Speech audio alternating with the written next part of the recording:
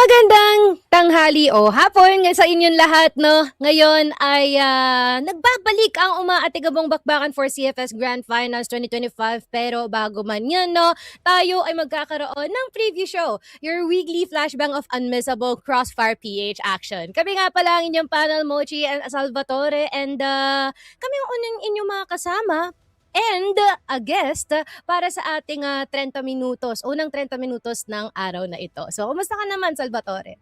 Okay lang, no? 7 sunod-sunod na araw ng walang lows dito sa ating tournament na to. No? Everything has been an amazing experience. At 7 sunod-sunod na araw na nandito na nga tayo sa preview show na nakikipagkulitan sa ating mga guests na muntik na nga natin sila maging muntik na natin sila maging kamukha Mochi, no? Kasi palagi na nga natin makakasama tong mga guests natin. Nakaka-excite na kung ano nga ba ang patusta mo ngayon para sa amin ni special guest, kung ano man 'yan. Sige, titignan natin yan maya-maya. Pero I believe parang karapat-dapat lang na balikan din natin kung ano yung mga nangyari recently. Kasi parang nagkalaglagan na eh. Pero para sa ating PH Esports Spotlight muna, no, yung dalawang PH teams natin, right now, makikipagbakbakan sa ating Upper Bracket Semifinals, which is sobrang nakaka-proud though. We have both Team Stallions and as well as EVOS ARc, wherein they've been able to secure these spots ng hindi biro ang kanilang mga pinagdaanan nila, no? Pero still, they're setting the standard, they're moving forward, they are charging forward. Yeah, and this is now the new gen of Filipino Crossfire. Nakakalain mo nga naman not too long ago, they were just in humble beginnings, nangangarap lang, and they're now closer than ever para matapad yung pangarap na yun. No? And to have this momentous occasion, itong araw na to specifically, December 9, na kung saan lalalim nga sila sa tournament na to, all they have to do is win their respective series. No? So in behalf of the prod, sa lahat ng Pinoy na sumusuporta sa inyo, good luck mga kababayan, Bunal Stallion, Semang at EVOS. Exactly. Nakakatuwa din, no, na nakita natin ng isang araw o kahapon ata yun na naglalaban silang dalawa. So, they've been practicing together, okay? Which is, wow, that's new. And at the same time, it's great. Kasi ganun na sila eh. Yeah, ganun na sila. Like, let's go. Nakaka-aliw. Ay, nako, nakakilig naman talaga yun. No? Kasi parang napaka-norm na siguro kung nasa Pilipinas sila o ng competitive setting na magkakaroon talaga ng panig talaga eh. Pero now on an international, dala nga nila hindi yung rivalry nila sa isa't isa, pero yung buong bansa. Actually, the whole Philippines, they're carrying that whole region, mapasan ka man, alam nga nila ginagawa nga nilang isang karangalan.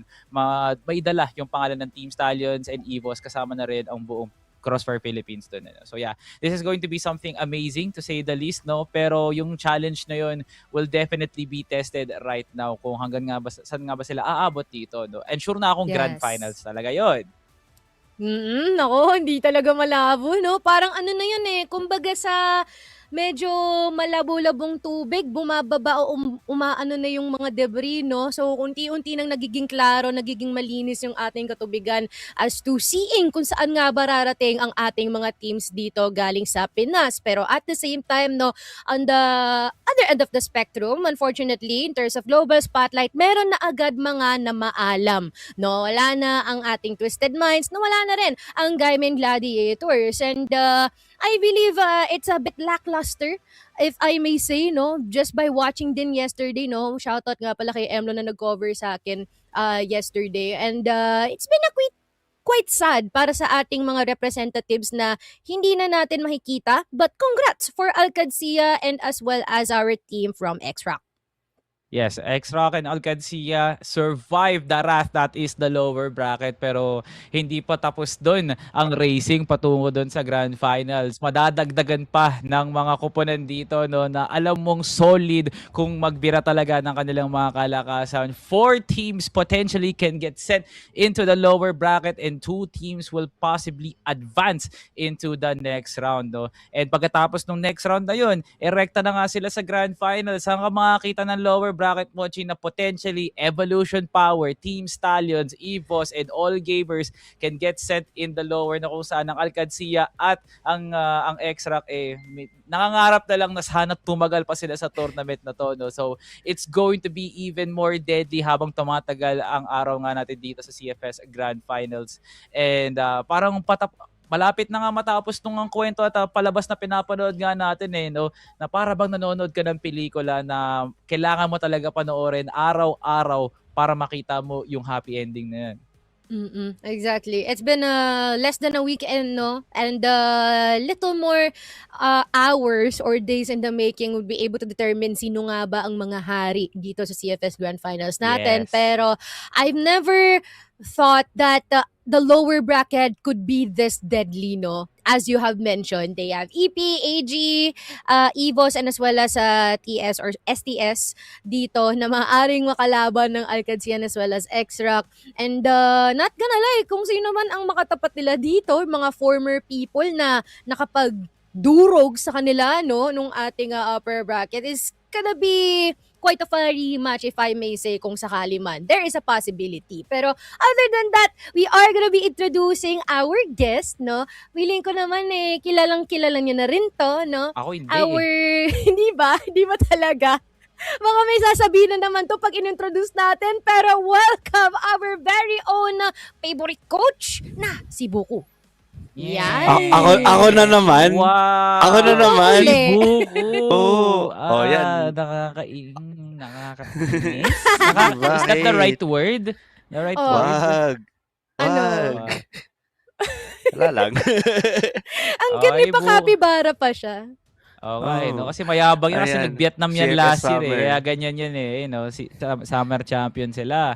Masaya yan kasi dinurog niya yung Wolf Empire. Tama, di ba? Masaya yan. Siya coach nun Anyways, Buko, magandang tanghali mula sa iyo mula sa amin dito for you. So far no, nakikita mo na nga nagkakaroon na ng kulay ang ating playoff bracket. Baka may gusto kang ibigay ng coaching mindset or analysis sa mga nakikita mong events recently dito sa ating CFS Grand Finals. Coaching analysis. To be honest, parang STS and EVOS parang nag-pop up sila at the right moment, which is yun nga ngayon. Kasi last international, which is EWC, parang EVOS was actually a bit lackluster. Hinahanap pa nila yung lugar nila sa bagong meta, while STS they found their way, pero kinapos lang talaga. And I believe kaya nilang mag-reach all the way to the finals. Ooh, okay. What a claim dito mula kay Buko, no? Na feeling ko naman hindi lang ikaw ang nakakapagsabi niyan. Kaming dalawa din dito ni Mochi and the rest of Crossfire Philippines talaga. Gusto na nga lang makita ang dalawang team sa to umabot sa Grand Finals. Pero ito ang mahalagang katanungan, Buko. Ready ka na ba? Maglaro? FFA pala, no? Laro, sige.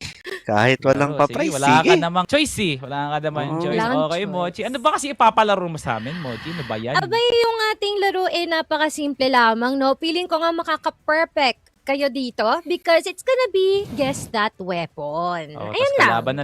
Magkalaban na naman kami, di ba? Magkalaban na naman kayo. Palaban ng eyesight nito. Oo nga, no? Wait lang, parang pareho ba kayo mataas yung grado sa May sinasabi siya, no, chat? May sinasabi siya. Tinatanong ko lang. Sabi kasi ni Buko, no, papalaban sige, daw. Tinanong ko lang, di ba? Ayan ka naman, nagsisimula ka naman ng away. Pero, sige, no, yan lang naman, still the same gist, no? 1v1 Salvatore versus Buko. Kung sinong unang makakasagot, automatically, plus 1 point para sa inyo. So, simulan na natin yan, direct, no? G mo na yan. Dapat nag-crossroads na lang tayo, Buko pag ganito Oo nga TRG. Salvi, 1 point. Sige, ang pabilisan na lang magsagot yan. Akala ko naka-zoom in sa weapon. Grabe, silhouette pala. Yeah, it's a silhouette. Yari ka, Buko. Lalalala. Yari ako. Next weapon natin, direct. M14 EBR. Sige, bibigay ko na yan sa'yo. Sige. Wow! Walang CF balance. Nasa nila Dapat may EVR CF lang balance. My bad. Dapat may CF balance sa dulo. Parang Grabe medyo siya. medyo Imported mayabang pala, tong no? Kaso isa. ultimate gold. Binigay na daw, no? O, sige, next Okay. weapon natin. Sige, next weapon. HK417. Wow! O sige, ano yan? Check natin, direct. HA417. HK lang kasi Alright. sinabi ko eh. Sige. Bigyan natin kay Buko yung point. Kailangan buo. O, sige. USPCF next. balance.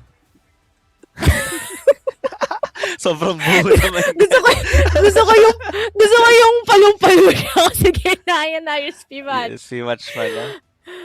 Next. I'm so sad. Mm. Jungle Knife. Jungle knife. Okay, buko. Alright. Sa kwento ko sabay kami Hindi. Ano tayo mediators hearing tayo. Ang sinong unang naririnig Ayan, Jungle Knife. Mediators hearing, okay. Next level natin. M4A1. Okay. Sige. Sino nga ba nauna dun? Parang si Buko pa din M4A1. Sige. Mamaya sabihin mo. Baka sabihin mo, bias ako Legit lang Legit totoo lang AK-47. Ay, AK-74. 74 yan. AK-74 yan. Yes, tama. Salvatore. 74, di ko napansin. Sabi na feeling, nung nakita ko to, sabi ko, ay parang merong magkakamali dito. Ayan, AK-74 yan. Hindi ko napansin yung dulo, kurbado. Yeah, kurbado siya. Sing. Iba rin yung kulay. Sorry. Sige, next natin, direct. Kulay black siya ng una SG552. Alright. Sige. Tuwan-tuwa naman siya. Tuwa. Ang aking kasama. Anyway, CFS SG552. weapon yan. Next. Dati. Skylight. Uy! Nang hula lang to. Ang lala naman nung hula mo doon. Ang lala nung hula mo doon. Madaya. Sige, next. Nakaisali di ko alam ang slideshow show. Jackhammer. Alright. Oy, Sabat parang pantay lang kayo. 1, 2, 3, 4, 5, 6, 7, 8, 9. Oo, parang pantay lang kayo, chat. Pa-jackhammer na ako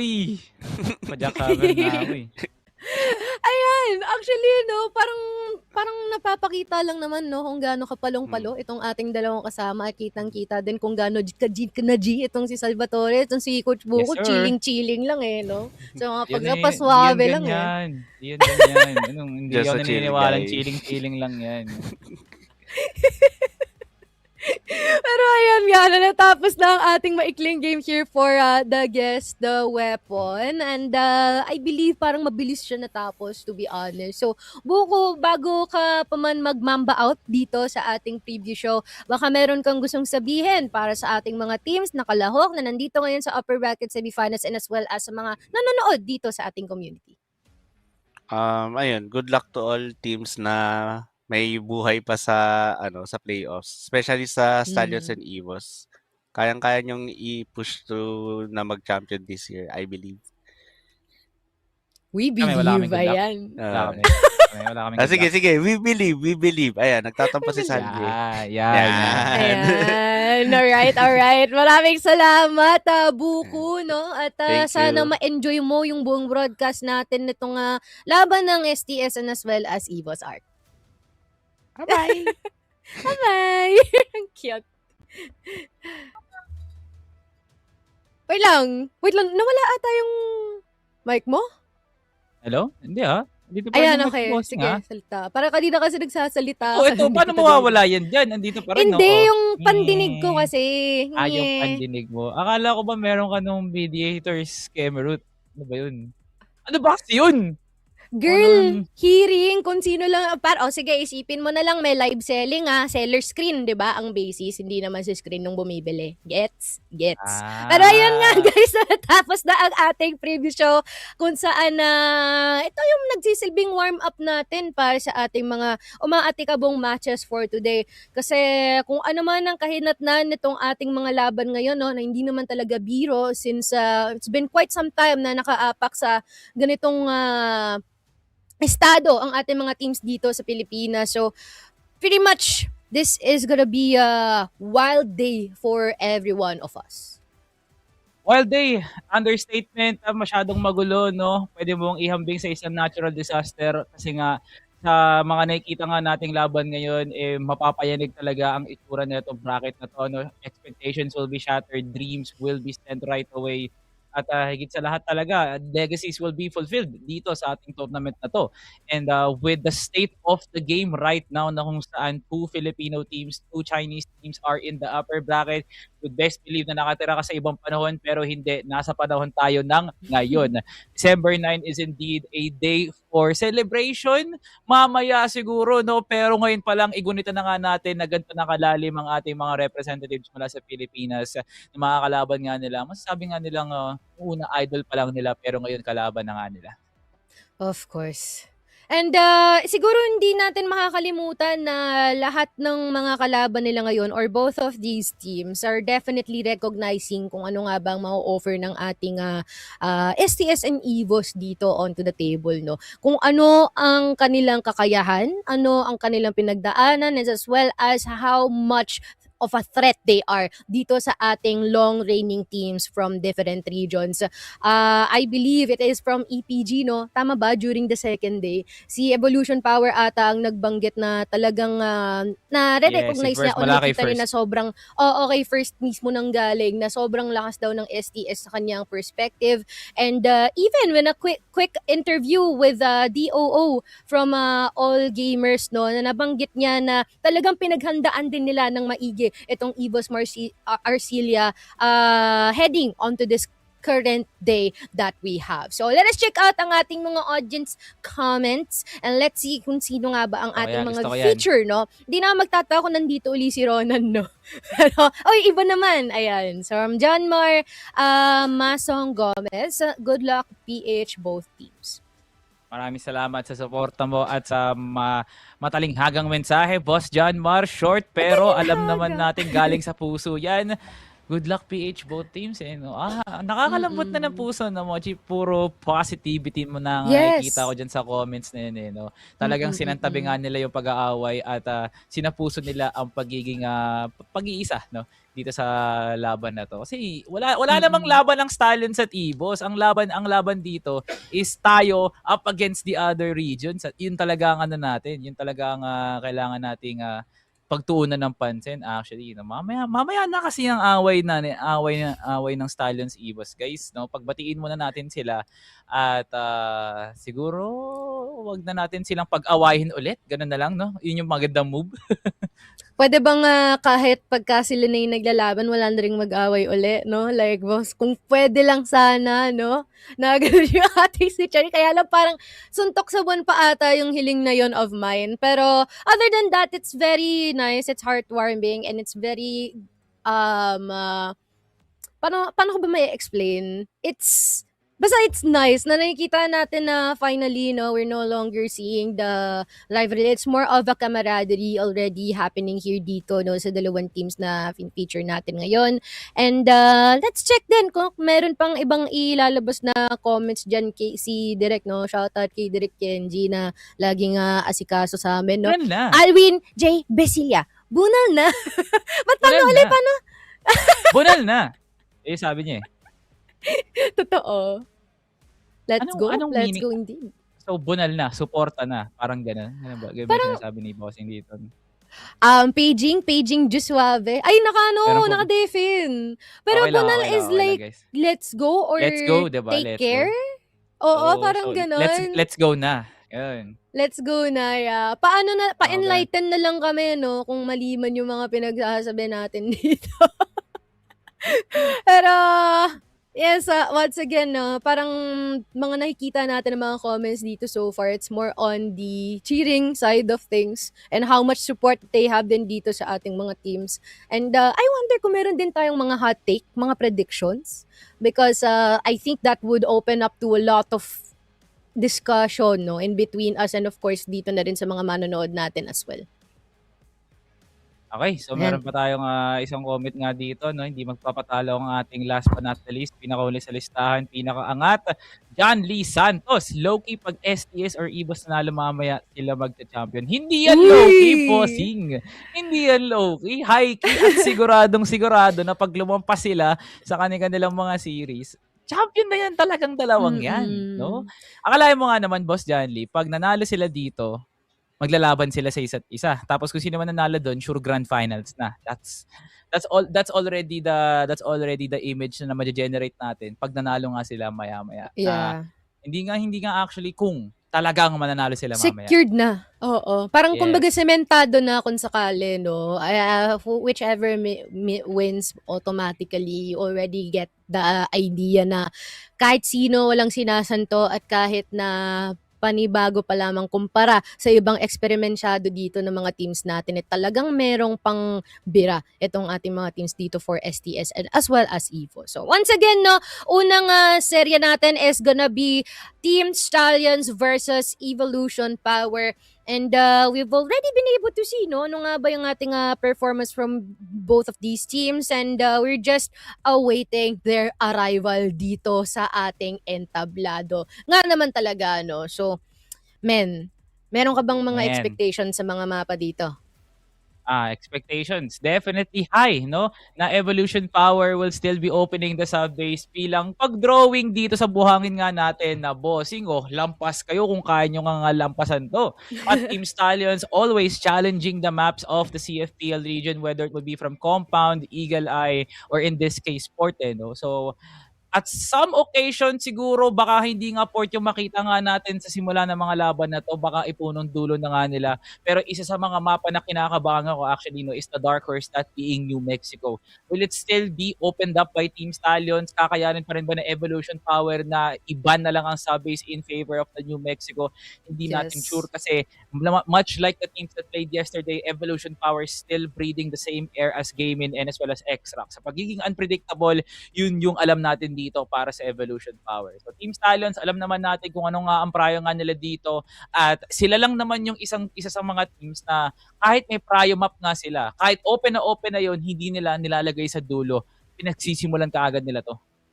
Yeah, dagdag na rin natin siguro yung certainty of Evolution Power facing up against STS dito in the New Mexico map, just in case na ma-open siya dito at mabilong siya sa ating best of 5 map pool, no? And that could definitely be a sign kung nakapag-prepare nga ba talaga Evolution Power dito, nabasa ba nila. Once again, paano nga ba mababasa kung very much unpredictable at sobrang agresibo ng mga players galing sa STS, diba? Definitely gonna be a challenge for them, and likewise goes for STS as well. And also, parang i-expect na rin natin dito, no, na other than, of course, yung given na kika, no, also, yung mga performance or impact plays na ginagawa dito nila Loy and as well as ni KLP. And at certain occasions, no, yung mga clutch na nilalapag dito rin ni JJ and multi-kill after multi-kill as well. Every single one has been able to power up at this type of level, which is wonderful. Like, imagine, sige guys, kahit kayo, imagine niyo kayo yung nandoon sa lugar nila. 'Di ba? Parang sobrang nakakakaba, first of all. But for some reason, no, dahil na rin siguro sa guidance ni Coach Tanks, parang niwawala-wala lang nila, no? Shoutout kay Coach Tanks. Yeah, alam naman natin kung ano talaga yung level na meron dito ang Team Stallions. Pero feeling ko kasi yung second reminder nila mula dito kay Coach Tanks kung ano yung susunod na galaw, or even at the mental state kung anong dapat iniisip nga nila. Yun yung nagpapaboost dito sa potential ng mga players ito, no? Not to mention na from last year, parang wala pa nga silang ka-identity as a team. Alam natin sila na sila lang ang Ubek Maniac, paborito nila ang subbase, tas marunong sila bumaril. Yun na lang yung alam natin sa kanila eh. Pero with the evolution that they got from the 1 year na naging Team Stallions nga sila, could you see it, Mochi, na grabe gabi sa umaga yung pinagkaiba ng Stallions this year sa Stallions last year, no? They have now a very much respected aim. They have a tactical approach sa lahat ng mga teams. Nire-respeto nga nila yung pagiging aggressive or pagiging unpredictable ng mga kalaban nga nila. Yung adjustment, kitang-kita na nga talaga. And they're no longer a team na masasabi mo na lang na puro rush lang sila eh. Hindi. Napakadami at napakalalim na ng pinagkukuhaan ng Team Stallions sa mga ginagawa nga nilang plays, which is I very much commend namin from Coach Tanks no, na siya ang nagsisibing kamay na bakal para talagang mapag-igihan ng Team Stallions yung players kanila no, to be that kind of player na hindi nagpapalampas ng mga pagkakataon talaga. The amount of experience that they've been able to rack up these couple of years, mind you, it's been insane to say the least, no? Like, imagine scaling up to this point na nandudurog ka na ng mga top 1, top 2 ng ibang mga region. Is just insane. Napakatindi nga ng glow up. I saw na merong comment dito no from Gabriel Luces na talagang breakthrough daw ito para sa region natin ng Pilipinas, lalong-lalo na daw nga no, sobrang bilis din ng kanilang improvement no. And yun nga, like you have mentioned, the adaptability, the flexibility, being open to learn a lot of new things in just a short amount of time is just phenomenal para dito sa teams natin ngayon. Would you believe it, Mochi, from like 2 years ago, Quas Ginada pa si KLP, Gaon Gaming Block pa si KLB, si Kano, binibigyan pa lang ng wireless na mouse, si JJ, pati si Loy nasa matches pa, si JJ, nandun lang din, ini-scout lang din dito ni Boss Chris no? Pero good, grabe yung transition nila to being the best team in the world right now. Parang you cannot really count out the development na meron ng Team Stallions sa pagde-develop lang ng mga players nga nila no. So hopefully this is now the breakthrough na makikita nga natin na hindi lang talaga sila pang semifinals, na hopefully umabot pa nga talaga sila sa grand finals. And now eto na nga ang ating napinturahang bracket no, Mochi. As you can see, ang ating unang pandangal ngayong araw na to, Team Stallions versus Evolution Power at the upper bracket semis. Sino man nanalo dyan, abance na nga, and they're 1 series away para dito sa ating grand finals. Yep. And dito naman sa lower bracket, nag-aabang lang ang Qadsiah at XROCK ng kanilang hatol, no? Parang kung sino man yung mga makatapat nila dito sa upper bracket natin na malalaglag dyan. Naku po, talagang manginginig yung binti mo, yung mga kamay mo, no? Sa kaba na rin siguro because again, sobrang deadly ng lower bracket natin ngayon. Especially yung quality of performance na meron dito sa ating upper bracket so far. So maybe, no, good, ewan ko kung may nanonood man ng mga supporters na Qadsiah as well as ng XROCK dyan. Pero good luck na lang talaga kung sino man yung makatapat nila dyan. Grabe. No, kailangan talaga natin na punan tong energy ball ng Team Stallions at ng EVOS sa kanilang mga laban nga mamaya no. At pag nagsimula na nga ang laban ng Stallions pati ng EVOS respectively, bigyan na rin sila ng malupitang suporta, mamula Bunal man yan o let's go EVOS, kayo na bahala, basta kailangan nila ng lakas ninyo. Kaya naman, ipakita nyo na ninyo yan as we welcome our teams na magbabakbakan para sa ating match 1. To heat up each and every day, and I gotta say, the past many days have shocked us as fans around the world. It's ignited the arena, shook expectations, and left the world hungry for what is yet to come on this very stage. However, yesterday we saw our first casualties of the playoff bracket. We started with Qadsiah, the last hope for Brazil, managing to get the job done, earning a 3-0 victory over Twisted Minds, officially closing the door on Vietnam's opportunity to hoist the trophy this year. Then we witnessed XROCK snap back after their loss to All Gamers, stepping back onto the stage, taking down Gaimin Gladiators in a 3-1 series count. However, that also ended EU MENA's run in this year's CFS competition. And now, that leads us into today. 4 teams who have yet to taste defeat, not only in group play, but also here during the playoff stage. They will now face off against each other. But we have to look at All Gamers and Evolution Power stepping onto this very stage. This is not new ground. This is a battlefield they have conquered before.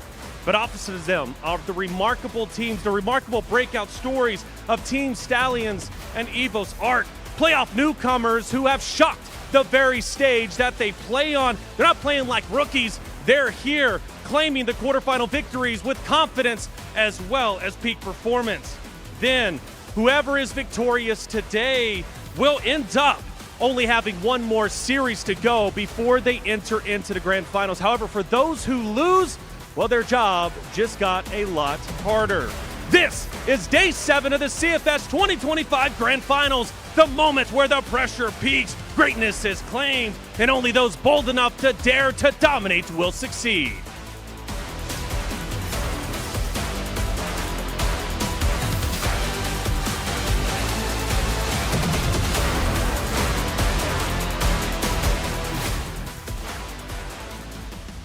Day 7 opens in the upper brackets, and a place to the finals is now within reach.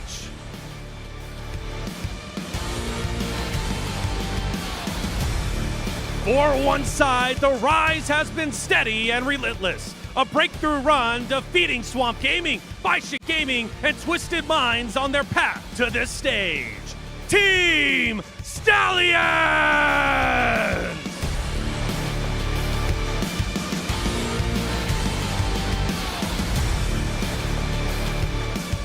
And across from them, the defending champions. A lineup that fought through group stage pressure and pushed past Inner Circle, Na'Vi, and now Qadsiah to stand here once again. Evolution Power Gaming!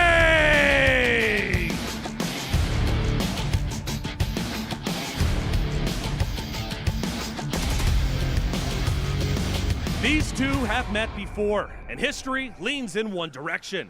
But now the stakes are higher, and the stage is bigger. Momentum or precedent, a first appearance in the upper bracket final, or another chapter added to an already one-sided rivalry. Upper Bracket Semifinals Match 1 begins now.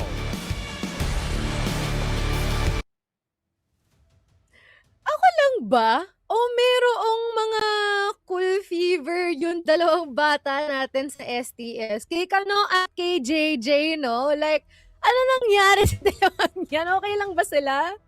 Basta, ang alam ko, nung huling beses na nagganyan sila, Mochi, alam natin ang kinahinatnan ng Totoo. naging kalaban nga nila. Malaking buff yan para dito kay Kano, lalong-lalo na nga kay JJ. So, let's see if it is indeed going to be effective kasi lahat ng anting-anting, lahat ng kalakasan at pambabarang dito, no, kakailanganin talaga ng Team Stallions para may panalo nga nila tong series na to. No? Whatever advantage that is, kailangan nga talaga nila with a Titan that is evolution power. At kung pambabarang lang din naman ang kailangan nila, tayo na ang merong papel Yes, doon. yes, Pero maya-maya, yes. ito muna. Quick update dito, today's matchup. Nakita nyo na kung sinong mauuna. Pangalawa is gonna be EVOS ARc. Ako po din, need your support more than ever right now dito sa broadcast na ito. So, of course, no, tigil lang natin ang ating mga support sa kanila. Pagdasal din natin na manalo sila dito. Pero ito ang ating mga ranking dito for our total kills. So far, no, it's more on the OGs, Gabin, Nine, Goken, EDRF, yung ibang mga wala na dito, no, sa ating bracket. At mukhang meron pa atang chance na makahabol pa itong mga miyembro natin galing sa AGN as well as Qadsiah. Yeah, malakas-lakas pa dito ang kasukasuhan dito ni ADRF, si ZY pati ni Shuey. Pwede pa nga nila mahabol nila dito si Goken, and malay nyo, mahabol pa nga nila si N9, and if that is kung tumigil na si N9, pero sure talaga ako na marami pang taon sa likod dito, no, ni Boss N9 bilang isa sa mga GOATs neto nga Crossfire na meron nga tayo. N9 with an undisputed career, hindi mo talaga mapagkakaila, 4-time champion, multi-time CFPL winner, tatagal pa talaga siya sa larangan ng Crossfire. So ito na nga, meron na nga tayong Mochi na storyline na binigay nga sa atin. Akalain mo nga naman na kinalahati natin yung regions dito sa Crossfire, pero ang natira is Philippines, China, and as well as Brazil. Oh my goodness!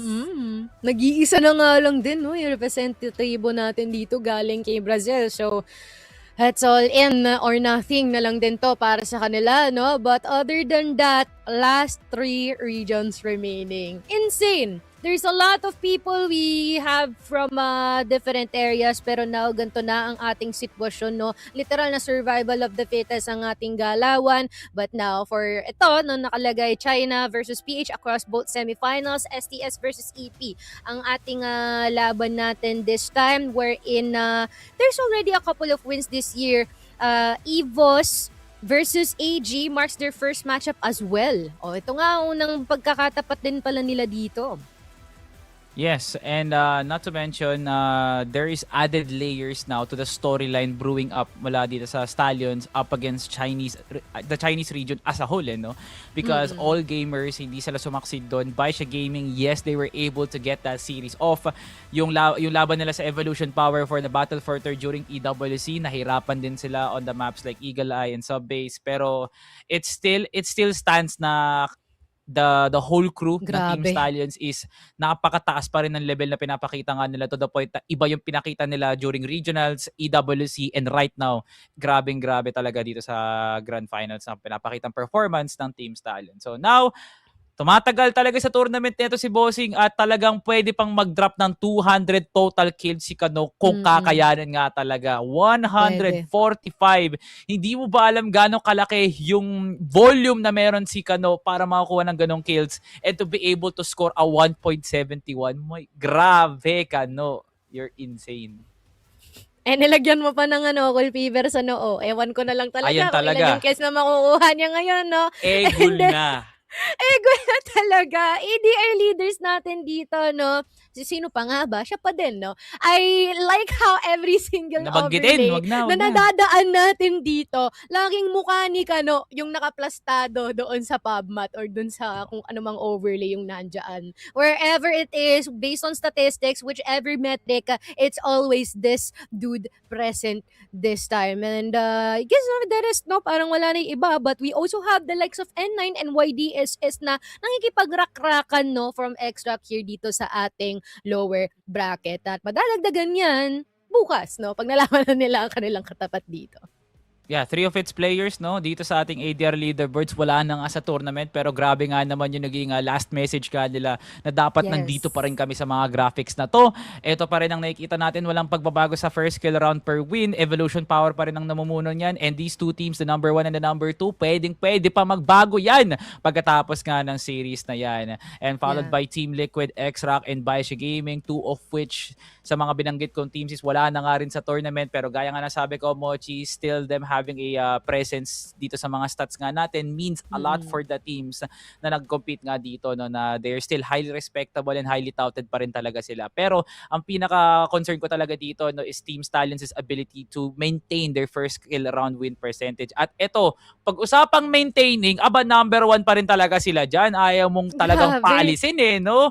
Kuwang-kuwa nga nila ang GRBL, pati nga ang clutch percentage, no? And also, our very own EVOS ARc, 7 clutches na pwede pa madagdagan mamaya, at yung BL round win nga nila.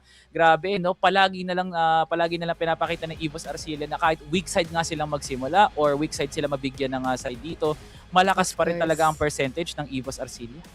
It is very much satisfying to see that all of our statistics here from STS and EVOS ARc actually going up every single time that we show these stats. No, every single time nakikita natin sila dito, nadadagdagan yung presence, nadadagdagan yung numero, at nadadagdagan yung pagkaka-recognize o acknowledge sa kanila dito, no, in our league. But now, ito ang ating current stats so far, approaching 2 na itong si Kano, the rest of the squad being able to go over 1. Once again, KJJ always understatement yung KD niya dito, no? Yeah, i-round off mo na nga lang. Uno na din yan. Pwede na para sa plat uno na squad, that is Team Stallions.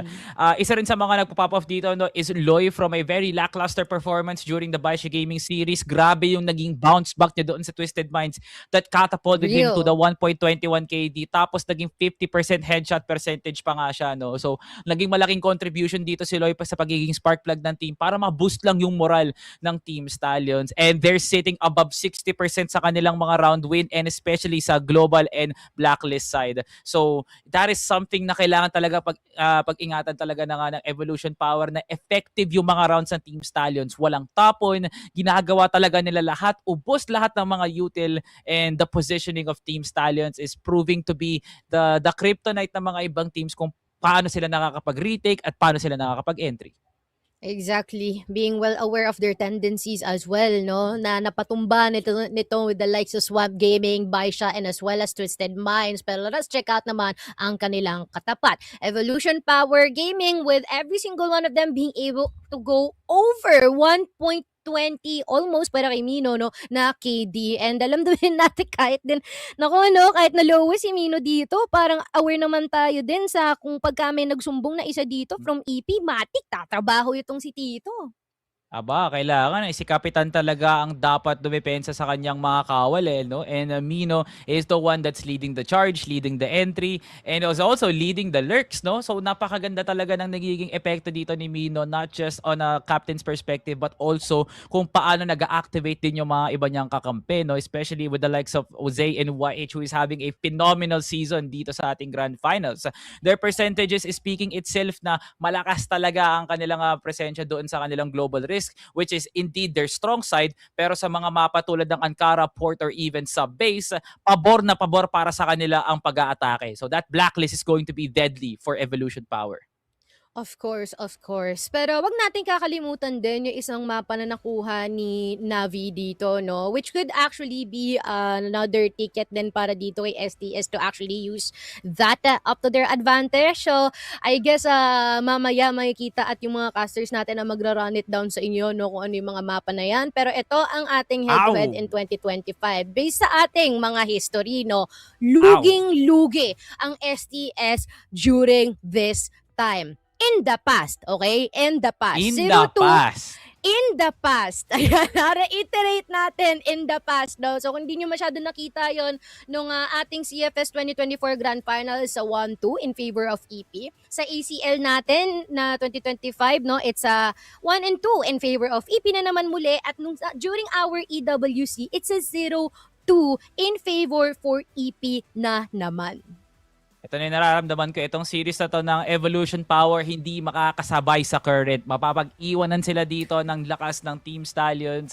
And that is coming from the perspective na natalo nga nila ang BaiSha Gaming on a grueling series. No? Doon pa lang sa New Mexico, bigat na kagad ang Team Stallions, but they pulled it through. Doon pa lang alam mo na ng Team Stallions, walang-wala sa kanila ang pressure. Nagiging diamante nga sila pagkatapos. Dito ka lang makakita na two impressive players na nasa top 10 pagdating sa KD leaderboards. Pero pag pinag-isa mo na nga lang sila at pinagkumpara mo sila left and right, grabe men, ang laki pa rin talaga ng pinagkahiwalay ng mga numerong binibigay ni Kano laban kay Zay. Totoo, no?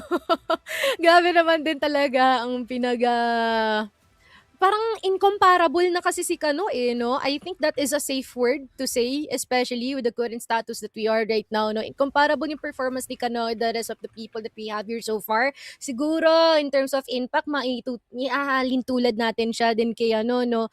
Kaya tito nating wala na dito from Stop Gaming, which is quite unfortunate. But at the same time, I think this is the best time for us to highlight na rin yung maaaring i-exploit ng STS, no? We had a recent match in Ankara for XROCK and as well as all gamers, kung saan doon it is a 3-10 na nalugi ng matindihan itong si AG, and that is just because of how reactive and how careful, just letting them do their thing itong si XROCK, and they act based on that in the last few moments of a specific round. I am wondering if they can actually duplicate this type of thing dito or for STS, or would EP actually assume that manner or that type of playstyle heading onto this one, no? What do you think?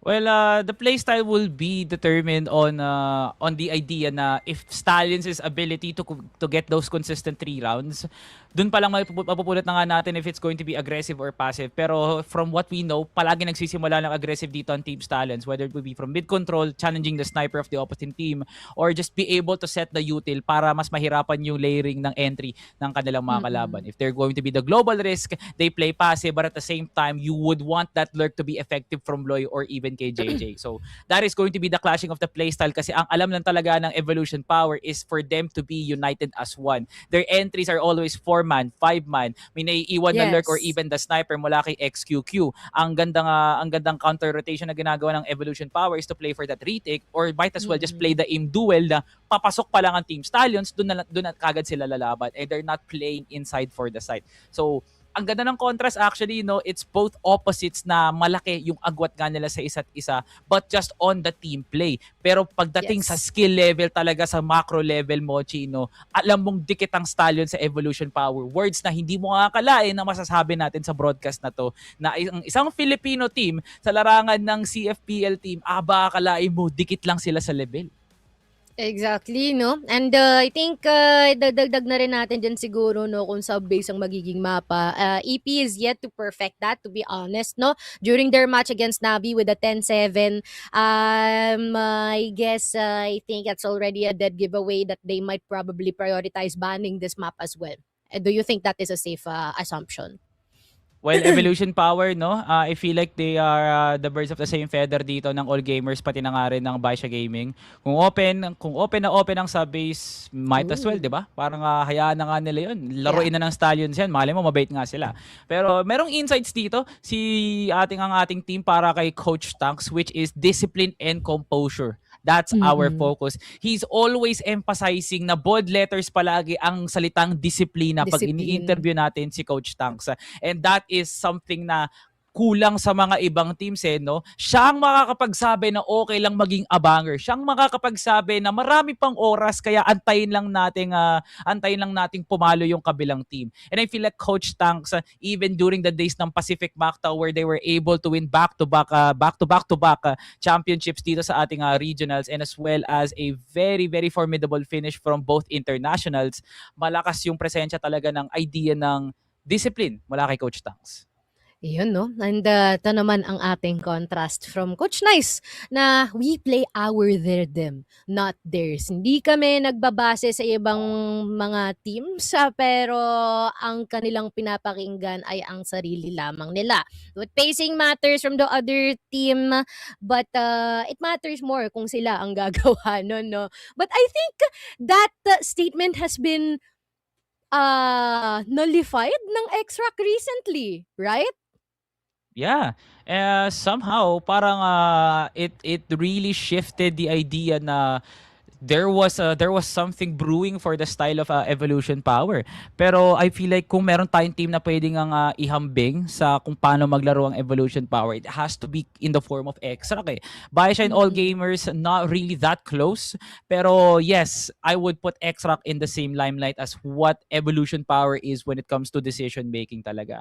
So ngayon, eto na nga. As we all know, the idea of a losing streak dito sa tournament na to ay napakalipa na nga talaga. A lot of teams couldn't pull out their revenge matches towards their opponents during prior tournaments, except for Team Stallions. Defeating BaiSha Gaming, finally, nakapag-breakthrough na nga sila at nasira nga nila ang kisameng gawa sa salamin, pero meron pang isa, that being Evolution Power. Yeah, indeed. Both of these scenes definitely going to be fighting for very different reasons, especially for Evolution Power. All they have to do is to keep their head up and not do any type of errors at all. No, they've been able to give away from the previous matches that we have here with the XROCK and as well as Navi as well. But also, I guess dito na rin papasok na naman muna yung sinabi ni Coach Tangs, no? Focus in the present. They've been able to rack up the defeats against Evolution Power way before, but now with the different appearance, different status, and as well as the skills na talagang na-amplify throughout this league is definitely more than enough for them to just, talagang dito na lang sana ang kanilang pansinin, no, dito sa serye na ito. It's best of 5 after all. Lot of stuff na maaring mangyari. Well, in our broadcast, talagang sana nga makita natin yung pagiging stagnant ng Evolution Power na wala na nga silang mapul sa kanilang bag of tricks, no? Kasi Evolution Power, with their regionals in China, parang naging 50-50 pa. What we really observed was Evolution Power can be taken down basta mawalan lang sila ng identity sa mga plays na ginagawa nga nila. Team Stallions, this is now their chance. Pero sa nakikita natin kay Kano at kay JJ, masasabi ko lang, get well soon, pero oras na para bumuelta. Grabe 'no, ito na yung time para talagang makipagbalagbagan sila dito. Well, we've been able to see this before 'no, kahit na may lagnat sila, palong-palo pa rin talaga o baka nga mas nagiging mas matindi pa ang kanilang performance dito sa ating mga laban. So, just in a bit, tayo ay, makikinood na at, magiging standby na dito sa ating laban. Pero ito na nga 'no, ang labang inaabang-abangan at ang talentong kinakahanaan ng madla, ang tapatan na susubok sa galing ng Pilipino, Ramon and Bipolar, kayo na ito. Crossfire community, magandang hapon sa inyong lahat. Taas ang kanang kamay at ilagay sa kaliwang parte ng dibdib. Sabay-sabay na nating malaman kung matutuloy nga ba ang pangarap na akala mo panaginip ang dating. Welcome to the Upper Bracket Semis, Team Stallions versus Evolution Power Gaming. Welcome back Bipolar sa casting. Namiss kita, man. Namiss kita. Ako din, ma. It's fun to be back on the desk na after a couple of days of getting some rest. Pero sana nakapagpahinga din tong si JJ pati si Kono, especially kasi they have catch the cold. So ngayon may kita natin yung map veto though. New Mexico will be banned out ng Evolution Power Gaming. Yung alas, yung mga wildcard picks dito ng Stallions already taken out. You have Ankara being banned out by Stallions as well. So itong map pools natin ng mga susunod, Ramon, all I gotta say, open ng Eagle Eye, open ang sub-base, open ang compound. So maghanda na kayo, EP. Pero in the process as well, pwede din nilang ilabas din yung Evolution Power Gaming. Meron pa rin silang, nasabi natin Black Widow na pwede nilang malabas agad-agad. There you go. It's been a priority pick from them and a lot of teams have already been on the other end of yung trading system na lagi nilang ginagamit tong si Zay as a first contact. Tapos bahala na lang no, kung mabilisan yung trade galing dito kay Mino as well as for everybody else on the rifling system. Sabi mo nga no, sub-base Eagle Eye, yan ay nasa Team Stallions. Kung gusto nila ilagay agad yung sub-base na sabi nating secret weapon lagi nila, ayan na nga yun. Will be their GR side for their team as well. Both of these next two maps no, parang it's up to Evolution Power kung gusto nila i-gamble yung port o kaya yung new compound agad. Pero still parang malakasan pa rin yun ng Stallions ngayon pagdating dito sa map dito natin eh. Yeah, you know what, marami na nagtataka bakit open yung new compound. No? Pero for me, especially Ramon, pwede itong laruin ng Stallions comfortably. Kahit nakalaban nila Evolution Power Gaming. Alam mo bakit? Lahat ng matches na natalo ng Stallions up against EP, lahat yan BO3. Ngayon, BO5 na. So in the long run, I'm banking on Stallions here, Ramon, not just because they're the Filipino representatives, but they've played a very good new compound. Yes, yung mga BL side natin on new compound medyo iffy pa, but may angas na kasi. It's on the upper bracket, baby. So you better have the confidence on these players. Yep. And remember, this is also some sort of a revenge story din para sa Team Stallions. In the head-to-heads this year, natalo na sila ng Evolution Power in the international tournaments as well. Eagle Eye, now one of arguably their second to the best map in the pool. Yung kanilang go-to kapag nawawala yung sub-base, pero in a BO5, it will be up in the open, leaving port the decider para sa kanila. And the only map kung saan BL side ang simula ng STS is yung kanilang magiging Eagle Eye map pick no? So definitely we're getting the strong sides para sa pareho nating or strong maps pala para sa pareho nating teams no? So very well said. Tingnan natin kung yun nga yung magiging factor dito sa kanilang susunod matchup as we're now heading into yung caster's prediction. Bipolar, una na kita no? I have no doubt na kayang-kaya ito ng mga batang ito. 3-0 para sa Stallions. Para sa akin, it's gonna be a 3-1 in favor of Stallions. I'll give 1 point para sa EP. Para alam mo yun, mas masarap yung isang round nila pero dudurugin pa din sila ng ating mga kabayo. Mabait kasi tayo eh. Malapit na kasi yung Pasko. It is the season of giving nga naman para sa mga tao dito. Especially kalaban ng Evolution Power Gaming. Ano lang naman yan, di ba? Mga defending world champions lang naman ang kalaban ng Team Stallions. Natalo na tayo sa internationals ng 2 beses. Mainit yung naging tournament form nitong si First ng kanyang CFS debut with this roster.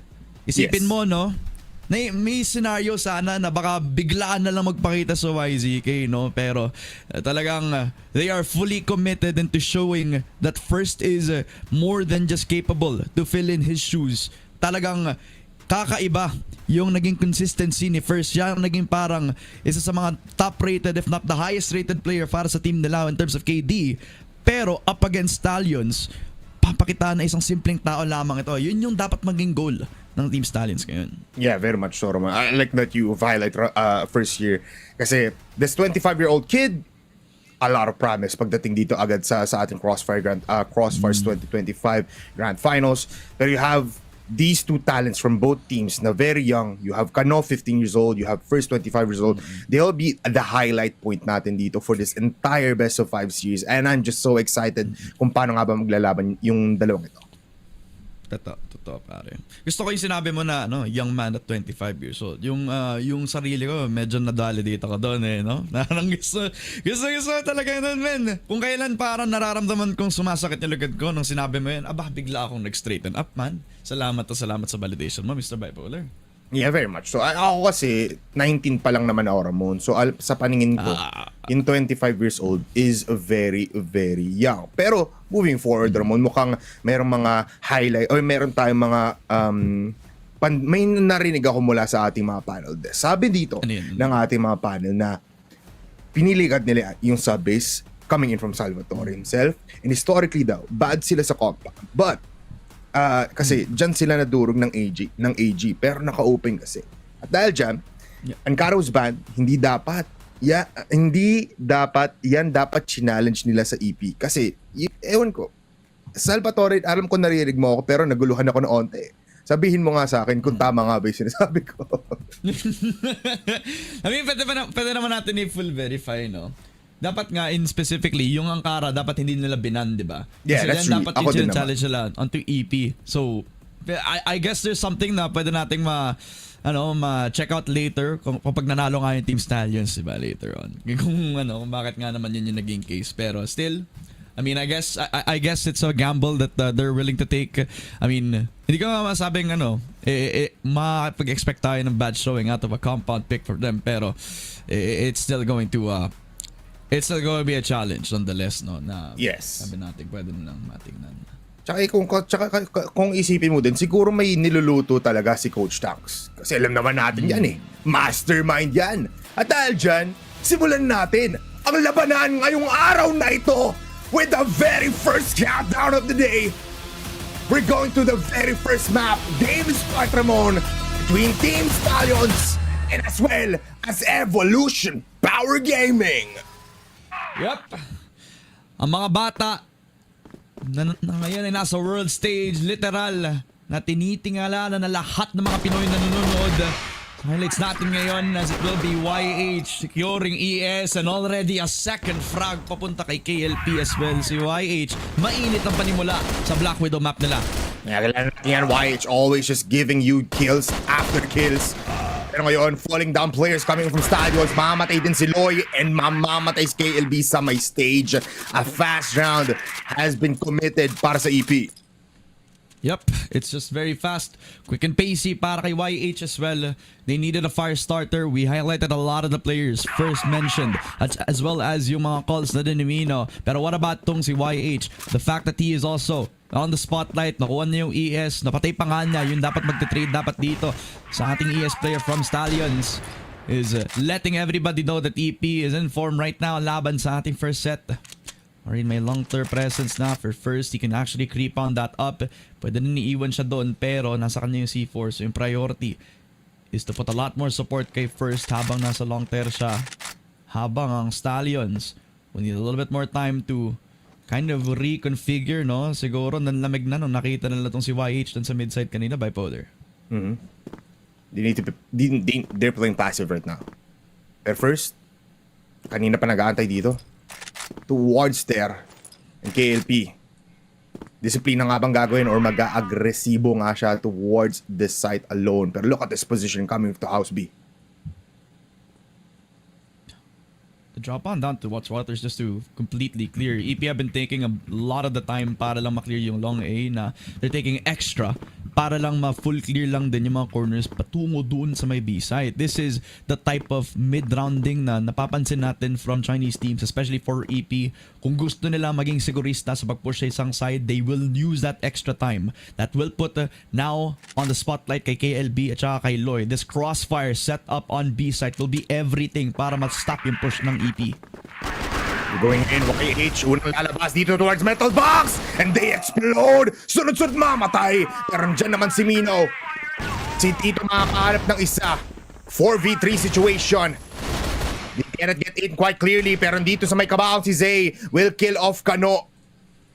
3v3 situation, 30 seconds left. Mag-e-execute pa din naman ditong EP. They have the smokes towards the doors, and they can plant the C4 dito sa may baba ng stairs. There's still a flash in the hands of STS and Mino. Look at this position. Haharapan niya mismo sila JJ dito, but the smoke is just too thick. KLB, and KLB gets finded out. Nahanap. Pero even KLB, nandito lang sa may doors. Zay tumitingin dito towards House B if there are players there, pero two-man approach towards the side. Sabay-sabay, JJ will fall down. At susunod na nga si KLB. That's a second round para sa EP. The fact that there was also the presence para dito kay Lloyd, they needed to clear that. They did with a jumping move in towards the entry. And to couple that up, nabigay na agad ni KLB yung angle as well. I think that's also because of the smoke. So, binigay yung sight to the respect of the entry, and KLB just gives it up into the retake scenario. Yung problema, naka-establish yung crossfire, naka-1 and then a long A presence. XQ and Zay, they get 2 in the picks. Lloyd gets a double, pero si Mino nga lang. Nag-iisang buhay on long A. EP have full control na naman dun sa may long A, leaving STS to play doubled up dun sa may long A presence. Ooh, what a double peek coming in from JJ. But first, nakahanap niya na agad, and dito, under the bridge will fall down again. And what a start though for EP, Ramon. Nakikita natin na parang may mix of slow, tas biglang diretso sa site, rush tayo, tas ubusin natin yung players ng STS. Yeah, honestly, I'm looking for a timeout, possibly set into the next round kapag nag-workout ulit yung magiging forward execute for EP. Nawawala na sa galaw yung STS, siguro na minimintis pa lang nila sana kung ano yung tipong timing, ano yung templa para sa EP. Nagulat na lang sila na nakapasok na agad tong si YH, nakakuha na agad ng forward space tong si Zay. In the previous round, it was a crossfire that would have been established, pero hindi na binigyan ng chance para makalapit sa ter ang mga players natin on STS dahil willing mag-fight ng EP for this forward space. To set up doon sa may A, tapos may tatlong nakaantabay lamang. And you can see from Kano, he's putting all the responsibility on him para maging rotator, maging mag-hold dun sa may mid-side as well. STS have a lot of backing up into this. Kung makikita mo man, ang daming nanonood na mga batang gustong makuha yung position ngayon ng Stallions. We're all proud of them. But the job's not done, man. This EP roster has been fiery hot since nung group stage start nila. They want to take the crown again. And right now, they're up against a very difficult opponent in Stallions that are peaking at the right time in this tournament. Yeah, very much so. The past champions, EP, you have to be scared, and I get it. Pero lalaban ng STS dito. Ramon, looking at these players though, tama ngang sinabi ni Coach Nice kanina na sila ang gagawa ng ritmo, sila ang maglalaro ng crossfire, STS ang gagalaw para sa amin. And with this 3-point advantage, you can feel the pressure already building up, and EP just keeps on delivering. Dito ngayon sa my house B, a fast execution might happen. No, in the prime spot, look at the headshot of YH, and that's another with Zay falling down. Titigil muna ang EP. Loy spamming out. Grenade will connect a little bit. Pero what is that from Loy? That's a double headshot spam towards House B. And biglang naubos ang EP. A flawless round para sa STS. They need a bit more time to realize kung ano yung making game plan for EP. The full trust within them. The same positions that they've held. And Loy sa kabaong, pinasok ang dalawa sa mismong kabaong nila with the 2 headshots that he needed. The shot from Kano from the window became a foundation for a strong defensive hold sa B-side para sa STS. Walang takot sa setup, walang takot kahit nakuha yung waters ng EP. Ang laki ng trust nila sa kanilang mismong defense on the B-side. Now back in towards the top A setup. KLP on the long angle, and they're not even willing to take the forward fight dun pa lang sa may long A. They know that they insert themselves dun pa lang sa may long terra, so hahayaan na lang nila sa site labanan. As EP are gonna adjust to see if STS are gonna do anything aggressive on the mid side. Pero good play from STS kanina, no? Nare-recognize na nga nila na hindi nila kailangan mag-over-aggress sa mga setups nila. Yeah, very much so. Tsaka wala nang itlog dito sa ating mga players mula sa STS. No? Kano with one, KLP with one as well. Even Loy, and KLB and JJ, everyone has kills now. So ito na yung, ito yung fire starter. Ito na yung derecho, kumbaga, para sa STS. Kanina, kurbado pa eh. Pero ngayon, they know their game plan. It's an A-site rush coming in from EP, just waiting for the prime opportunity. Good smoke, good flash as well. YH will fall down, pero na-flap lang natin sa KLP. Zay will find one, pero ano from the bottom side. Claims up XQQ. Pero dehado pa rin ditong STS. EP now can enter the site fully. Mino close by. KLB actually hindi muna siya nag-commit towards the window of A. And Zay magiging thrown under the bridge. A very crucial position for EP. But for STS, this is not for their taking. Alam nila kung saan yung magandang puntahan, and it's on short. Loy peeking out, and Loy again through the smoke. What is this guy on? Para ma-hit signature sa kanyang mga mata. Pero first, low in HP, and he still gets the kill. Going for the defuse. Zay peeking out. Zay gets the kill. Hindi mo talaga may pagkakaila na ang gagaling mag-trade talaga ng EP, no? Slow creep up doon sa may long A na matagal na in-establish dahil nilagay nila yung mga snipers nila. And yet again, you can see that EP just playing around the numbers game, no? Pagka-push ng LA, nilagyan nila din ng control ng ES. Once the LA push gets going, kailangan mag-activate yung isa para magkaroon ng distraction. Yung dalawang nagpo-push on long A. That is the setup for EP. The fact that they also have taken care of the underplayer na si Kano has made it all the more difficult para makontrol pa lang yung under as well as yung stage. Si KLB needed to clear a couple more angles. That's first with another shot kay Kano. The head-to-head between both of the highest rated players dito sa parehong EP at Stallions, and YH to follow. It becomes an even more difficult defense para sa STS. They can give up ES, pero Loy is having a little bit of problems to deal with, kaya siya na lang sasalo dito.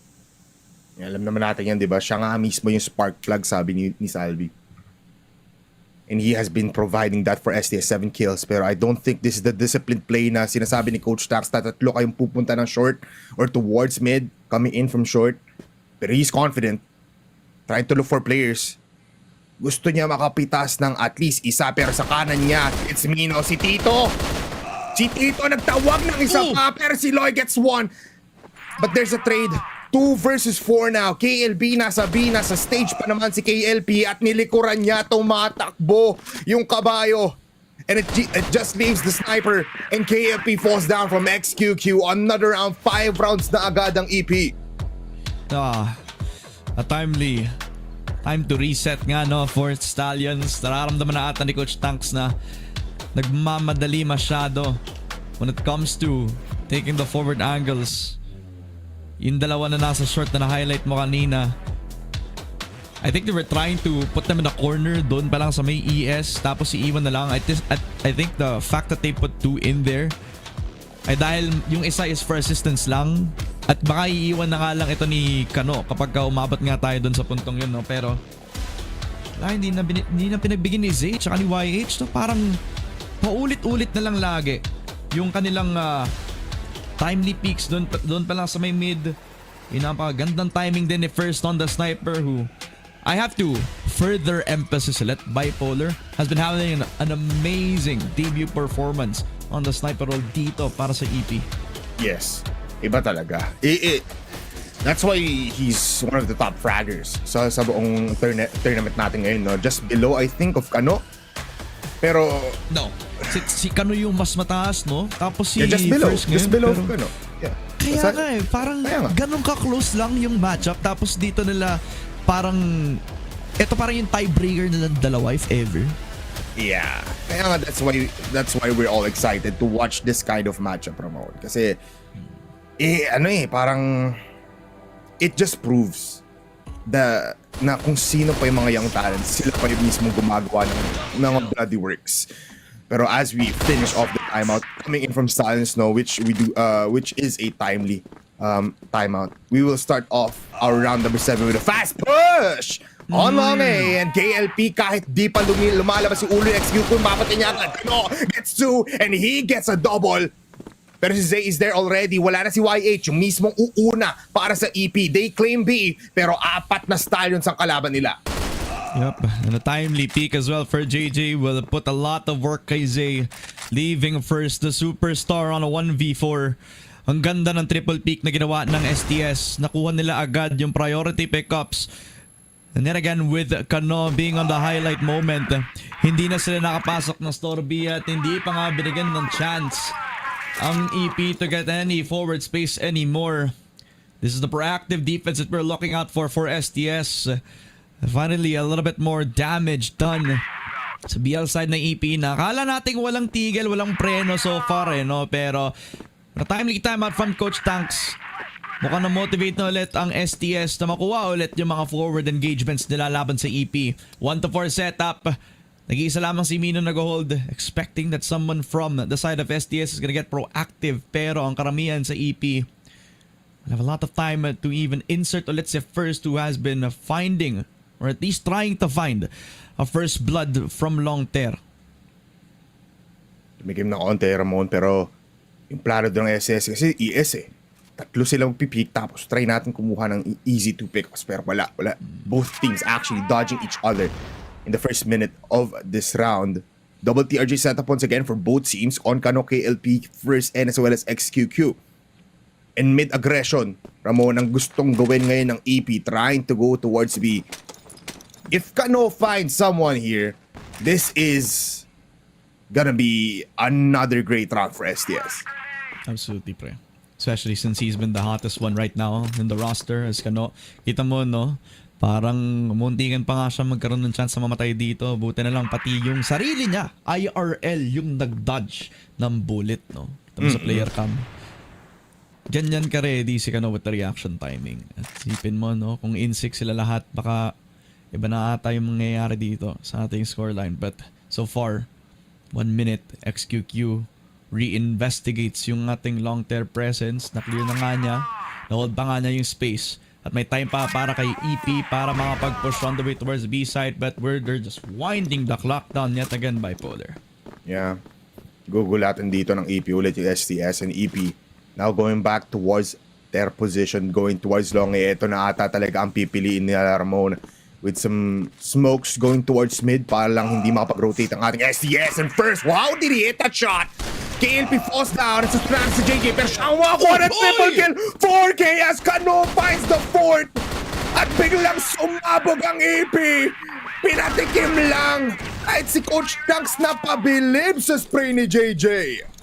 Natikman ang cold fever ata. At tipong sa isang iglap lang, akala nila makuha nila yung ngayon ng ganon dahil lang sa isang patay ni First, pero nawala ang kanyang ulo at biglang sumunod pa yung tatlo. EP lost on the long A presence. Kano gets the info at naka-creep up na sa loob ng ES ang dalawa. Every single round will count for STS, especially in the last before the swap. As Loy will investigate, alam nilang naka-creep up sila sa mid.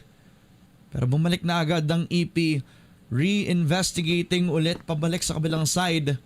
An early smoke off just to delay a little bit more time. Pero EP, knowing this team and this discipline, hindi nila irarush yan agad-agad. Saan yun? First! Still on the mid! LB din sa metal box, he's still alive! Pero Mino, delivering the last blow. EV4 Ramon at si Loy, gusto umasin, gusto umarap.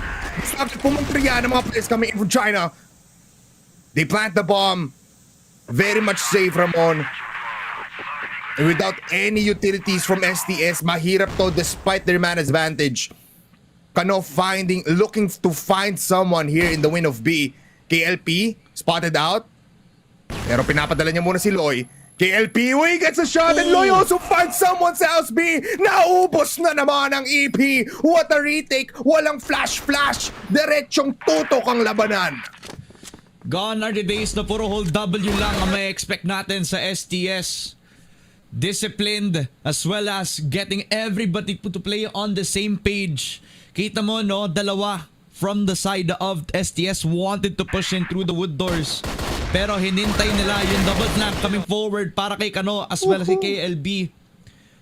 Saktong-sakto lang ang timpla for STS to get themselves a 4-5. May lead pa rin ng EP, pero yung momentum, hindi mo ipagkakaila na nasa STS na ngayon so far. Some engagement dito sa long A, forces out of smoke on first, and kung nakita niyo yung AI prediction natin, almost 40% lang dito. Hindi pa nga umabot ng 40% na sakto yung AI win rate prediction for this matchup alone. Meanwhile, EP standing on a very great pedestal na 60%. Let's see though, as we switch off sides, BL ng ating STS and still holding for that double TRG setup ng ating EP, pero itong si Kano will go for the HK instead. Already a fast push towards mid doors. Ramon, they're splitting up muna. They're going to house B and mid. Already you see a lot of damage done kay Loy, so dapat mag-adjust yung kung sino man yung dapat mauna dito sa side nila, no? You can imagine that with a couple of more names, he's gonna be a dead man in the right, pero parang STS lang, no? Clearing every corner, getting their house B control. They're gonna try to flood in. Zay and Mino gonna receive. Sabay-sabay tayo. Oh my goodness! They get to! Zay makakuha ng isa. Muntikan pa ako mata ng Marian Rivera. Pero 3v4 situation, they go in. YH, napakaangas mo naman, sir. And Loy sa may kabaong gets picked off. XQQ hits the flick. Biglang 2v2 situation with the C4 in the site. Kailangan mag-commit ng STS. Wala nang smokes again, wala nang utas. Mabilis na conversions in these rounds are letting our boys use up all of the things that they can use. Pero makakaplanta ng C4. Meanwhile, EP rotating towards House B at KLP ngayon. He finds him at first. Just wrong timing, brother. Masyado pang bata. At si KLP pa. No. He falls down. But what a shot. Double kill para kay First, and they force the timeout. A timeout called just in the middle of the execute para sa side ng STS, no? Fully responding. And EP knew that it was that close. Di ata nila na-expect na mapanalo na yung round na yun, pero with a timely shot papunta sa STS na nagtatry na i-clear yung kabaong. He was left out in the open, dropped the C4. And just off of the smoke, hindi nila malaman kung nasaan yung dalawa para sa EP, kaya they took their time. Naisip pa nga ni Kano, manggagaling sila sa likod, na tama nga yung naging hula niya. Ang problema, nagulat ata nung mismong Arctic nung may hawak kung sino yung nagpa-flank sa kanila. First, just too clutch on the 2 kills that he had. And STS can also use the full benefit of this timeout, no? Kailangan ata talaga ng motivational speech ni Coach Nax para lang ma-fire up yung mga boys natin.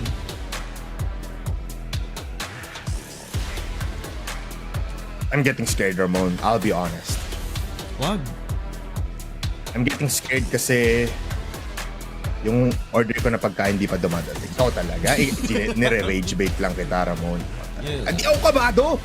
Hindi pa kasi tumatama yung lamig pati yung anghang ng cool pads noon ni JJ pati ni Kano. Pag tumama na yan, alam mo na tatamaan din yung lahat ng shots dito towards EP. Tatama lahat yan. Yan ang ipapromise ko sa iyo, Ramon. But right now, you can see also no the frustrations in the face of Kano na kanina, panalo dapat yun eh. Pero we need to move on. Round 11, disiplina and composure ang labanan for these two teams. At tutok kung tutok, they're going to ES. Yep. Fully smoked off yung extremities, both long A and lobby, pero hindi yun ang titingnan ng STS. It's gonna be on first, all pressure dahil ang dami mga attackers ng STS na nakasulog ng ES. Zay finds KLP. They were playing slow pero it was a fast gameplay for EP pala. Look at this. Naiipit na agad sila. EP with the great read going towards A. Pero is STS, this is their game plan still. Gusto pa rin nila kumuha pero Zay finds Kano from the BL spawn. At ngayon ipit na sila. It forces out a peek mula kay JJ. They're low pero KLB finds Zay. Nako. Si YH pa nga, hindi pa nakiklear. Si YH baka tuloy-tuloy lang. Nasmat pa nga si Loy doon sa may ES, kaya kailangan hubulin yung presensya ni KLB dito. Wait a minute. With the punishment. Finally with Loy! Nakakuha pa nga ng 2 picks dito. They can also go back into it as Mino punishes yung naging forward pick agad ni Loy who re-clears into ES. C4 down, so it's a 1v2 na para kay KLB. We've seen this happen before from him in the regionals. Pero it's up against the defending world champs Mino and First na magkahiwalay lamang bipolar. Yeah, yung mag-ama natira. Pero ang El Capitan natin, we call KLB ang susubok dito. First doesn't hit the shot and he has more time. He knows na nandito si First at hindi niya napupuntan yan. He knows na itong dalawang ito magsasama yan. Gusto tulungan ni Mino pero he goes to long A. Hindi pala sa B. At madadissect niya dito yung players ng EP. Look at this slow gameplay for KLB. Mino with the M14. Better shot coming from KLB. Will happen in 3, 2, 1. Never mind. Never mind. Iba ata yung universe na tinitingnan mo, Mr. Bipolar. Ibang multiverse. Parang, ibang sa regional finals, hindi nag-wide pick doon ng patingin sa side si KLB. Okay. Yung nangyari doon, dalawa silang nasa long pair tapos na-double kill ni KLB kasi nakatingin sila doon sa may top A. Yun yung nangyari. Pero yun yung hindi nangyari dito sa universe na to no? Parang EP, back on discipline ulit. Mino, pero si YH kanina pa nasa mid. Gets the kill dito kay Kano. And Loy also spotted, so this time it will be all pressured up para sa STS. May long A presence na sila, pero hindi pa nila nakiklear na sa loob ng site. Si XQQ at si Zay, pinunteriya pa nga ang STS sa bawat kabilang corner, sa bawat entry na pwede nilang gawin. Bago ba dumating yung execute, nakaharap na naman ng timing ang mga players natin on EP. I love STS, but the gameplay of Evolution Power right now is just too good. Pero we see some glimpses of some glimpses of clutch plays again for STS. That's why they are the top one in terms of clutches every game that they play here sa ating Crossfire Start 2025. Pero Loy already falling down. XQQ, nakita niya dito with the aggressiveness of House B. Iba ang pagiging agresibo dito. Face front ang labanan ng EP.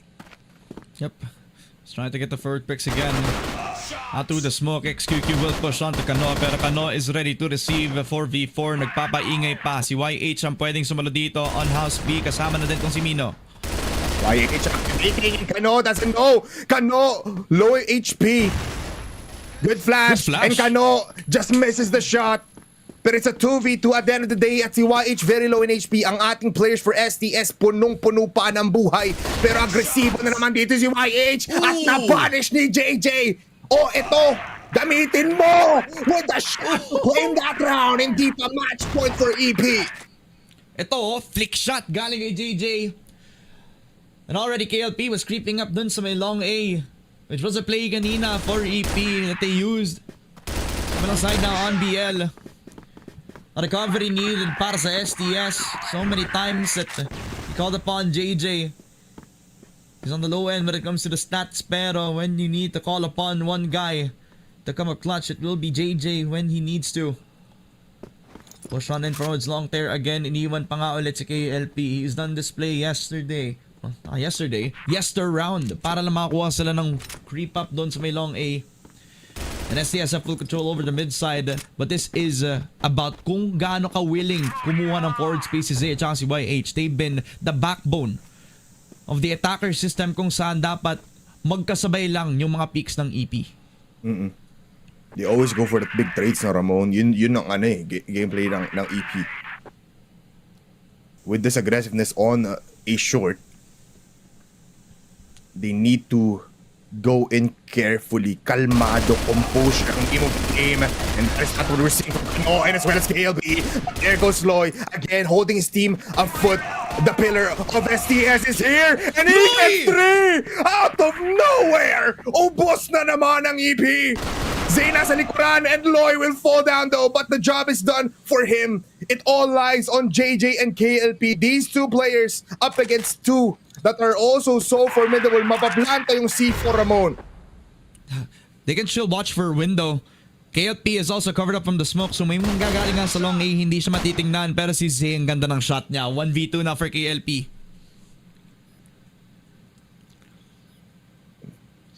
1v2? KLP?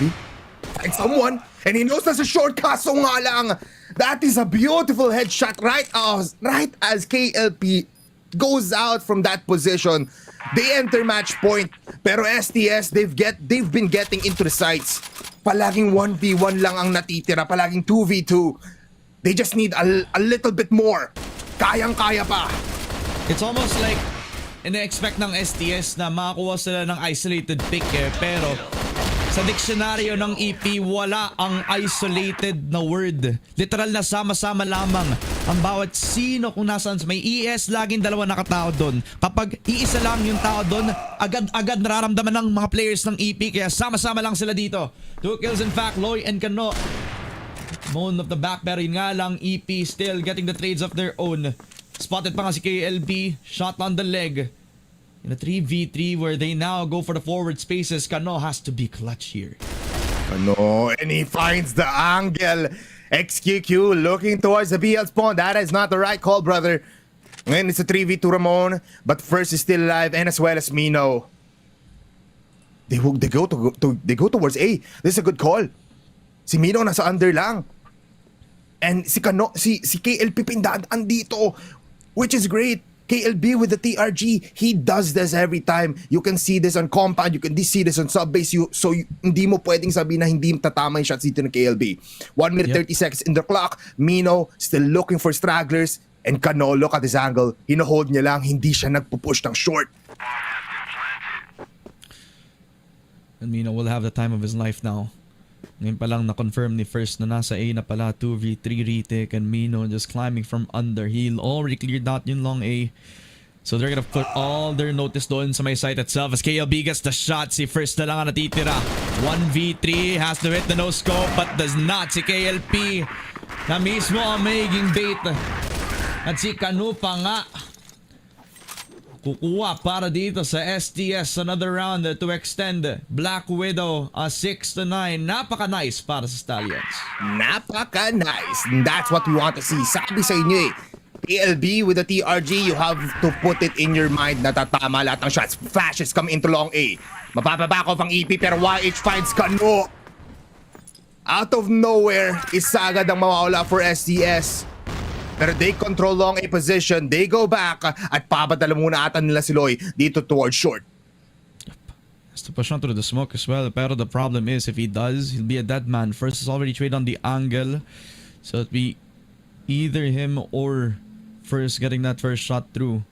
Long Terra also held up now by KLP. But if you take a look at how the tendencies has been for EP, they're not willing to do any solo plays. They're not gonna try to risk any sort of aggression elsewhere. Sama-sama lang lagi, trained on one angle, which leaves possibly a window of opportunity para kay KLP if masyado nang nag-agresibo itong si First with the angle. If tiningnan niya yung long A, wala, magiging ready na itong si KLP. That would be an opening and that would be a first push doon sa mga side ng STS ngayon, but wala talaga, men. Hindi talaga sila magpipik. Ayaw. I mean, lumuwag yung tension, no? Dito sa depensa ng A ng EP. Apat kanina, pero ngayon they push towards House B. A window for opportunity is right, pero STS, are they aware of this kind of position? KLP is smoke up. There is smoke in front of the some shots flying by from both sides of the map. And they know, dalawa nandito. Ito na yung window of opportunity, pero it's First's job to get the first frag. He misses the shot. And STS explode in the site. Mahahanap si KLP. Pero look at Zay rushing in towards the window of A. At KLP nasa ilalim lang will get one. It's a 2v2 once again. Pero hindi na si First yung kalaban. It's XQQ and Mino. Loy and KLB trying once again. Can they reach 7 points? It's possible. And Loy finds someone here in shot already. Loy, half HP. Bomba. Unti-unti nang nawawala yung timer. Mino pushing out. And Loy just toying with him, Ramon. Pinaglalaroan niya lang dito. He's playing for time. He's just hitting the shots right now. At dahil titingin tayo kay Loy, we will see his angle with KB finding one. Play for time, boys. And play for Loy. That is 2 kills and another round for STS. Kung i-relate mo lang yung STS sa buong Black Widow na to, it's been their journey ever since they started as Ubek. Super aggressive nung nagsimula, kaya mabilis ma-punish ng kahit sinong prepared sa angle. Pero sa round na yon, discipline was real. And KLB as well as Loy, they decided to play off of each other. Hindi na binigyan ng chance para makakuha ng patay si Mino. At agad-agad, that confidence injected into Kano. The superstar takes the shot papunta kay First. At they will get House B control kapag nga yun nga kukunin nila. But STS are playing this disciplined again. EP are not happy to take the fight, kaya sama-sama na lang i-double layered stack na lang dun sa may store B. Giving STS waters to control still and the time to play with. The silo position, Ramon, is scary if you go in. Flashes. It forces out the sound cues. So alam na agad dito na SS, there's a lot of pressure here. Pero KLP finds XQQ, finds the 6th kill of the game. Destabilize Ramon. Look at the kills of Loy, 19 and 13 on Kano. At KLP also might find the 7th. But Zay just pushing out. Zay overextending. At napunish agad ni Kano. That's 3 players down for EP. One of the only times na nakita natin sila mag-over-aggress. Here comes the push. YH though, prepared papunta kay Kano. At sa pagka-pick nga lang agad ng mga players on EP, on long A, they give away the stack. Open up yung A site para sa kanila. Si Mino, nakapag-respond na nga. Si Mino, mababari lang ni KLB. Pero si YH re-receive. Underpass push, yun nga lang si Loy. Prepared to take the trade. Di pa nabatapos ang Black Widow. STS want to keep fighting. That's what we want to see. More fire in the heart. More burning sensation in the blood. And look at the shots of KLB. He knows that they have a chance to just claim the first round, especially if First keeps on hitting these walls. At hindi niya natatamaan yung players ng ating mga kalaban. Pero KLP will find Mino Zay over-aggressing pero different angle than before. But there is a smoke brought to you by his own team that stop him from pushing. Siyempre naman, walang takot agad. Forward push into waters. And that will net yung kahit anong forward aggression na pwedeng gawin sana ni Mino at saka ni Zay. Pero nung na-pick off si Mino, ang layo pa lang ng respond from CB. This will be one of the only times that STS will get themselves the opportunity makahanap ng butas on the defense of EP. One angle train doon sa long A. That will be the second sniper. XQQ on the angle, first already trying to see if he can juggle both the angles of long A as well as yung mid. That's the double sniper setup for EP on A. Pero yun lang din naman ang hold natin dito, no? Kano also has the sniper. KLP also trained on the angle, and they're letting the clock wind down to see if EP will have a reaction na magbibigay ng butas sa isa sa mga pwedeng mapush dito ng mga players ng STS. Slow round, Ramon. They don't want to push. No one actually for both teams. But they smoke up towards CB. Shots again from First. The fumbling man. But 40 seconds left. Pipiliin nila Ramon is towards A. Tatlo ang nakadepensa dito. Coming in from EP. 1 down below and 2 above. Pero JJ ang unang contact goes in for the flash unprotected and XQQ gets 1, even the second, and he claims 5 people out of nowhere. What was that? Evolution Power Gaming just claim that 10th round. Ganun lang. Man, the pressure all on the shoulders of STS. The time in their hands. The one-man advantage that they had, pero they were taking a lot of the time, and when they peeked into the angle, prepared na sa angle yung sniper para sa kanila. XQQ with the disciplined play and as well as yung reaction for EP. They all knew that they were coming onto the A site because napakita na agad yung presence nung pumush sila doon sa may ES. And that was the only point of info that they had, kaya prepared ang EP to receive. And that's also what you could say the same as well para sa EP. They were prepared for the Black Widow map pick, and STS will have all the time in the world para sa BO5 nila. Ngayon, para sa amin naman dito sa Casters Tech, mamamahinga kami ng mabilisan as we throw it on over to the panel para pag-usapan lalo ang kung paano makakabawi ang STS.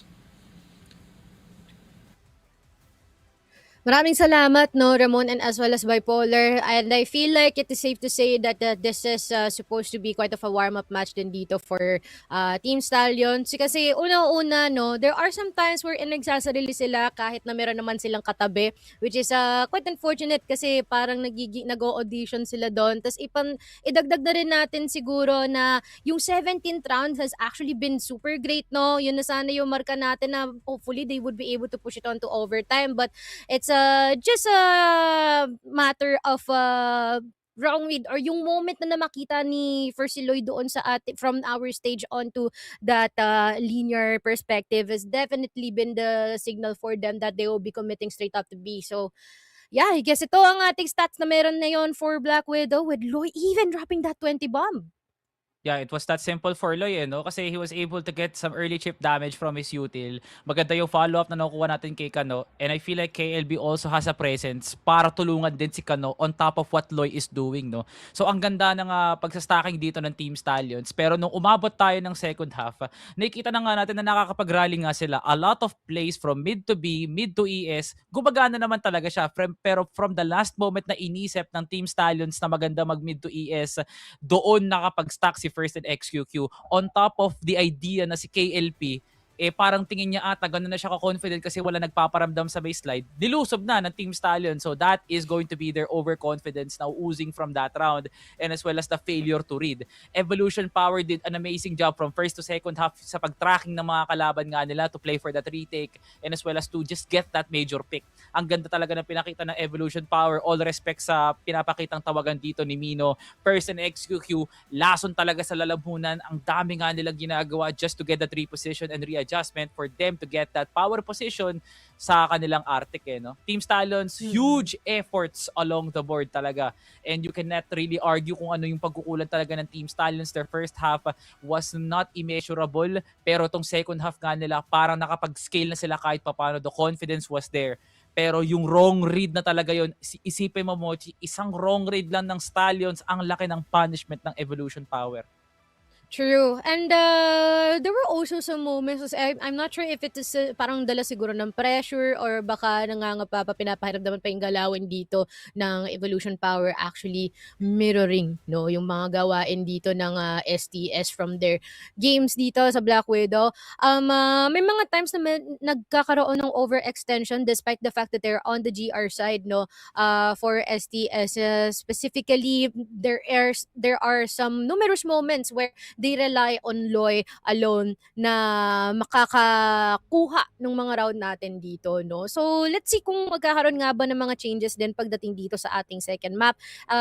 Lalong-lalo na when it comes to like the consistency na rin siguro, no, ng pag-i-snipe dito ni First. Kasi I feel like yun yung parang pwede nilang gawing ticket dito when it comes to like yung pag-aasinta ng mga shots na yun. It seems like it's not always flawless, di siya matik kumukonekta, and that can just number one, serve additional info, and two, they might actually think na parang kaya naman pala ito, lalo na sa susunod na laban dito, lalong-lalo na nakiramdam na sila in terms sa kung ano ang galawan ng ating mga miyembro dito.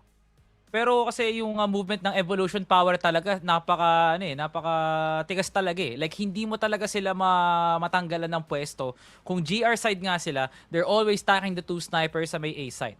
Pero yun yung senyas, yun yung doon mo makikita na parang walang nauuga sa kanila kahit nag-util dump na yung Stallions to play for a fake sa may B or even sa mid. Yung trust nga nila doon sa dalawang snipers na yun, sobrang taas na hindi na nga kailangan gumalaw ni Minus kung saan siya nakapwesto ngayon kasi umaasa nga sila sa lakas ng retake nga nila. So, kahit saang choice ang piliin dito ng Team Stallions, it's kind of like a lose-lose situation for them, which is something na Evolution Power was able to scale bago makapag-entry ang Team Stallions. So hopefully this is now something of a turning of a new leaf para dito sa Team Stallions kasi sub-base na to. Probably gumana yung double sniper, probably hindi. Again, coin flip pa yun para sa Evolution Power. Rolling the dice na ulit to para sa Team Stallions kung anong playstyle yung maganda dito. Kung kaya nga nilang i-util dump yung woods, rekta kagad sa lawag. Kung kaya nga nila i-rekta yung second mid mismo, tas manggaling sa galing sa CR, okay na yun. So, there's a lot of options dito if kung ikaw ang Team Stallions, Evolution Power is just able to read it off perfectly. Ang kailangan lang talaga iwasan dito ng Team Stallions is yung misread tsaka yung hesitation, no. Ang daming round sa Black Widow na dapat talaga mapunta sa kanila, pero na-overthink nga nila yung angles na yun, and it cost some opposing members ng Evolution Power to get that momentum talaga. So, sub-base is a huge test for Stallions, knowing na mapick nga nila to, all eyes on KLP to resurrect dito sa series na to. That actually sums up everything, no? The flaws that actually happened during our first half, and as well as yung ating kaamuntikan na sanang ma-push onto OT ng second. It's just a matter of hesitation, and as well as yung theoretical thinking nila na yes, it is nice that you want to put yourself in a head start, and as well as you want to step up the gas, but it's really important if you prioritize the fact na talagang sanib puwersang lakas kayo pupunta dito, especially na kung aatake naman kayo, no. It's just also been crazy how resilient, how still-minded yung mga membro natin dito for Evolution Power. Kasi ikaw na rin nagsabi nun, hindi sila nauuga. We also been able to see when first puts his gaze dito sa ating mid area and even execute dito sa ating B site, or rather A site, talagang wala silang pakialam sa kung anong nangyayari sa ibang lugar. Nakatutok lang sila na sa anggulong binabantayan nila kung saan maaaring manggaling itong mga member natin dito from STS. And that, I may say, is definitely a scary thing para dito for Team Stallions, no? Especially that any type of movement that should source the very reliable information na kinakailangan dito ng Evolution Power. Pero tignan natin anong mangyayari dito sa ikalawang mapa ng sub-base, no? Ayan naman, Bipolar and as well as Ramon, ano kaya ang mangyayari dito? Tingin nyo?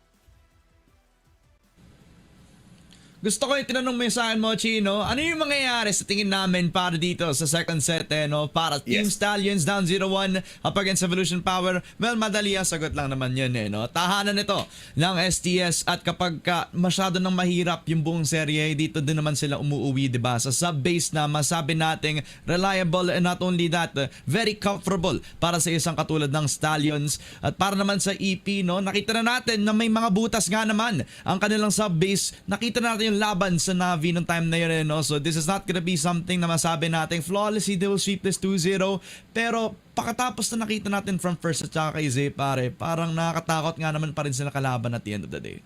Yeah, very much. So alam mo, nakita nga rin natin, no, at the later part of that second half na nagmi-miss na every time si First. He was able to get a couple of kills, pero every time the first shot, second shot will miss.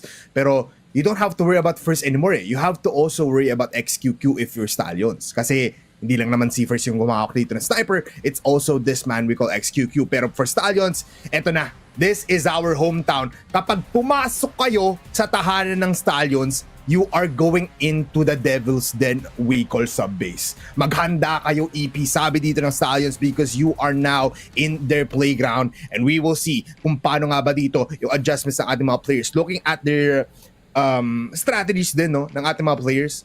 Coming from Stallions, they always go for a 1-3-1 setup. You put up players here in lockers, you put up KLB alone minsan pa nga dito sa ating missile on A, and the three players just go for rotations, go for the action plays, and go for contact plays here on second mid. Pero if nakapaghanda nga naman talaga dito ang ating EP, ang ating EPG, they will know this. So baka may iba ring strategy talaga dito sila Coach Tanks on how they will approach this kind of team. Again, everybody, we have still been paano nga ba?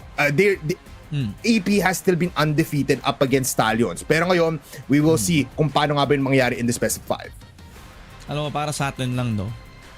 Kapit-kapit lang para sa STS. Kapit-kapit lang. Kumbaga parang pagbabawi sila, dapat bawi-wawi ang makikita natin sa kanila, no? Aray mo! Aray mo! Yun yung bawi na hanap natin, men! Bawi-wawi nga, di ba? Bawi-wawi para sa STS. Kasi kung isipin mo, men, yung Black Widow kasi, it's where you see a lot of punishments coming through from the long angles. You see yung double sniper setup na mainit, no? Kaya nahirapan sila. Hindi nila makuha yung mga forward angles, kaya dapat kailangan ng bawi. Kung sa sub-base sila tapos nag-start ulit sila sa GR for the second consecutive set, edi ang talagang pinaplay na lang nila is to try to play around that second mid. Siyempre, expect nila may mga tao dun sa lockers.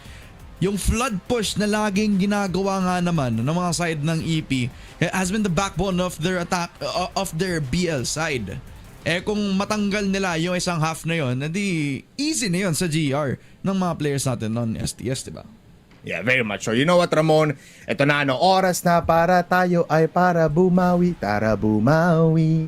Tara bumawi. Yan ang gusto natin dito, Ramon. Kasi we will keep on supporting STS despite the past champions in our faces. And I'm just excited kasi sa base na dito talaga magkakaalaman kung kaya nga ba ng EP ang hinagpis, ang lakas ng ating Stallions. Yep. Very soon, we'll see the clock wind down.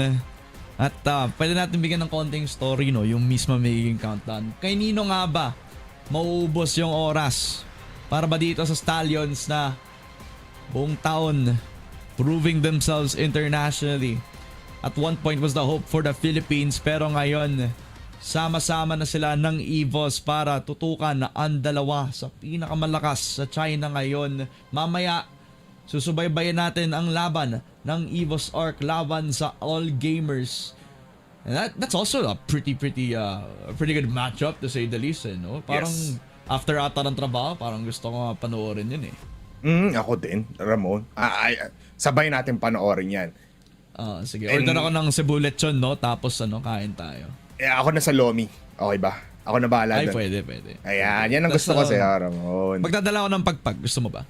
Ay, pwede naman, Ramon. Ako na rin sa saging mamaya. So don't worry, lahat ng delicacies dadalhin natin dito para mapanood yun. Pero Ramon, looking at it, no, the good vibes coming in still from STS. Pero ito yung napansin ko nung natalo nga tayo dun sa mga 2v2s coming in from Kano, he has been locked on, he has been angry from that very round itself. At baka dito talaga natin makita yung totoong Kano. But I would like to give some appreciation on Loy.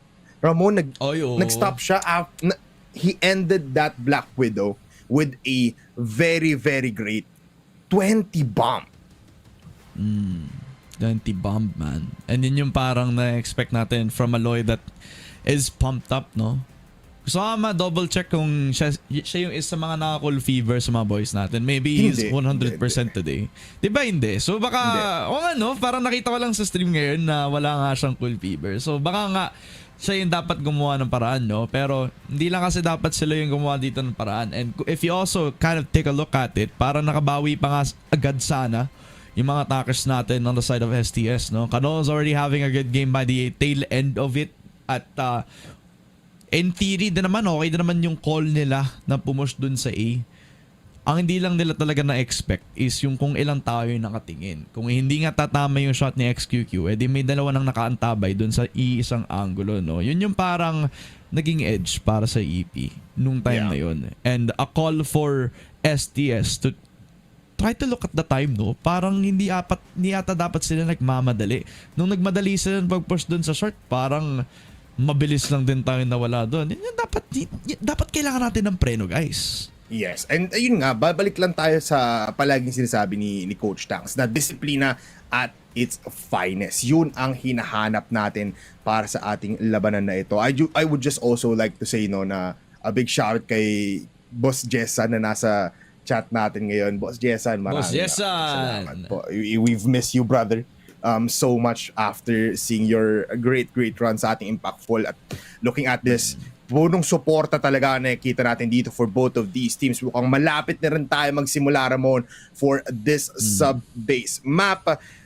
I'm also excited kung sino nga, I forgot kasi kung sino dito yung mag-start on the BL side because that is gonna be crucial. Sino mag-start ng CEP. CEP. Okay. Yep. So this is gonna be a great start for Stallions. That's all I'm gonna say. Yeah. Sila mismo yung nag-pick ng side na yun since pinik nga ito ng STS, no? So, that's first two sets na magsa-start ng BL, yung EP, and the only time na magsa-start ng BL, yung STS, is on Eagle Eye later, which is yung fourth set natin, no? Sinasabi ko sa'yo, Bipolar, napaka-effective talaga ng Memo Plus kapag umiinom ka dun, no? Kaya tanda ko kung ano yung mga mapa. Ginagamit ni Coach Tanks, at ano yung kaya shoutout nga pala, no, sa lahat ng mga nakikinig lang sa ating map dito. It's a big factor to come into this. Kung makukuha nga ba ng EP na mabilis yung second mid natin, yung woods natin, kung mabilis yung flood push nila sa lockers. Parang napapansin ko lang kasi na parang it's like a setup for EP on BL where once alam nila kung saan sila manggagaling, it's just glorified baiting. So kung sino man yung uuna sa kanila talaga. Tapos mabilisan lang ng trade. At kapag hindi yun gumana, i-reset na lang nila tapos dun sa isang nagsisplit, dun na lang nila titingnan. At di ba nakakatakot yun? Lalo na pag naglalaro ka ng isang pub game, parang nakakatakot yun. Hindi kayo nape-pressure yung ilan dito, pero parang di ata sila nakakaramdam ng kabay. It's pro teams Ramon eh. At the end of the day, handa sila to a point na kahit anong ibato mo, ready sila. Pero I love na nabanggit mo nga rin yung mga ganito nating points, no? Dahil naalala ko to a point na EP doesn't just play like this passive defense na 1-3-1 din. Minsan, they push towards woods. Kapag nasa GR side sila, they push towards MR out of all places na like 3-stack almost. Just like what they did dito sa ating Black Widow. Baka it's another rerun here on Subbase. Baka ganun din ipakita na later. Yep, maybe no. Kaya dapat i-channel na ang lahat para dito sa STS. Yung energy ng Pilipinas. Ito yung mga pinaglalaban ng mga forefathers natin, boss. Yes. Yung mga tipong si Andres Bonifacio, si Jose Rizal, si Darren Espanto. Talagang, ito talaga yung mga pinaglalaban Si natin Nice at the Katol. end of the day. Yung mismong pride ng Pilipinas on the map of Crossfire. This is where we put our namesake in the scene of Crossfire. This is one of the few times na nakikita natin na side by side lamang ang brothers natin in the EVOS ARc. Kaya alam mo yun, parang ang saya talaga maging Pinoy. To be in a landscape where pwede natin masabi na mga world contenders tayo ngayon. At ngayon, handang-handa na ang STS. Gustong-gusto nila pumasok ng Subbase Bipolar. Yes, sir. You've seen the fist bumps landing towards each other para sa ating Stallions. Mukhang in a very, very short while magsisimula na tayo. Talaga, Ramon, on Subbase. Please start it. Chengdu, Sige, ito simulan na natin yung laban, Ramon. Kasi ito na nga, lalapit na tayo with our second countdown of the day. Pilipinas, itaas nyo ang inyong kamay para sa ating Stallions. Even later for EVOS. Pero ngayon, sisimulan na natin ang labanan sa Subbase! Stallions! Handa na versus EPG! Game start here on Subbase! At ngayon, GR side para sa STS. Already with the nade coming down sa second mid. Sa woods, excuse me. Yan na nga. Handa na sila sa kung anong i-receive dito sa EP. Already, second mid control para kay YH. JJ has to receive this. JJ pushing in and he gets one for one trade. And this is it, no? EP will control onto A and natap nila pala lang mag-isa dito. Pero KLP pops off. Gets one. Kano on the other side. Gets on Zay. Pero he peeks out. Mamamatay nga lang si KLP. Pero 3v2 situation kung saan STS mabilis ang lakaran. Nagmamarathon towards A. Meanwhile, naguguluhan ng EP. Pero they will plant the bomb. Good nade coming into first. Flashes is there. Pero they stabilize. Aangat si First. He cannot find anyone. Pero he finds Kano. That is a fast round for STS. Rampa papunta sa Subbase. Yep. An EP that wants to take this fast and furious. Yung problema nga lang, isang side lamang yung nakukuha ng priority. Nakaramihan lang para sa kanilang BL side. Yung forward push na ginawa nga ni Zay at saka ni YH. And once they got that, the split up in towards the Wagan and na-receive na agad ng sniper. He dealt a lot of damage and that already slows everything down for EP. Now STS, a little bit less prepared this time around. KLP down. Si JJ ang nag-iisa at mukhang saktong-sakto lang ang pasok ng EP sa loob ng control. They're going in. Pero may ipit sila, Ramon. Nagkakagulo ang ating mga players. Loy will also fall down. That leaves JJ in the side to get instantly killed off coming in from Zay. 2 players left for STS. Make it 1. As KLB is the last survivor up against 5 players. Nagkalabuan dito sa ating second mid. Makakalampas si KLB pero first, unaware na nakalagpas na agad si KLB pero he picks once again. And these fast rounds more, these are scary pero what I'm seeing is alam nga ng EP kung paano maglaro ang STS because alam nila isa lang ang natitira palagi sa A-side. Yeah, totoo man. And the difference here as well para kay Zay is that he's not doing it in a way that he's just short peeking yung nasa loob ng control room. He actually decides to play the long angle, which is also what the control room player for STS did. The full punishment and the same exact variation of the push all the way towards control room and nobody else towards Lawag, which honestly made life a lot more difficult for JJ. If he had a little bit more time para mag-reposition dun sa Lawag, then it would have been a better defense para sa kanya. Pero hindi niya kasi alam kung ilan yung mga taong magsisplit up papunta doon sa A site ngayon. So 4-man push possibly para si EP. Only one man to stop them. It's the leader himself, KLB. KLB close by. He finds someone. So papadalin niya agad dito si Loy. So it's 2-man defense here on A. And with that execution of EP, that is very bombardious. Alis mo ng EP. They go towards MR, STS. Quick reaction gameplay muna ngayon. Yep. And also MR given. Pero naka-3 na yung angle dito kay KLP. So as long as EP have the flashes, then this will be a 50-50. But KLP will usually hit these shots. Yan ay dahil na lang kay YH. Kung makakapag-pick siya na mabilis, this is 50-50 for KLP. Isang minuto ng ating labanan. Coming in. Here in Subbase passage also being taken by EP with the help of XQQ. Shots coming in, good flash coming in from EP. Pero dito naman si Kano. First finds Loy and YH finds JJ.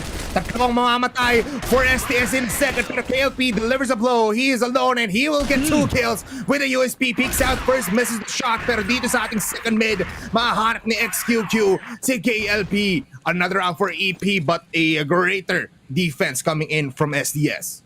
Halata mo talaga na pinaghahandaan ng EP yung kanilang BL side overnight, where they usually will take a lot of time before they go for that forward execute. They take so much time into clearing up yung lockers natin, and then a good flash already counters the long angle setup para kay KLP. Nakuha yung 2F na mabilisan, may passage pang niluluto ang EP pagkatapos ng execute. This is EP that are fully prepared sa kahit anong setup para sa STS, pero si KLP nag-ibang anyo na. Kung kanina nasa dark room, ngayon nag-hold na dito sa A-site. No flashes, which means that's a kill for KLP. Low in HP, pero except that nade will just keep on hitting KLP. Bigla ang rotations for STS, pero the site has been taken. It's a 4v4, Ramon. Papasok sila towards si Kip. At explode na naman si JJ with Loy with the trade. 3v3 now. Kalmahan nyo.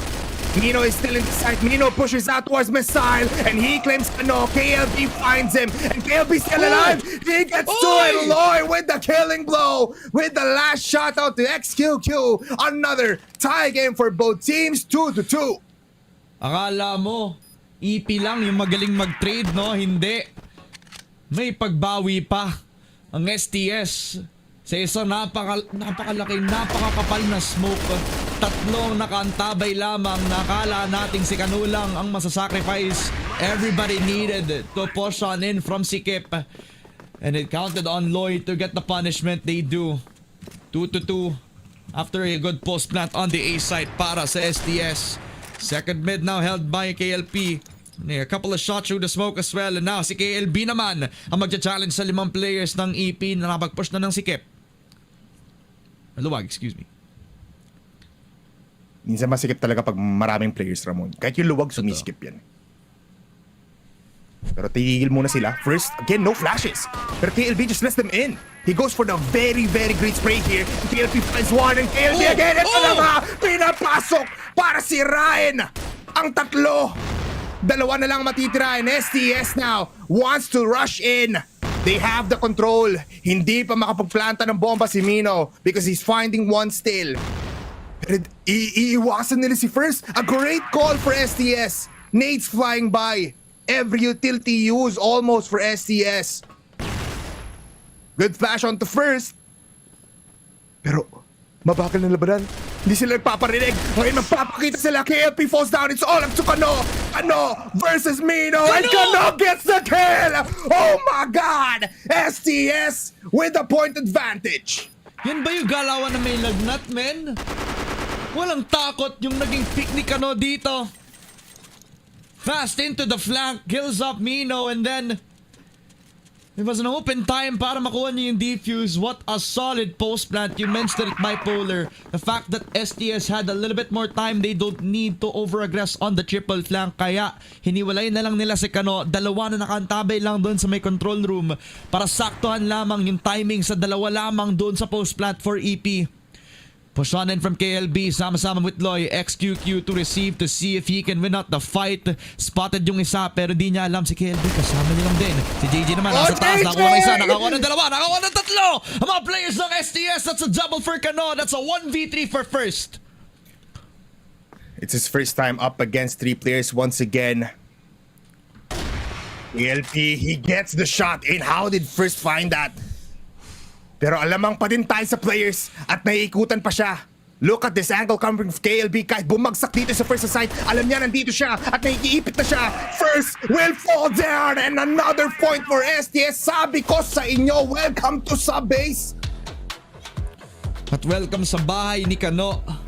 MNJJ, the tip of the spear on the defense. Fully willing to take the fight kapag ka nag-flood in yung mga players natin on EP. Buti na lang nakareact sila. And Kano fearless in his approach. Despite the sacrifice from him, it is still putting stability, no? Sa STS on their GR. Leaving first left all alone. And alam natin na nakakatakot si first pagdating sa mga clutches natin. Naipakita nga niya yun nung mag-start tayo sa Black Widow. And all throughout the tournament, he's been one heck of a performer. Pero one thing is constant para sa STS. Sub-base has always been a map that is feared.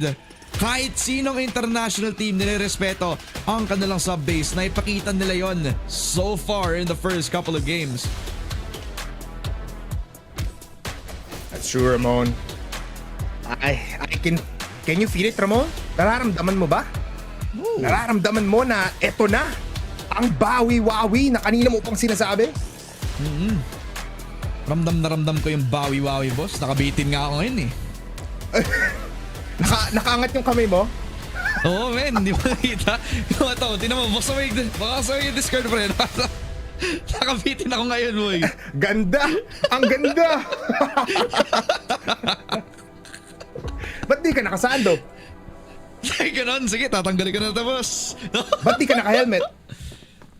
Ay, sorry pre. Iba, Wala kasi iba. yung motor ko dito. Nasa shop, man. Ay, yan, iba.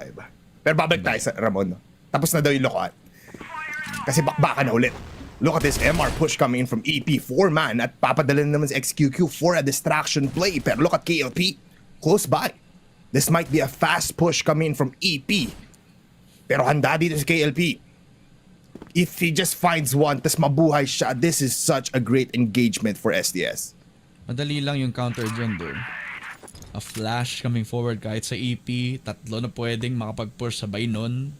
Or kahit nga wala yung flash eh, dapat mabilis lang yung trade. Yung laging puhunan para sa kanila. Good smoke coming down, Kano to receive, 1 for 1 tayo. The smoke's actually favoring SDS kahit smoke to mismo ng EP. Kasi nakaalis pa si Kano and even KLP. Now he has this angle for the entryway towards lockers. At nagulantang ang EP. Even XQQ, wala pa siyang makuhang information or advantage dito sa second mid. Oh, what a shot from Lloyd though. XQQ did not expect that. Something that you'll never expected. How proactive STS can be on the GR. They will get 1 kay Loy.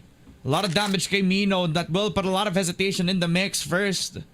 Nakapasok na pakatapos ng smoke. Nilagay lamang niya papunta sa lockers. 2F taken. KLP will have to try to take him out. KLP first in the second floor. And first gets the shot onto KLP. 2 players up for STS. They're rushing into a shutter. Pero mamatay si Kano. It's all up to the captain. It's all up to KLB. Against 3 of the players of EP. Dodges the flashes once again. Pero dito sa may dark room, malapit na agad si First. Even Zay needs to dissect at nahanap Nice niya na shot. agad isa. Dalawa na lang ang problemahin. It's Mino and Zay very far back from the site. And KLB needs to keep on pushing, but Zay behind him goes for the backstab play. A point for EP, but still an advantage para sa STS. We call a timeout.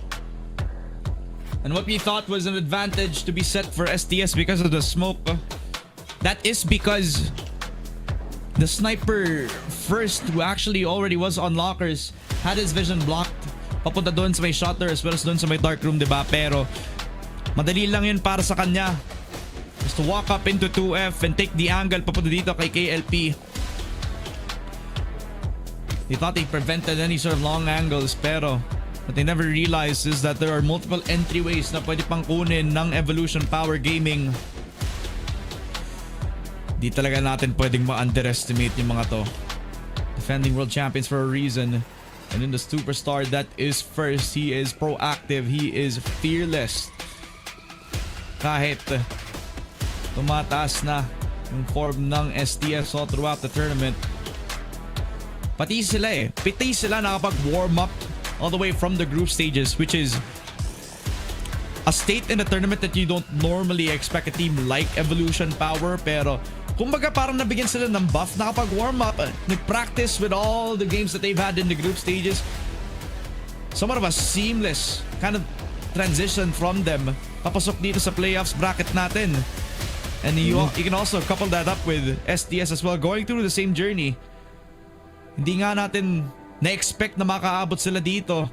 Hindi nga natin na-expect na mapapanalo nila yung game against BaiSha. Pero nakaabot sila dito.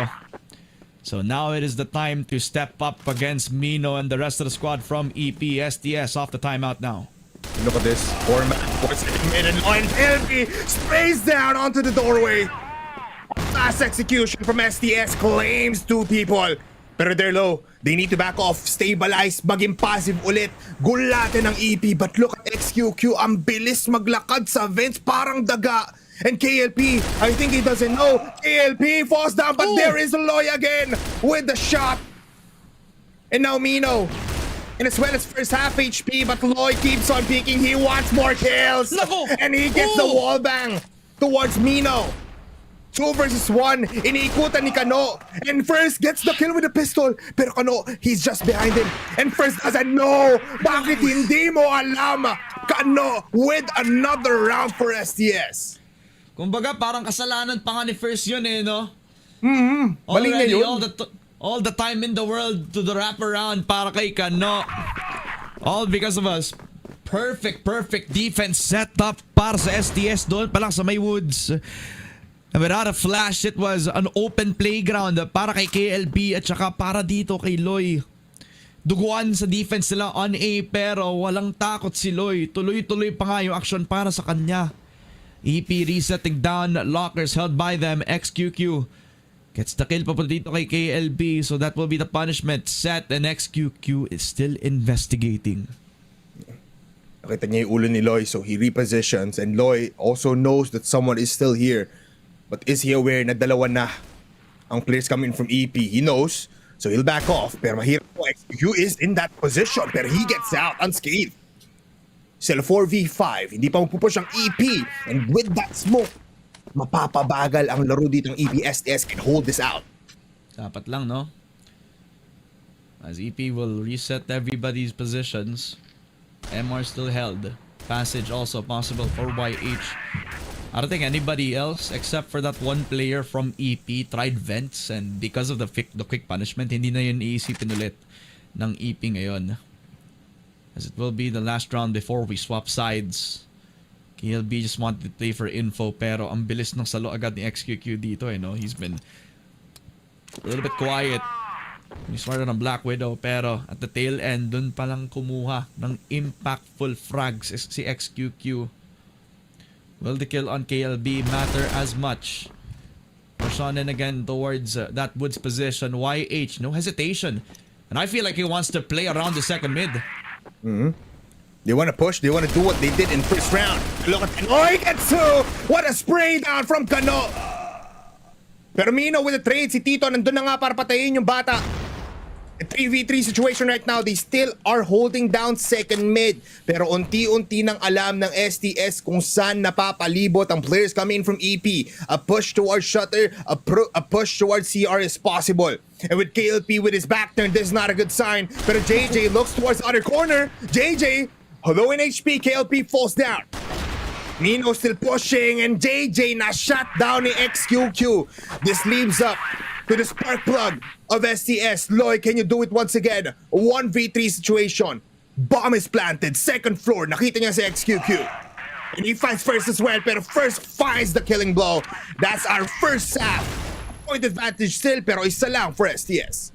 And the momentum arguably still in the hands of EP, especially with how they converted the push. We talked about them having no hesitation doon sa may second mid, and you show why.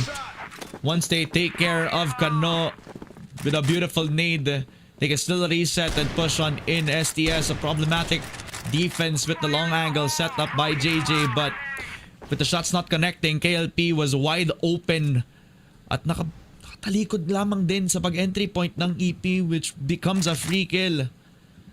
Pero okay lang yan. Time for the reset. BL side na for STS. Loy, nagpakita. Si KLB, sasama sa kanya.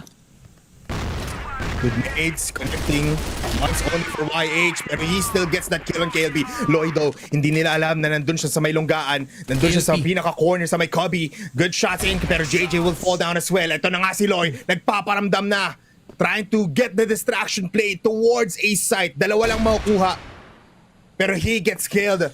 XQQ is just so aware, and now KLP alone versus 4 players, a sniper in the mix, and close rotations already from Mino. KLP, you need to be wary. He knows someone is close by, but not that close. A round for Evolution Power Gaming, which means tied game na tayo, Ramon. Tied game pa nga. May asim pa si Mino at aasim medyo from the push out.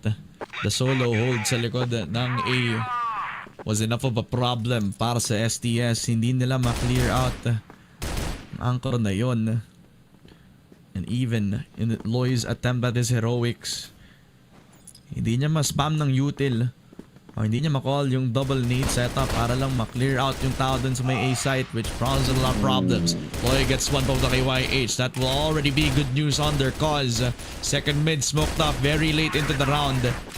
The very same push na ginawa ni KLB kanina is what has punished YH in this round. One pick so far for STS. Good round starter, Ramon, for STS. And you find YH, a fragger in the mix of EP that is very much hitting his shots since Black Widow. Good start. But these smokes, again, is just the determining factor for both of these teams. Si Mino, ipapadala niya yung sarili niya towards vents just to look at this very high ground position. Pero STS hindi mo nakakagat sa iba, pupunta sa iba, mag-execute at Emarang call. Yep. A locker's flood that they can try to attempt, but it's first who already is here. A good flash maybe, pero he's at an angle na mas madaling ma-counter. Yung flash, Kano already gives the info na nandito yung sniper. Bilis. Low on HP, so he has to be the first one to go in. A quick reset for STS. Hindi na sila tutuloy dun sa lockers. The fact that KLP has been holding this angle gives them an insurance policy. 3-2 split. Maybe into vents. STS can try to play for this. Mino, peeking out, and JJ finds him. Binate out yung gun. Pinakita muna, tapos saka nag-peek out. And that's 2 players down for EP already. Gugulantang dito ang buong EP. They claim up one as well with first falling down, pero si Zay and XQQ finds 2 players. That's Kano and JJ out of the picture. Pero napaplanta na agad yung bomba dito, and look at Loy with this position. Makakat niya agad yung rotations towards Luwag, and they all they need to look at is this CR position. XQQ missing shots. KLB testing the fire, and he burns alive. But Loy is there to claim the trade. 1 player left, 11 HP. STS, what a push and what a disciplined play going towards A. But a flash grenade is there. Zay peeking out with the TRG again, huh? And he gets killed. Lloyd just hitting every shot since Black Widow up until sub-base. Yep. Consistency for Loy needed para lang maging consistent lang din yung magiging flow ng STS. The push on towards second mid as well. And the vents control na nakita natin from JJ. Yung pag-ikot niya dito to bait out the shot that really was a pivotal point for the matchup. As first is the shot kay Loy, misses. Consistency is gone. Pinatunog na mabilisan lamang. STS with their forward push on second mid. XQQ smoked on down. And Woods already a point of contention for STS, but the fact na happy na ang EP na makuha tong si Loy, hindi na nila kailangan kunin yung mga forward angles anymore. They could just try to punish STS. Kung kukuha nga sila doon sa may luwaga, pupush sila into a double stack. Kung pupush sila doon sa may lockers, may dalawa na nakatingin at yung isa doon ay nakasniper. First now, in a different angle than before, hindi na mismo dun sa may second floor. Pero Smokes is there. Mapapalampas dito ang ating mga players for STS. Good cover. And first repositions. Going towards second floor. Goes towards the site itself. And STS contemplating still the C4 not close to them. So gusto ata nila makakuha ng kill first. But they stabilize. Titigil muna ang ating hangin towards this locker room. Mag-aantay muna ng aggressiveness mula sa EP. Dapat lang, no? Probably thinking about the lurk coming down all the way from woods as Kano will try to open up a window for them sa kabilang side ng mapa. Everybody from EP playing this discipline. The flash coming forward just to bait out any peaks, pero walang kahit sino sa EP ang gustong kumuha ng engagement. They're happy to take this 5 versus 4. KLP will have to open up a window for them. Ooh! What a spicy kill, Ramon! Makit siya sa box, and now this provides Mino an aggressiveness point kung saan si Kano ang magpapunish sa kanya. And look at this, the C4, 3 players coming for STS. Wants to push to the second mid. They want to go to CR, and Kano finds 1H Mino with the reposition. Oh, he's missing the shots! And he uses a full clip on JJ itself. Pero KLP nandun pa din, oh! Pinapakita yung bulsa! Pero ito, pera para sa'yo. Umuwi ka na! Mag-isa na lang si Zay. 1v3, the planting of the C4 has been successful. Pero Zay is there with a headshot onto Kano. KLB, alam niya to laruin. Palagi niyang ginagawa to sa GR, and he peeks out at the right time. What a round for STS. Tamang kagat lang ulit para kay KLB. Him and the KLP presence all the way from lockers. Sinabi na natin na kailangan kumuha ng window of opportunity si KLP. And with that one shot, it planted yung lahat ng mga players on EP to stay at the exact same positions. Push on in yet again from Woods. Nagpakita na ulit ng mga players ng STS sa mismong pagmumuka ni First ngayon with a smoke on him. It will lay a little bit more presence para sa sniper ng EP. STS with their numbers, with their individuals stepping up at moments na kailangan mag-clutch up, kailangan makakuha ng timing. At mismong si KLP at si KLB pa from the previous round. Now with the lockers push, they have to gamble on this. Indeed. Ramon, we're playing a very, very slow game. Right now, we're not playing EP's game. Sinabi nga nila kanina to that they want to play the rhythm, but they're playing up against Stallions in subbase of all things. Shots coming in, Kano falling down low on HP, but also Mino and Zay on the other side. 1 minute 30 seconds. Mukhang committed ng STS dito, pero they will send out players towards the outer position.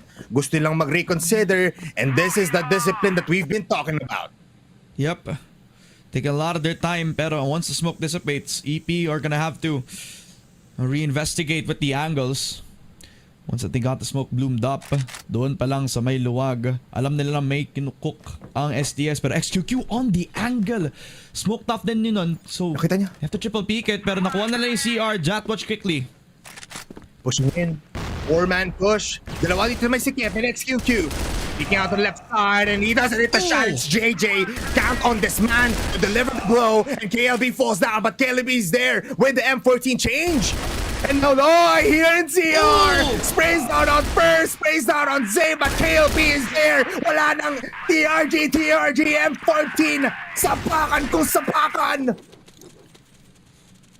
Suntukan kung suntukan para sa STS on subbase. Challenge nila na hindi kami gagalaw kahit dalawa kami dito sa Eastside for EP. Sige, lalabas at lalabas lamang. And from si Kep, kita mo, ready na to take the fight sa mga attackers natin on STS. Look at Back this. on in towards Luwaga, push on in from JJ. First has to get the opening shot, he does not, but XQQ will receive. XQQ with a second as well. A fast push from STS. Slowly playing down. But KLB enters his side and execute misses shot. Nandito si Mino. Hindi na to si First. Pero Kano finds one. Kano also finds a second.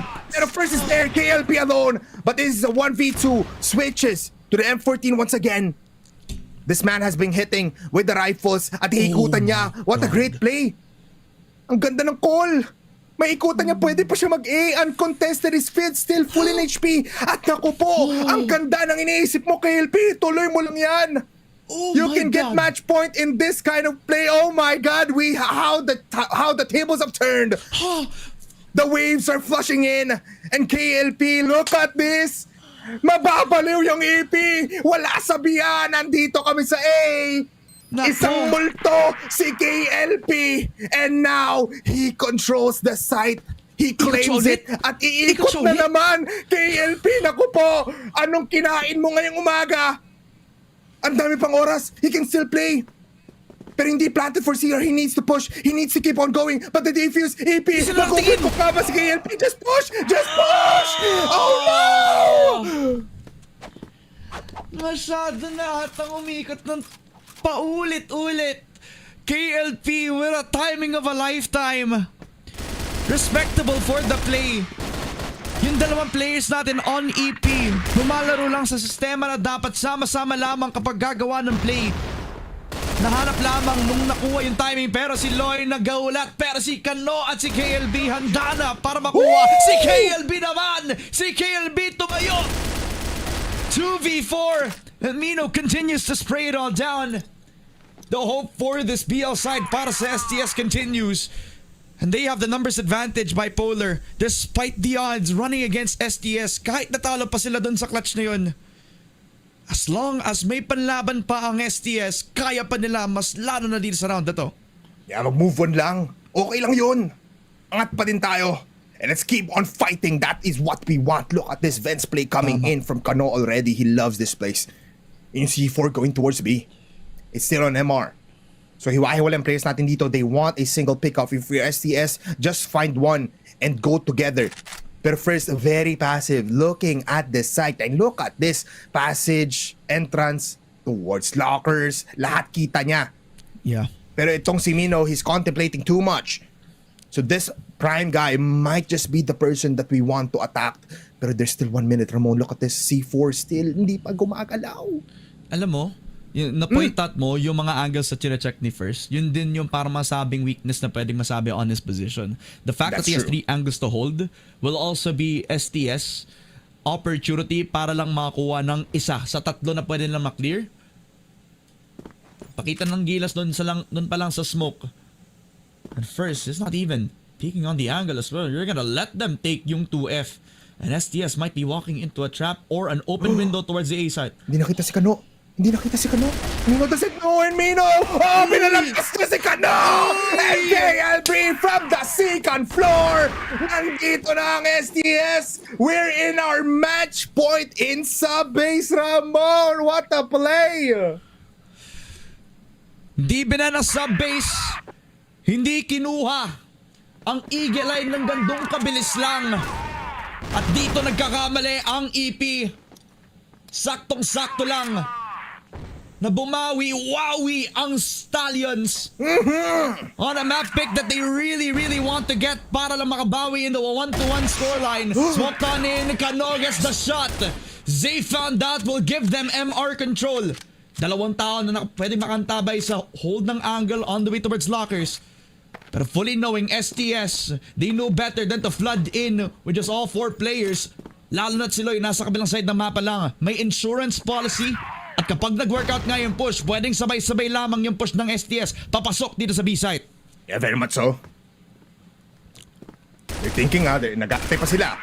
They're checking every corner. They're gonna be wary. They're gonna be curious on everything. But smokes are there for both teams on lockers. Again, play time muna tayo, Ramon. Nag-aanap tayo ng isa pang kill. So checking every corner, man. Passage is still open. Tapos yung possible na flood push into lockers is still EP. Thinking na baka mag-flood in yung STS. Well, with all the time at dahil walang presence on second mid or woods anymore for STS, they can just go for that and play against XQQ na walang kahit sino na pwede mag-cover sa kanya from second mid. This is the crucial fight they're looking for. They see players. Flash is there. Pero no commitment for XQQ. Double smoke towards Dark Room and even on second mid. Another flash. At mapapaikot sila ng B. What is happening to EP? And look at STS, they know. Alam nila kung saan dapat pumuntirya. Lalabanan si First. He hits the shot though. TLP still testing. He falls down to the luwag and he gets first, but that's two plays down from both teams. Kano! The next play to kill off 3. Sub-base is a win for Stallions. Diyan kayo nagkakamali, EP. You let them get sub-base, you let them get comfortable. Para lang dito sa second set nila at syempre ang pagbawi ng mga Pinoy. Ang pagbawi ng Team Stallions. 1-1 tayo ngayon, tablado sa entablado. At dito pa lang, kitang-kita na kapag komportable ang Team Stallions, mahirap sila kalaban at hindi mo sila mapepredict. Pinawisan ako doon, Ramon. Parang naglalaro din ako. Diyos ko po. Yung puso ko, Ramon. Parang kailangan ko muna lumambitin. Sa bar. Gawin mo. Tapos kumanta na Maui-Wawi, no? Yes. Tama ka dyan. Bawing-bawi na rin, Ramon. Hindi ako kinabahan doon. Ikaw, di ka rin kinabahan. Alam ko yun. Nakikita natin isa't isa. Alam natin sa base to. Kaya nga. Alam natin sa base to, alam natin makukuha na yung panalo na to. Man, I mean, hindi sila bumabawi, pre. Nagwa-warm up lang ang mga idol natin sa STS. Partida. Yun yung pinaka-importante sa lahat. So, 1-1 tayo ngayon. Tablada dito sa ating Upper Bracket Semifinals at mukhang dito na magsisimula ang pinaka-test para sa EP. Tutulong namin sa panel, Mochi and Salvatore. Kamusta kayo dyan? Maraming salamat sa ating casters and everything's been looking good, no? There is something in sub-base that makes Team Stallions be reminded of who they really are and how they really play. With, of course, lots of efforts being exerted here, no? For some reason, once that KLP hit a couple of shots, no? And even the round na kanya na sana pero nag-overcook siya ng bahagya.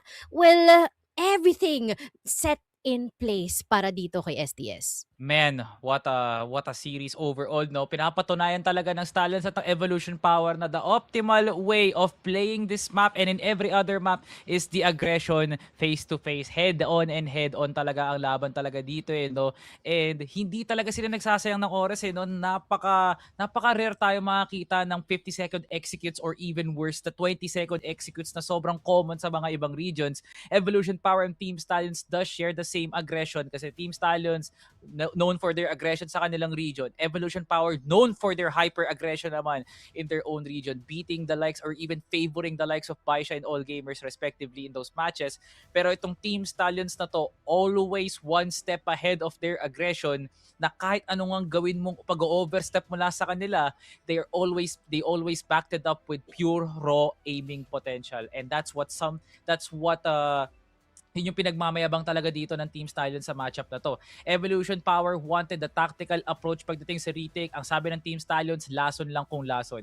Ang gusto ng Evolution Power makakuha ng early control. Ang sabi ng Team Stallions, early woods push o kaya MR kami. So lahat ng bato ng Evolution Power finally nabasa na ng Stallions. Everything fell into place as well, no? And hindi natin masyado na mataan yung performance na lagi nating nakikita or nakita natin kanina sa Black Widow for XQQ. And first, I feel like a primary reason being overwhelmed, no? Or even with the mind games. Kahit na sinusubukan nila na hindi mag-react then with the utility na binabato dito ng STS, well, they often find themselves or caught themselves lacking just because of yun nga, the motors kasi the prowess nitong mga naangking galing ng mga players natin dito from STS. And hopefully this can be the start of them being able to rack up the confidence that they have dito sa sub-base heading towards our next map, no? Especially that their next map is potentially a tough one para sa kanila just by basing on their history. Tough one, absolutely an understatement, no? Hinahanap pa rin talaga natin ng isa sa mga pinaka-konkretong sagot kung bakit nga ba instead of Ankara, compound ang nakuha dito ng map dito na to, no? Because historically known na isa sa mga mapa na kinahihinaan talaga ng Team Stallions as a franchise is definitely compound. Comparing that to Ankara, marami silang pinapadalang teams dyan and they always end up winning. That being all gamers. Isa na rin yun during Wild Legends sa tinento nila ang all gamers sa mapa ng Ankara. But for compound, it's still a black mist. Hindi pa natin sure kung talagang maganda yung pagkaluto ng Team Stallion sa kanilang map dito, because after we head into new compound, another transition will be hitting them like a truck kasi bago to para din sa kanila, no? If Eagle Eye does work out nicely, bago nga nila isipin kung gagana nga ba yung Eagle Eye, problemahin muna nila actually yung new compound. So ayun, finally tablado na nga tong serie na to at may laban pa ang mga taga Cebu. Let's see, no? Kung meron ding mga baong bago itong STS kontra dito sa Evolution Power in a map that they find themselves na nakihirapan nga talaga in the new compound. Kaya naman, no, pansamantala kami nga magpapahinga at magbabalik tayo sa susunod na ating laban. Mochi and Salvatore and your panel will be back after a few minutes. Get underway with this grand final. Here it is, the CFS 2024 Grand. The last time. Welcome one and all to the final map in the grand finals. Feifei, and one by one they're falling apart. EP are going to give themselves map point. And there's no pressure from the B site, so they actually get all this for free. Where are they going? Have they made that decision? There's util A, there's util B, C4's leaning over towards A.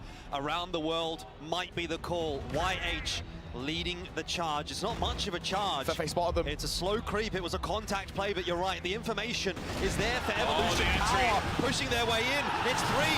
BNC and Silva have to come up huge, but it's almost assured now. Zay will go down. XQQ in for the trade, and it's down to just Silva. Can he be the hero here for Vasco Esports? He's got time to play with. Pushing forward. Mino drops, but that is it. Evolution Power are the champions of the CFS 2024.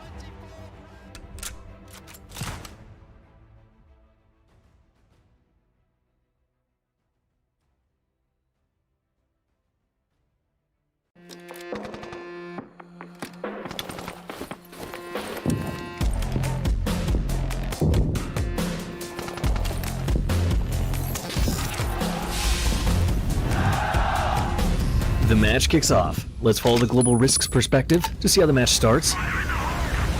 Watch out for that grenade. Quick reflexes, dodges just in time. The Blacklists are pressing hard on A side. They're spamming through the boxes to get the C4 planted.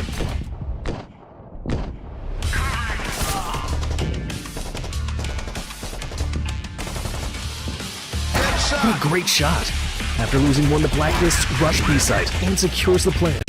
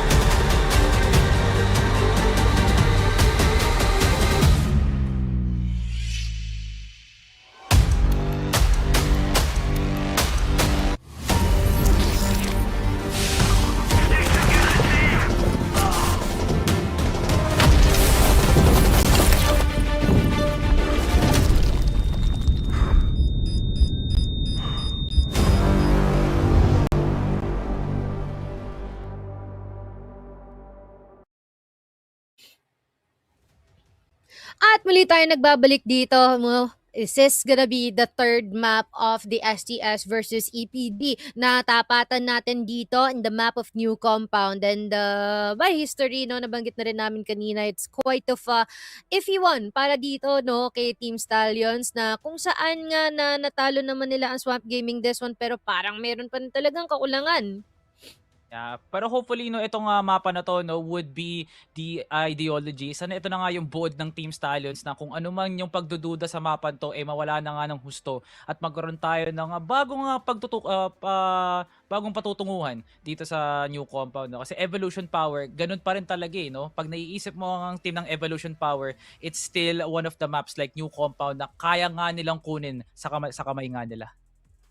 Kaya naman, no, tignan na natin ano kaya ang mangyayari sa mapa ng New Compound. Bipolar and Ramon, kamusta dyan? Alam mo, since kinakamusta mo kami ngayon, Mochi, hindi naman kami kinakabahan. Alam na namin na kayang-kaya ito ng Team Stallions, no? Sinabi na nga ni Salvatore, ito yung mga mapa na kayang-kaya nilang kunin. Nasa kanila na nga ang desisyon para dito. They're gonna be starting on GR, and yung mga key players na dapat talaga i-stand out dito. KLP has to hit the shots. Kano has to keep perfecting his clutch factor. Dapat tuloy-tuloy lang yung suporta ni JJ kasi ang EP on this map is gonna be no stranger to every execute.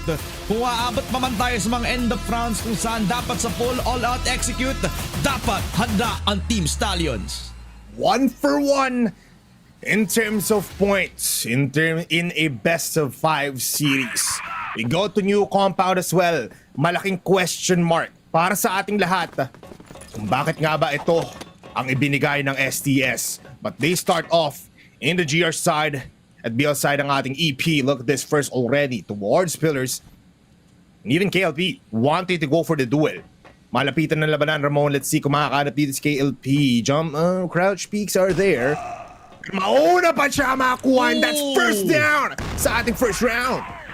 And quick smoke as well, so there's not gonna be a possibility of the trade-off coming through for EP. They're gonna have to back off early. First blood kay First as well, of all people. The sniper that usually will play that combat sniping prowess. Leave up itong si Mino to give an insurance policy if ever nga na hindi matuloy doon sa may STA. I talked about KLP having to unlock his potential sa mapang to, and on the GR, we're gonna be looking out for his first bloods to stop the momentum for EP, but they reset, they go back in towards STA. Look at KLB with the sniper as well, no? First shot doesn't connect. Wala niya tumakbo agad. Flash is there so he can get out unscathed. Still a 5v4 situation. Meanwhile, doon sa may B-side natin, sa may store, may isang duelo na mangyari. Where's Kano and Mino? And Kano, papanampasin niya. Mino doesn't know he has an AK, pero Kano will just fall down. And that's a 1-for-1 trade already. At ayun na nga, shot call mula kay Mino. Lumipat kayo, wag mo nyo muna idiretso yung A-side. A good presence for Mino as well. Fully punishing the smoke laid down by Kano himself. Akala niya ata may nakaantabay na sniper pa sa angulo na yun. Pero what became an opportunity was Mino creep up on the smoke itself. Kills off Kano, pero Loy and Quizon kills off tong si Zay. Tinitingnan niya, tumitingala dun sa may mid-side push. 3 versus 4, KLP to deceive. Pero yung curve yung hindi na smoke off, so yun na lang ang titingnan ni Loy ngayon. Loy loves to play within curve and as well as mid, no? Look at KLP, so close with the sniper. May ipin siya dito sa may C1. Excuse me, mga kalabas. Pero USB kakamitin niya na nga. Pero KLB gets one. In the upside, it's KLB with a triple kill! Sinisigawan ko rin yan, KLB. Sabay tayo. What a play from the captain. At ako, medyo chill lang, no? Suporta para sa Para STS. You could see. Para si Loy lang, no? Tamang lang. Si tahimik lang para kay Loy ngayon. Pero yun nga, no? What a performance coming through for the KL brothers. The first blood found for KLP. Just shining a little bit more of that damage na pa rin makuha on pillars. Respecting that for EP to rotate papunta doon sa may A, and when they had control over mid-curve, they knew that they were walking into either a Loy person or KLB. When they killed off KLP, they thought it was an open A site, pero ang hindi nila nakuha si KLB with a good spray down. 1-0. STS holding their curve, stabling the offense. YH nagpakita, si Zay ang pangalawa. At yun na, no? Kano flashed out and it will be an open entry for Mino. EP dismantling this forward defense on the side of STS. All down to KLB and Loy now. Look at Mino spraying them down. KLB again with that first kill towards B site. Pero low in HP na siya, Ramon. I think this is a tough fight even for KLB. And he's still looking for stragglers, looking to check if merong lilikod sa kanya. But yeah, that's a hard round to retake. Na-punish lang talaga agad yung 3-man defense towards Tor B. Kaya nga eh. Ang laki ng gamble ng ginawa ng EP doon, no? Just from seeing KLP from the previous round doon sa may STB, there was a possibility na baka ulitin yung angle na to. But they decided to crab walk into an angle na hindi na-expect ni JJ. And a good flash that would have given Kano some space to exit back in towards the site. Wala siya din na flash eh. So, overwhelm na agad ng entry ni Mino. It will give their entry point papasok dito sa may B site itself. Round para sa EP. Some confidence displayed back onto the side of Evolution Power Gaming. The play from KLB kanina, no, yan yung kinakailangan natin from the side of Stallions. They need the energy, they need the motivation. And when your IGL is the one screaming at the top of his lungs, everybody else is gonna unlock like fireworks. Yes, sir. And he still wants to use with the sniper. I respect it.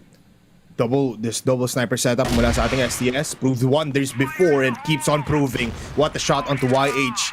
Smokes as well. Di pa ata siya mapapenalize sa position niya dito and he just keeps on holding Ramon. Yep, the good smoke as well placed on down towards his position. It's almost like shades na nakita natin from pillars, denying any sort of trade, any sort of forward presence. Pero first and KLP, the head-to-head of the snipers. It's been KLP winning out the fight so far. Ooh, what an angle set up like that. Nakala mo, diretso sa braso ni KLP ang mangyayari for first. Pero he's given a second life. And JJ not known of his position while EP are pushing in towards mid. No smoke on EA. So mukhang lalabanan na ito ni XQQ. Kano finds them. Pero reposition towards C2. Even peeks out once again. Napaka-scary ng ginagawa dito ng ating bata coming in from STS. Pero look at the second cam. Look at first. He's slowly creeping his way on Store B and even mid. Wala pang contestation. Pero JJ finds first. That's already two players down for STS.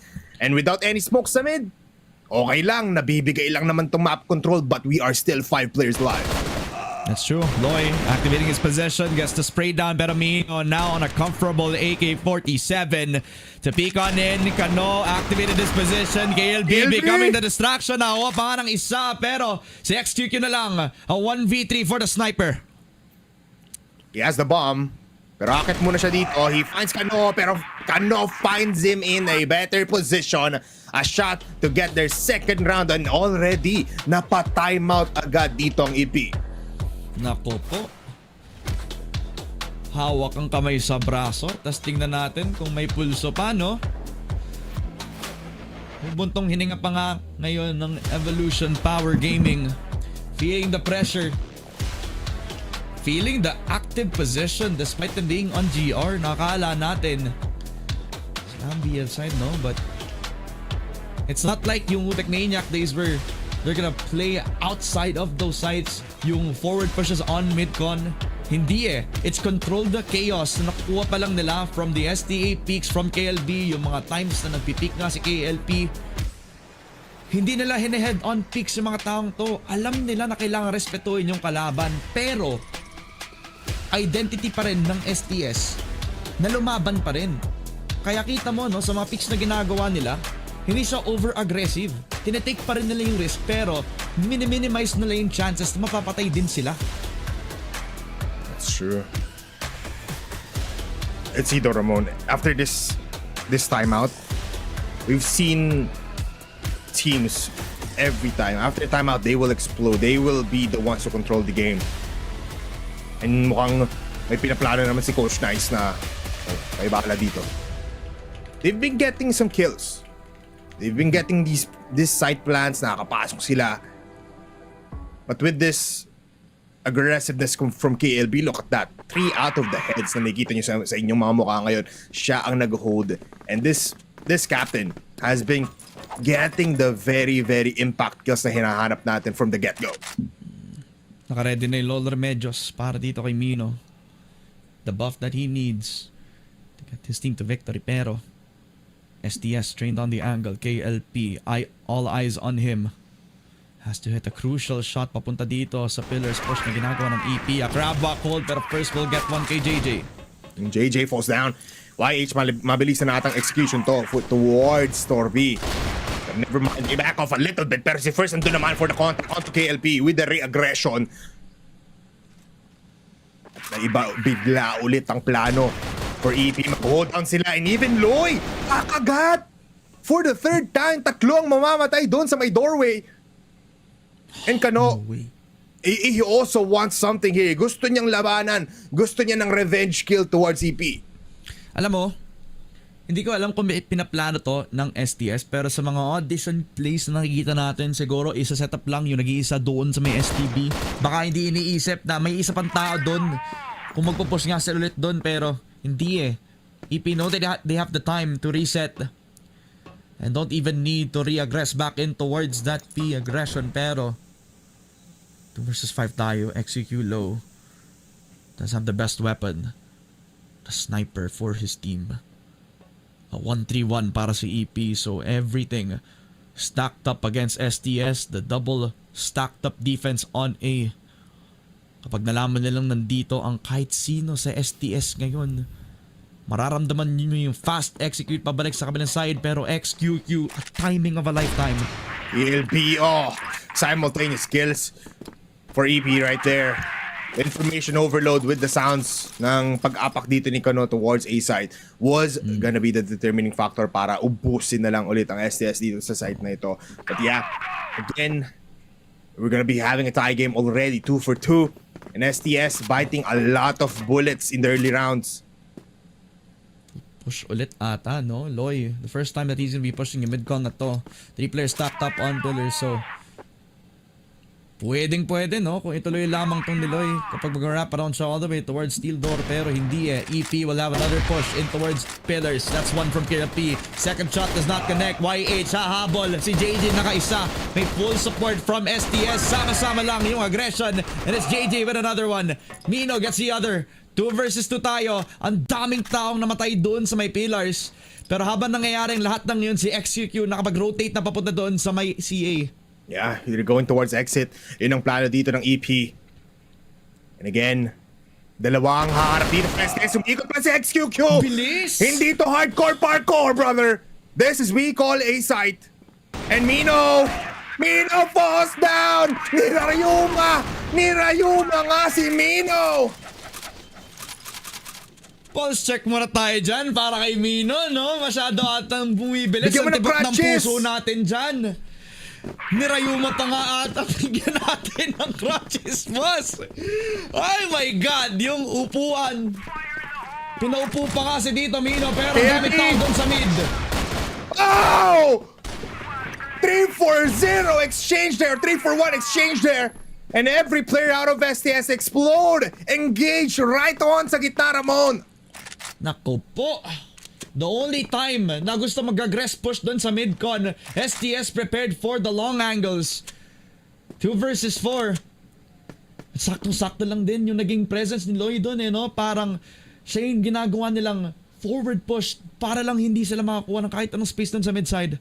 Tapos sniper setup for First and XQQ. Magkahiwala yung dalawa. Si First may hawak ng C4 pero meron pang Crossfire na nakaantabay lamang doon sa may mid-curve.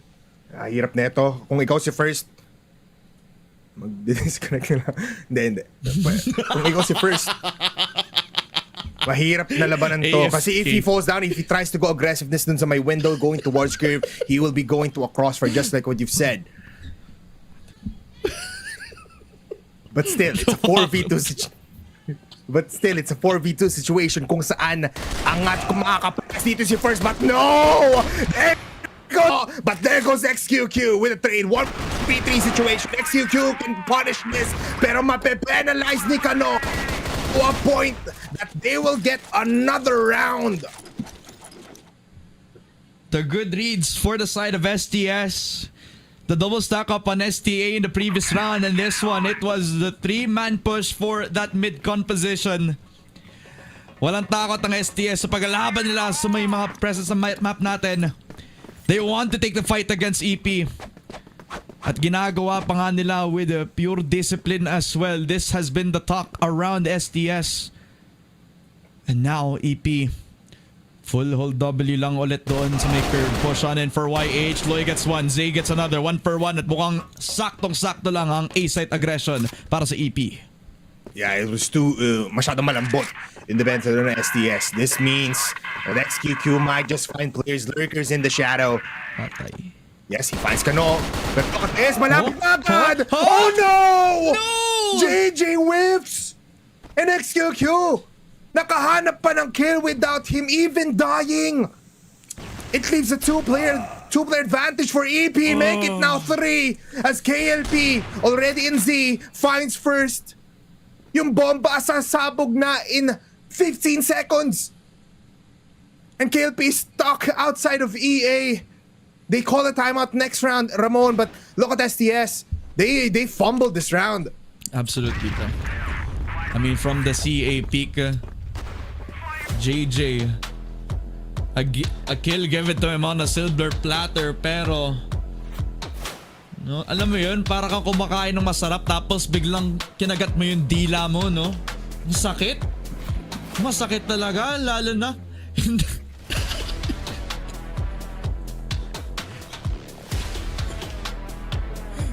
Ay, Ramon. I mean, looking at timeout though, as we just give more time for everybody here. 43 scoreline. You can see, ayun na, nag-jit kundo na si Coach Shanks.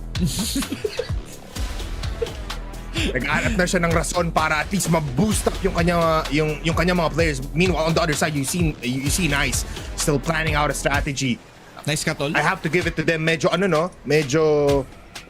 naging lucky lang din yung engagement doon. That was still a 3v4 situation. Kaso nga lang, with JJ out of nowhere, he finds the right position but misses with the M14. Yeah.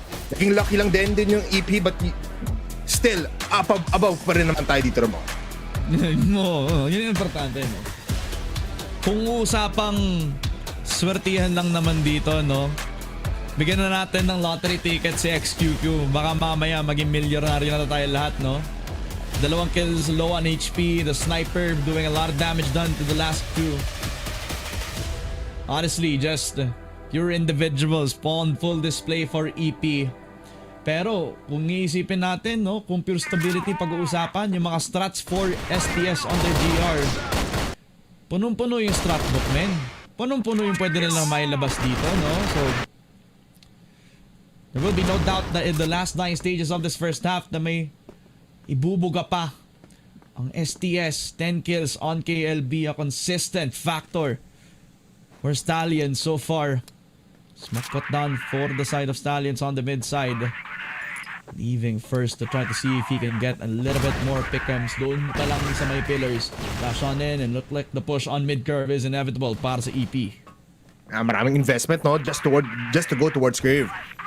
Even another smoke para makapasok or pupunta sila towards A. Ito yung plano. Go towards GR spawn and Wise 1. YH will fall down. No, never mind. Siya makakuha ng pangalawang kill. 1 for 3 exchange. JJ and KLP stuck towards dito sa ating EB. And YH gusto niya pa kumuha ng pangatlo dito sa round na ito. Ipaplanta yung C4 towards A. The execution wise going towards the GR spawn. Grabe yun. Kaso nga lang KLP, there with the cover. They find first towards the tower. Pero JJ ngayon, dediretso lang aarangkada. Pupuntirya towards the tower side. At ito na si JJ. He doesn't claim first. But still, buhay pa si KLP. Onti na lang ang segundo dito sa bombang ito. At onti na lang. But never mind, it's Mino is there with the AK para patayin si KLP. Grabe naman yung niluto ni Mino doon, no? Grabe naman yung naging decision. Find their way into CR, fully pushing kahit there's the threat of anybody just holding yung RS, anybody just rotating papunta doon from B site. Hindi walang takot. At pumaldo pa nga sila, dalawa na naka-hold lamang papunta doon sa 2F, expecting na baka mag-flood sila either from exit or on the way towards EA, pero hindi EP took their time. And with the aggression, gotten themselves a good call. Nag-rotate pa doon sa EA after the last 3 kills. 4-4 tablado in towards this first half. And in the last round, bago mag-swap, STS need a bit of an adjustment. They leave KLB on STA. KLP also on the other side. This smoke put down on EA has been something na sobrang common no, kapag ka nasa BL side ka ng new compound. It just delays any sort of forward angle setup. It also lets you set up for the tower hold para sa kahit sinong sniper. And when you try to actually smoke that, may kahit anong deny ng info, pero now that it's done, STS you just go for the forward angle. Mm-hmm. I'm very surprised that we don't even STS doesn't even invest a smoke most of the time dito sa mid, no? And yeah. Pero EP they play passive kasi. So they don't really even care. Kailangan pa nila ang onting setup towards EA on EB para lang makapasok dito sa curve, so they don't gamble themselves towards this open site. But there goes the first kill. KLB finds XQQ. At ngayon, pwedeng umiikot ang STS dito towards B. But look at this EP. They just go in. No flashes inbound. KLP gets the shot, and JJ with the second. Double headshot for both of these players. Pero in C4, nasa gitna ng site. Zay's there para ma-pick off si Kano towards curve. May ipit. So makuha yung attention dito ni KLP towards EB. Z? But Zay is there. Yeah, hindi pa rin siya napapunish. But it just leaves one more player. KLP makapakita. Even JJ. And they're just distracting this guy. KLP gets the last round in the first half. We switch sides. And let's see kung ano nga bang plano ng dalawang teams na ito.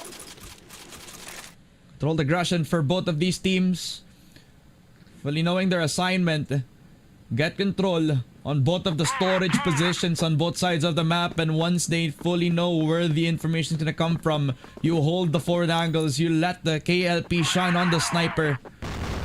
And in good timing as well, the EP were pushing without the flashes, so hindi na counter ang kahit anong long angles na set up. JJ expected, JJ gets the second. Woo! At mukhang nakuha pa nga si first dito. Tatlo napatay sa EP, Zay, and XQQ now. On the GR, we'll have to play a 2 versus 5. A fast execution here in Pillars, man. Nagiging cemetery talaga yung area ng mapa na ito kahit na BL side, GR side yung mga ating mga teams. Kahit mag-switch pa yan ng sides, it's always that contact play that is very much inevitable. And it leaves last two players coming in from EP. Magkahiwalay sila but they're all looking towards mid. Look at Kano. Nagpapakita ng ulo pero di alam ni XQQ. Oh, pinadala niya si Loy. What a play! And they get so! Oh my goodness! Grabe. Alam mo, dalawa yung pistol na hawak ni Kano. Tapos pagkapasok, kala mo action star. Bang bang sa kaliwa, bang bang sa kanan. Ang angas na naipakita ni Loy. Another display of what they can show on the world stage. The confidence for STS. And on a round where they really needed that aggression on one side, Pillars became their playground. Habang lalaro na lang ang STS. Yun nga lang sa pla-pla. Wala pang Happy New Year pero fireworks na naipakita. First gets 2 kills. 3 versus 5. STS nabasa sa loob ng Pillars. Yeah. Ooh, too much fireworks. Sobrang daming pasabog dito ng ating EP. They used 3 grenades para mapatay si JJ and KLP, and at the end of the day, naipit lang talaga sila doon. And now, magpapakita dito, first whips out a pistol, even the grenade, and even Kano penalizes that mistake. 4 versus 3, smokes are there para di pa makapush ditong STS. Again, yung tendencies for EP not to overaggress after the kill. Normally, in our local scene, may isa na pwedeng makapag-push outside of this smoke to try to get another pick-off. Ganun talaga galawan natin dito pero hindi. These Chinese teams just want to play a little more passive after they get the numbers advantage in hand. So that puts all pressure on STS. And they set up an XQQ. Masyado na siya malapit! Masyado na siyang handa! Patay pa nga si Kano pero Loy and KLB nakabawi pa with 2v2. They find out one player dun sa STB. May time pa para mag-rotate pabalik dito kay KLB. Loy will just have to play the time. And he has the timing to wrap around pabalik sa RS into KLB to the B site. 1 minute. Mid taken from EP. Oh! Zay falls down low! Pero hindi ma-finish up ni Loy. So that's information. Pero mahirap to. They are still in the wary. Kung nasan nga ba dito si Mino, and Mino gets founded out. Alam na kung nasan yung dalawang players from EP. Firing the hole, it connects even. Lower HP even more for Zay. The flash is there. Look at the spray down from KLB. He claims 2 kills. Kinakabahan ako doon, men. Pagkatapos naglabas ng pistol si XQQ. The kill onto Kano, and once that just happened, kinailangan nila ng trade-off. They do, and they rotate all the way back into KLB, no? Back into STS. Mid-con taken. Boy, gonna try to see if they can deal a lot of damage done. STS refocusing their confidence into a spearhead into the hearts of EP. STA already held by 1 player. May tao pang nakantabay lang para sa long angle on STB. EP are scared to take any forward fight from STS. And Kano has to channel his inner demons para lang magulat ang kahit sino.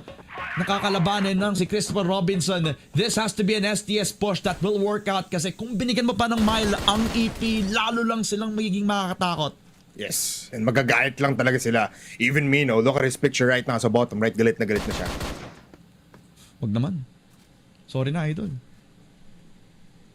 Pero this is what we expected from the get-go, Ramon.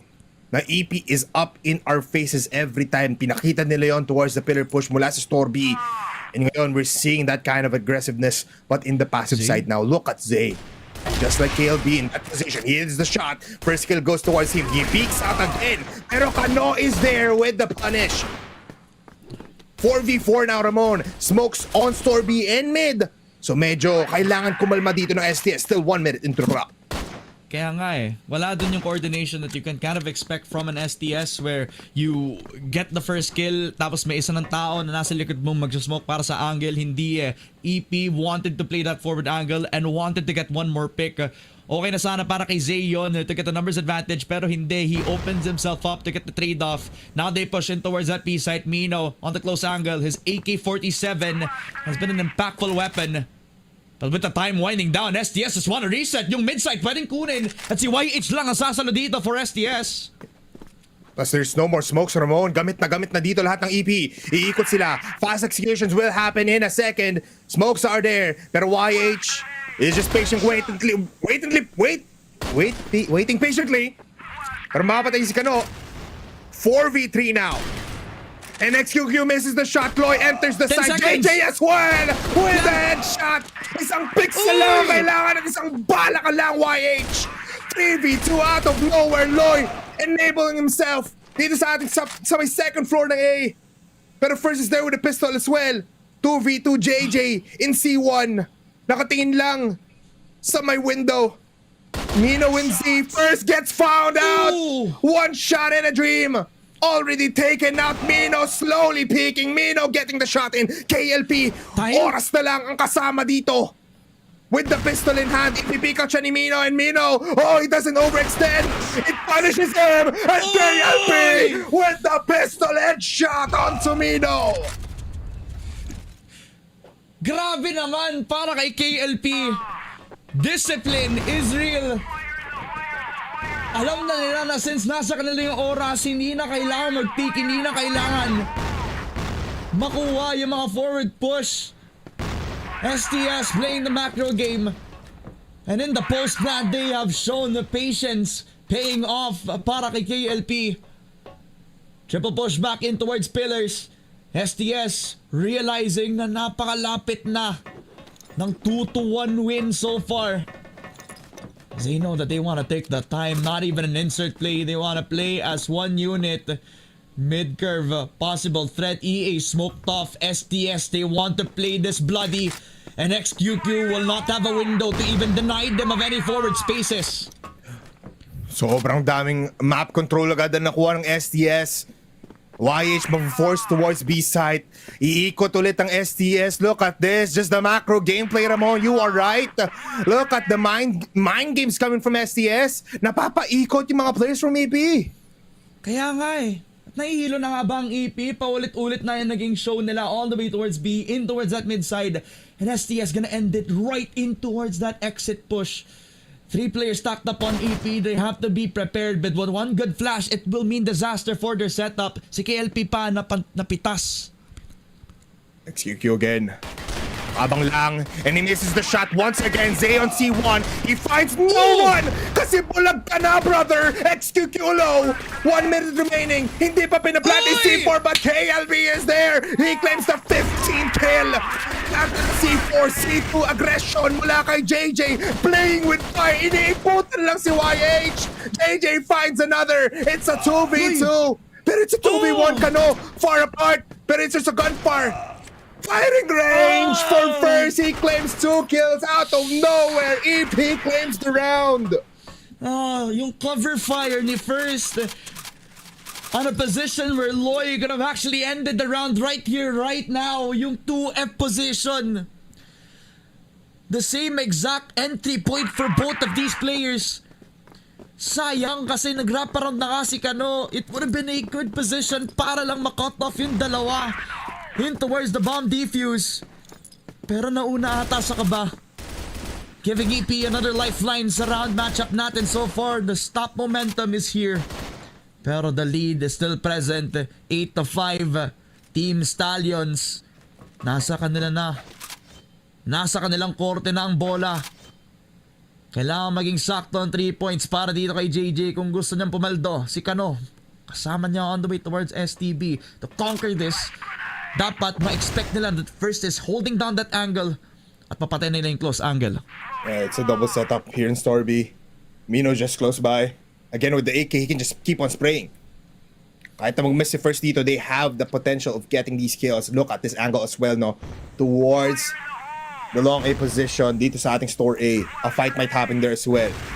Here comes the flashes. Smokes even very deep in towards B side.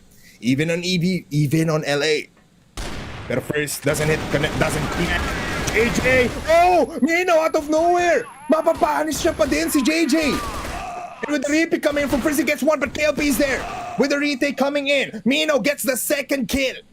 Loy maharap dito XQQ falling down from second floor, and he gets killed! XQQ, what an insane angle! What an insane shot from this man! And what an insane setup as well. Doon pa lang sa may STB. Mino and First laid out the perfect trap. Sa pagpasok pa lang ni Kanot ni JJ, hindi na naging ready si Mino. Naubos yung bala sa loob ng AK-47. Will be with the 1v3 but with one shot. Natapos ang round na ito. Humabol sa 8-6 ang Evolution Power Gaming.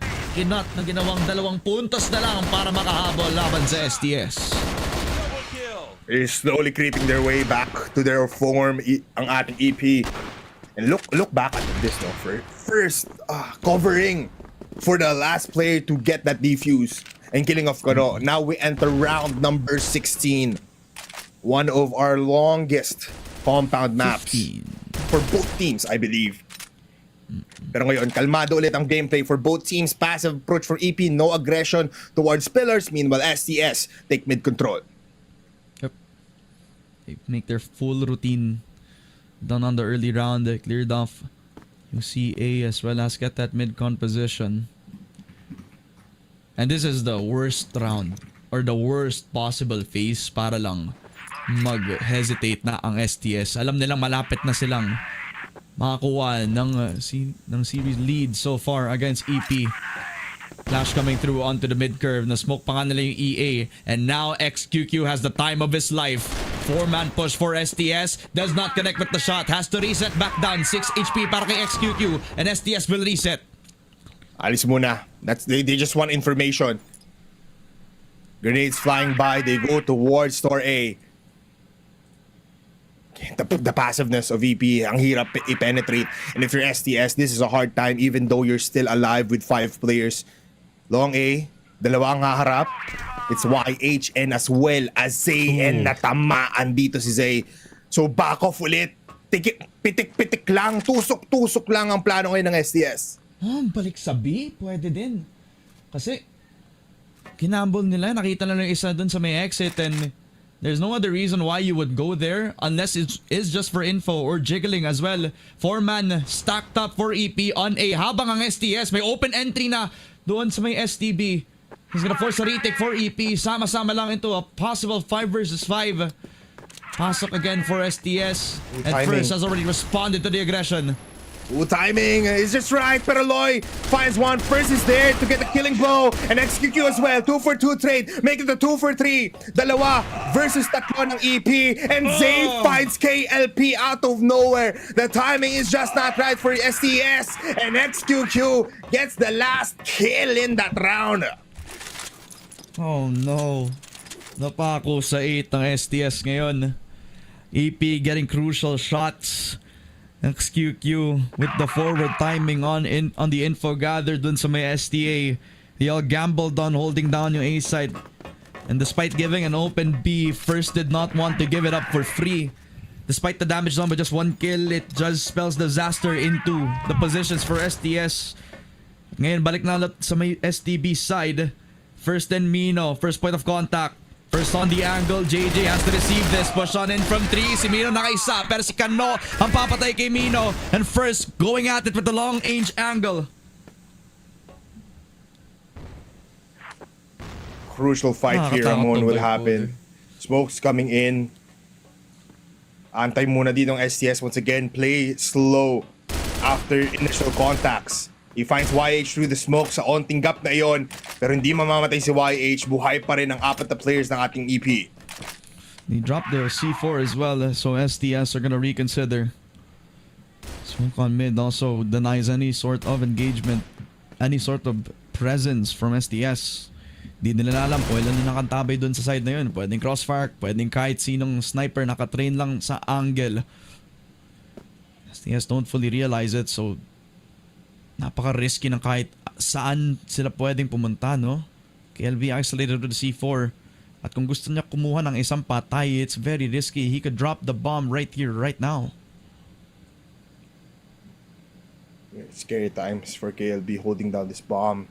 XQ, papalampasin niya. He saw 1. I think he saw 2. But if still there's presence now on curve, yun ang awareness coming in from EP.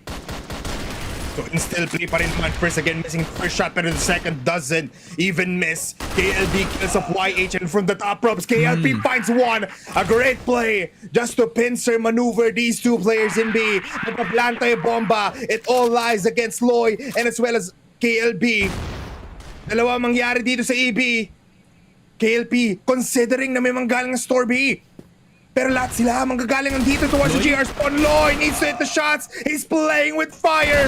And it's all up to KLB. 1 kill is there. Can he get the second? No! Zay with the pistol claims a very tie game. 8-8. Hirap. Kanina pa tayo nasa 8. But EP, they've been doing everything that they can to rally from 8-4. Pumawi into the 8th round win. And EP, always from the retake scenario, always reliable when it comes to trading each other off. This is something that has worked out the system for EP all throughout the year.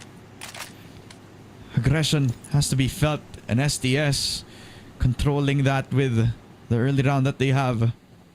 Balik na ulit sa passive positions. Pillars taken for both Kano as well as JJ. EP really are the type of team na kapag may hold na angle, hindi sila nag-iisa, no? Dalawang nakantabay lang doon sa may exit. May isa nakatingin lang sa may SDA. Everybody else from EP just clearly challenging STS to try to fight them within their own angles. Just keep on fighting, Ramon. EP just keeps on giving us a fight. And STS as well. 20 kills onto KLB already. JJ with the 10th. On the other side naman, you have 13 and 13 on both First and Mino. Triple sniper setup pala ang gagawin dito ng EP. Trying to go for long angle plays. And trying to go for those instant shots here on round number 17. This is just telling us that they're gonna go to mid-curve, no? And the biggest challenge would be against somebody like XQQ. I've seen a couple of variations of that all throughout the tournament, pero pwede ding hindi eh. Smoke on both Curve as well as EA. Pwede na lang i-push yung EA mismo. Dapat ngayon na yung desisyon para sa STS. Double flash towards Curve. Nagulantang bila ang STS. Even though there's smoke on towards Mino? EB, ikot sila towards GR. There's a lot of sand crews, I believe. And Mino hears this. This very aggressive. Pero XQQ misses. YH and C1 also keeps on missing. Pero he gets 2 kills. Other than that, he gets the 3rd. The C1 position now punished. It's all up to First versus 2 players that's low. Pistol lang ang kailangan. Pero Kano versus First. Ito na, the Young Guns trying to go 1v1, but it's First to claim the match point in new compound. Sobrang kalmado ni First. The first time we've seen this guy on the CFS stage wearing the blue jersey. A time to shine para sa parehong Kano and First. Yung problema lang, the smoke covers. And it becomes an open gap para dito kay Kano. Wide in the open. A good push for KLB nung pinush niya yung EA kanina.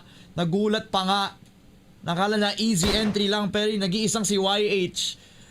Cutting off 3 players with just 1 HK. Di na sila nakapag-plant na C4. And now this becomes EP set point. STS, bawi lang. 1-3-1. Hold down on both extremities. STA controlled by Zay. I really need to see a lot more out of STS in this execution.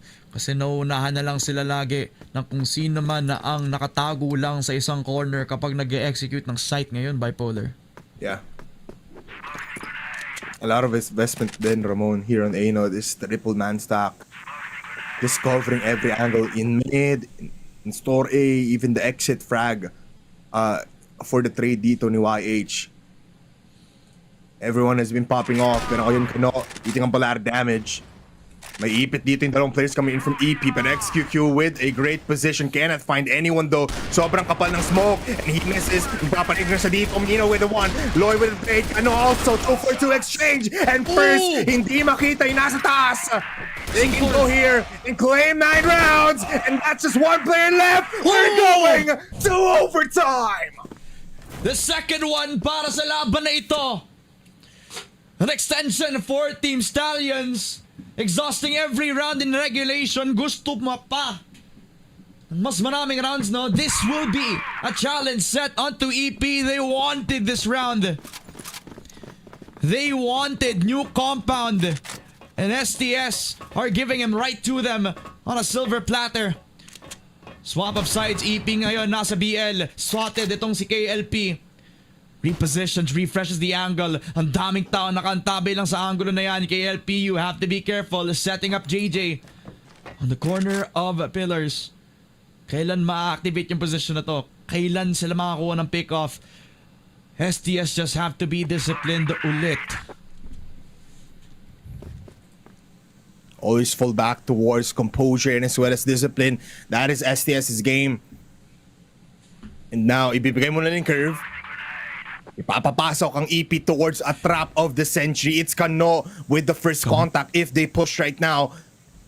And they're slowly walking, naglalakad towards EB flashes, and Lloyd finds XQQ. Pero YH makamatay si KLP and as well as si Sino with the help of Reno, and they explode onto EB. May ipit towards batteries or in the sight of B. Nino still alive, and JJ testing. JJ getting the kills. Zay above will fall down. JJ unaware, but there goes Zay 1 versus 2. It's Aloydo up against 2 players, and First from the long side.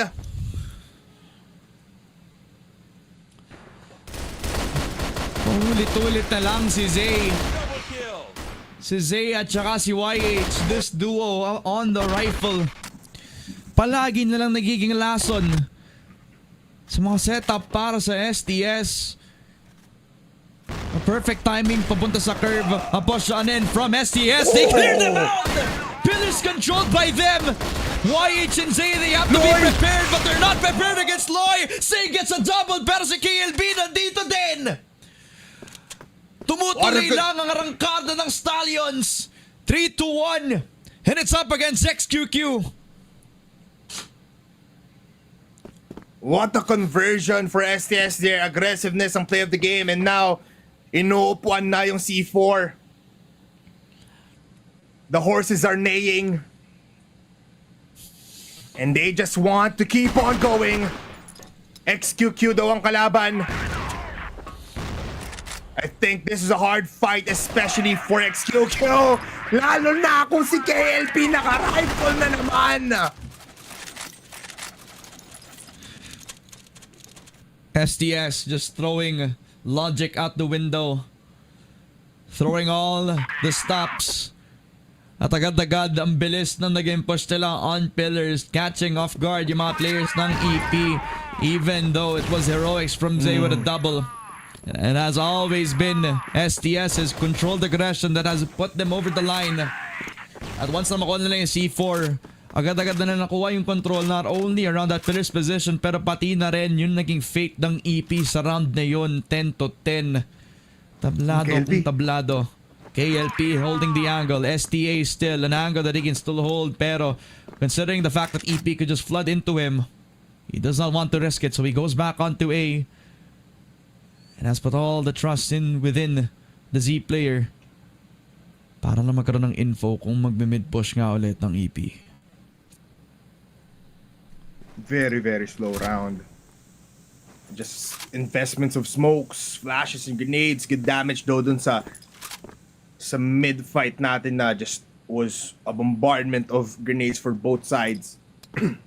Store A, Store B. Na hold down ng STS, hindi dun pupunta ang EP. Again, it might be a mid to curve GR spawn. Take on to A ang gagawin dito ng EP, especially na ganito agad yung player investments nila on mid, but nagkakaubusan lang talaga tayo dito ng smoke. Kaya nga ng util ng kahit sino.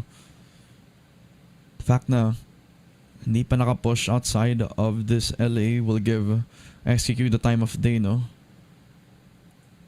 Wala sa kahit sino sa EP ang willing makakuha ng mga forward angles ngayon, which is becoming an even more difficult spot for STS. No info, nothing gathered. The only forward push that they have is JJ and they walk into him without any sort of setup from him. So dapat kung magpupush sila, dapat tama lang yung oras. JJ gets found out. Pero Kano on the other side, look at this. He is a backstab. He sees 3 players. He sees 3. Look at KLP as well. Papadala niya na dito kay KLP. That's 1 down. That's 3 down. That's 4 down. It's all up to first. Kano explodes onto 2. Even Loy. At si first, he doesn't know that someone is in sight. Naririnig niya lang. It's a maze. And it's called KLP. 11 rounds for STS. They take the lead back. And Kano, the boy called upon, finding the perfect timing on the flank. Habang nakaset up pa yung EP. Pushed on the curve. Tries to see if they can get the angle, but before they can have any sort of execute to work on, Kano already shuts it all down. At sino pa ba kundi si Kano, diba? Him and KLB striking where it matters most. Throughout the overtime, 11-10 tayo. Kano, forward angle, back in towards pillars. STB with first and Mino, yung paulit-ulit na lang duo para ma-hold yung storage B para sa EP. All the pressure is on EP right now. They know the potential for STS's flood attempt. The utils as well for KLB just to try to plant yung feet ng EP. Hold yung mga aggression nila dun sa A habang ang STS ay humahanda na mag-push papunta kay Mino. Mino, in the same spot than before. This is the same thing, just like what you've said. Natuto na nga ba ang STS? First has always been missing these initial shots. Nades as well connecting on Mino. Gusto nila paalisin tong batang to, itong si Tito, pero hindi pa rin siya gumagalaw. The nades not connecting anymore. Wala nang frags ang STS. Ngayon lang aalis yung Tito. 1 minute remaining, Ramon. Look at the smokes and flashes in mid. The map control of EP right now, despite them being passive, is going into the favor of STS. Ang call with 1 minute remaining. Let's go towards A. STA with 3 players stacked up against them. They need to kill Mino. Low on HP siya. He has to be the one to get at least a couple of frags para worth it to. Mino, different position now, Ramon. It's his very first time going in this position and they need to clear this out. STS masyado naging kampante. Kailangan niya i-clear out Tomino. Oh, he gets one, he gets two. That's a double headshot plus the C4. Kano will get him though. 3v4 situation with 35 seconds left. Ano ang plano ng STS? They still have time, but they need to keep on running. Going towards curve. Looking towards EA, smoking it out. So no vision for EP. 20 seconds. A lot of vision for KLP. Vincere. Kano gets one. YH don't punish JJ. YH going towards the second floor. He goes towards Z. We calm things down. There's a lot of time to plant the bomb. But YH. Kano. Oh, he gets one. YH kills him off. And first now in a 1v2. First doesn't hit it. We claim match point once again. And STS do it. STS are on the brink to do it, Bipolar. The macro gameplay from STS. The fakes on B, the fakes on STA. All culminating into an EA push na hindi na-expect ng EP. And KLP, the tip of the spear. Opening up the window for that push. Nung nag-rotate pa lang yung dalawa sa EP, nawala yung layers. And so far, STS, not only on their macro game but on their post plant, hindi na tinake ni Kano yung forward fight na yun kasi alam nila na malikot sa post plant. Itong si First at saka si Zay, hindi na nila nirisk yung mga fights na yun. Ito ang STS na nag-evolve all throughout this year. And now with the push on mid-con, the smoke on EA. Clear na yung bawat corner laban sa EP na kailangang i-extend ng game na ito with just one more round. Push on in, laban dito kay YH. Has to hit the shot, he does not. Kano pushes in, curve taken, and now the A site fully wide open para sa kanila. Open na open.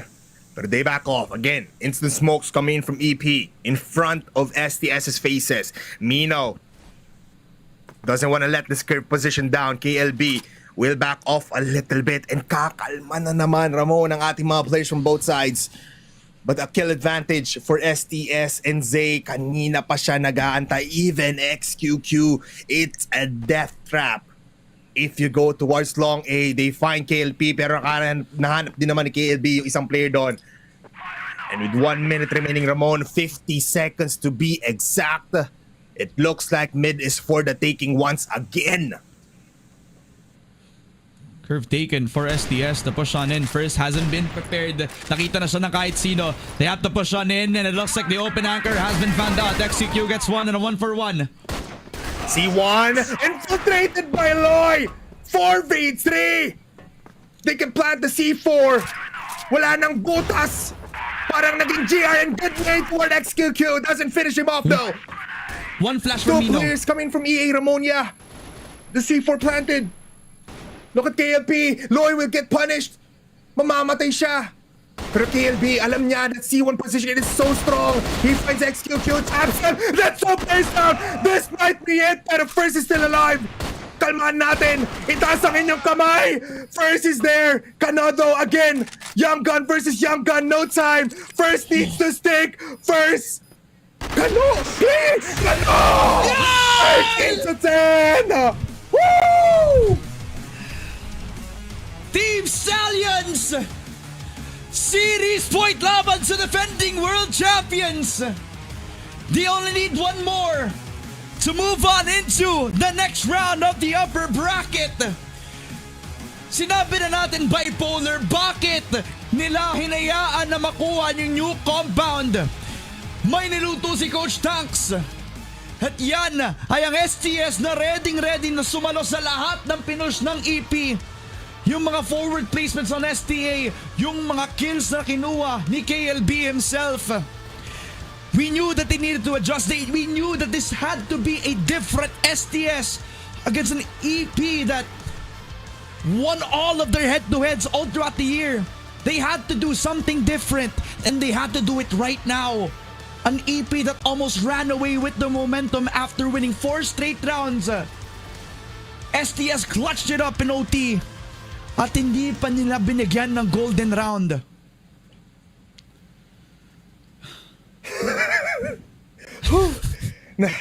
Na-stress ang buong madla sa laban na yun, Ramon. I mean, we feel the same sentiments here sa ating casters deck. But yeah, Ramon, it was a tough fight, but we get 2-1 here against EP. Kaya nga no? Kaya handa na kami para malaman kung tuloy pa ba ang pangarap nito. Kaya ibato na natin kay Mochi at Salvatore para pag-usapan lalo ang STS.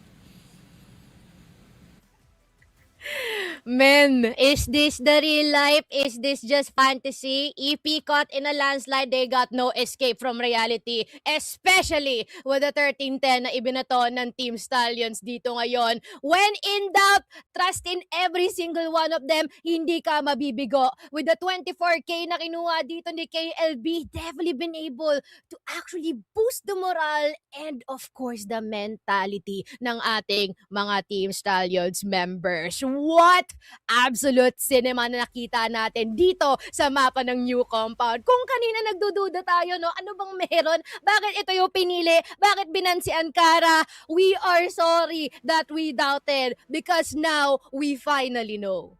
Ang katanungan kung bakit napabayaan ng new compound, isa sa mga sumigaw ng sagot ay si KLB. What a 20 bomb para kay Kapitan. Akalain mo nga naman, Mochi, magbumula sa isang leader ng Team Stallions ang top fragger para dito sa STS. Like, Evolution Power, you were cooking something in the first half.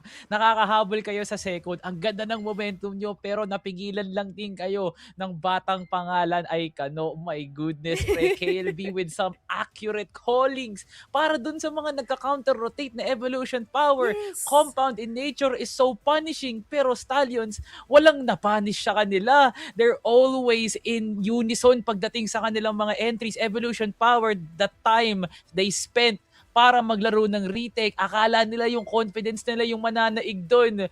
Pero masyado nilang minaliit ang entry ng Team Stallions when it comes to the post plan. The constant adjustments, the constant rotation sa katerbang fake outs ng Team Stallions, naguluhan, nagulantang at nalito ang Evolution Power doon. My goodness, what a scream by Team Stallions na sila nga makakuha ng mapan to. And now, we get into series point para sa kanila as they claim the next map, Eagle Eye, Evolution Power. Ano pang kaya nyong ibuga sa lalim ng dinukot nyo sa compound? May mababato pa ba kayo sa Eagle Eye? At nakita rin natin dito, no, kung gaano ka-reliant yung EP sa mga sniper nila. And the moment na magkaroon ng mga pitaso, nahirapan sila makakuha ng impormasyon, naku po, parang talaga nahihirapan sila dito, no? Dinagdagan pa ng masakit sa ulong utility usage na ibinabato dito o ginagawa ng Team Stallions from their own. My, oh my, napasawalang bisa si Tito, no? Itong si Mino. And it's just crazy how they've been able to actually assert their dominance against the likes of EP themselves. Even yung mga bold approaches nila dito all the way from mid to exit, tapos biglang ikot papuntang A, amazing calling, amazing movement.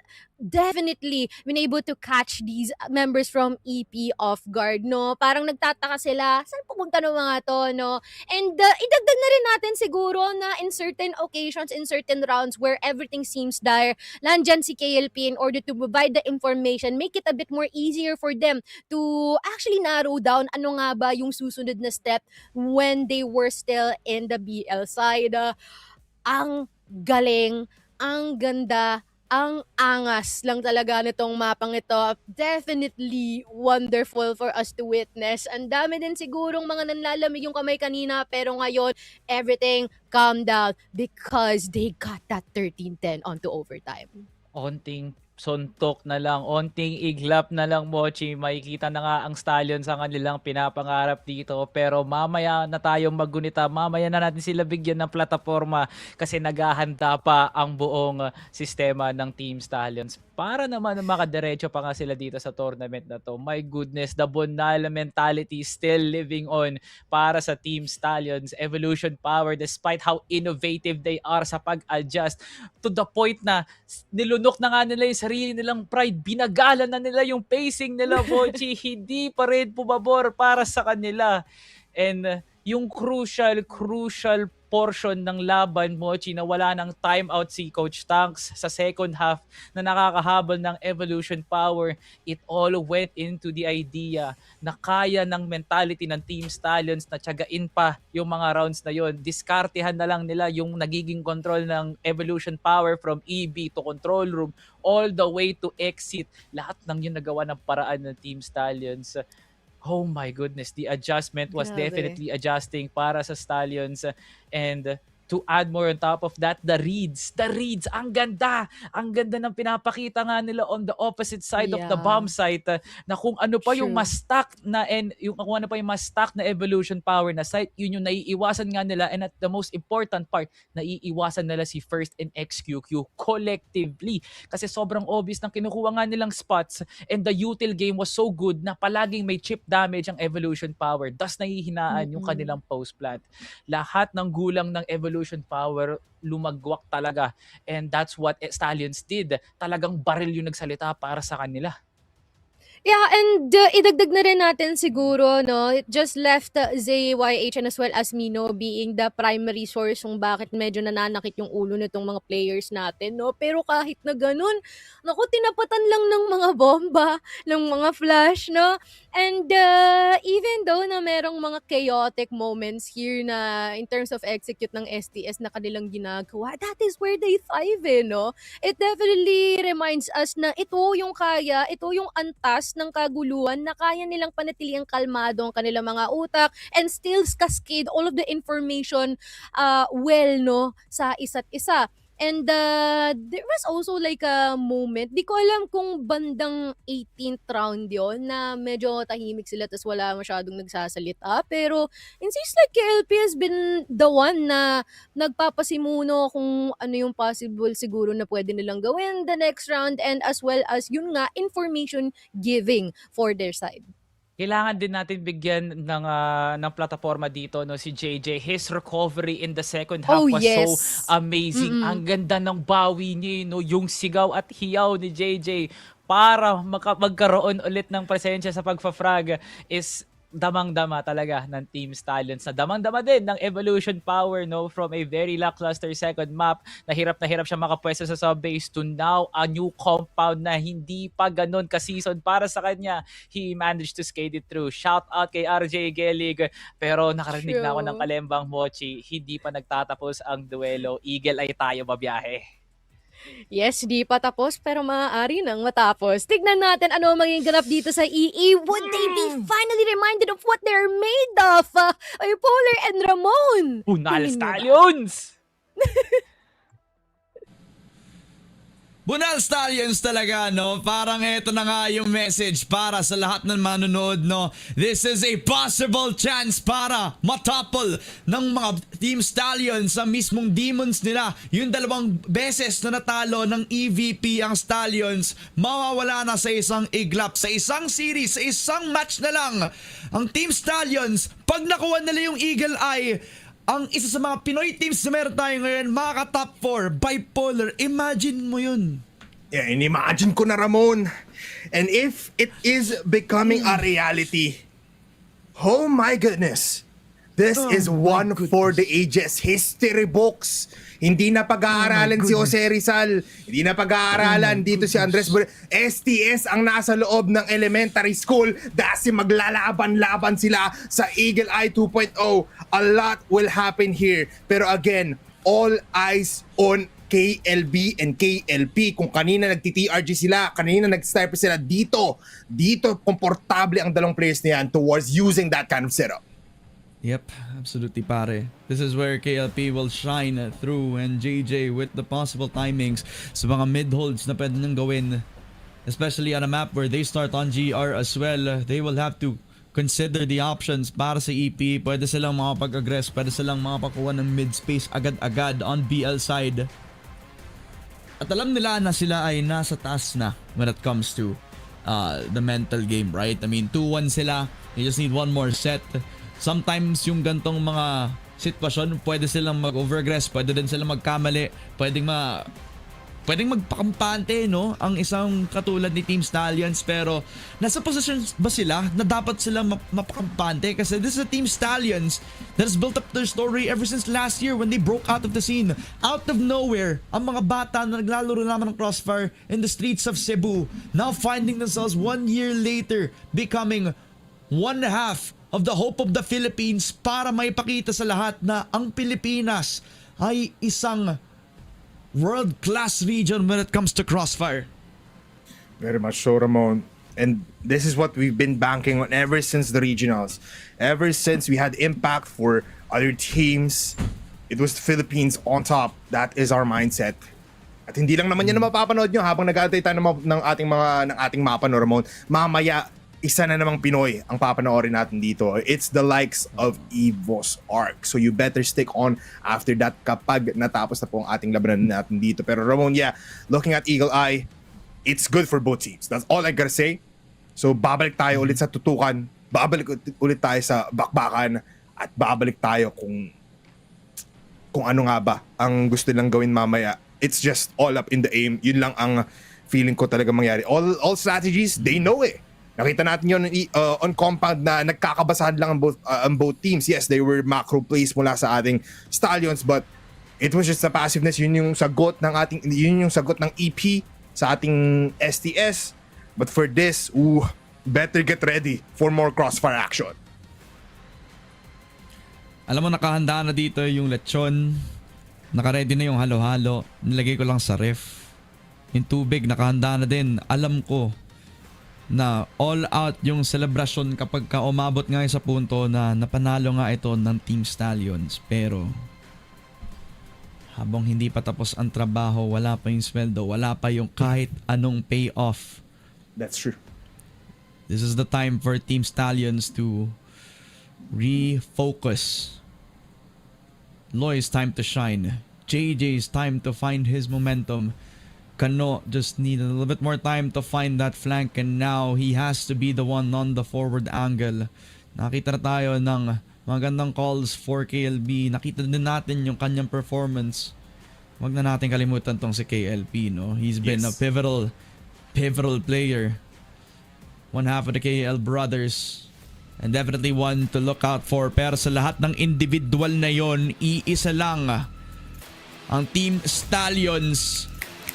At iisa lang din ang kailangan nilang kunin para lang makuha ang buong serye laban sa isang team na paulit-ulit na buong 2025 nakuha ang kanilang numero.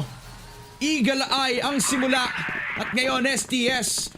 The time for them to start on BL finally in the series. Finally, we see them in this orange style, no?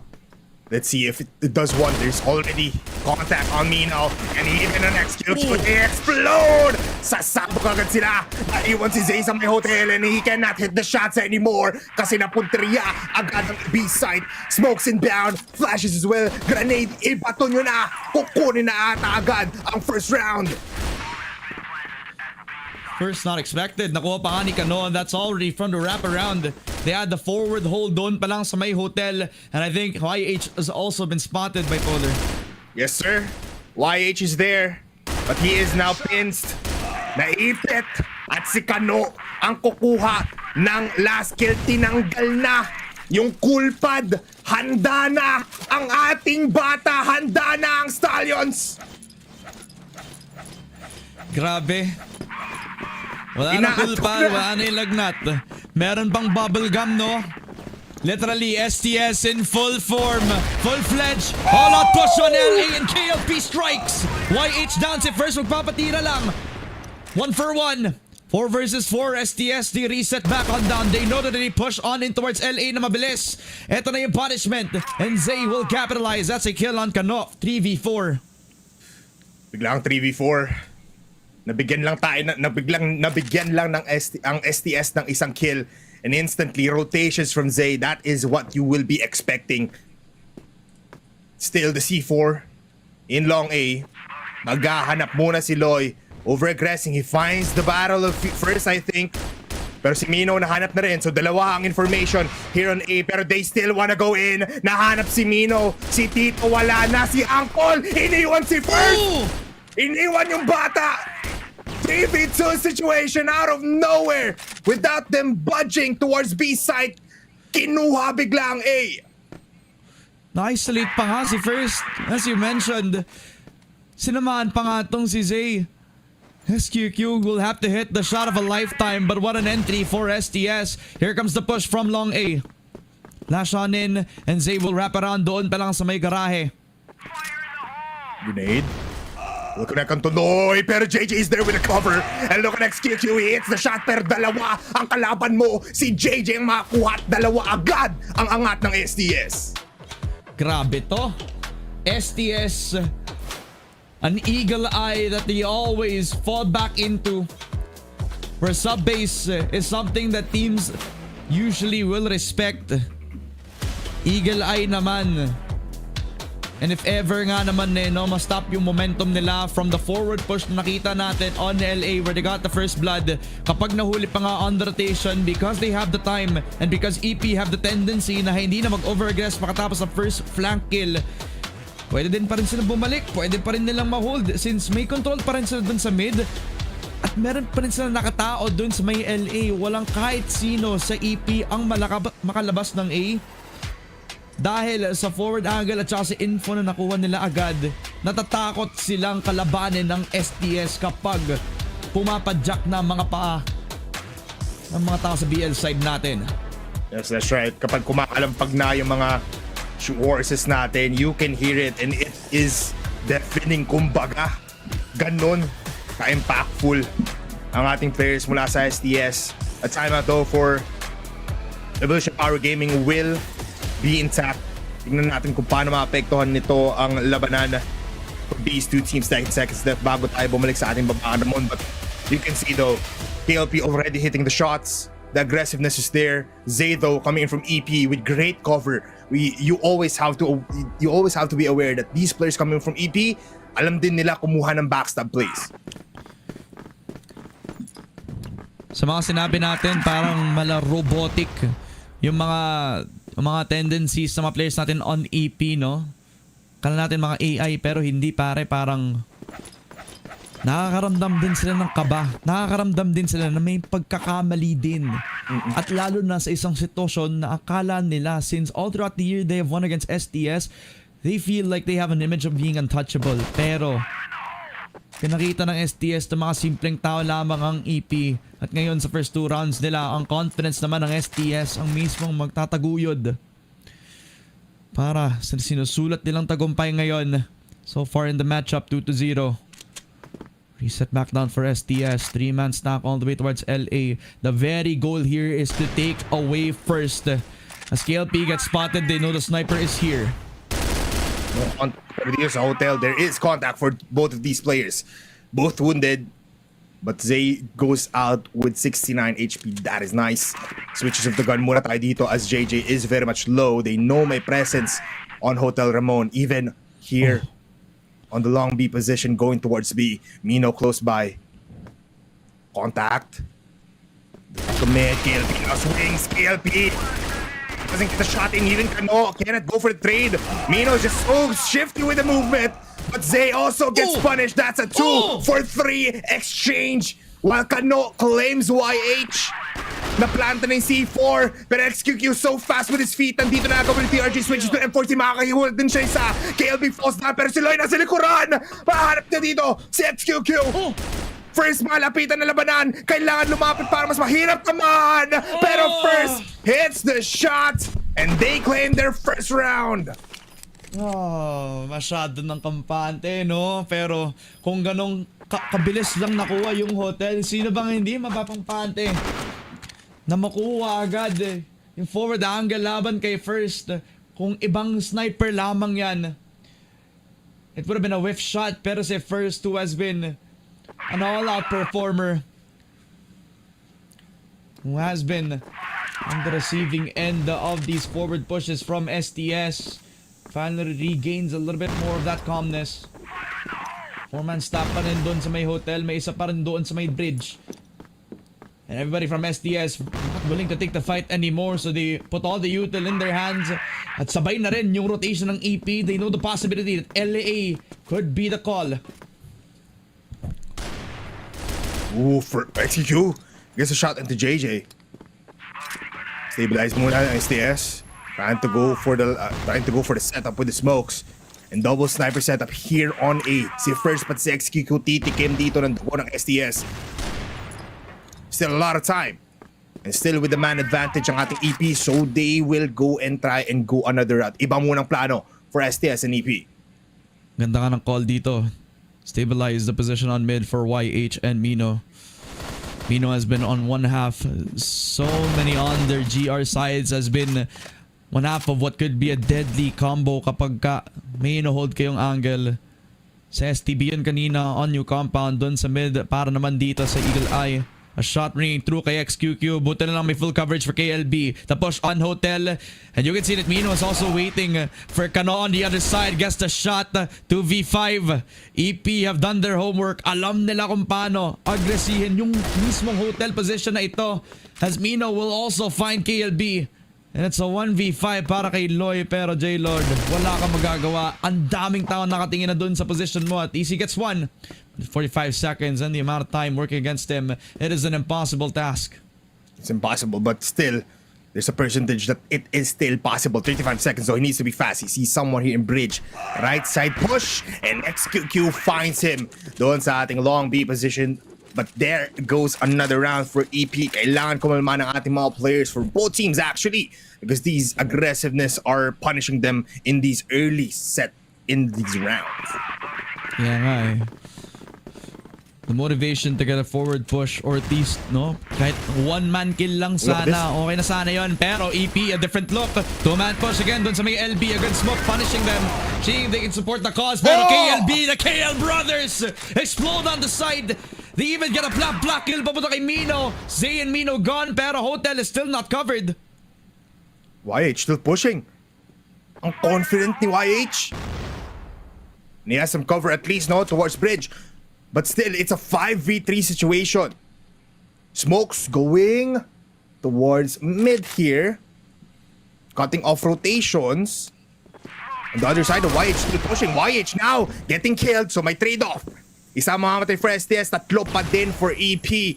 Antay lang muna tayo dito. May afro sa taos ng building, pero that is just a bad smoke coming in from the side of EP as well as STS. Ngayon, tigil ulit. Kahit na dalawa pa lang, they know na dalawang sniper to, kailangan nilang sabay-sabayan yung isang side. Yeah. If you know the tendencies, First just likes to hold down the anchoring position dun sa may A side. KLB, I don't think he has full coverage or full confirmation about that position on mid. A lucky spam onto XQQ's body. And it's not enough to actually put a lot more danger in his position. STS gonna hunker down dun sa may LA. First is waiting in perfect stretch. They're going in. Shots flying by. First, Sidin's POV. Half HP already. They're flushing in. Maipit dito si Furs and Loy will get the kill. But XQQ is there from the exit position. But there goes a TRG kill on him. We claim STS another point advantage. Okay. Their mark has always been that controlled aggression from EP, pero paano pag aggressive lang ang nangyayari dito that puts them in a very uncomfortable position. Mino and Zay, the half where they actually could have gotten more damage, pero because of a good smoke, kailangan lang i-cover yung nasa taas nun. Pero Kano gets one, First gets another. Loy with his position could possibly spell disaster. Gets one, gets two. Loy, one shot to two players and gets three in the blink of an eye. Si Zay na lang ang natitira. What is this split push for Team Stallions? An infiltration from Loy. And nandun yung isa ha. Malilikon pa sana siya pero Loy was just better. Gets out undamaged as well. And Zay finds KLB though. Nakaplante bomba. Tatlo ang mga kalaban niya. Loy sobrang agresibo. Gusto niya hanapin dito si Zay. Pero nagkabaliktaran. Hindi nagkatagpo yung landas. May ipit pa dito si KLP with his back turned. He will go towards the exit. Kaso wala na ring oras. What a hold though for STS. And what a call para kay Loy. Where he channeled his inner Ubek Maniac days. So aggressive on the push. And he was already thinking na baka may mag-rotate. Yun yung goal na nasa isip niya, no? just to get at least one rotating from the sightline. Pero nagulat na lang siya that it was a push without a smoke. Doon pa lang sa kaliwa, nakapag-clear na siya. Tapos narinig niya yung footstep. Nagro-rotate pa lang. Nakuha pa nga ni Loy. Doubling down, gets a shot. Then KLB already getting the second. STS, a full coverage on A. At mukhang EP will have to respond with the retake. Same kind of setup mula sa STS. Pero ngayon, sila Kano naman yung kumukuha ng kills. Loy! Nabatuan pa ng bato yung ulo ni Mino. Si Zay na lang natitira at no, sir. Wala nang magkakaiwasan ng landas. Magkikita tayo sa tower. Nako. Grabe yung STS, no? The same type of push that they had, and it wasn't the Loy show all day. It's Loy and Kano side by side on the duo, pushing both extremities of both LA as well as mid. STS, same forward aggression. Si First na counter na agad. Kinakabahan na si Larabo. Look at this. But First, able to kill off JJ, even KLB. YG's there though. 1 for 3 trade. Agresibo dito yung STS, pero they need to calm down a little bit because they are now getting killed one by one. 4 players coming in from EP, magsasama-sama towards Hotel. They're thinking na baka iba to, pero going for one now as KLP will also get shutted down. Kano dito may exit and First just pops off in that round. 4 kills for him out of a mere aggressiveness ng STS. And it wasn't just First, pare. The beautiful flash for EP. All the way from exit. And it also gave a lot of time for him and YH para lang kung papasok nga man sila dito sa LA, wala silang kahit sinong makita. Maklear man nila, oo, pero they had the sand in their eyes. And the delay was there para sa kanila. Actually, in the fight, 5-3 na tayo. Push on in from Kano. He is not happy about how that ended. Solo hold from Zay. He has to get that first shot. And this time, he has to deliver up against KLP. Testing kung may kita. Alis mo na. Wala mo nang kakagat sa dalawang teams natin. A 4-man defense on B though is actually insane for EP. They're predicting na palipat-lipatan dito ngayon ng STS after getting two A-site connections. B naman ang iniisip nila for STS. KLP missing the shots a little bit, but XQQ will not miss there. First blood goes to him. And despite the smoke na sobrang kapal, he will explode here on mid. Kano to get that kill onto YH. 3v4. Natahimik muna, pero look at this Loy. Nakaabot na agad dito sa may A-site. Malilikon niya dito sa First. And if the timing is just right, he can get more. Oh my God! First with the flick onto Loy. And XQQ finds another. It's all up to the captain. Mag-isa na lang siya. Man, oh man. Sayang yung naging position ni Loy doon. Napakalapit lamang dito kay First, pero he was holding the same angle on LA. And it was also the same push for Loy. Caught within the scope. KLB naman in a 1v4 has the C4. He can kill off the first kill. Yes, he does onto Zay. That's a good start. At kung magre-reset siya doon sa A, dapat expected na yung position ni First. As well as the rest of the players on EP, but he will challenge it. Sabi niya, kaya ko to mag-isa. Kaya ko tong i-isolate. Angat mo na yung kamay mo, Ramon. I feel like this will be a very, very good fight. If he hits the shot, never mind. The wall bang will claim off KLB. And there goes our first half. What a fight for both teams. May agresibo, may passive plays. But still, it's still a close fight. Alam kong confident tayo dito sa STS, pero bakit parang nanginginig yung kamay mo nung hinawakan mo yung akin? Ano lang tawag dun. Akala ko ba very confident tayo sa STS, pare, no? Confident? To a point na lilipad ako dun bukas eh. Para lang kamayan si Coach Tanks, ganun lang. Tama. Eh, sabi ng AI 50-50 tayo, no? Imagine a time where kids from Cebu have a 50-50 chance at taking it to a defending world champ in EP. That is a feat that you can always tell the friends and family all throughout the years, pero with a swap of sides, it's a proactive push para sa STS. And a lot of time to consider where they want to go ngayon. STS in their GR side. And again, pinantarot natin to KLP and KLB, the KL brothers holding down the sniper position and first finds KLP. Usually we don't see people holding this down, but YH and first enabled themselves to get 3 kills at butas ngayon ng A. Pero Loy nagdadaga na naman, pero may mas daga pa. We call him XQQ. KLB na lang natitira again in 1v5. This is not great sign. And sobrang kapal ng smokes. Alam nila kung nasa agad siya. Pero babagalan lang nila. They want to still clear off these sites. And KLB can take this advantage to kill off XQQ. There goes the first kill. 1 minute remaining. Pero mapapababa pa yan with the planting of the C4. Bomb has been planted, KLB. Can you deliver a blow onto Mino na malapit lang naman sa ilalim ng site? Again, this is just the smokes.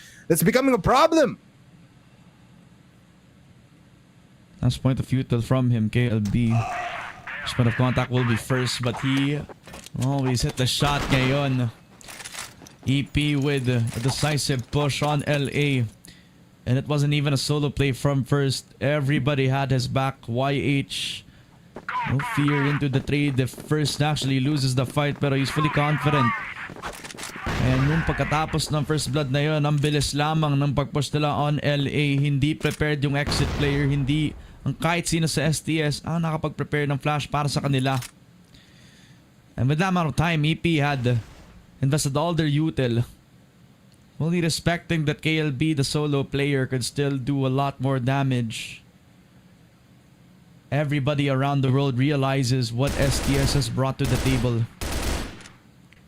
And EP have been playing this very slowly, knowing that every single extremity could be held by at least 1 or 2 players. Yan ang gusto natin sa STS. They're just playing it out very patiently. Proving wonders. The training of these players. Double grenade will not connect onto anyone. Another double grenade setup. It's just flash though, going towards A. 3-man mula sa STS ngayon ang maghahawak ng A side. Looking to fortify this more than before kasi kanina nabutas lang naman talaga ng todong-todo. So adjustments, very passive, nasa loob ng site. But here comes the lineups coming in from first and as well as Gaimino. 4-man, tignan mo yung mga fireworks. Ganda. Pal ng smokes. Pero kulay black eh. So hindi ganun kaganda. 1 minute remaining and XQQ finds Loy. Maagang kumagat dito ang ating rotators. But still, look at this. Si Zay is already making his way towards B. Mukhang plano dito is towards a B split push. Coming in from mid. No, finds Mino lurking and just sitting in the corner. YH though, nalilito rin dito si KLP. KLB though, nasa GR spot. He's still alive. It's a 2 versus 4 and KLB finds 1. But it's all up to him and he falls down. The first round or a second round sa ating second half will be claimed by Evolution Power Gaming. At ngayon, parang sila naman naghihintay. Sila naman ang kumukuha sa STS na pinapangunahan na ang sarili. Nung wala pa pumapasok sa AP, si Loy ang mismong nahulid from that mid side. He had that pressure set up by him. Ngayon, ulit-ulit na lang yung mga forward peaks from STS punished because of the long angle swept up. Si first nang papatay kay JJ. The peak onto the mid side just for info. It became a full punishment for EP in this regard. 1 versus 5. Double push up on long A. Kano and Loy magkasama. Sila ang dapat tutukan. Pero yung EP ready and waiting with the punishment. Spotted pa nga si Kano. Good shots though. And he gets out alive. Pero Mino is just ready sa push dito sa garahe ni Kano. Lalabas nga ba? I think he's just gonna be holding this down. Especially na down dito si JJ. Papadala muna ata si YH. Double peek out on towards Kano. Pero there's someone close by. Si Lloyd. He finds the players. Straight down. Kano now activates. He gets one with a headshot. A lot of damage going into the hands of EP. Pero may pa si Kano. He falls down as well. Bigla ang 2v4 making a 2v3 as KLB is there with the cover. Nasa harapan niya yung C4. XQQ dito tama yung bullets ng TRG pero with the pistol, he gets the kill. KLP also goes into the palms of EP and they claim 2 rounds advantage against STS. Need a reset para sa STS. The jiggles for info, the push is on down. Papunta sa EP na ready, waiting. Going to push outside of LB. The push on in as well from the mid side. KLB gets the first blood naman this time. Finally, first blood into the way of STS. Prepared for the angle on LB. It's the second sniper. Is STS now fully regaining a little bit more of that composure after the couple of rounds. Nakuha ng EP yung momentum.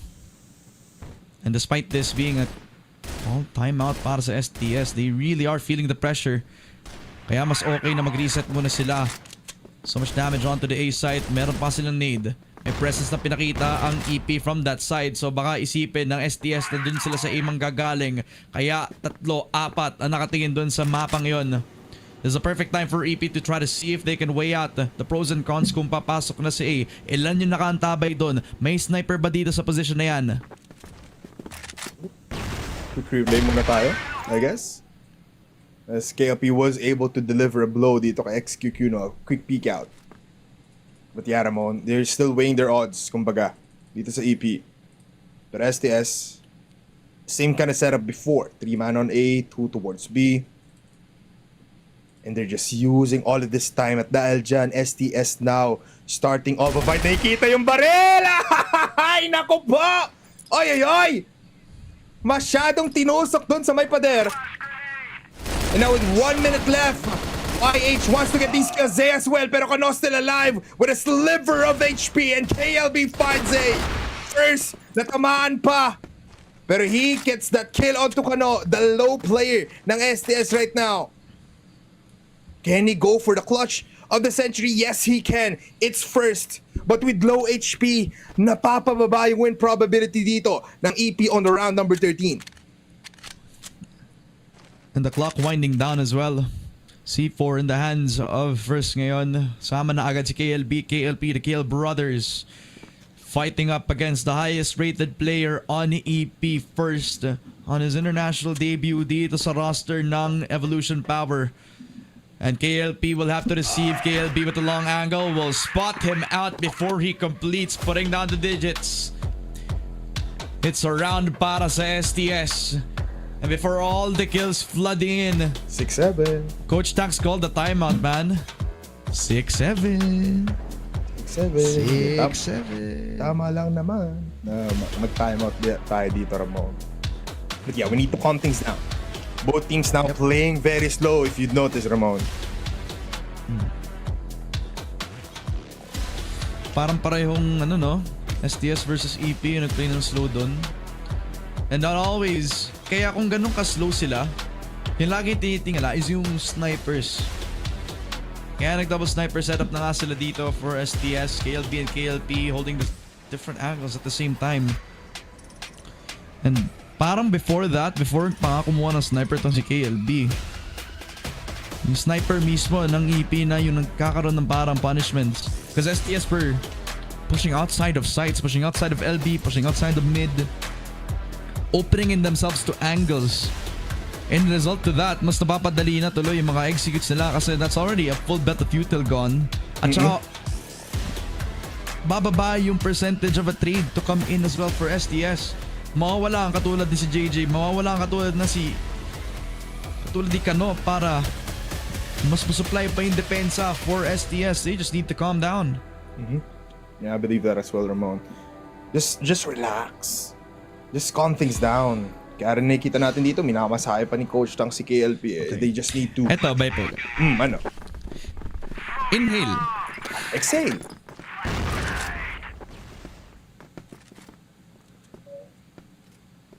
Pero ngayon, Ramon, they just need to keep on chewing those gums and keep on breathing in quite clearly. Ayun lang. Sorry. Sinabi ko naman, mag-exhale ka. Bakit mo hindi mo in-exhale? Just go po. Masahin din ba kita? Hindi ko kasi masabi. Ramon! Hindi ko kasi masabi. Exhale, Hindi ko exhale. Oh, masabi. isa pa. Inhale. Exhale. Sorry. Hindi, alam ko naman malakas yung resistensya mo tulad ng ating dalawang teams na ngayon dito. No? 6-7 scoreline in favor ng ating EP. Again, STS going for the very slow pace here. But look at this, enabling Kano and as well as Loy here on Long B. And now grenades flying by. They get a man advantage. Yep. And Loy continuing to peek on down and knows that the trade was gonna come in. The extremity is so long that XQQ had a chance, pero mas handa pa si Loy. And now YH and Mino I'm gonna try to get themselves an advantage. YH surprising Kano, but he was low to begin with. Kaya si KLB, he strikes with the kill kay Mino. Finally an STS.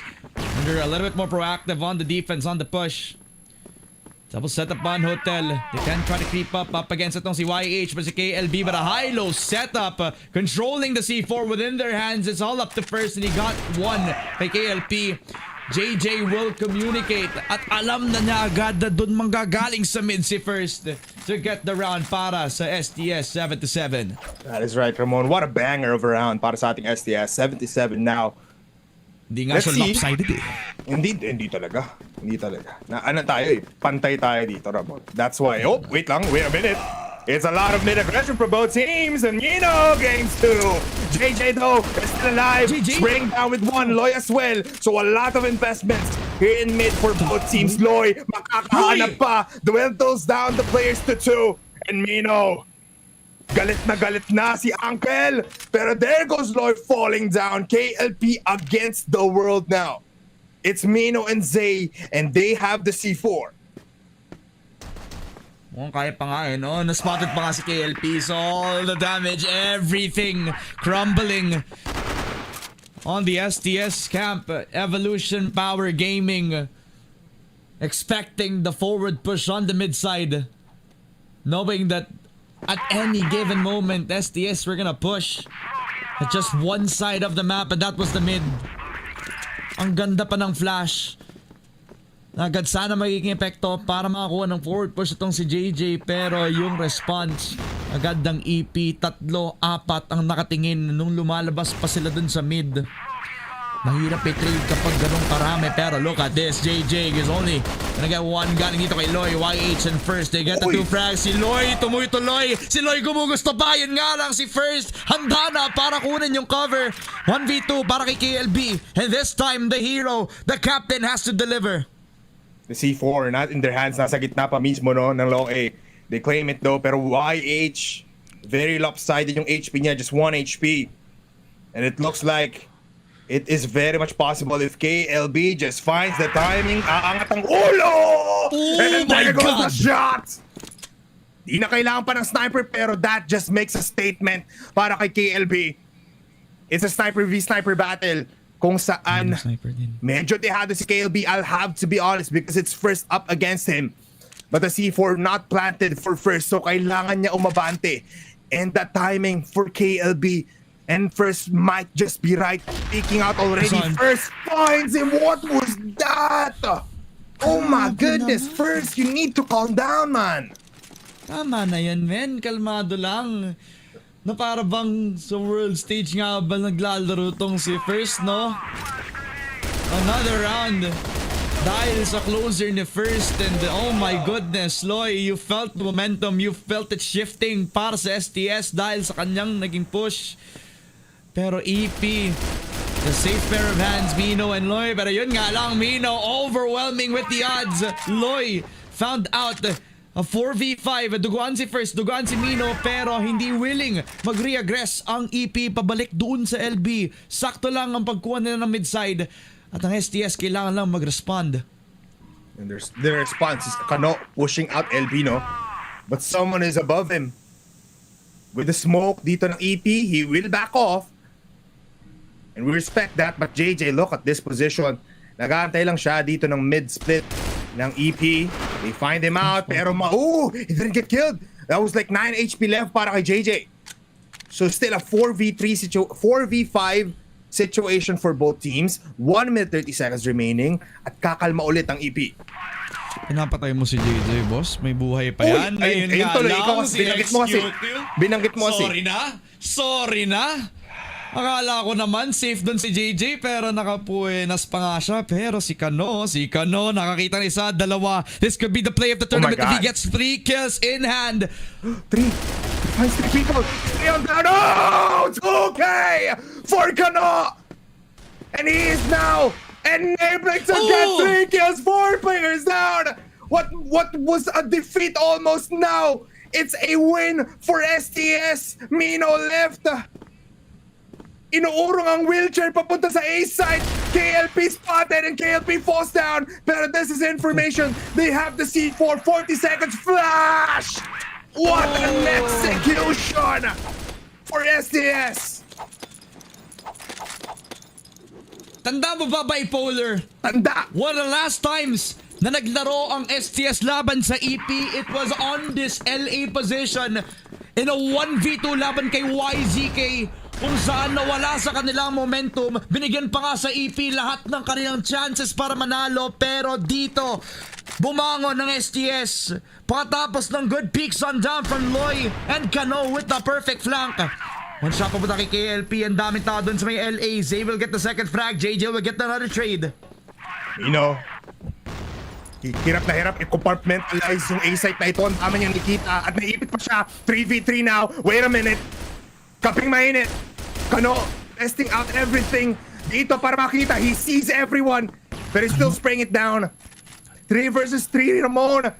Hits double snipers for EP that can kill off any player for STS, pero STS is moving forward. Aarangkada tayo ngayon sa mukha ng EP with Kano leading the charge and he finds Mino.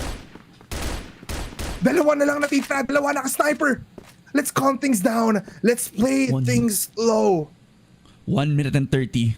The push from XQQ. Si KLB na spot lang nila. Siya lang nag-iisa dito. Will activate positions from STS. First, malapitan. He didn't know. JJ knows.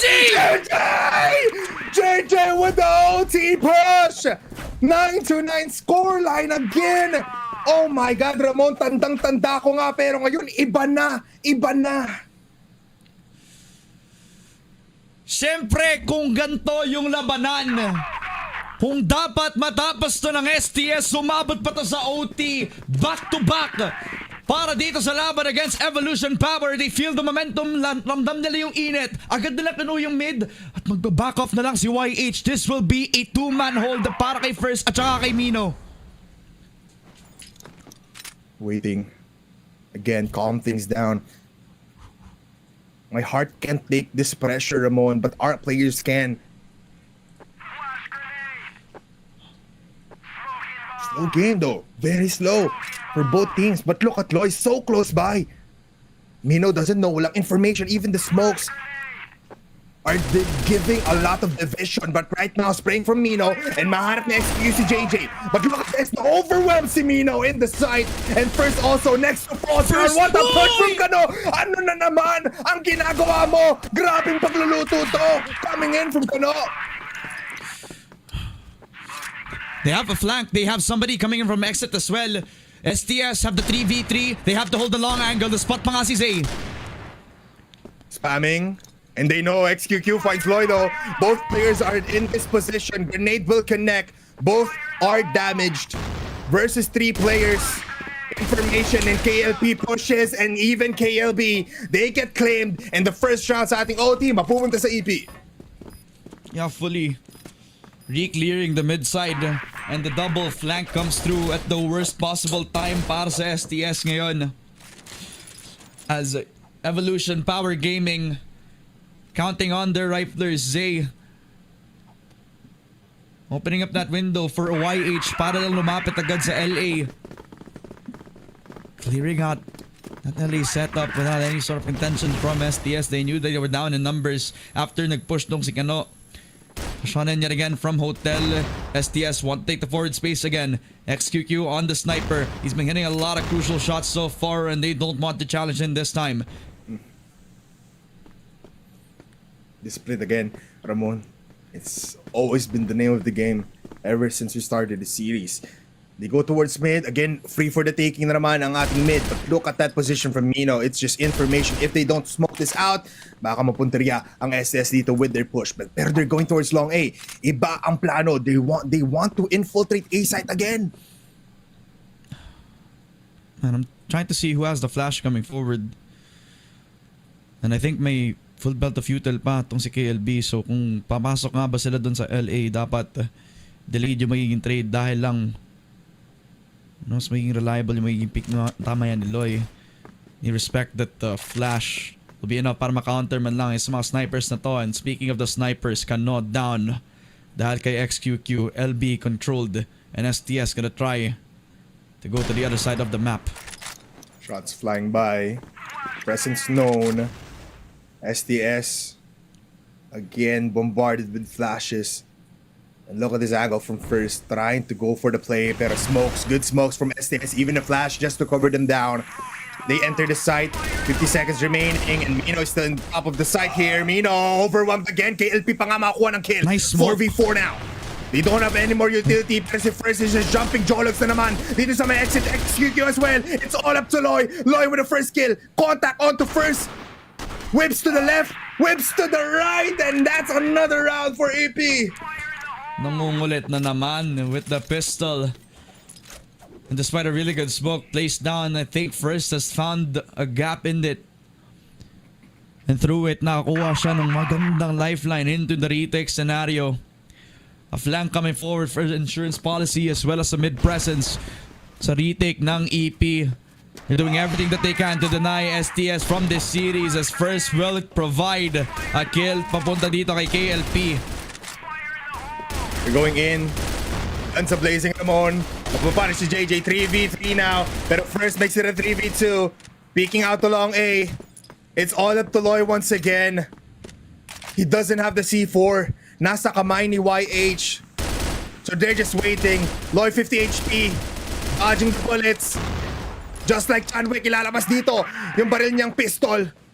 Pero flash just towards the sky.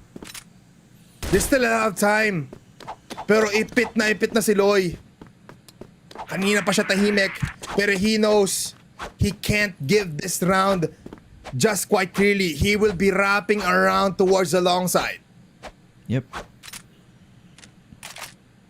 Set point if EP get this round though. And from what would have been a good push for the side of STS, the fact that they couldn't find any answer dito kay first. And XQQ also on the angle.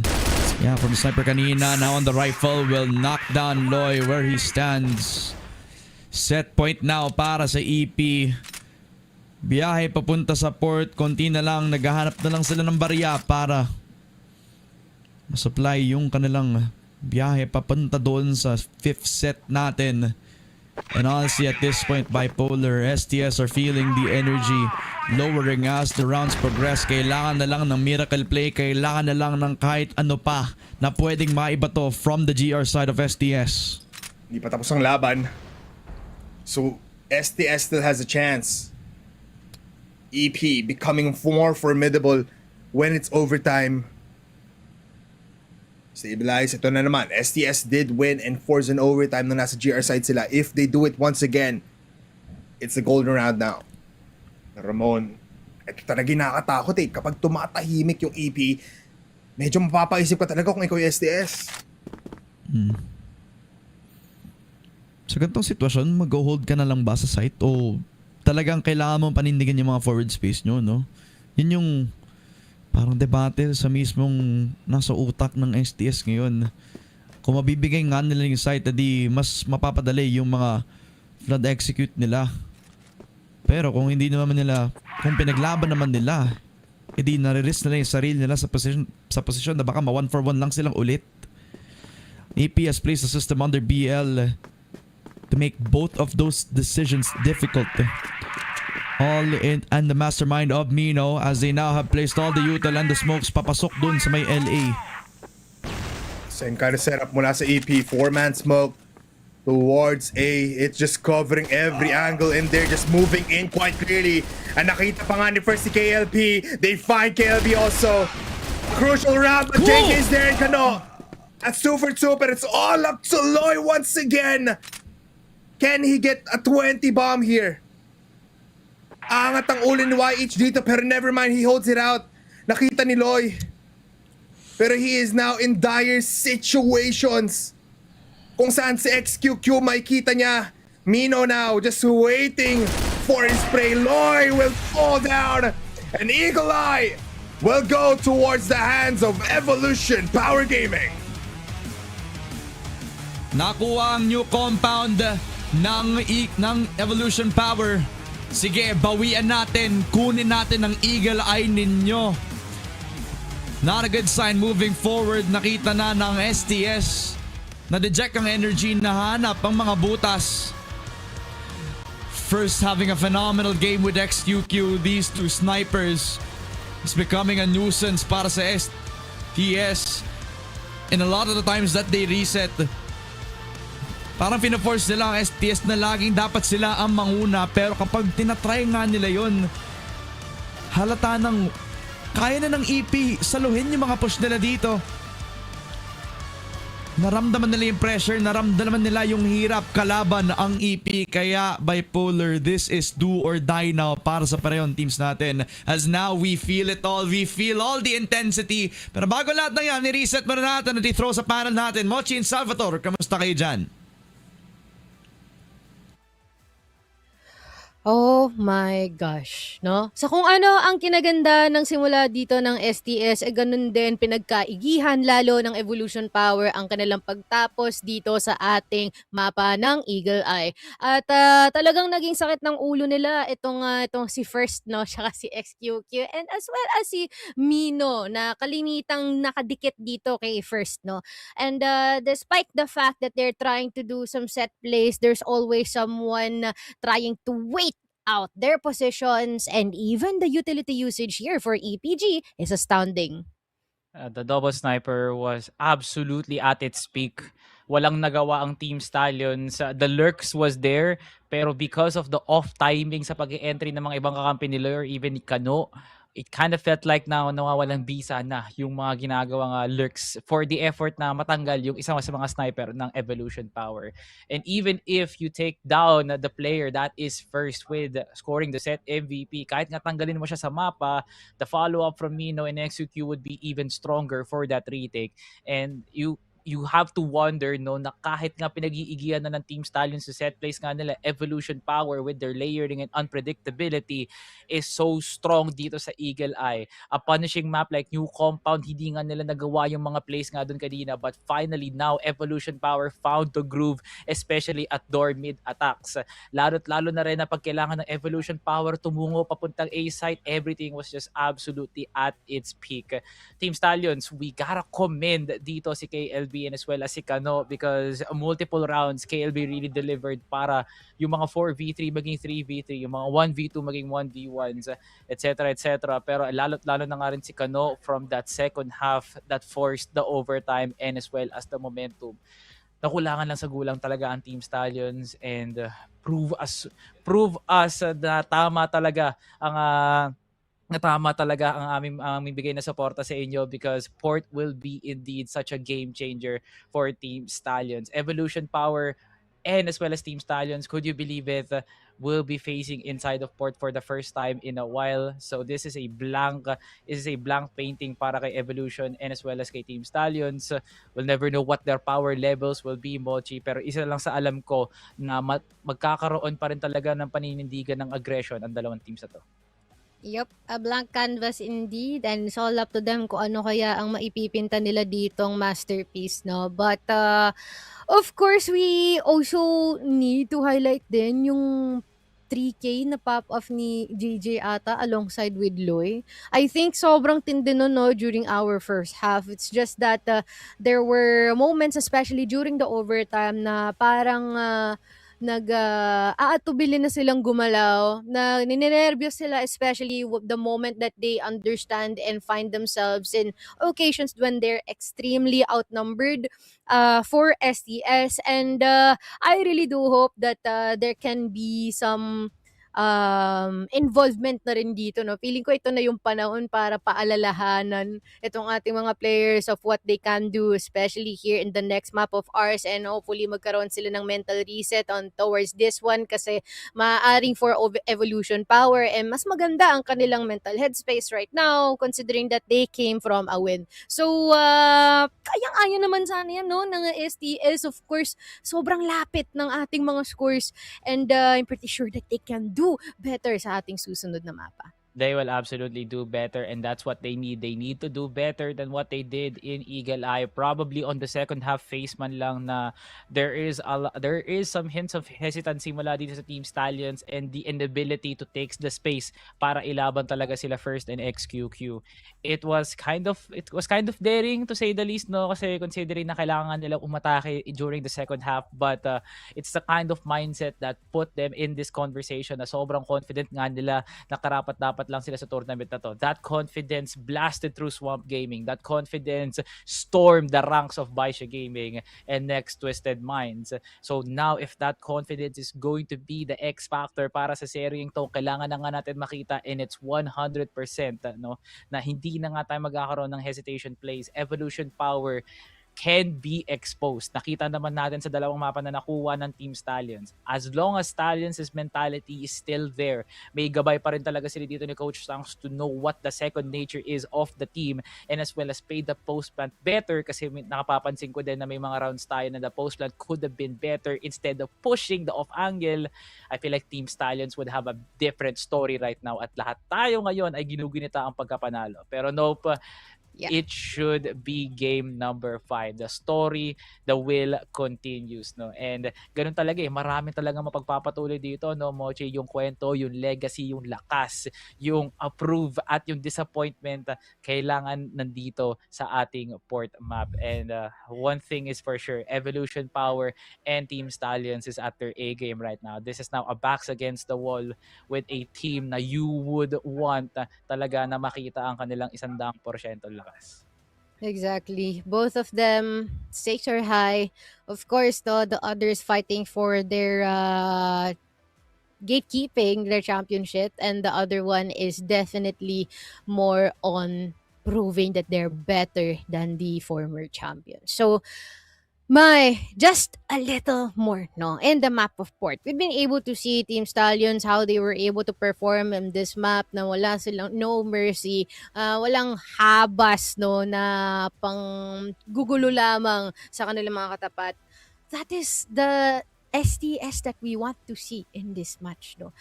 I know Evolution Power could be so intimidating at certain times, especially when it comes to space control that the snipers can definitely do. But, kaya talaga nila yan alam mo yun? Like, even just by themselves, parang kayang-kaya talaga nila. So, just a moment of silence and rest, no, para sa inyong lahat. Kami ay magbabalik para sa ating mapa ng port after a few minutes. Get underway with this grand final. Here it is, the CFS 2024 Grand. The last time. Welcome one and all to the final map in the grand final. Feifei, and one by one they're falling apart. EP are going to give themselves map point. There's no pressure from the B site, so they actually get all this for free. Where are they going? Have they made that decision? There's util A, there's util B, C4's leaning over towards A. Around the world might be the call. YH leading the charge. It's not much of a charge. Feifei spotted them. It's a slow creep. It was a contact play, but you're right. The information is there for Evolution Power pushing their way in. It's 3. VNC and Silver have to come up huge, but it's almost assured now. Zay will go down. XQQ in for the trade, and it's down to just Silver. Can he be the hero here for Vasco Esports? He's got time to play with. Pushing forward. Mino drops, but that is it. Evolution Power are the champions of the CFS 2024.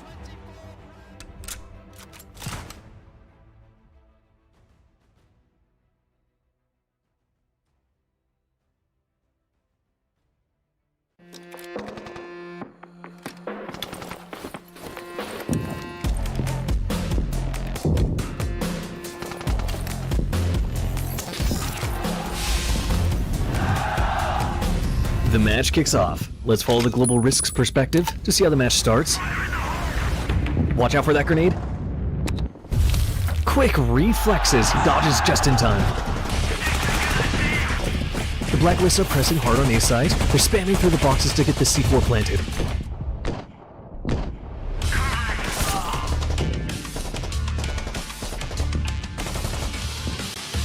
What a great shot. After losing one, the Blacklists rush B side and secures the plant.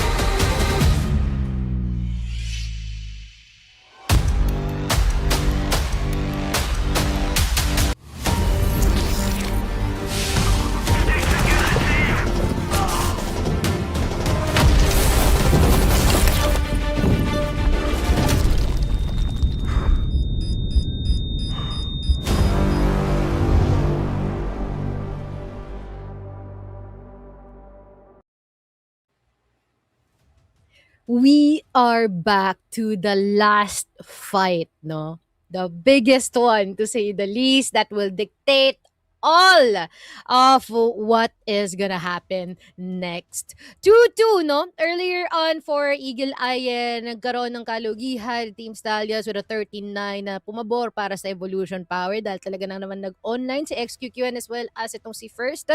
But this time, in the map of Port, no? We are gonna check out ano nga kaya ang mangyayari dito. Hopefully you're ready. Hopefully you drank your maintenance, no? Kung may kaedaran na tayo, hopefully hydrated kayo. Hopefully okay lang din tong kasama ko. Okay lang tayo, okay? Deep breaths. We got this. Team Stallions got this. Afford natin to. I believe po, Gino. Ito na nga ang last, ni First. Binuga na ni XQQ lahat. Si YH pagod na, si Mino gamit na ang utak. At si XQQ, hindi ko alam kung ano ba bang kaya niyang ibigay dito, no? Pero one thing is for sure, this is the map that put Team Stallions on the map. If it's not Sub-Base, it's not Eagle Eye, it has to be Port. One of the maps of Team Stallions in their arsenal na buti na nga lang nakalusot pa dito sa ating map, Vito, with some respect from Evolution Power. But for a team that we do not really know what are they capable of pagdating sa Port, putting Team Stallions on a comfortable spot is an amazing sight to see. Baka eto na nga yung mapa na yun, Mochi. Ito na nga yun. Kaya naman, huwag na tayo mag-intay pa. Bipolar and Ramon, this is the time. It's time na nga ba para sa Team Stallions para makabangon pagkatapos ng isang napakahirap na Eagle Eye. Support naman magsisimula, and honestly, Bipolar, yung energy kasi natin medyo inconsistent and all. What if i-live up naman natin yung hype ngayon, di ba? Yes, Ramon! Tamang-tama ka dyan! Kasi ito na yung last na bakbakan ng dalawang teams na to a point na all lies in port. Sinabi dito ni Salvi, sinabi ni Mochi na blank page or black canvas, basta blanco ang alam natin for port for both of these maps before. Pero in this new point in time, alam natin, walang kakaba-kaba. Pinapatamis lang natin yung panalo. Kasi kung 3-0 yan, ay naku po, parang it's just another field day for Stallions. Pero with this 2-2 scoreline right now, Ramon, oras na para ipakita sa buong mundo kung sino ang Team Stallions. Tama ka dyan, partner. Imaginein mo, kung tinapos nila to agad ng 3-0, edi hindi sana magiging maganda yung kwento nito, diba? Edi sana hindi tayo ginagawa ng video sa YouTube where Team Stallions have conquered their demons down in a 2-2-2. Diba mas maganda naman pakinggan kapag nakuha mo yun out of mental resiliency, hindi dahil dinurog, diba? Imaginein mo, pare, in a big chess match when you're up against the defending world champions, dapat talaga dikit yung laban. Dapat lahat ng tao sa server ay 100%. Tama ka dyan, Para Ramon. mas matamis yung tagumpay ng isang Team Stallions. Siyempre, from what we saw in their highest of highs buong sa series natin, there is no doubt talaga na magkakaroon ng lights out performances yung mga kailangan mag-perform, diba? Nakita tayo ng magandang flanks from Kano, nakita tayo ng good shots from KLP. But everybody has to channel that energy. Bipolar, sinimulan mo na to, no? Tapusin na dapat doon ng Team Stallions. Handa ka na ba? Handang-handa na lahat ng tao. Game na ba kayo, Ramon? Hooray! Let's go! Game start! Support! Stallions start off in the GR side and BL side ang ating EP. Let's see kung ano nga bang mga baon ng dalawang teams na to. At 3-2 setup ng ating Stallions. 2 on A, 3 on B. Yep. The same smokes that they put down on the first round sa kung saan laban ang EP at ang Stallions on this very same map early this year nung Kwai Legends. Will this be the very same outcome nung lumaban sila 5-10 scoreline yun in favor of EP in a decider map of port din? How poetic is it na dito din magtatapos ang kwento nila sa upper semifinals? Holding down the extremities. First on the long angle setup doon pa lang sa may long B. They put all their trust on KLP to hold the angle on LA, but EP, same tendencies. Hindi sila nag-aggress, hindi sila gumagawa ng kahit anong forward aggression. In the early rounds, nagki-clear pa lang sila ng corners at kukunin yung space very, very slowly. House B, for the taking, Ramon. Look at this passive approach. Pero they move themselves towards mid. Mino is just waiting. Mino just waiting for some kind of rotations. Big flank ups mula sa Stallions ngayon. Fortifying again. Balik tayo sa unang game plan. Grenades flying by. First time pa lang natin makikita na both of these teams are actually using their utilities. Yeah. They put the smoke coming down doon sa A just to keep two of the players on top A guessing. Pero yung EP, they want to go to the B side quickly as possible. Once this flash flies by, away from Lloyd gets the kill out to YH with a wall bang. What was that awareness from this man? And look, damage is just insane. The grenade also just pushes him back. Oh my goodness! XQQ though, maharap niya sila. Overextension, but look at the damage on Tulay. He is in 1 HP. But Zay's there, already backlines. Nasa GR spawn siya. Mandadaga na ata dito ang EP. And XQQ finds KLP. 3v3 situation, Ramon, kung saan all of the players go to a GR spawn. Shots flying by, pero mapapunish nila. 2v2 situation. 10 seconds is enough time para maplanta yung bomba. Anong itatama dito ni XQQ? First also, going for the crossfire. Pagpasok dito ng side. JJ! Shot, pero hindi niya na-expect tong si First. At si Kano spotted pa nga. So it's a 1v2. Very, very difficult. Lalo na naka-train na sa angle si First. Here an exit. It's Kano. Smokes will go away. And Kano is there to just fall down. What a round though A great start for Stallions, Ramon. Hindi sila nag-over-aggress. Pero nakita natin yon. What was that? A flank up mula kay Zay. Yeah, yun nga no, para napansin mo, there was no presence anywhere doon pa lang sa may long B. They just gave up the angle. They just wanted to fight them doon sa execute mismo. Pero the fact that you could try to make it difficult for them to take yung space doon sa house B or sa storage at least, would have been a time for EP to try to invest more util, invest more people para labanan yung possible crossfire setup dito. But EP just take this map space for free. At sa pagkapasok, nakakuha ng mga good shots dito si Lloyd at si KLB, but the fact that they also give a mid-curve up papunta doon sa RS, na-cut yung rotation, and it all came down to the long angle setup by first 1-0 para sa EP CA. Now an entry point para sa STS. They have to wait for the perfect timing. EP will have to flood on into this as first will be the last player to actually rotate back onto the LA spot. What a demon we call KLP. JJ is still alive and JJ gets 2 kills. Asmino to go for the second pero mamamatay lang din siya sa pistol ni KLP. A fast execution goes towards a fast round defeat. Mag-isa na lang si First pero maharap niya si Loy. Isa lang yun. Napakarami pang tao para patayin dito sa STS and a good adjustment para kay STS. After the shot ringing through para kay KLP, JJ activates his position. At sabay-sabay lamang yung naging entrada ng STS pagkatapos mapatay yung mismo naghahawak ng C4. Pero first with the wraparound and nobody watching his position. Na-smoke pa nga yun ng mga players ng STS. Wala natingin pero ngayon JJ now. Ooh, they hear the shot. So all players are now looking at this man. 45 seconds. Kung pwede lang natin dalhin yung C4 sa kabilang bundo pwede na Pero look at this first. Finds the shoot. Nahanap yung Siko ni KLP. Pero KLP close by. Repositions.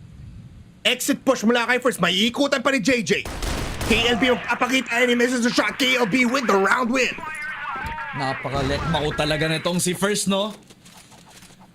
Iikot pang nalalaman pero alam na ng STS. Into the flank all the way towards that mid side. Danger was set after the kill on top kay Kano pero tao pa doon sa kabilang side at meron pang nakahold na mga on the close angle. Kano spotted, gets the smoke bang. Napatay pa nga si YH Mino with the trade. 4 versus 4. And with the nades coming down, this is putting EP in an uncomfortable spot to push in towards that mid side. STS now finally proactive pushing on one side. And with this reset, dapat ang EP mag-invest ng util, mag-invest ng time para lang makakuha ng map space. We've seen these things happen before. In Impact pa. Natutunan ata yun ni Kano Nice Katole. You go for trades here in mid and that's okay. But that's information overload. They know that there was a possibility mag-push in mid. It's just nice that we got a trade-off coming in from STS. But XQQ with low HP, ngayon mapapaisip ang EP Ramon kung saan nga ba pwede sila pumwesto kasi KLP will always be on A. That's what you count on STS. So it's a matter of choosing kung saan mo nga ba gusto pumuntriya. Is it on mid, A, or B? But all of the sites right now are being taken by 2 players on STS. Yun nga lang. Masyadong nahaba ng pasensya talaga ni XQQ, no? KLP full clearing. Buong slate doon pa lang sa may LA. Loy spotted as first will exchange bullets with him. So 4 versus 3, so they know the top A player will have to reconsider. May response coming through for at least one KLB on B. Tapos nakita pa kanila si Loy. So they put all their gamble and set it into the B site. Loy to receive them. Loy able to get 1 and even more damage onto EP, pero EP keep on pushing. They will try to consider this once again. Kailangan lang naman nila ng flash just to get into the site, and they have that kind of luxury. 40 seconds in the clock. No time to go for retakes. Magkahiwalay ngayon si JJ, so it's all up to KLB on paano niya ay handle ang push na ito mula sa House B. The timer is ticking so fast. And KLB in the best position that you could ask for. Waiting for someone to flush in. Pero they see someone ngayon, JJ rushing in. Flash is there para madali yung push. KLB enabling himself, sees the players go by. Yung flash na connect pa sa kanya. Pero makakuha siya ng dalawa. He gives a 1v1 to JJ. And it's so possible. Look at Mino. Saktong piso ang buhay. At makakaikot pa si JJ. He's going towards House B. He can go for the flank up of the century. He can go for wallbangs as well. Kaso hindi siya narinig Mino. Mino, pinakita yung likuran. And they get the third round. It was tense. KLB put on the responsibility of holding 3 players on his own. At sa pagsa-isolate niya ng patay dito, 2 nakuha para lang mas madali. Nadink pa nga niya ata itong si Mino. Kaya hindi nila full clear at all yung exit. Hindi niya malaman kung galing pang RS, galing pa ba siya dito all the way from the flank. So much time to consider. STS winning out with a numbers advantage 2-1. Now Kano, lots of support from him. Siya yung bida sa kwento ng STS sa buong year na to. Highest rated in all the weeks from PH Masters. But ever since regionals, this team has become not only the Kano show anymore. Ang bawat miyembro, grabe yung naging output. Yung uptick in performance ni KLB. And JJ reminding everybody that it's not only Kano as the tip of the spear. Kayang-kaya din niya makipagsabayan on the forward entries. Put that into consideration about their story. Nobody would even tell us na dito nakaabot ng STS up to top 6. And even taking it to the defending world champions. Push on in towards Kano. Kano? Oh, he finds one. Si Gigi nasa taas pa. So they can just keep on going. Look at Kano. So confident. He knows that he is controlling this area. Look at the damage done against Zay in low HP. And with a lot of time still, it just provides STS to just keep on rolling dito sa may mid. That's what a good response for Kano. I mean, just from the amount of time they invested himself dun sa mid, di pa siya na full clear. Despite the amount of times that EP tried to aggress dun sa may mid side. Nag-iisa lang yung push ni XQQ. Thanks to the smoke placed down by STS, you have no idea kung 3 or 2 bang nakantabay lamang dun sa round na yun. 45 seconds, EP invested a timeout. And with this, ninja play now for Tito Mino. Grabe. Gumagana pa ang tuhod pero sumakto ang timing ng batang si Kano. 3v5, first goes in, first gets nothing as Kano gets a spray down of a lifetime. 1v5 for Zay. Hawak ang Arctic with 20 seconds. It's an impossible task. Suntok sa buwan. At agad-agad nilapitan pa nga ni Kano. Another round for STS. A timeout invested para sa EP.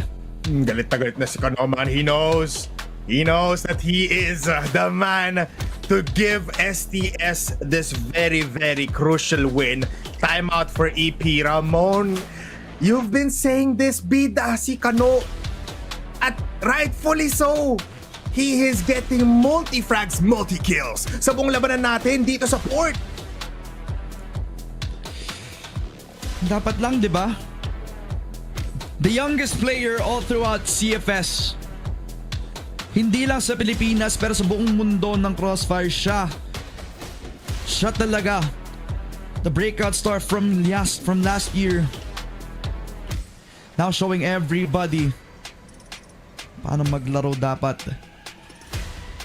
Multi-frags invested, and not only that, the fearlessness para i-face yung EP.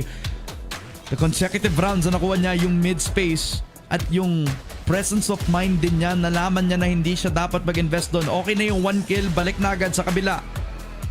Grabe yung ngiti ni Coach Tanks, no? Yung parang sa time na ganito kung saan BO1 now. Dahil dito sa last game, talagang bababa sila ng lower bracket kapag natalo sila dito ng EP at tinatawanan lang ni Coach Tanks to.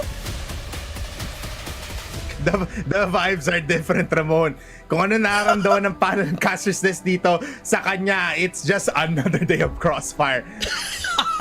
and if tama pa yung nakita natin kanina, parang si Kano pa yung nagsha-shot call para sa team niya right now.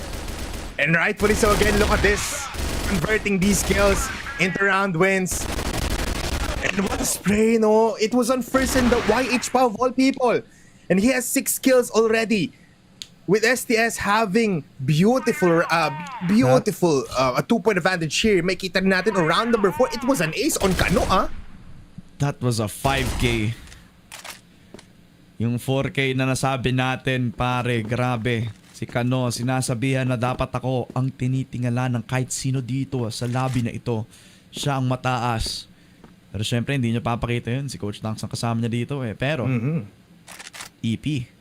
Na walk into a B site without a crossfire, without any sort of early pressure. Which has been the tendency for SDS. They give up the space. Pero in the process, they get Z, they get House, at pwede din nilang kunin ang forward execute sa B na mabilis. They know everything now. Pero JJ finds XQQ. That's a C4. Pero trade-off is there already for YH. Nakaramdam yung STS with their push on long A. Nahanap nila na lahat ng players possibly is just on house B. Oh. The presence being taken. Natawa ako after na mapatay si JJ. Ang bilis ng timeout for STS. Just not taking any chances. But you gotta respect it for Coach Dunks. He really just wants to make sure that everybody's on the same page. Baka may nakita siya from the pace, from the player camps na baka nanginginig na ata yung mga bata, pero they still have the lead. 4v4. Smoke placed doon pa lang sa may mid. Pero KLB, he strikes a little bit too early. YH gets the kill. 4 versus 3. Kano on the angle, pero first has to be prepared. He is with the angle. 2 versus 4, 35 seconds. Execute coming down. KLP, it's too late. Yung execution nila dito, and YH just goes into the site. Guns are blazing. May iwan si Loy against 4 players, spraying them down. Cannot hit the shots to get the kills. Matatamaan niya si First. Pero the C4 has already been planted. Loy with an opportunity to keep the 2-point advantage up para sa STS. Lalaban. Pero ngayon, he's just testing the waters. It's a hard fight, Ramon. Aray! Trained on him. Lahat ng tao nakatingin lang sa kanya. And no time to even consider it. He knows that the timeout is gonna be after this, so he's taking all the extra time para pag-usapan lalo. And maybe just to calm things down on the SDS side. As Loy will pick up 1, pero that's an exit at the most. That's a 2-3. Still advantage in favor of SDS, but they are recognizing that they need to stop the momentum right here, right now. I'm still so impressed, Ramon, na up until map number 5, First has been this formidable. Ang Kaya bilis nga. maglakad ni Kano doon at matatamaan niya instantly pagkalabas niya doon sa angle. So I have to give it to that man. But a timely timeout kanina, we were, nagulat tayo, timeout agad, namatay lang si JJ, I believe. Pero this just provides now a lesson learned early on for Stallions, so adaptability will come in next round, in round number 6. But yeah, nasayang lang din yung flank of the century. Kasi alam naman nila Ramon agad na lahat na nasa house B. Kala siguro ni JJ na baka may 4 na nasa loob ng house, tapos yung napatay niya yung flank watch. Okay na, Pero, no? Oo, okay na sana yun kung any other team would do that. But EP, they're the type of team talaga that will take all the time. Para lang, kasi meron sila to-do list para silang may listahan na mga kailangan nilang i-clear. Yes. Bago sila makapag-execute. Like literal na, hold muna, first 30 seconds. Okay, tapos na yung hold. Punta tayo sa house, pero baka may mag-flank. Sige, tingnan natin yung flank. 30 seconds ulit. After 30 seconds din, sige, walk tayo doon sa house. Alam mo gano'ng katagal? Walaan mo, bipolar. 30 seconds. 30 seconds Diba? din. Puro 30 seconds lang. Yeah, actually, I believe you, Ramon. Kasi yun talaga napapansin natin, may pattern talaga yung EP. And yeah, that might just be just because of the list that they've been doing, and that's how they are so good as a team, because they don't leave any holes in their offense and defense. So always in check basically yung ginagawa dito ng EP. Right now, Kano, gusto sana kumuha ng kill dito, pero again, EP, once again, eto na, 30 seconds is up, titingin ulit sa likod, possibly even just try and make rotations towards mid possible. Sabi sa'yo, no? 30 seconds, tingin sa bridge. Tapos na yung 30 seconds, sige, tingnan natin yung flank. Okay, tama, wala pang tao. Wala pa yung 30 seconds, kaya hindi pa sila napasok ng LB, no? So, sinasabi ko sa'yo, men. EP, have a checklist. At eto, yung pangatlo sa listahan, no? Every corner of house, long storage given. Z, possibly an entry point. Pero si First ang hahayaan nila na i-clear yung bawat corner na to. Ramdam ang pressure ng Stallions. Ramdam na baka may makakapasok na pala sa kahit saan na sikot-sikot dito sa loob ng port map. So with the time invested, the EP are gonna reinvestigate yung midside Z controlled by First. So pwede sa rotation, pwede sa flank, baka mahuli ang kahit sino sa Stallions. Smoke coming down as well, so baka curve na ito. Dapat handa si Kano. Kano is close by sa may kaliwa. YH will be the first contact. They call for another smoke. Pero Kano timing. He sees them. And he gets the spray down. He gets 2 kills. Dito Kano din. is there to hold the fort down at biglang sasabog ang STS. Activation time for Kano. Pero na-overactivate with Mino just looking at that gaps towards the smoke. 3v4 now. Nako. The same exact position kung saan nakuha ni Kano yung double kill niya. Okay to lock on the angle, pero JJ, he's fearless! Masyado na atang agresibo! EP! Nakita ng dalawang players, hindi lang si Kano ang dapat bantayan, dapat yung likod, dapat yung harap, dapat sa lahat ng corner support na ito, dapat alam nila kung saan ang STS 4-2. Look at that, Kano. Dapat siya palagi nandyan. At karapat-dapat ng STS na makakuha pa ng 5th point, but First says otherwise. Sabi niya, kukurin ko si ALP, papasok kami ng A, uncontested, and we will kill off JJ. But KLB with the response. Mino is there to kill off Kano. So 2v4, KLB and Loy. They are separating their ways. Isa sa exit, KLB shotgun sniper onto YH. And Mino holding this down. Will Loy clear this out? Even Zay pushes himself towards KLB. Oh my goodness. Wait lang. First, last player. EP now. They see the head. Loy, pinapatalis KLB pero hindi na kailangan. What a retake for STS. They claim a 3-point advantage. 2 versus 4 laban sa Evolution Power. Bumaba yung energy ko kanina kasi akala ko tapos na yung round. Ang ganda ng post plant, nakaset up na sa long, nakaset up pa sa steel box. Kita pa nila yung rotation.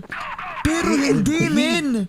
KLB, the shotgun sniper, the leader himself, leading by example. At kapag sumabay pa si Loy, kahit ilan pa sila, kahit 10 batalyon pa, STS, bumabawi.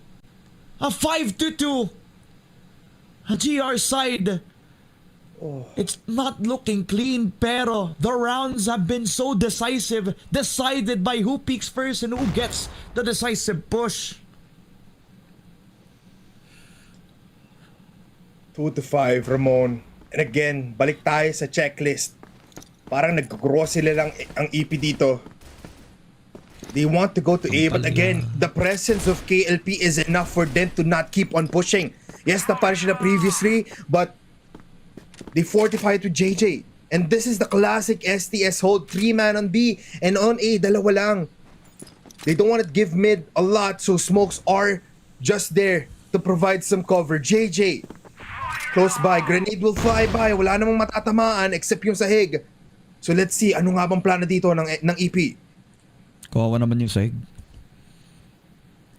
At this point, it's not gonna be passive para sa EP, not willing to take any forward space, any fights. STS realizing that they need to activate at least one player dito. Kano not willing to give up another push onto the mid side. And EP realized this, so CA na lang nagpakita na ng any sort of noise on the mid side for EP. It's gonna be KLP and JJ. Pero JJ does not have to be the forward push. Dapat si KLP muna. KLP waiting for the shot to come into fruition.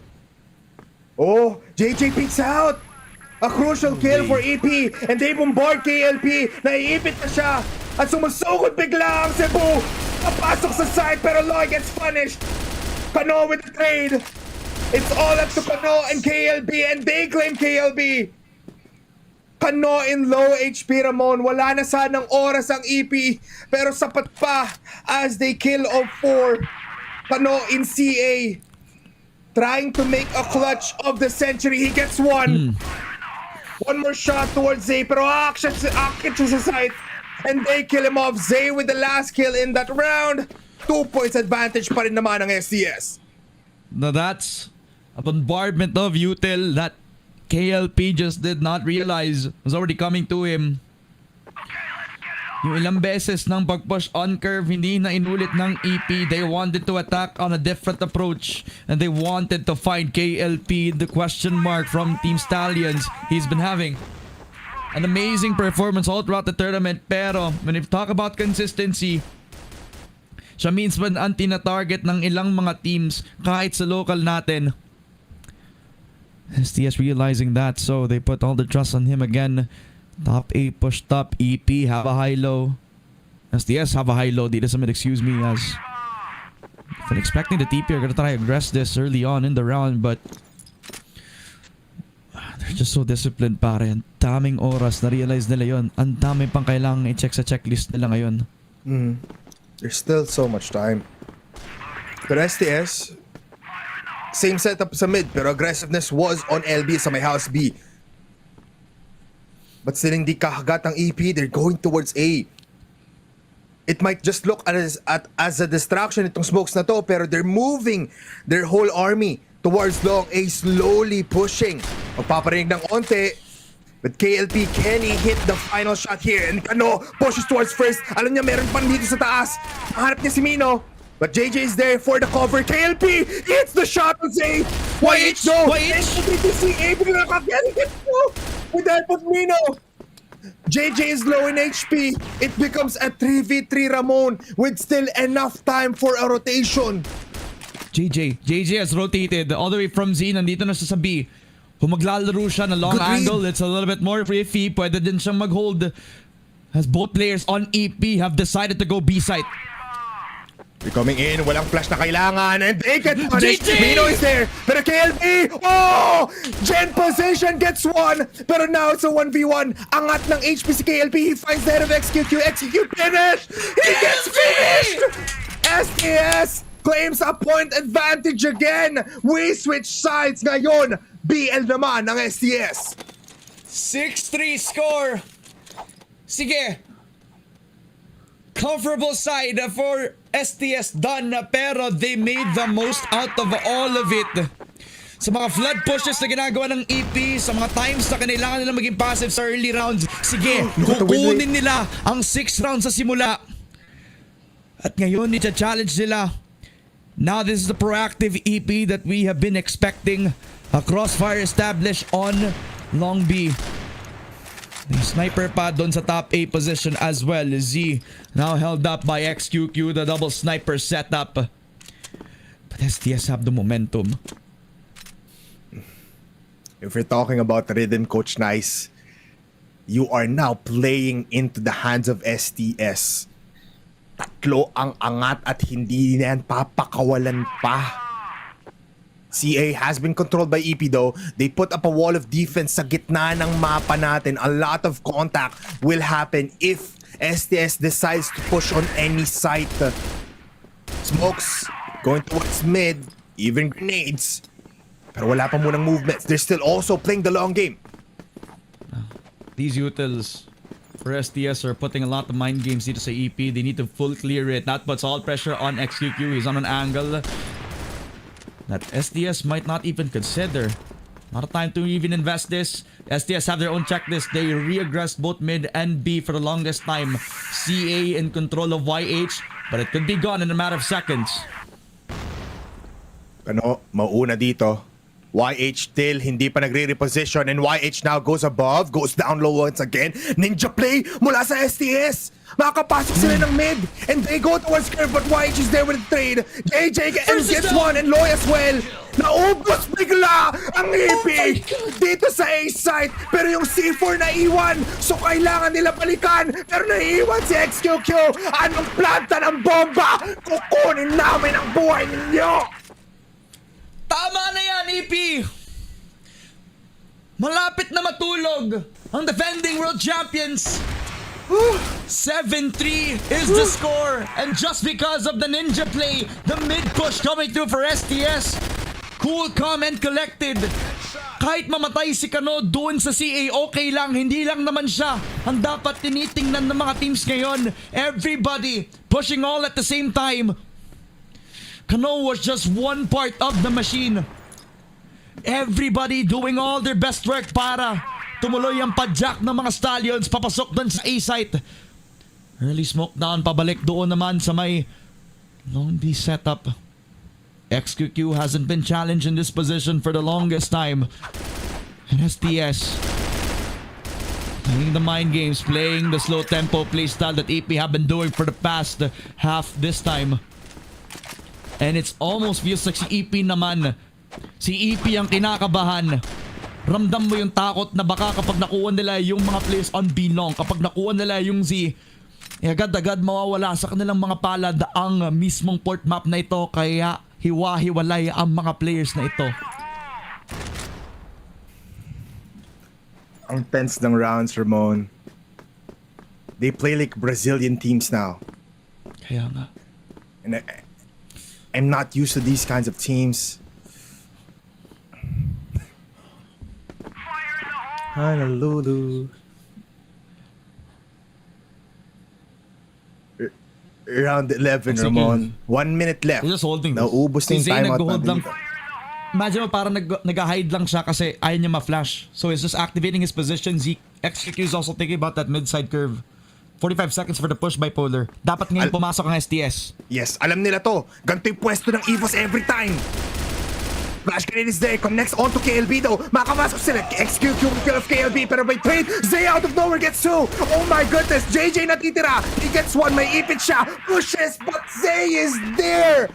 What a hold down from EP. Zay, the safe pair of hands for the team.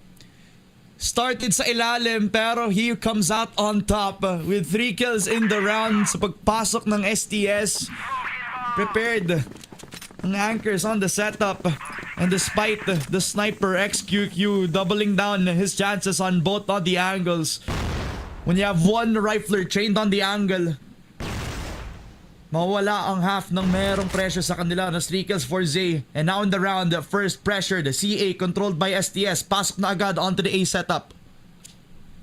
Lalabanan na sila first. Even 2 players sa EP. First shot. Big flash is coming from EP. YH gets 1. Pero si KLB, makakawa agad sa Nice. EP. KLB with the second. Oh, Mino doesn't get the kill instantly. Ngayon, ubos ang 4. Mag-isa na lang si Zay. Kung kanina nakatatlo ka, ngayon 3 yung haharap sa'yo. Huh? Nade! Naplanta yung bomba. No, they're scatting all around Ramon. Ayaw nila magpakita dito. Pinadala nila si Kano. Si Kano will get the kill! Kano with 1 HP! Matitikman na nila bipolar. They're about to conquer their demons in just 2 more rounds. Yung entry ni JJ, vital para makuha yung info na may tao na nakalaro sa gap ng smoke. Yung exit rotation for EP thwarted thanks to STS, KLB and KLP holding down the angles. Sa pagkapasok, it was STS all along. Kinabahan pa nga ako dahil kung sama-sama nga sila dun sa smoke sa taas ng top A, edi sana sa isang nade mauubos ang buhay nila, pero hindi. This is an STS that has cleaned up their post plant. An STS na hindi na naghaharap ng mga fights kahit 1 versus 3, 1 versus 4 to. Hindi. Alam nila na kaya to. At kung kakayanin, dapat hindi sila naghihiwalay. All hands on deck, Ramon. Nanginginig na ako. Nanginginig na din ako. Pero di na kinakabahan. Yun ang totoo. Never tayo kinakabahan, Ramon, para sa mga batang ito. Kasi itong mga players mula sa EP, they are strong. But we are now witnessing greatness in display. Grenades flying by, matatamaan si JJ. At ang point of contact natin, ang POI na gustong puntahan ng STS ay B. The train of the Stallions is going in. And XQQ, ipapakagat. The shot doesn't connect. How?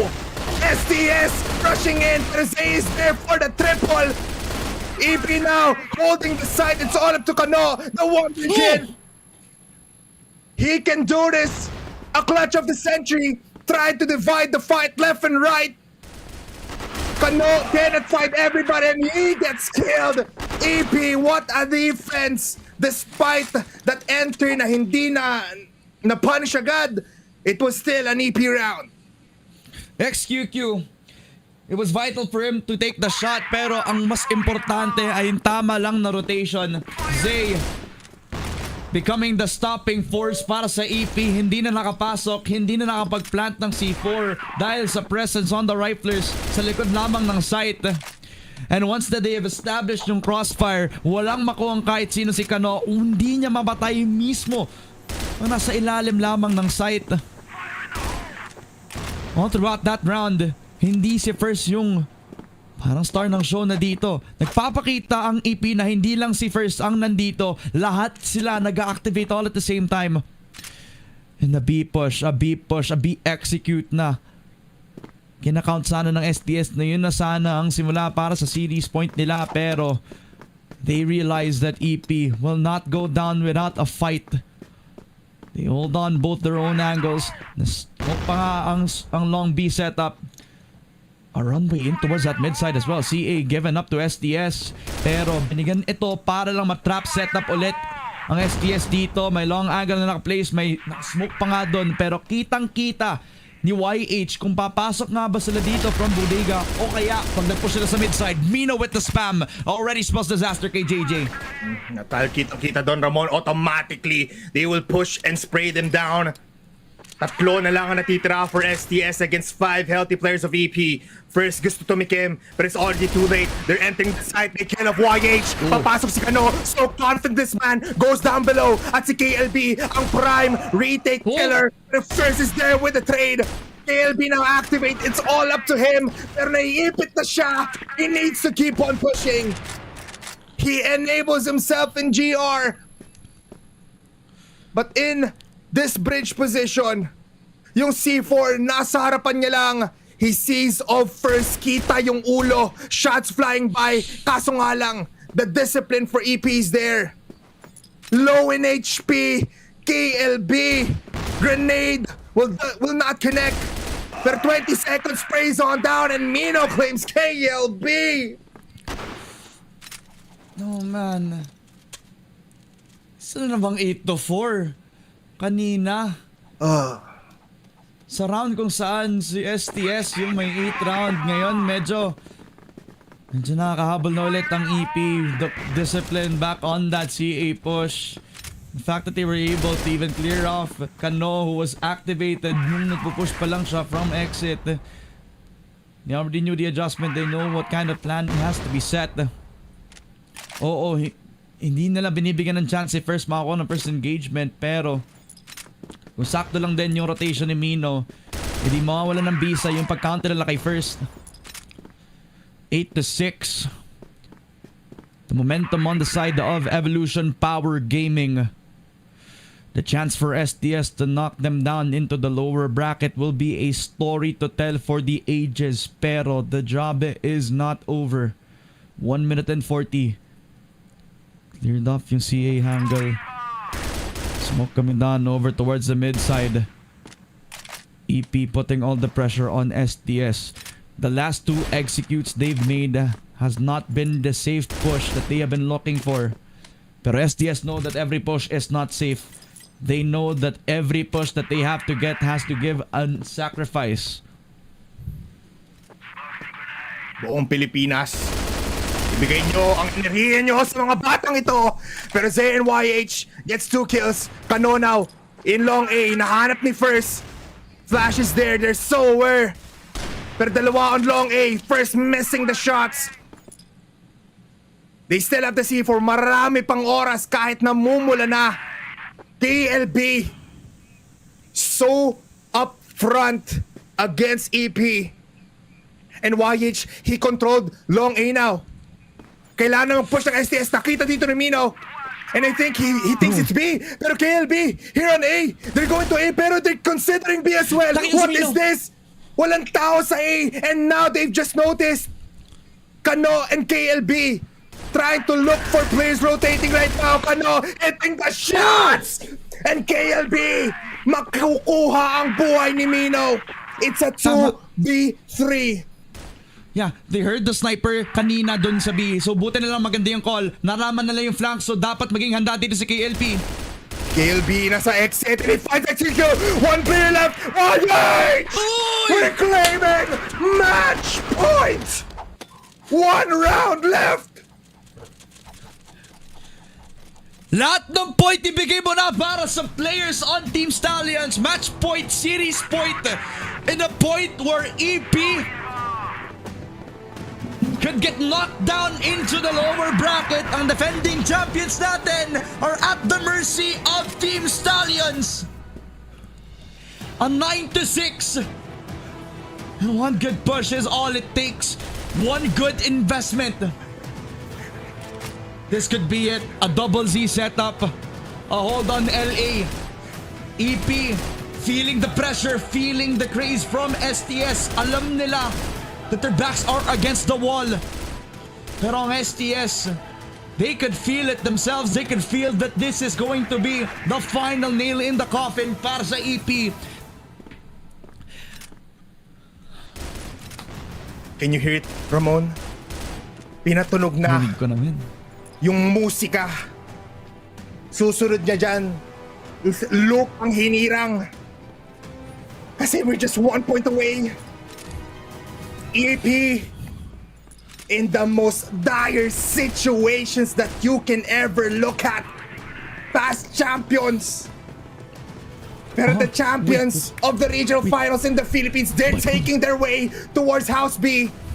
Bipolar, they put the smoke dun sa mid kanina, kaya naka-hold pa rin yung EP. Kaya nag-iisa lamang tong si XQQ para sa karamihan ng STS na pwedeng i-push siya.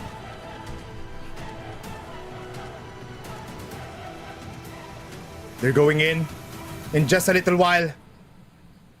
Flash is there, XQQ hits the shot. That's a crucial first blood. At papasok pa din sila. No, never mind. STS holds them down. Pinadala lang si KLB for information. Pero napapasok na sila. XQQ in the right side. Bababa. Zay with the first blood. No, he gets the kill. No, sprays them down. It's KLB left against 4. 30 seconds left. The safe for is in the site. He cannot find players because he's already dead. 9-7. Hindi pa tapos ang labanan. Di ba tapos ang pagpadyak? At ang EP, may pagbawi pa, may panlaban pa. Nakakainis talaga para sa side ng STS ngayon dahil ang EP ready sumalo. May 2 tao na agad dito sa likod at kahit na flash pa nga si XQQ, tamang-tama lang yung placement of the scope sa pagbagsak ni Loy, who would have been the forward entry. Pero this is STS. Already LA secured. CA also invested. EP with that top A angle. Kailangan tumama tong si First. Grenades also connecting Ramon. I think they know. But the smokes are there. They go in first. It's low in HP. He needs to reconsider a position right here, right now. Mino sa may ladder. YH spraying. KLP finds the kill. Nagpalit na ng baril. Oh! Triple kill for STS. Make it 4. Oh my God! With the round win! Oh my God! Oh my God! One whole year of Evolution Power Gaming dominating STS, pero sa Crossfire Star stage, revenge is a dish best served sweet. Finally, they conquered their demons. Finally, they knocked them down to the lower bracket. Ramon, did you guys see kung ano mismo yung plano ng STS? All in on a side with M14s. Take your bow, boys! Pilipinas lang malakas! STS! Let's go! Oh my God! We are not defeated anymore! The champions have been killed! down but not out of the tournament. Just to remind everybody, may lower bracket pa. Pero ramdam mo yung paghihiyaw nating lahat. Ramdam mo yung pagkalembang ng lahat ng mga tao sa loob ng bahay na pinapanood yung mismong laban na ito. This is an STS that is proven to be better than their previous versions. Gone are the days na masyado na silang over-aggressive. Ngayon, this is a championship material STS. Top 4 reach para sa Stallions. At alam ni Coach Tanks ito that the job is not finished, pero the largest part of the run has been concluded so far. Alam na nila na pag nakuha nila yung EP, hihintayin na lang nila kung sino yung susunod, no? Either EVOS or All Gamers. Pero bipolar, BP check muna tayo ngayon, pre. Parang naubos na ang dugo nating lahat nung pinapanood natin yun. Wait lang! Grabe. Wag mo na mag-panel! Joke lang. Pero Okay, guys, everybody, what a great way to end it. What a great way to end it. We're 1 place away from claiming Grand Finals, Ramon. Tama. At ayun nga, no? Mabilisan ang bato. Mochi Salvatore, catch this! Ooh! Or lang, dahil niya masyadong binabato. Pero other than that, eto na tayo. 10-7 sa mapa ng port. Isang beses lang natin nakita na naglaro ito dalawang mga teams natin. Pero kitang-kita naman kung sino ang mas angat. Kano, with a 1.31 KD and amounting to 17 total kills, definitely been able to just say na chill lang. Kaya natin to. Bonal Team Stallions, they did it. Grabe! They really did it, Mochi. Huling beses, pinaiyak sila ng EP sa same map. But now, finally, they scream in awe. They shout in celebration. What an ender to the legacy of Evolution Power. Baba kayo ngayon dyan sa lower bracket as Stallions. Oh my God, Mochi.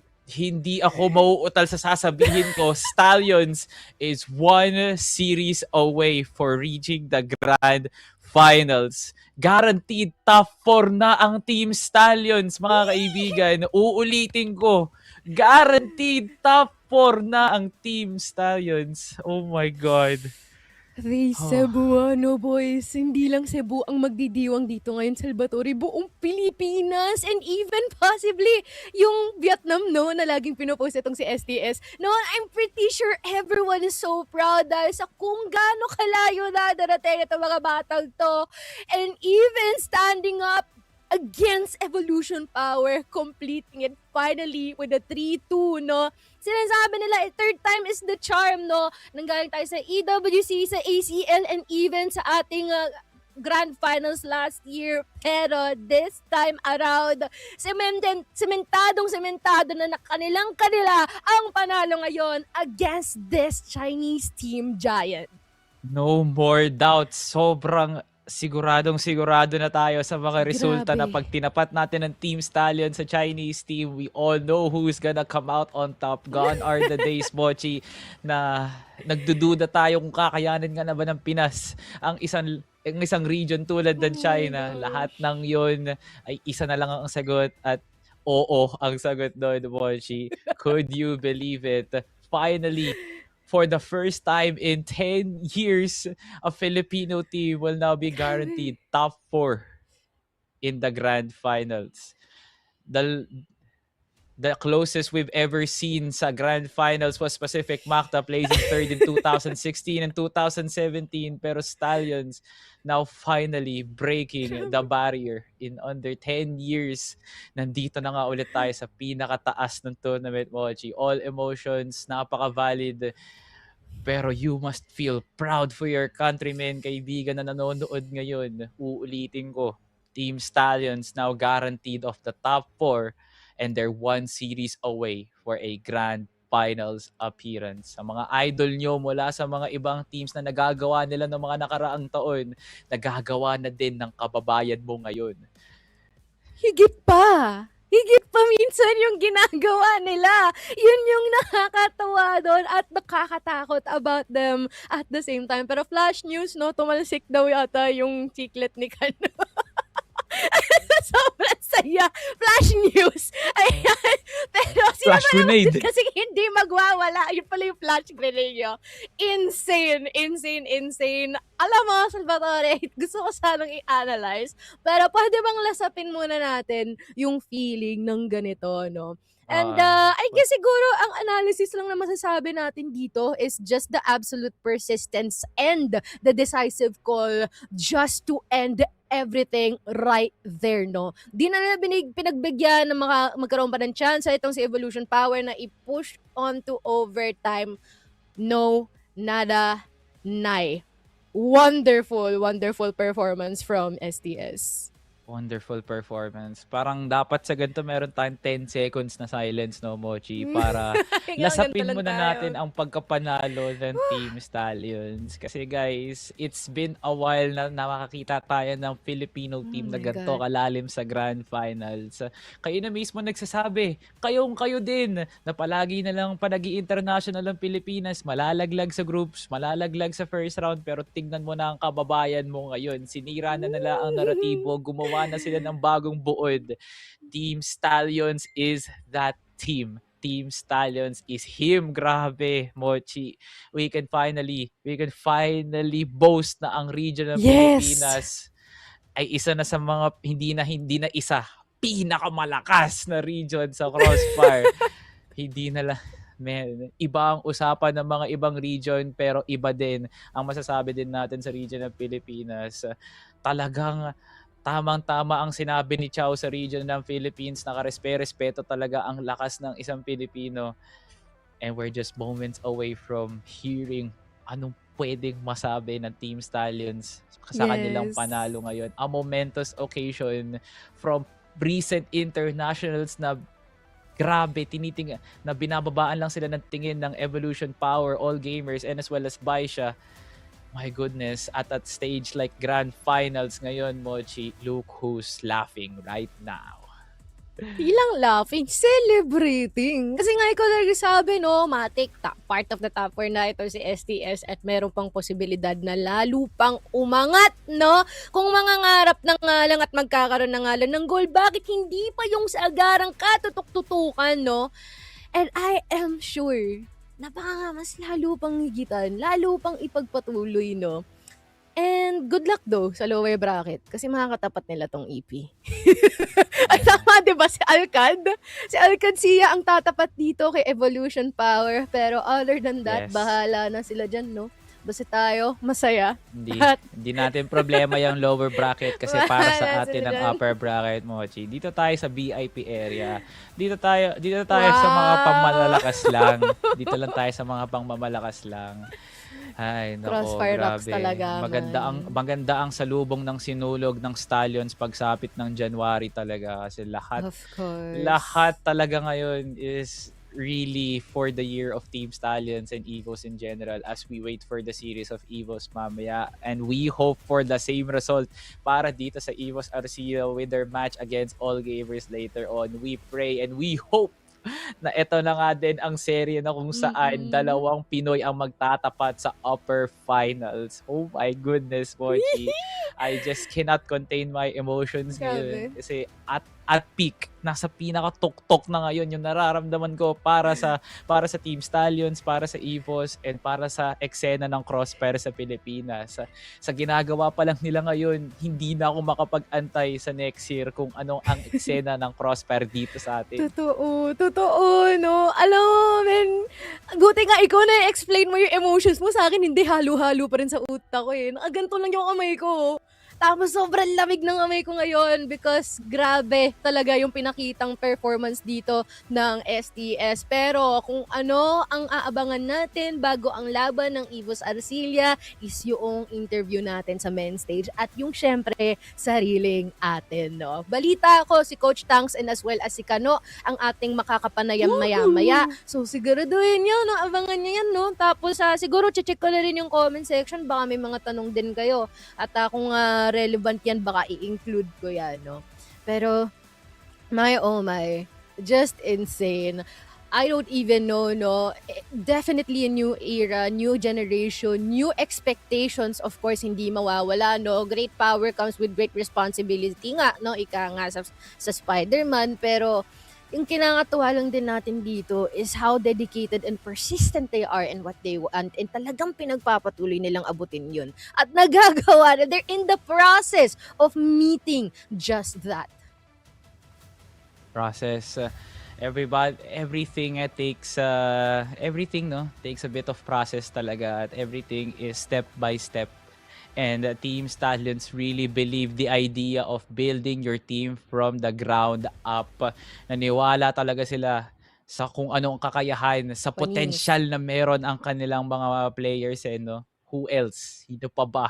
Number 1, undisputed, hindi mo matatanggal sa trono. Wala nang iba. Ang pinakamalakas na Pinoy na maglaro ng Crossfire ay ang apelido ay Robinson. Christopher Robinson, aka Kano, finishing the series with 13 first bloods. An impact fragger nga naman talaga with bold letters, all caps. Babasahin nyo yan, Kano. Maasahan mo talaga sa lahat. Kahit may sakit, kahit inuubo, kahit may cool fever sa noo, nagtanggal lang ng bigat si Rockley sa kanyang mga binte, at ayan, pinanalo niya na ang port. What a series for Kano, man. What a series. I don't know, man. I can't still believe that the Stallions can shut down the Dragons, you know? In these type of talagang pinag-igtingan lang eh. It's so wonderful to witness. And I believe, no, magkakaroon na rin tayo ng ating stage interview si KLB, no? Ano kaya ang sasabihin niya? Through the losers bracket, Stallions continue to win. When will they stop? Well, nobody knows. They're now in the winners finals.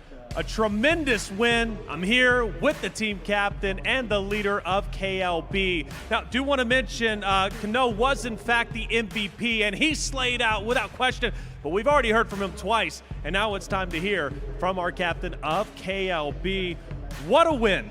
You take down the previous CFS champions. First and foremost, how are you feeling? You got to be on top of the world. Napakaganda ng laban na yun araw. So, pinapatalo yun si EP. So, ano po yung gusto nyo sasabihin? Wala akong masabi. Masaya lang kami kasi nakabawi na kami sa kanila. 我没有什么想说的，但 I 是我 didn't 非 have 常高 much to 兴 share 我 about it. 们 I'm 赢得了 very 这场比 happy 赛。 we win this match. Gotta be happy, indeed ecstatic. And let's talk about your run so far. You come into this tournament, you beat BaiSha, right? During the group play, you knocked them out. A strong contender everybody thought was going to be obviously making it to playoffs. Then you beat Evolution Power Gaming, two teams that beat you at the Esports World Cup. Your team has improved leaps and bounds since EWC. What's the secret? How has your roster improved in such a short time? Noon sa EWC, kasi si BaiSha at si EP, natalo siya sa inyo. So, ano po ba nangyari sa mababang ng panahon? Bakit ang laki ng improvement nyo?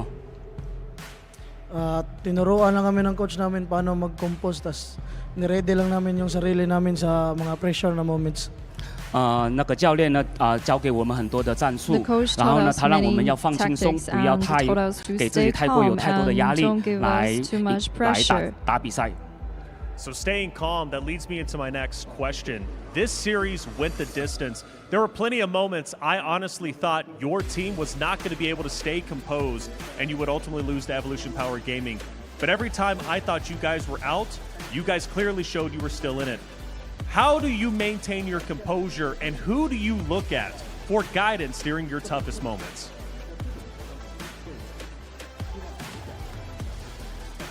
Kasi meron po kaming panahon na naduda kami na baka matalo kayo. So, sa harapan ng yung mga kahirapan, ano po yung ginawa nyo para manalo kayo? Wala, same pa rin. Niready lang namin yung mga sarili namin sa mga pressure na moments at nag-stay composed. 我觉得没什么，但是 I 我觉得我们 think 还 there's 是 no big 保持 deal. 我们的一个自信 We 心 just try 来 to 打 stay 赢这场比赛。 confident to win this match. And confidence is key. Clearly, there was a time where I looked at Loy, and Loy was just smiling before you even won the match. And you could clearly tell these boys just love to play Crossfire, and clearly they're here for that very reason. Now, you had a unique circumstance, though, as a roster. You came into today with 2 sick players. They were under the weather. Did that have any effect? Did that guy, and your players being sick, did it make you nervous at all? What was the game plan?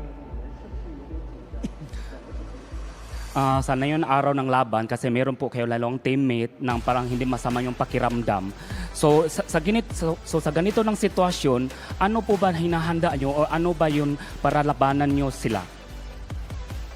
Inisip na lang namin na hindi yun hadlang para matalo kami. 我觉得就是我们不要把这个生病太放在心上，然后我们还是维持着保持着继续打比赛。 Try to play the match. Okay, sickness, no worries. I actually saw Coach Tanks before they went out on stage giving them massages. He's going above and beyond to make sure these boys are ready to play. A beautiful story. Let me ask you this point blank. You've got 2 teams that are going to either play against you next, one or the other. You've got EVOS ARc, the villains of the Philippines, playing potentially against the heroes, or you've got a team that knocked you out at the Esports World Cup All Gamers.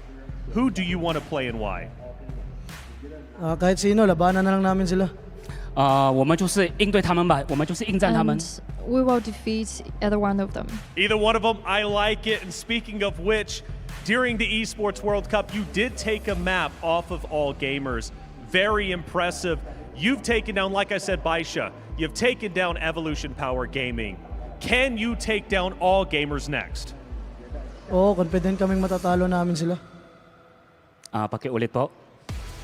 Oo, confident kaming matatalo namin sila. 我们非常有自信心 We're 能来 very 战胜他们。 confident to defeat them. Very confident indeed. I like it. It's going to be a great matchup, whoever they have to play against. KLB, I pass it to you one more time, the in-game leader, of course, the team captain. What do you want to say to your fans? What do you want to say to the Filipino community? So, paki-shout out and ano gusto nyo sasabihin sa mga fans natin sa Pilipinas? Una, papasalamat kami sa Panginoon dahil binigyan kami ng chance dito manalo, at shout out din sa boss namin na sa Stallions na si Khaled at Team Stallions, sa Lucky family at sa pamilya ko at sa jowa ko. I love you. 首先呢，我想感谢 First of all, 上天耶稣能来 I want to thank 让我们来参加这场比赛， Jesus 并 for 且赢 bringing 得了 us 这 to 场 this 比赛 match。and 然后呢， win 我 this 想 match. 感谢我们团队的老大 And， 然后感谢 I also 我的 want to 家人， thank 还有等等的亲朋好友的一个支持。 Leader and all my family.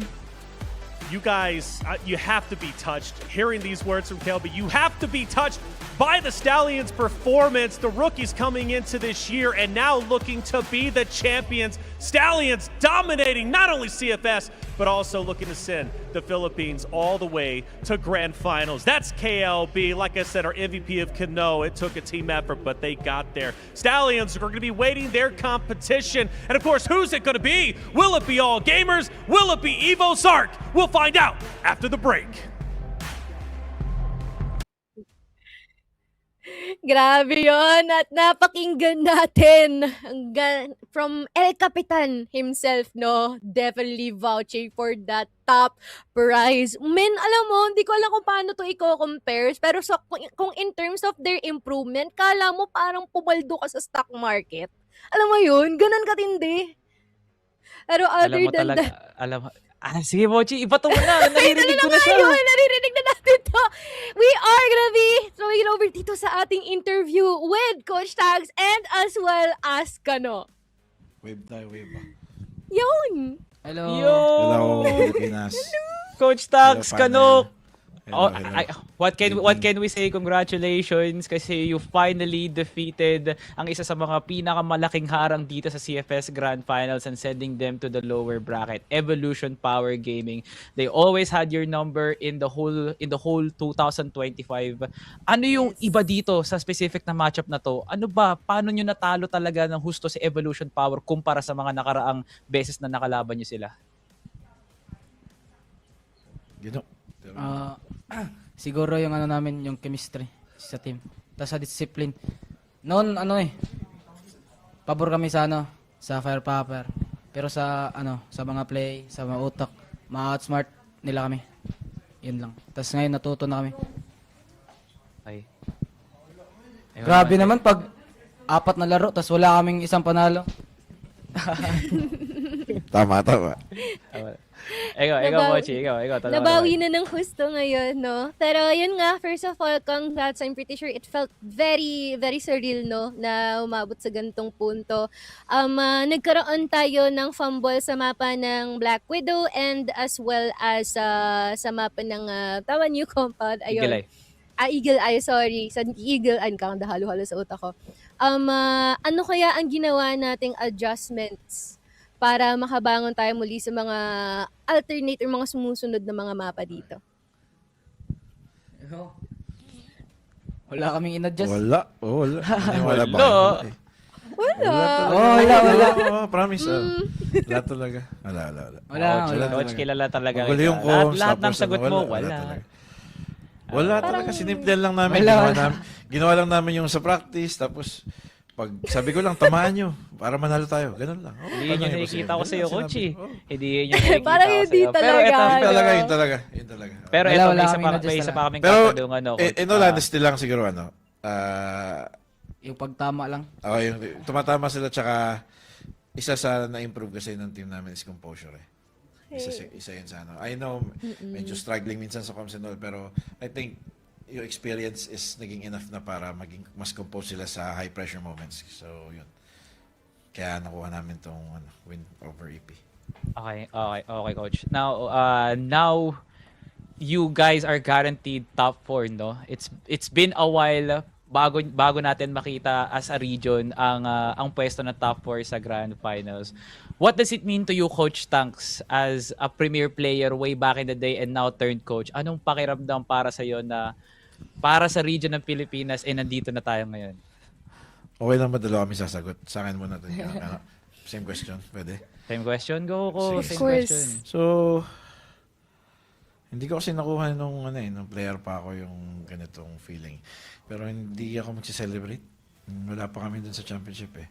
Yes, it's surreal. Yes, it's masaya. Natakatalo kami ng dalawang big time na or malaking orgs dito ng China, mga Chinese teams. Pero I'm just grateful, no? I'm just grateful with everything, no? Kinakano sa mga boys ko, kay Ma'am Lizelle, sa Stallions, kay Boss Chris. Just very grateful and I feel blessed. Pero yun nga, not time to celebrate yet. Kaya hindi ko tatanggapin yung mga congrats niya. Hindi pa namin dapat tanggapin yan. We have work to do. We have things to work on. And alam kong pinag-aaralan na rin kami ng kung sino man ang makakalaban namin. Kaya yun yung feeling ko ngayon. As a former player and turned to coach. Ano naman ka na? Pakiramdam? Ano yung tanong? Ano pakiramdam? Pakiramdam. Mag-iisang taon ka pa lang sa Crossfire, pero grabe, ang layo na kagad ang narating mo. Ano pakiramdam? Pakiramdam lang normal lang. Normal lang. Oo. Team Stallions talaga. Hindi to Team Stallions pag hindi iisa lang ang sagot, no? Okay lang, wala kaming ginawa. Preparado naman kami. Ganon ang Team Stallions talaga. Sige na, gets ka na namin. Gets ka na rin namin, Coach Tanks. Alam naman namin na job is not done. Pero bibigyan na rin namin kayo ng pagkakataon para batiin ang mga gusto nyo batiin, i-shoutout, mensahe para sa mga sumusuporta sa Team Stallions. At baka may mensahe na rin kayo sa mga susunod sa magiging kasunod yung kalaban. Ikaw muna. So, number 1 talaga si Lord. Siya pa rin. Kasi lagi kami nagdadasal before we leave the hotel, when we arrive at the arena, sa lounge, before the matches, before every map, we pray. And kaya maraming salamat talaga kay Lord God. Tapos syempre sa lahat na sumusuporta sa amin sa Pilipinas, maraming salamat sa mga naka-tune in, no? Mga pumaldo dyan, baka naman. Yun! Tsaka syempre maraming salamat sa nagbigay sa akin ng opportunity na to, which is nag-iisang si Boss Chris Perez. Alam ko nanonood ka ngayon. Alam ko ba umiiyak ka ngayon, surely. Tsaka doon sa yung original na may-ari ng team, which is si Boss Lid. Tapos sa Team Stallions, kay Ma'am Lizelle, kay Dolph, Kinawang sa lahat ng Bisaya, sa lahat ng Tagalog, muna kayo mag-away. cheer niyo yung EVOS na may kilaban silang Chinese team din. Sana kami magtapat sa upper bracket, no? And siyempre sa inyo sa production, namiss ko kayo, Ochi, Salvatore, thank you for always supporting. Yan. Ay, sa mami ko pala, tsaka sa asawa ko. Yan. Ayun naman Yun lang yung, gusto ko. same lang kami. Wala ka gusto batiin? Wala. Yung mga yung mga pamilya ko. Salamat. Bisaya ka na lang. Para, sa lahat ng mga Bisaya, mag-thank you ka ng Bisaya. Dali. Hindi, okay na yan. Oh, ayaw talaga. Sige, Coach Tax, Pagod pagbigyan na, natin. pagod na. Thank you sa lahat. Celebrate, Thank you, Pagod thank na. you. Ubos na yung utak sa kakalaro laban sa Evolution, no? Coach Tanks, Kano, congratulations. Maraming salamat sa oras nyo. Good Yeah. luck pa. Thank you. Good luck talaga sa Team Stallion sa mga susunod pa na laban. Yes. Yes. Salamat. Maraming salamat, no? Hopefully, makapagpagaling si Kano, si JJ, and good luck sa mga susunod na mga laban nila. Get well soon. Wow. Parang hindi nilagnat, no? Parang hindi siya nilagnat. Ang lakas ng resistensya talaga pag bata pa, no? Ang inaano ko dito, Bochi, wag lang talaga sana mabinat kasi yung series na yun Yeah. hindi para sa mga may hinang puso. Grabe yung Exactly. trinabaho ni JJ at ni Kano para Totoo. malampasan yung sakit nga nila. Pero I guess this is it, Mochi. Tapos na tayo sa kwentong Stallions versus EVOS. Doon naman tayo sa kabilang dako naman sa laban din ng Pilipinas, laban sa China. EVOS, Arcelia versus All Gamers. Coming up next! Yeah, syempre, no? Abangan ninyo yan, no? Hindi natatapos ang ating pagsuporta dahil meron pang susunod. Once again, Moji and Salvatore and the panel desk, and we will be back after a few minutes. Get underway with this grand final. Here it is, the CFS 2024 Grand. The last time. Welcome one and all to the final map in the grand finals. Feifei, and one by one they're falling apart. EP are going to get themselves map point. There's no pressure from the B site, so they actually get all this for free. Where are they going? Have they made that decision? There's util A, there's util B, C4's leaning over towards A. Around the world might be the call. YH leading the charge. It's not much of a charge. Feifei spotted them. It's a slow creep. It was a contact play, but you're right. The information is there for Evolution Power pushing their way in. It's three. BNC and Silver have to come up huge, but it's almost assured now. Zay will go down. XQQ in for the trade, and it's down to just Silver. Can he be the hero here for Vasco Esports? He's got time to play with. Pushing forward. Mino drops, but that is it. Evolution Power are the champions of the CFS 2024.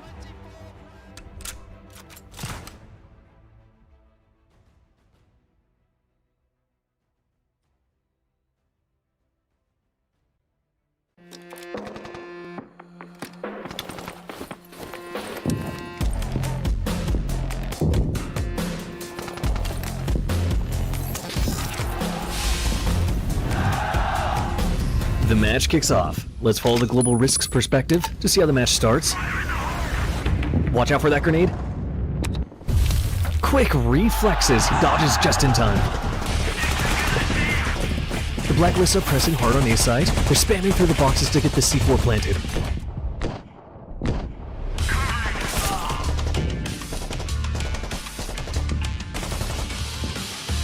What a great shot! After losing one, the Blacklists rush B side and secures the plant. The global risk got to rotate fast for the retake. Everybody's down. It's just him remaining. Is he slipping into the site undetected? He takes one down. No hesitation. He goes straight for the defuse.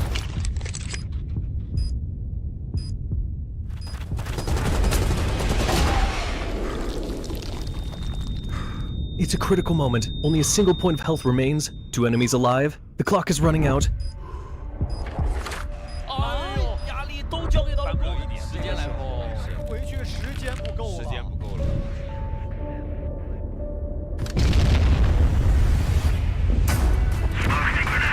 He commits to the forced defuse.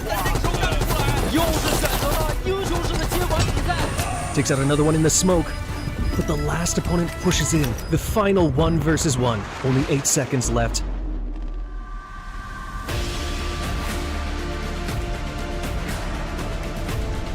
Is he going for the ace?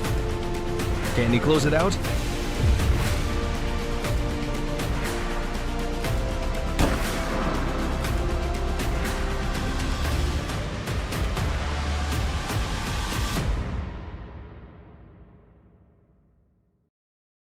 para sa kanila dito. CR Vincere.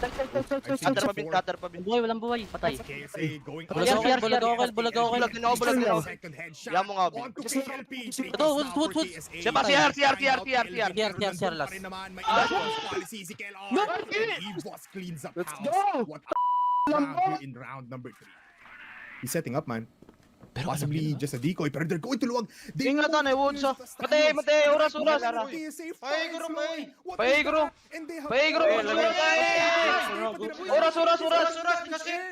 Gido.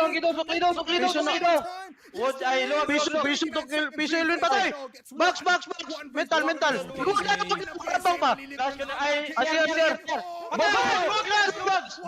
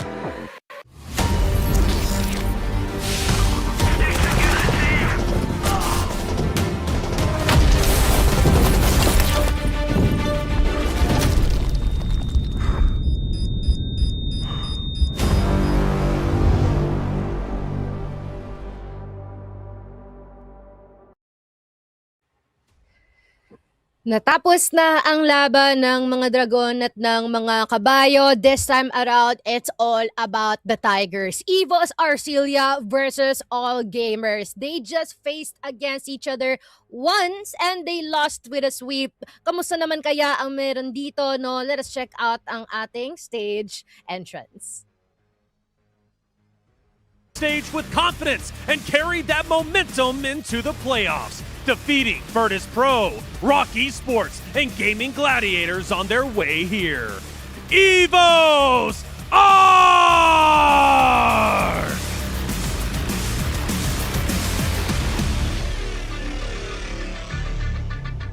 Across from them, one of the strongest contenders in the tournament. A lineup entering with expectation, structure, and experience, and starting their campaign with a convincing quarterfinal win over XROCK. All Gamers!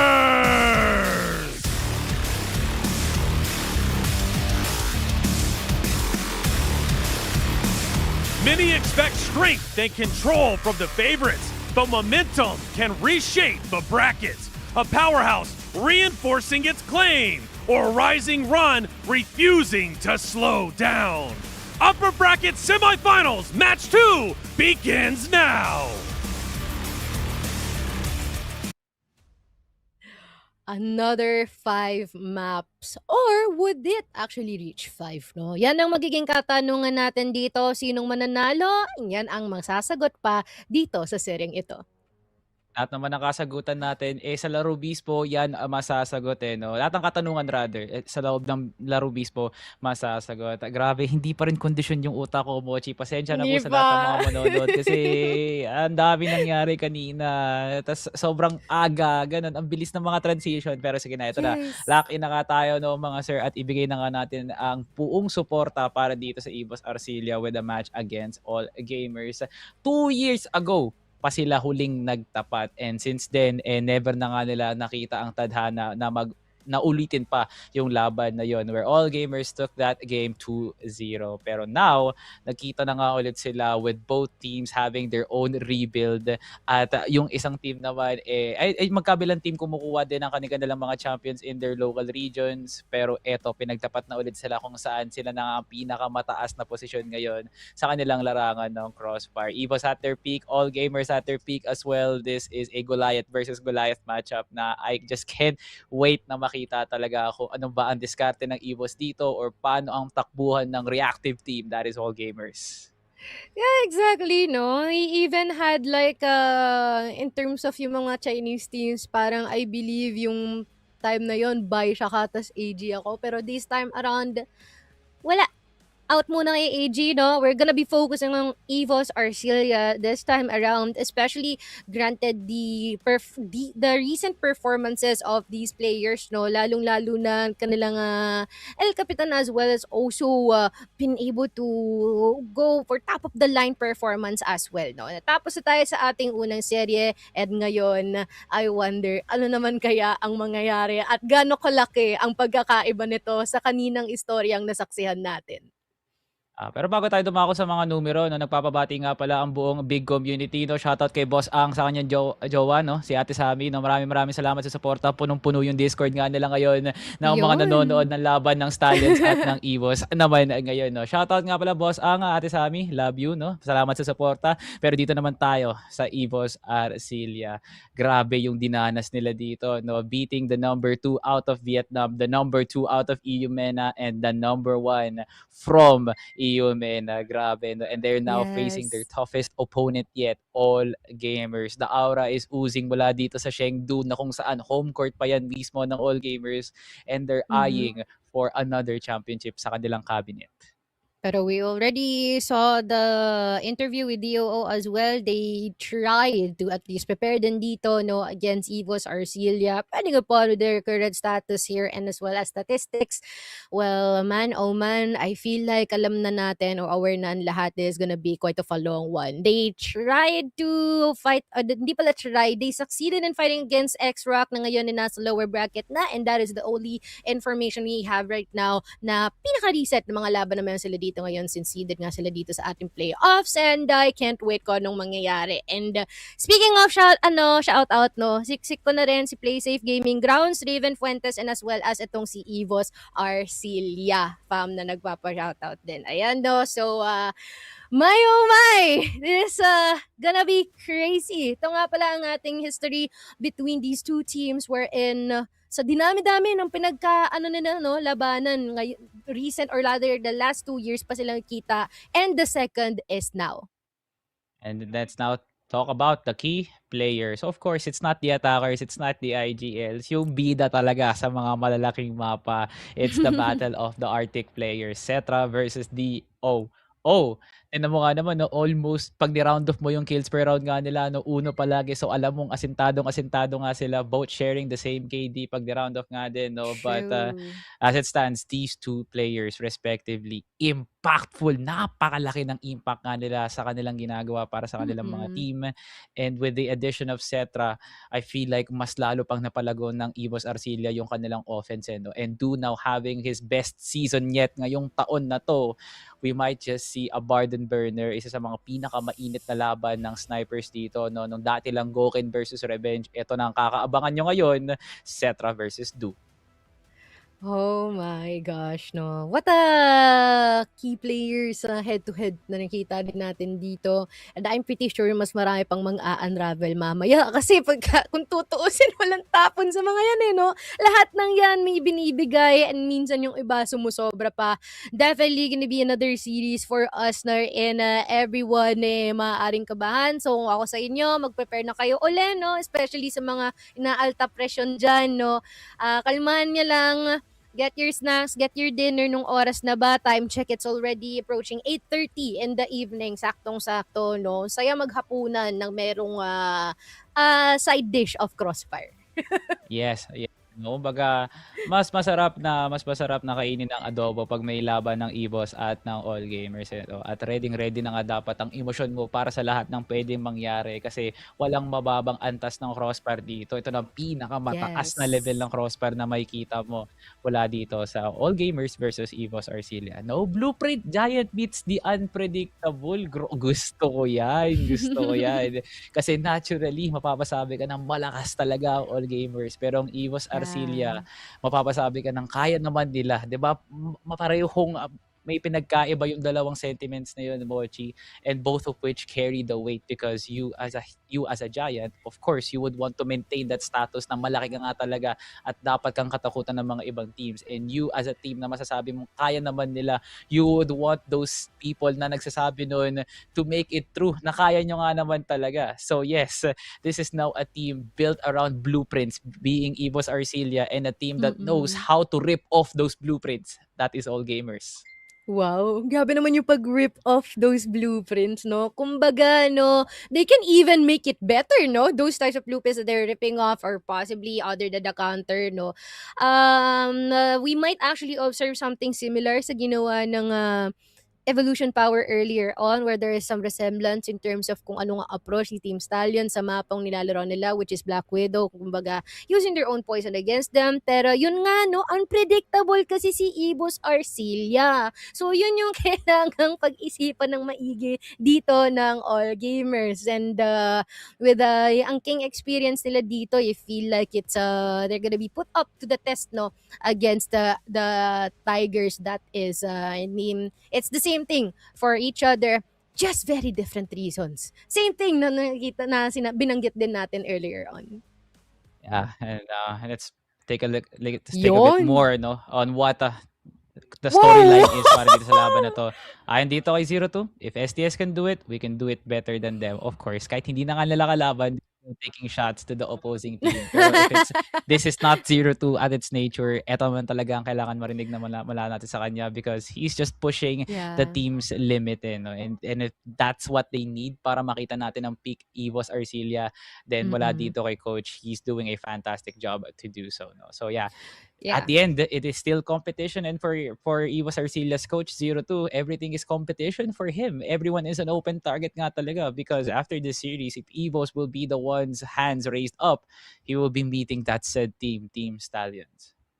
Yep, indeed. Pero alam mo, that's something I admire, no? Kahit na may mga words of affirmation na nag-go around sa kanila, it is, kumbaga parang healthy competition yung nagiging output. Kasi biro mo, no? Other than focusing sa kalaban nila, focus din sila sa isa't isa at sa sarili nila, which is nice. Pero dito naman kay Coach Dono, no? Any team at this stage is strong. We're ready for a battle, no? Pero similar sa mga binanggit din ni DOO during our interview with him. Yeah. So Dono, one of the longest standing coaches dito para sa whole region ng China, and I feel like the mind that this guy has is absolutely huge. For him to be able to call back ZQ fully activate 12-22 na kung saan last year was not the favorable season for 12-22, but now he's recorded his highest KD overall throughout his whole career. Parang ibang klase talaga yung natatap dito ni Dono para sa kanyang mga players, and not to mention ZY's ability to still be guided by this by this coach rather. Parang it's a true testament, no, na parang coaches don't play. Coaches really do bring out the best in these players. True. And it's his job to tap the potential of these players. So yeah, ito na, EVOS Of Arcelia, course. history made. That is absolutely goosebumps talaga, you know? Like, you being put in the history books is something that would really make any person smile. Pero for EVOS Arcelia, from the SGJ days na nangangarap nga sila, always one up by Pacific Macta, pero the moment na nakuha nga nila yung pagkakataon na yun, finally breaking the dynasty, andyan na nga sila ngayon. Ay, nakikita mo naman, pangiti-ngiti at tawa pa itong mga to. It seems like they're starting off on a good note, no? But dito, no, AG expected to advance pressure on to deliver. Of course, no, granted the whole dynasty. Ika nga na meron ng AG dito. Talagang kanya-kanyang expectations niya na dapat ipagpatuloy nila ito, no? Not letting it fall, not letting it shut down. That is gonna be their goal this series. My oh my! I'm really excited just by contrasting din yung mga vibes ng ating mga players, no? For the side of EVOS Arcelia, they're much more on a serious note. Seems like gutom na gutom talaga silang manalo dito. Yes. But here for all gamers, it's another day in being in the upper bracket ng ating grand finals. Yeah, parang it's still surreal, no, Mochi, that we still have the conversation where in the same sentence we can put Filipino teams and the upper bracket in the same sentence at walang magrereklamo because they finally did it.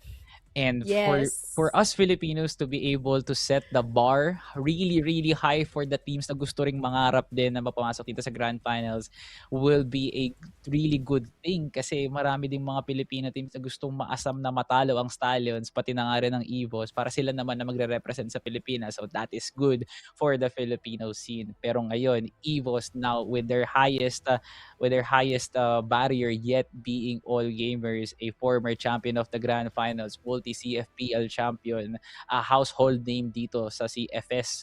This is something that EVOS Arcelia should be mentally prepared for. And for 0-2, if there are any place na gusto mong ibato na ngayon pa lang namin makikita na pwede ikatalo ng all gamers, ilabas mo na ngayon, awa ng Diyos. Just talaga, no? Pero ito na nga, no? 2 teams, 1 dream, and a whole lot I love on you, the Coach. line. Kaya naman, ilapag na natin ito sa ating mga casters. They're doing medyo swabe. Kaya na to. Ayos yan ah. Hindi ko in-expect yan ah. Medyo Pero magandang gabi mga tropa. Hindi ko maintindihan kung saan nanggaling yung mga salita na yun, pero sige, no. Ito na tayo map dito para sa ating best of 5 banger. This will be the last upper semifinal. Siyempre, hahangarin nating lahat. Kung gugustuhin man natin na mangyari yun, kailangan manalo ang EVOS dito sa best of 5 na to, Daydom. And for the first time in a very long time, we are brimming with hope, pare. Yes. And this is where it will begin sa ating map dito. Ang hirap mag-map dito kalaban ng all gamers in the best of 5 just because it feels like they're a team that is comfortable anywhere you take them. I mean, yes, there are strong points, but over the course of CFPL, EWC, and of course in the grand finals as well, they look impeccable everywhere. One thing na na-notice natin, no, up against CFPL teams, they kind of fumble in Angkara. Kaya it makes sense na EVOS will be taking that first against them. Yep. Very interesting stuff. Now we're going to see the 2 most played maps here in the league. To start off yung best of 5 natin, Nitro Angkara, tapos Black Widow. Okay, not surprising din dito na port ang magiging pangalawang mapa natin ipipick ng EVOS, no? Knowing na of course sobrang preparado nila yung port na to. And man, I gotta say, Daydom, so far, no 3-0, not a single loss pa from EVOS dito sa CFS Grand Final. As clean as you can say. And kaya nga, lagi natin sinasabi yung parallel between EVOS and Stallions right now. Dalawa na nga lang yung seed natin, wala po natanggal ni isa. Exactly. Tuloy-tuloy lang yan. As we head on to close off the map dito, of course, yung pipiliin ng EVOS for their second pick is their home ground, that is Sports. And we're going to Eagle Eye for set number 4, tapos Compound for our decider. So yeah, this is gonna be a grueling first couple of sets, no? As you mentioned, Black Widow and Ankara, 2 of the most played maps in CFPL. So it will be a rough start para sa EVOS dito.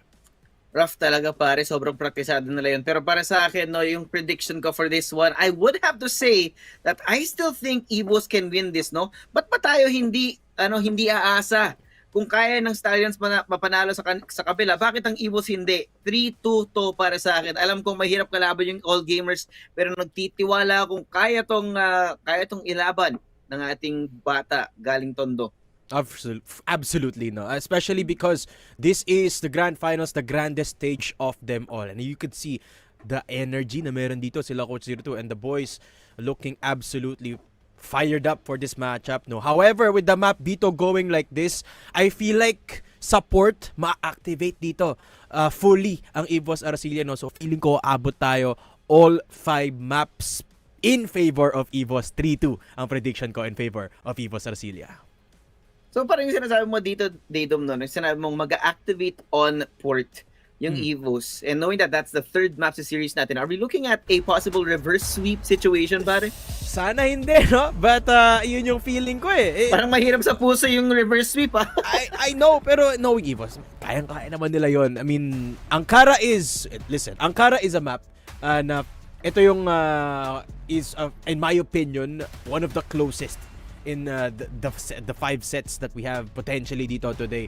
Ankara, as I said, it's a map that all gamers have been struggling all year long up against CFPL teams. Nakita rin natin to in their first game dito CFS Grand Finals. No, that's one of the maps that they lost in against, I believe that was XROCK, yung nakatapat nila, no? But they eventually went on to proceed to win all gamers. So that's a map na even though it's deceptively weak for all gamers, it's still one of their most played maps over the course of the year. So, medyo nakakatakot kahit pinili to ng EVOS Arcilla. Black Widow, I think that's gonna go very, very tough para sa ating boys from Tondo.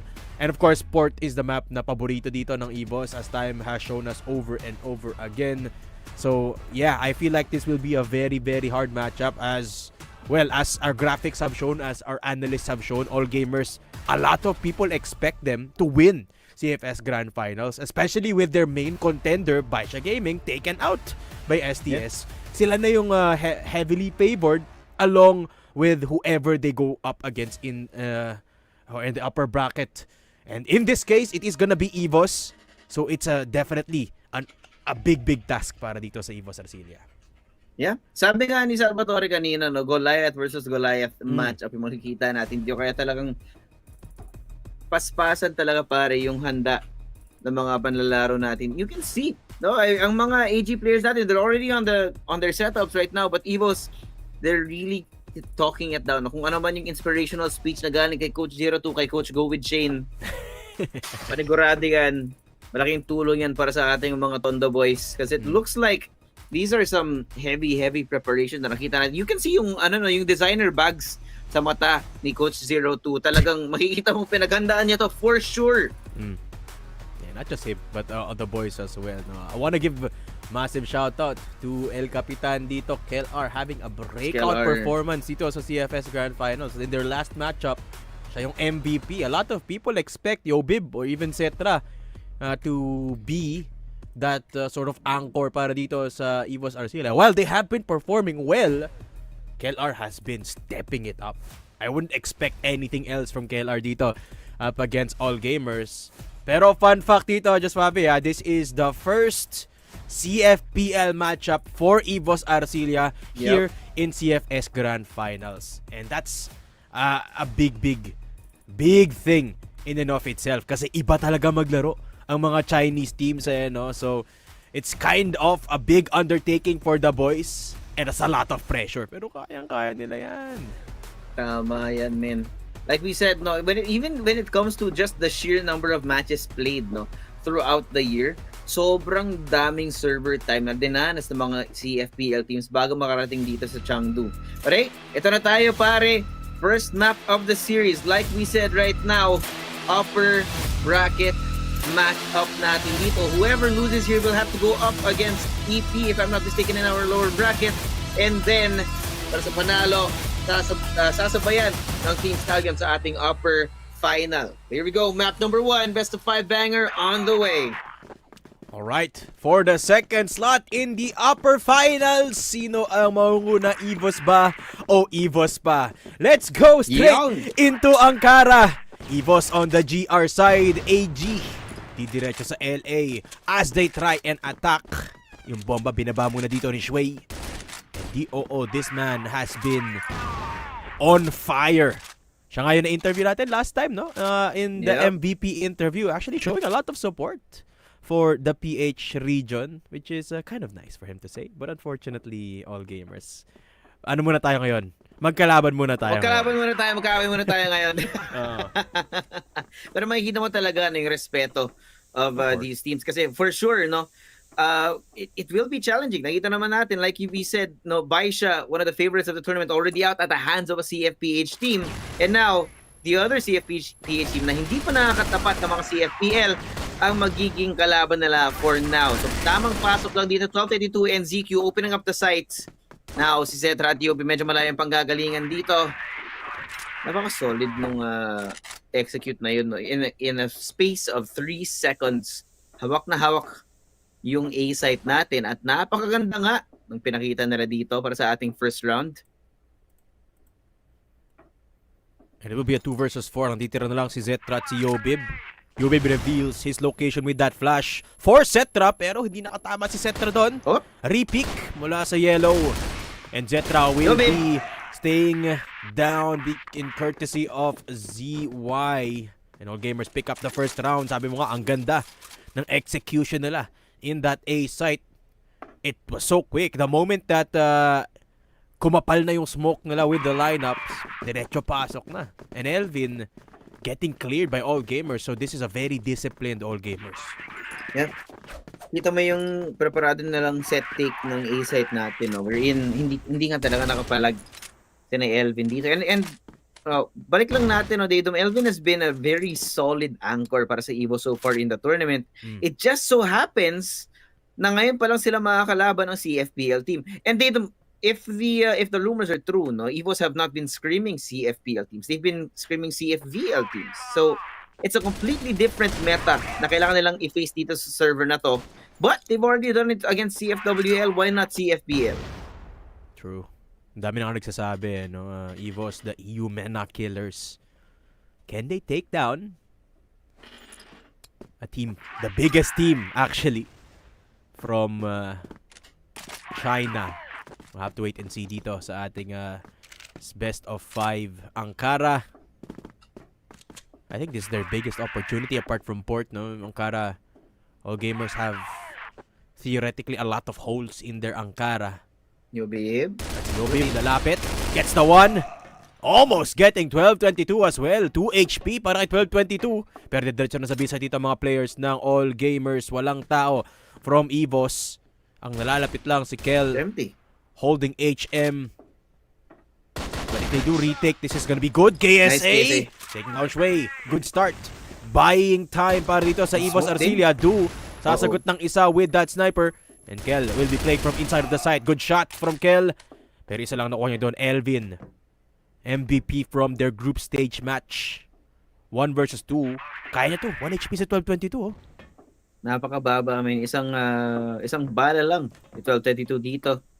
AKA one good spray from Elvin.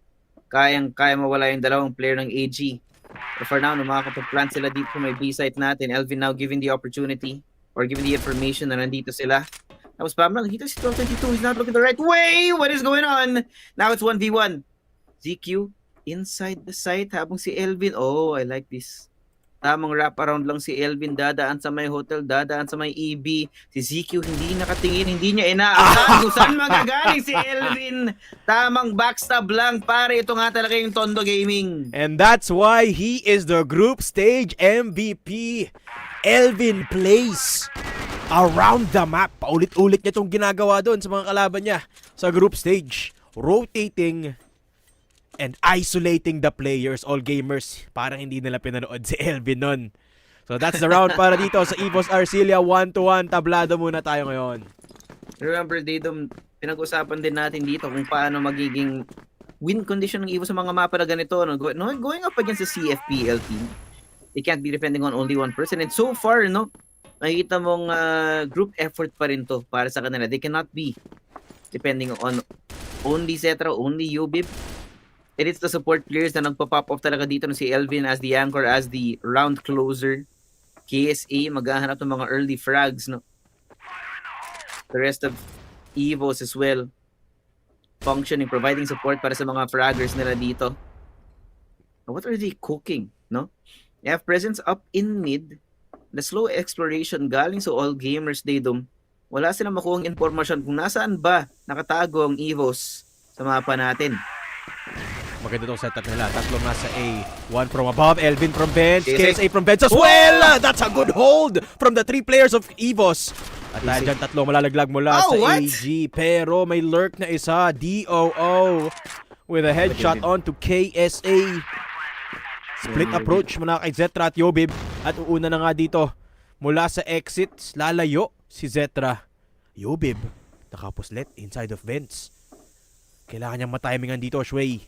Dalawa yung hinahawakan niya. One from EA. Zetra coming in from that angle. Zetra. Hindi sila nagkakitaan. Time. Starting to fall. Do they know? At si Shui akit na lang. At safer angle mula dito sa itaas. Yobib with the pistol coming in. DOO gets the shot. Yobib find the trade. Yobib comes in even quicker. And Yobib with the double kill. Kaso kulang yung oras ni Yobib dito. Sayang naman. So much effort put into this, no? Pero hindi lang talaga nila expect kung gaano katagal. Nalalabing na lang oras para sa round na yon. Ano, all gamers, second round on the board right now. Pero pare, nakikita na natin no, kung paano mag-function yung EVOS. Yes. We're seeing the late flanks that are unfortunately a little bit too late. Hopefully para sa kanila, matighten up nila yung mga problema na yun para mas maging solid yung setup nila dito. Cetra, ang Saja Boy ngayon ng EVOS. Wala nakita sa ecoms natin. Tama, atras lang muna. Epas muna. This time, a little bit more mid-presence para sa EVOS nung nilipat nila si Zetra dito sa RS habang nakantabi si Kel in holding HM. And EVOS, remember, has one of the highest clutch percentages in the whole league. Number 2 sila. Number 1, STS. So, kailangan di sila i-underestimate dito ng all gamers when we go to the post plant kahit lugi ng EVOS. Oh, Kel starts it off strong. Headshot onto DOO.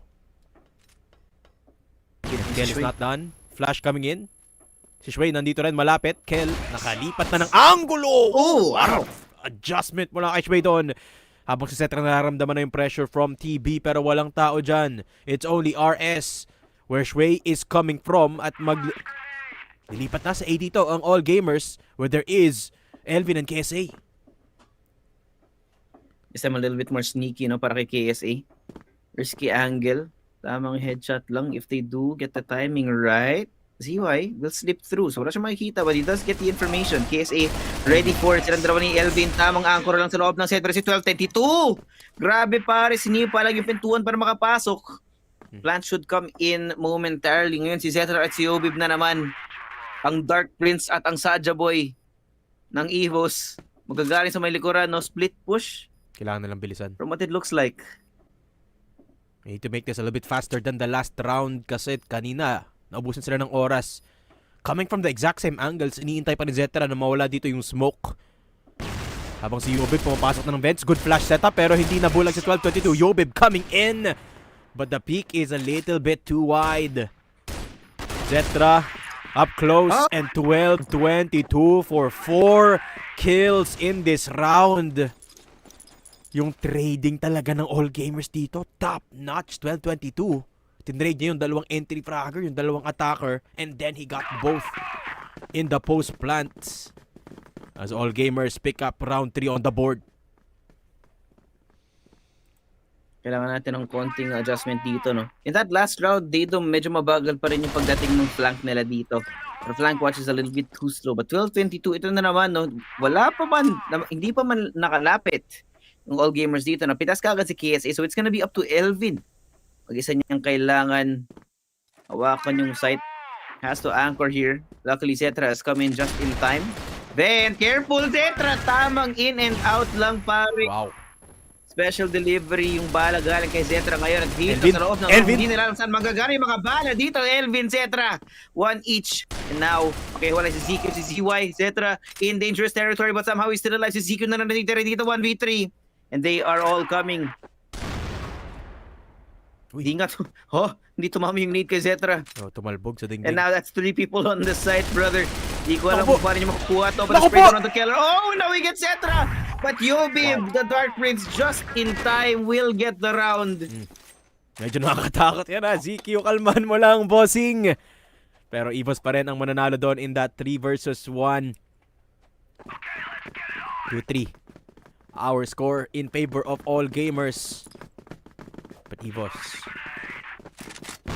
will they be unpredictable this time? Yun na nga, papasok na sila dito mula sa bridge. Yobib, nakatama pa rin with the sniper onto ZY. And Zetra, good for 1 as well. Eto na, the fraggers of EVOS Arcilia making noise. Kel holding exit. Hotel exit, that is. Pero wala pang papalag mula dito sa all gamers. Laglag na si DOO tsaka si ZY. And EVOS, they don't have to be unpredictable anymore. Just hold your angles. Medyo delix lang dito yung mid area. Kaya nakaposisyon si Yobib holding HM. Every angle covered by EVOS Arcilia. Great starter dito, no? Para sa EVOS. This time, all gamers, kailangan nila makahanap ng paraan na makapag-open up ng space for free. The problem is, mukhang mas naging tight, no? Yung depensa ng EVOS for now. Hindi sila malulusutan ng mga all gamers dito. KSA on a risky angle. Elvin caught out in the open. Tamang headshot lang. Nice. Pero si KSA, babawian ng boys swing ngayon. 12-22. And his face, oh what? Only a pistol was needed para kay 12-22. Pero sobrang pulado niya na nga ngayon. Pare, di nila alam kung magpa-plant pa ba sila. Kasi mukhang paparating na yung EVOS sa may likuran nila. Already util coming in. HE smoke splashes coming their way. Now ZQ. Walang makita kundi puti. Pero nakuha niya pa rin si Zetra. And it's a 2v2 Daydom. Magagaling na dito sa EA. Si Yobib, sniper on his hand. Si Kel, nakapasok na ng site, nakapuslit.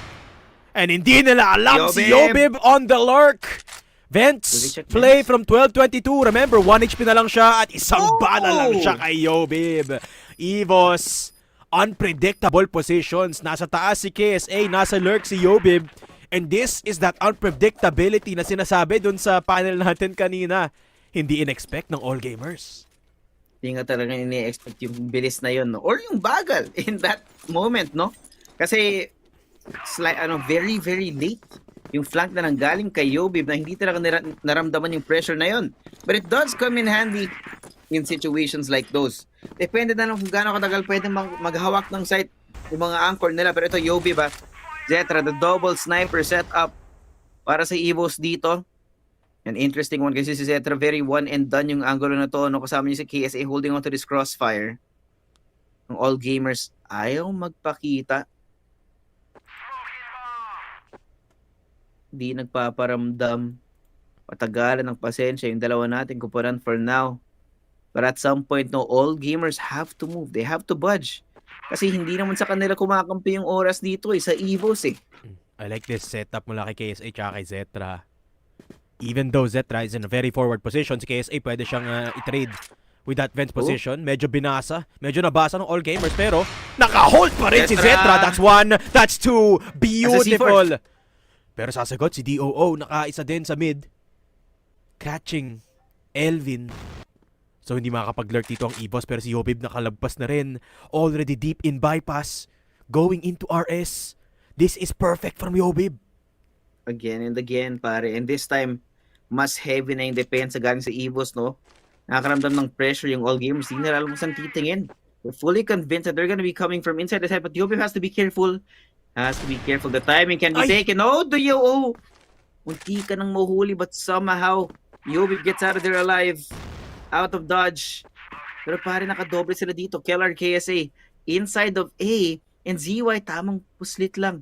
Dadaan siya sa may RS. He's making his way Loko po, Kel. out towards A side. Si KLR Kel. pa rin nakatalikod. Does he feel it? May pressure na naramdaman. He goes the right way, but ZY and ZQ take down one each.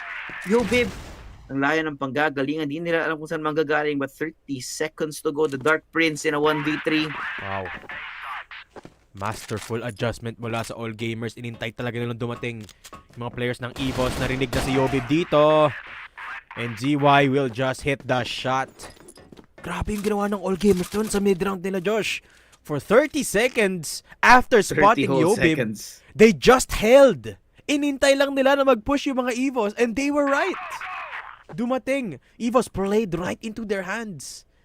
And this is that adjustment that we were talking about. Mula sa All Gamers, the masters of reaction. Kailangan magdoble ng unpredictability dito ang EVOS para lang mahuli ang All Gamers ulit. 4-3. Score natin dito in favor of All Gamers. Yeah. We are nearing the end of the first half ng mapa natin and it looks like AG nakapag-adjust na nga. So EVOS need to stick to their guns, pare.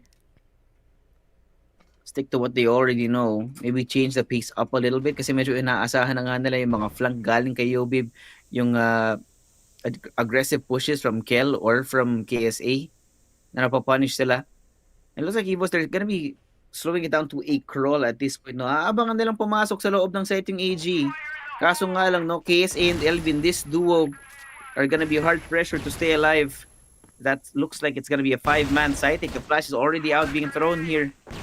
KSA, Elvin.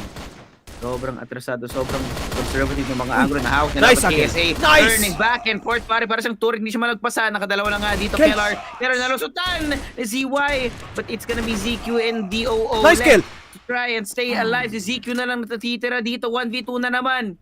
The C4 has been found. Beautiful It's been trading. picked up. Kaso ang layo ng pagkagaling, Zetra and Diobib, they're gonna let ZQ plant. They should. I mean, it's a 2 versus 1. Pwede na lang i-challenge dito si ZQ. Lalo na dahil wala ng utility si ZQ, no? And how they did this was a successful hold from KSA and KLR. Ang ganda ng trading ni KSA at KLR doon. Yobib Zetra coming both from exit.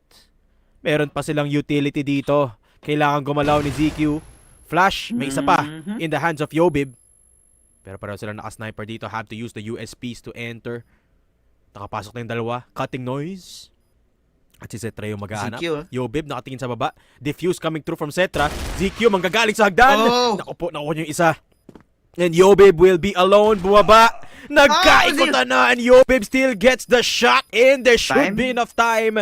And EVOS have secured the round. 4-4. Yobib for another clutch. They don't buy the skin of their teeth para yung pasensya galing sa dalawa nating sniper for now, no? And it looks like EVOS are fully committing to this double sniper setup for the rest of the half. We do only have one more round left para sa first half natin. Ang EVOS, may maintain natin na lang yung double sniper para kina Yobib at Zetra. Because, I mean, if it's working, there's no need to fix it. Kasi para si Yobib, naka 9 kills na. But in the last round pa, dito na babaguhin. They're gonna let Yobib go loose.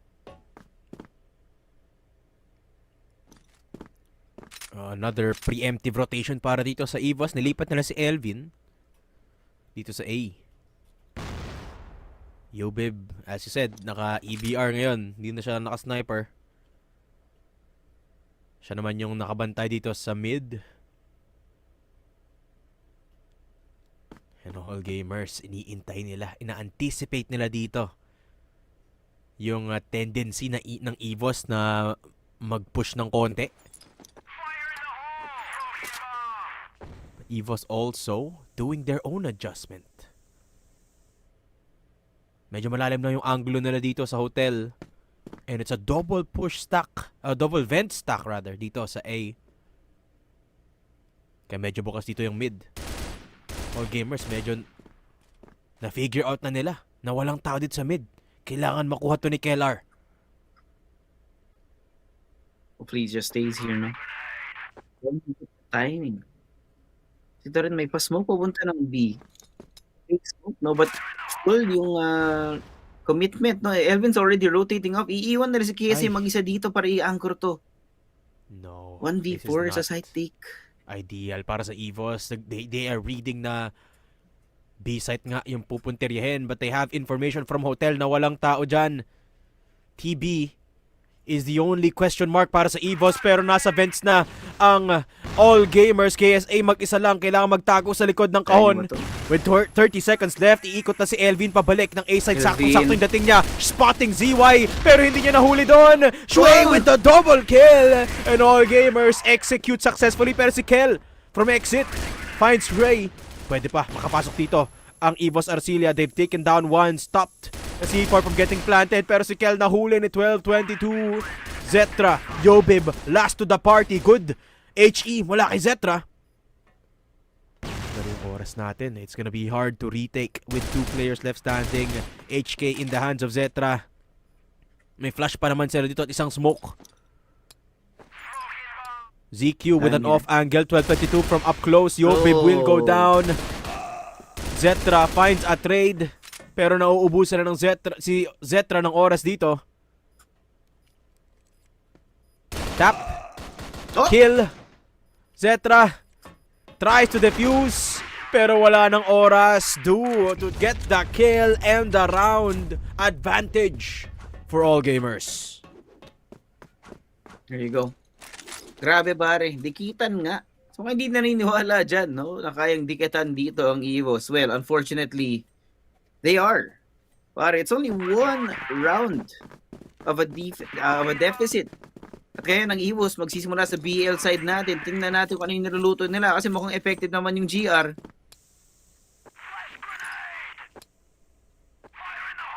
PSA.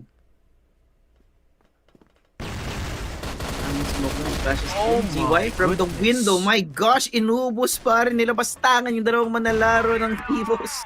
Grabe yun, ZY. That's the first time I've seen that. This CFS Grand Finals. Not again, Kel. Not again, Kel. Okay, Kelar. This Look is at good. this. No way. Kapasok siya dito sa A. Hindi alam ni Shui. Pero may manggagaling sa exit. Naku po, Kel. You have to make a move soon. Dahil lalapit na sa ZQ dito. At si Kel, hindi nakita. Hindi niya alam. Perfect from Kelar. Kaso isa lang yung nahuli niya doon. Okay lang. Yobib with the shot as they enter the site. Doable to. Dahil naka-sniper si Zetra. Here we go again. Silang dalawa na naman. Nice shot from Zetra to shut down DOO. At isa pa kata si Zetra dito. Naku po, nahuli ni 12-22. Yobib, 1 versus 2. Now is the time to step up for Yobib. He's half HP, Daydom. 42 HP, full rotation being made towards B site ngayon. ZY at 12-22 ngayon, hinahanap siya. Oh, he's gonna take the fight. I like this. He's gonna take the fight. He gets one. 12-22 around the corner. Can Yobib get the kill? Yes, he can! What is that, pare? Just when you thought almost lost, the Dark Prince activate at ito na nga, no, gising na naman si Yobib sa EVOS. 3 rounds, Josh. 3 rounds na si Yobib yung nakapag-clutch. Nakapagtapos ng round para dito sa EVOS. Yobib is back. Yes. Ooh. What a shot from DOO dito. Elvin is down. No lurk anymore para sa EVOS Arcilia. Pero okay lang. I-challenge nila dito yung hotel. 12-22. Lalabas ng konti. ZY nahuli ni Kel R. Hindi na yan gagana ngayon, boss. Kel aakyat sa akyatan. But it's a bait. EVOS, tumahimik bigla yung mapa para sa kanila. Si Kel papasok ng bar. Kaso sa 12-22 andon. May hawak na M14. And EVOS lalayo muna. Kabilang dako naman going towards Dilaw, towards yellow. Zetra 1 versus 1. And Zetra wins the crouch peek onto DOO. 3 versus 3. Nice couple of shots from Zetra. Katahimikan muna sa mapa natin, Daydom. KSC is waiting for a rotation to happen. Nakaantabay dito sa may bypass. But now that they've rotated, the full committed rotate galing sa All Gamers going to A, EVOS now have a free B site. But can they get the timing on this? Kasi wala sila nakikita, no? I-check pa rin nila lahat ng angulo dito sa may talunan. Sa may akyatan, rather. Hotel, checked. Now, But Shui, waiting on mid. Yan si ZQ at si 1222. Nakakaamoy na baka may niluluto ang EVOS na kakaiba sa mapa natin. I don't know about the smoke. I don't know about the smoke. They put the smoke here. And it's free! It's free for them. Cetra gets one, but 1222 ang bilis ng trade. Di nila alam na sa loob na nasa yung dalawa natin manlalaro gan sa EVOS. And now, smokes up. KSA spotted on the very edge. Hindi nakapag-plant ng C4 si Shui ang tatapos. Tamang headshot lang. All gamers, bawi-bawi lang. A bit of hesitation mula dito sa EVOS, no? They could have planted the bomb. Pero sinubukan pa nilang lumaban and All Gamers took the fight against them. So that is the round para sa All Gamers. Pero EVOS, isa lang naman ang kailangan nilang habulin dito. And take a look at the scoreboard. Yobib having the most kills in the entire lobby. Ay, hindi pala. Mas mataas yung kay 1222. But in the entire team, Yobib is performing to say the least. 2.0 KD para kay Yobib. 2.0 so far. No? Yes. Pero kasi pare, matagal na rin nating sinabi that it can't only be UPIP. So luckily, no, nandyan si Cetra, nandyan si Kellar, everyone else is also performing. So it's not a one-man show. Pero ngayon, no, at All Gamers are ahead by 1 round. Si Shui ang magiging katapat nila dito sa may event. Unfortunately, Kellar and Cetra, tamang chip damage lang. Shui, huy! Pix lang yung nakita, tago lang sa loob ng may room under the staircase. Do they check? Nice. Yes, they do. KSA knows where he is. ZQ around the corner. Hiding in the back of sight. What is that, ZQ? You sneaky man. Pero si Kel din, nahuli. At biglang naubos yung EVOS. Si Elvin ang matitira. He has to clutch this out. Grabe yun, ZQ with a triple kill. Nag-acrobatics pa siya dun sa may kahon just to get the shutdown onto KSA. Nagtawag na nga ng timeout dito si Coach Shane. Elvin, desperate attempt. Get this set back in control para sa EVOS. Pero lalayo na si Elvin dito to start the timeout early para pwede na nilang mag-usapan kung ano yung mga mali na nagawa nila. In the last round, hindi nila napasok yung site eh. ZQ with a phenomenal hold. And yun yung isa sa mga problema dito ng EVOS. Hindi nila malagpasan yung depensa ng All Gamers. So they have to be creative. Creative is right. Oh, Kelvin. Makakaisa pa sana, kaso dinaplisan lang siya ng bala, no? So time out now para sa EVOS. Panagurado may nakita dito si Coach Shane. Tira natin may 2 round lang na deficit ang EVOS for now. And I think the number one problem is the spacing, no? Galing sa EVOS. It has become apparent, no, dito mo for the last few days that EVOS, ang number one weakness nila is yung timings na kinukuha nila, no? Pag nagbibigay ng pressure si Elvin on one side of the map, hindi siya tinatapatan ng pressure ng other half of the team, yung spearhead ng team natin.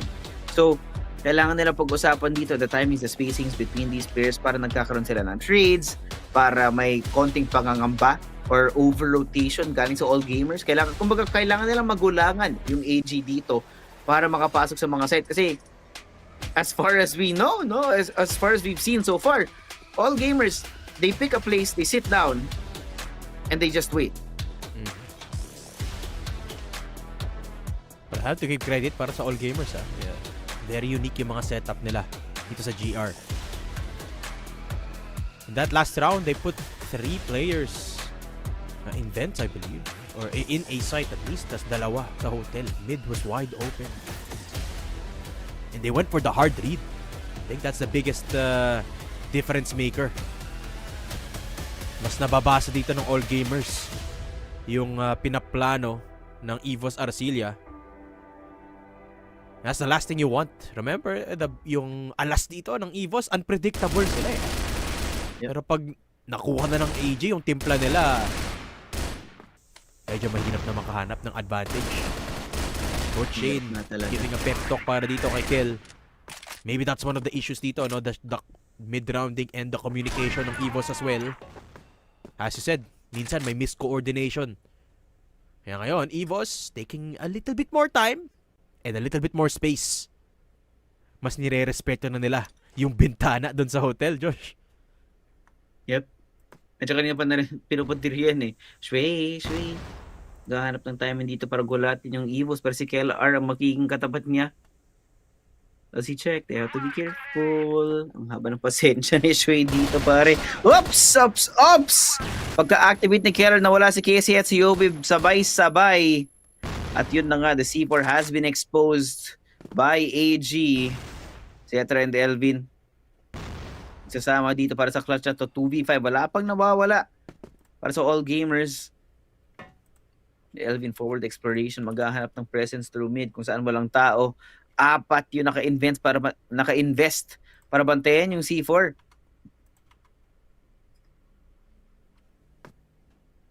Two versus 5. Opo, mahirap to. Especially Zetra, no utility, walang grenade na natitira si Elvin. Meron pa namang konti. May HE.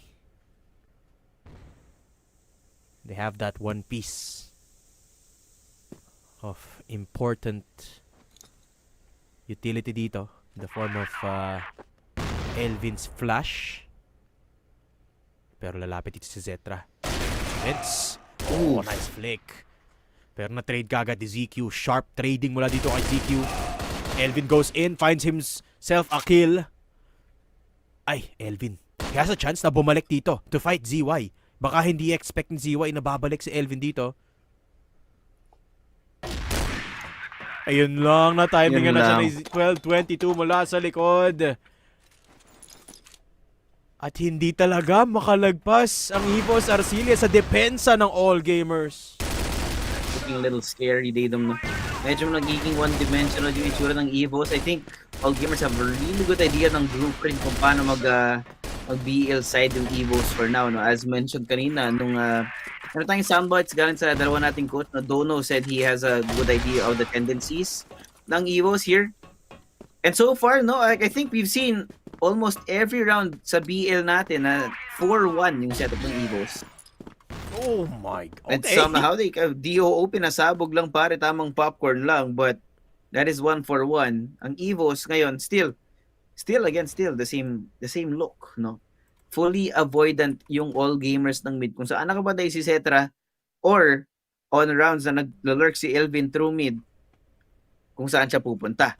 But all gamers, alam na lang hindi nila kailangang problemahin yun kasi laging late dumarating, no? Late in the round dumarating yung lurk from Evo. So they have to change up that timing. And ZQ, round the corner, Zetra, can you catch him?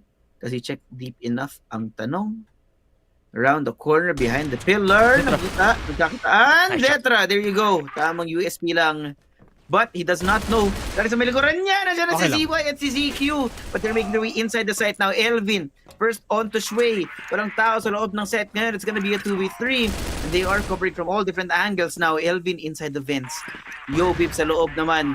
At si Kellar, dodoble silang babantay in case may flank. Pero pare, wala ng tao dito. Look at Elvin, ang ganda ng pwestuhan. Depende na lang kung makukuha ng time si na ZY at 12:22. But Elvin is already watching. He's already looking. Nakita yata siya. Does he know? Do they know each other? 12:22. We'll find Elvin. But the time is running short. It's halfway done. Have to make their way towards the C4. Now the slow crawl through vent. ZY, 12:22. Yobi and Kel already know where they're coming from. Pero ready ba sila kung saan sila magagaling? Yobi behind the box. Oh no, headshot. Now it's a 1v1. Tamang defuse lang para kay ZY. But Kellar will chase him down. Beautiful. Zetra with the perfect lurk doon, no? Saktong-sakto yung nakahuli siya ng isa. Okay lang na na-takedown si Zetra because he got the information na nandun yung dalawang players na natitira para sa all gamers was rotating from HM towards CA. And that's exactly what EVOS needs para mapenetra dito ang depensa ng all gamers. Medyo shaky lang yung post plant but it's okay. Kel with the recovery. And EVOS pick up the round. 6-8 ang labanan natin dito. Dalawa na lang ang kailangang habulin ng EVOS Arcilia. Another hotel setup mula dito kay ZY. Mukhang bababa na naman. Oh, pero nabait sila. Nung smoke dito ng EVOS. Elvin. Yung bomba nandun pa sa labas ng hotel. Elvin with the lineup. And Elvin with the shot! Woo! That's good from Elvin. Habang papasok na ng hotel dito, si Obib with the C4. Good rotations from EVOS Arcilia. This is a bait from EVOS at walang kaalam-alam ang all gamers. Gandang bait and switch dito ng Do.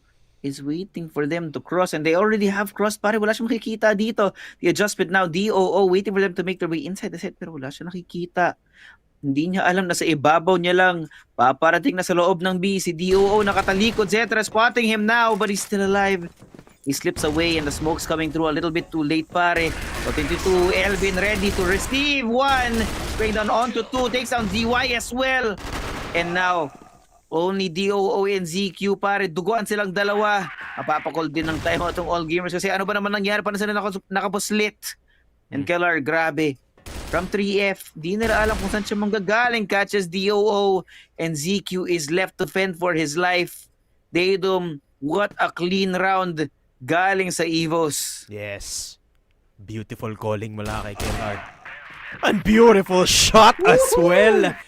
Pinitikan si ZQ, napa-time out pa nga yung all gamers. That's exactly what EVOS needs to do. Kitang-kita mo sa round na yun, Josh, ha? Nagbato lang ng isang HE at isang smoke dito. Yung EVOS, nag-rotate na ang all gamers. That's a good sign. Alam mo kung bakit?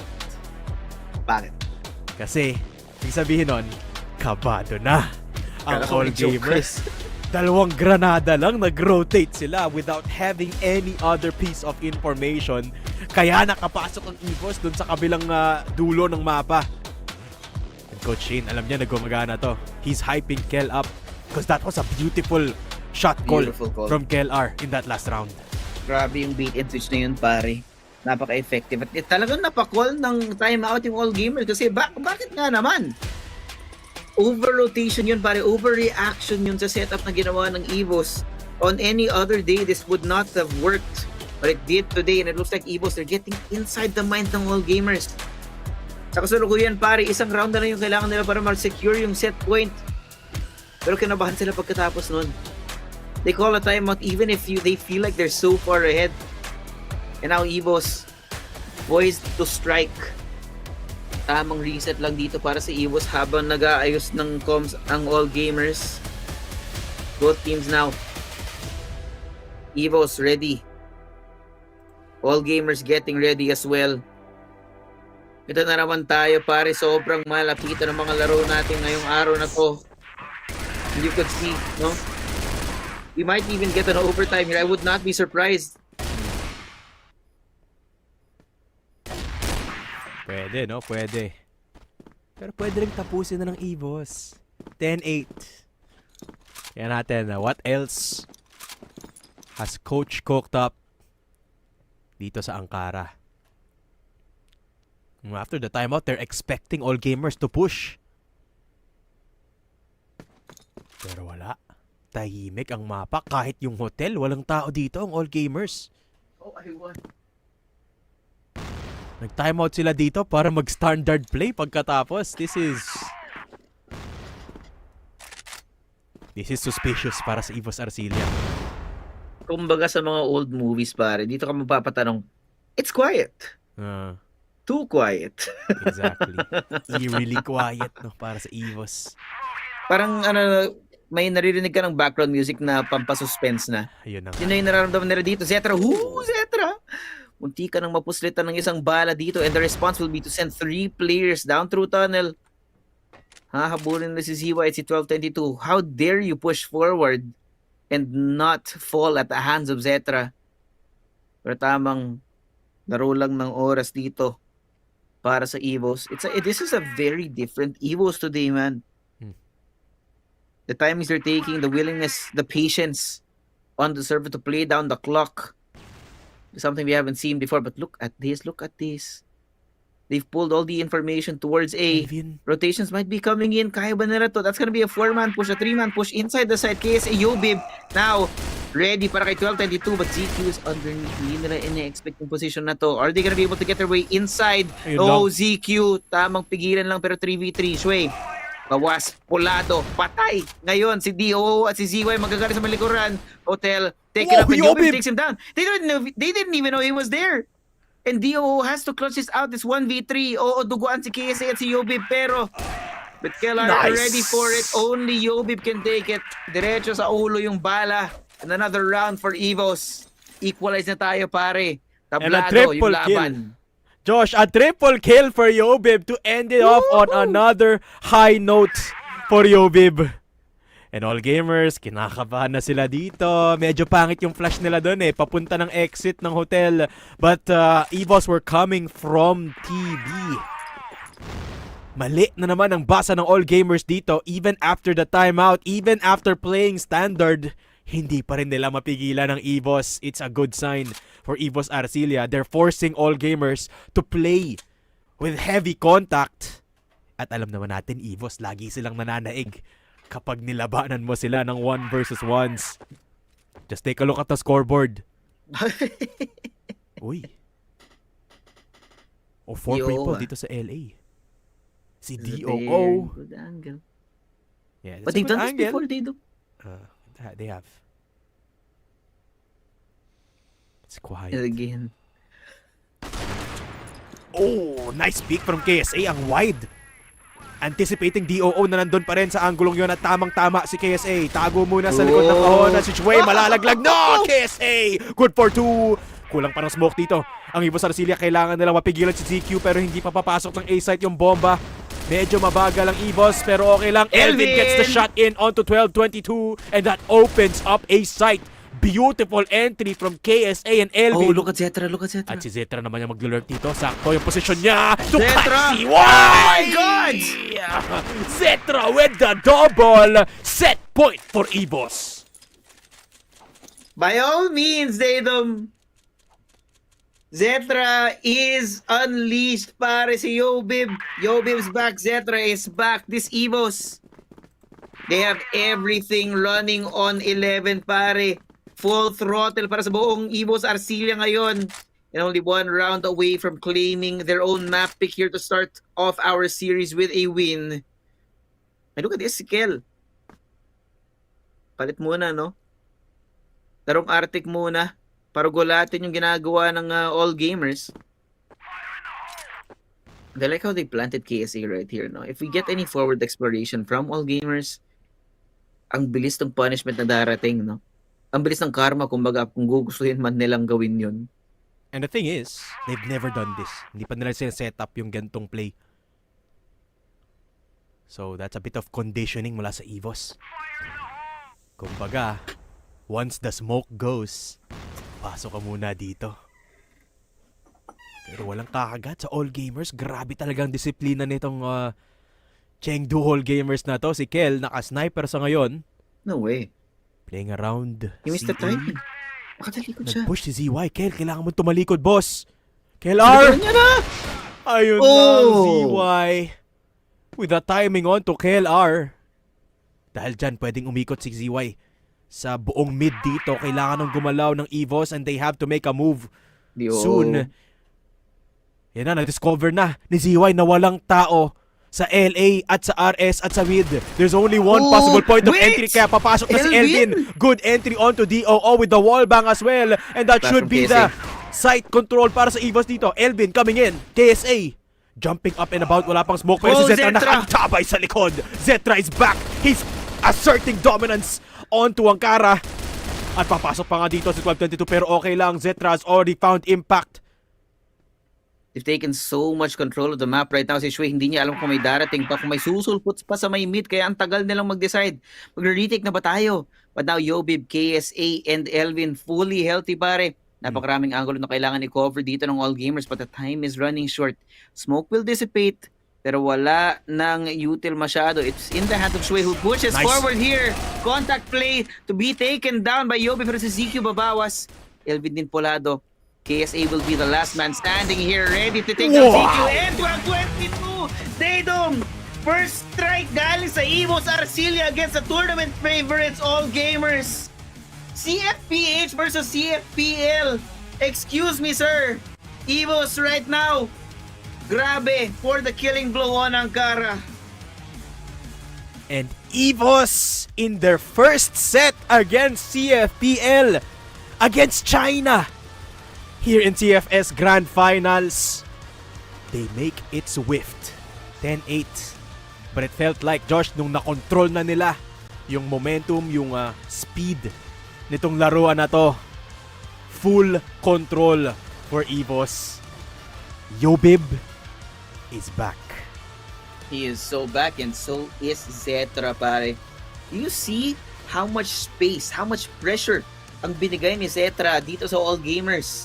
How much confusion yung dinulot ni Yobib at ni Zetra dito sa All Gamers. Ilang beses silang dumaan ng mid, ilang beses sila nag-overrotate, ilang beses sila pagkatapos mawala si Zetra, nag-explore pa rin sila kasi hindi nila alam kung nasan yung mga natitirang member dito ng EVOS. That's the kind of confusion na binigay ng EVOS Arcilia sa tournament favorites nating All Gamers. Pero yun nga, no, that was an intense first map. Kailangan muna namin huminga ni Daydom. Mochi, Salvatore, sa inyo na to. Amin na talaga to, no? Kasi grabe na naman yung naging performance ng EVOS Arcilia dito. Grabe kung grabe. Ibang-iba yung atmosphere at yung kanilang mga tutok. Man, 100% accuracy. Man, All Gamers led as much as 3 rounds. 5-8 na tayo pagdako natin ng second half. Pero would you believe it? That was going to be the last time that All Gamers will see their own lead. After the timeout from EVOS Arcilia, lahat na pumabor mula sa kanila. Lalo na yung mga bala ng M14 ni Yobib kumakapit sa katawan na parang lamok dito sa mga katawan ng All Gamers. My goodness, Yobib was hitting the shots like rent was due. Grabe, Yobib. Everything was just proving to be amazing para dito sa team na to, no? And it had to be done on the weak side of the map. Hindi mo ba alam gaano kabigat na ginawa ng EVOS na naitawid nila yung blacklist on a team that has the highest winning percentage sa global risk in the whole CFPL. This is insane. This is a breakthrough in the numbers of Crossfire Philippines in general na ginawa nila yon on their on the map pick of EVOS as well, eh, no? So that's how confident they are. Kung kahit anong piliing napamapa natin from Ankara and Compound, there is still the connotation na malakas ang CFPL sa region na to, especially All Gamers who highly prioritizes Black Widow, Ankara and Compound holistically. Hindi nawawala sa map veto nila yan. And to be able for EVOS to be able to get that W on a notice na hindi na nga sila mawawala sa puntong 8, ay, Diyos ko po, EVOS, you did something really dirty. Kadire, grabe. Disgusting, to say the least. No, your performance is just insane para dito kay EVOS Arcilia. And I really want to applaud everyone, no? Lalo na in the last few kills ni KSA. Si Yobib na napakatindi ng tutok doon. Hindi mo alam kung ikaw na nagsabi kanina parang may magnet ka mo. Tapos si Zetra, yung pag-hold yan ng mga spaces, mga angles, imposibleng wala siyang makukuha doon. Yeah, the IQ in between these players, this team on its own is insane, no? I'm pretty sure, syempre, merong involvement din si Coach 02 dyan sa pagbibigay ng mga advice or possibly some recommendations sa kanila, no? Mga kanilang magagawa dito sa kanilang mga round as it goes on, and hence the 1-0 against All Gamers. And nako po, ewan ka na lang talaga, no? Anong mangyayari sa ating susunod na map. My oh my, let's keep it going. This is the environment that EVOS Arcilia truly thrives in. Knowing na may lamang sila, and the fact that they can end something early is gagawin talaga nila. Alam mo, Bochino, pag dumako nga tayo sa second map, hindi rin to lalayo sa teritorya ng EVOS. Yes! They're still undefeated sa mapa na to sa whole tournament. And for All Gamers, maghanda-handa na kayo. The activation of Do is not enough. Yung init ni ZQ sa first half lang natin nakita. ZY was not making the right calls, and EVOS is indeed the punishers of that. Zetra, what a return attack nung second half. Grabe yung pag-anyong demonyo niya ulit. The Zetra we all know and love. Walang nakaka-rotate na miyembro ng AG dahil sa kanya, at yun ang gusto namin mula sa'yo. Durugin mo lang ang All Gamers hanggang sa hindi na sila makaangat sa lupa. That's what we need. That's the energy that we would want from EVOS. And now we head into the next map. I can't believe it, Pochi. We might be able to say in the same sentence as the idea of parating na talaga ang Panginoon. EVOS is 2-0 against All Gamers. Would you believe it, Mochi? Nararamdaman ko na, and I can't believe it. that the next map Hoy! is the next Kalmahan mo! The next map, patungong Tondo yun eh, no? Pasaragosa na yun eh. Papunta na sa compound ng SGJ yun eh. This is it. This is the map. This is the map. SGJ mentioned parang it's like a couple of years ago. Pero once again, no, ang susunod na mapa natin dito is gonna be Black Widow. And the fact na yun dyan, no, sa ating headline na pinili ito ng all gamers. Nako po, good luck na lang talaga, no? Hindi naman sa sinasabi namin na talagang mga fangirl at fanboy kami ng EVOS Arcilia. It's just the fact na we saw firsthand kung paano sila trumabaho sa mapang ito. At ngayon na pinili nyo yan, bahala na kayo. Bahala na talaga kayo. Alam ng ROC, alam ng ROC.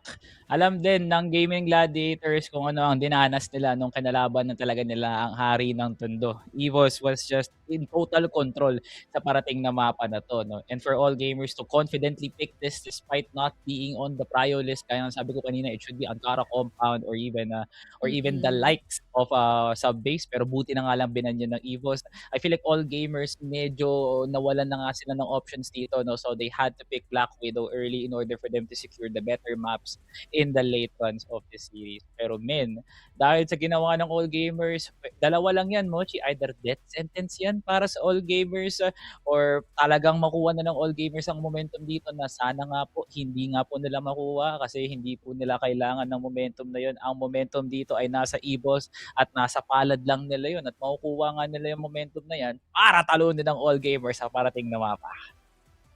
Alam mo, men, I'm pretty sure na gagawin talaga ng EVOS Arcilia yung kanilang makakaya for this one, no? Kasi they want that camaraderie turned rivalry aspect natin dito in case na makakatapat nila itong si STS sa ating susunod na slot. Kaya, nako, gagawin talaga nila all in, no? All in Yes, kung all sakali. in, no?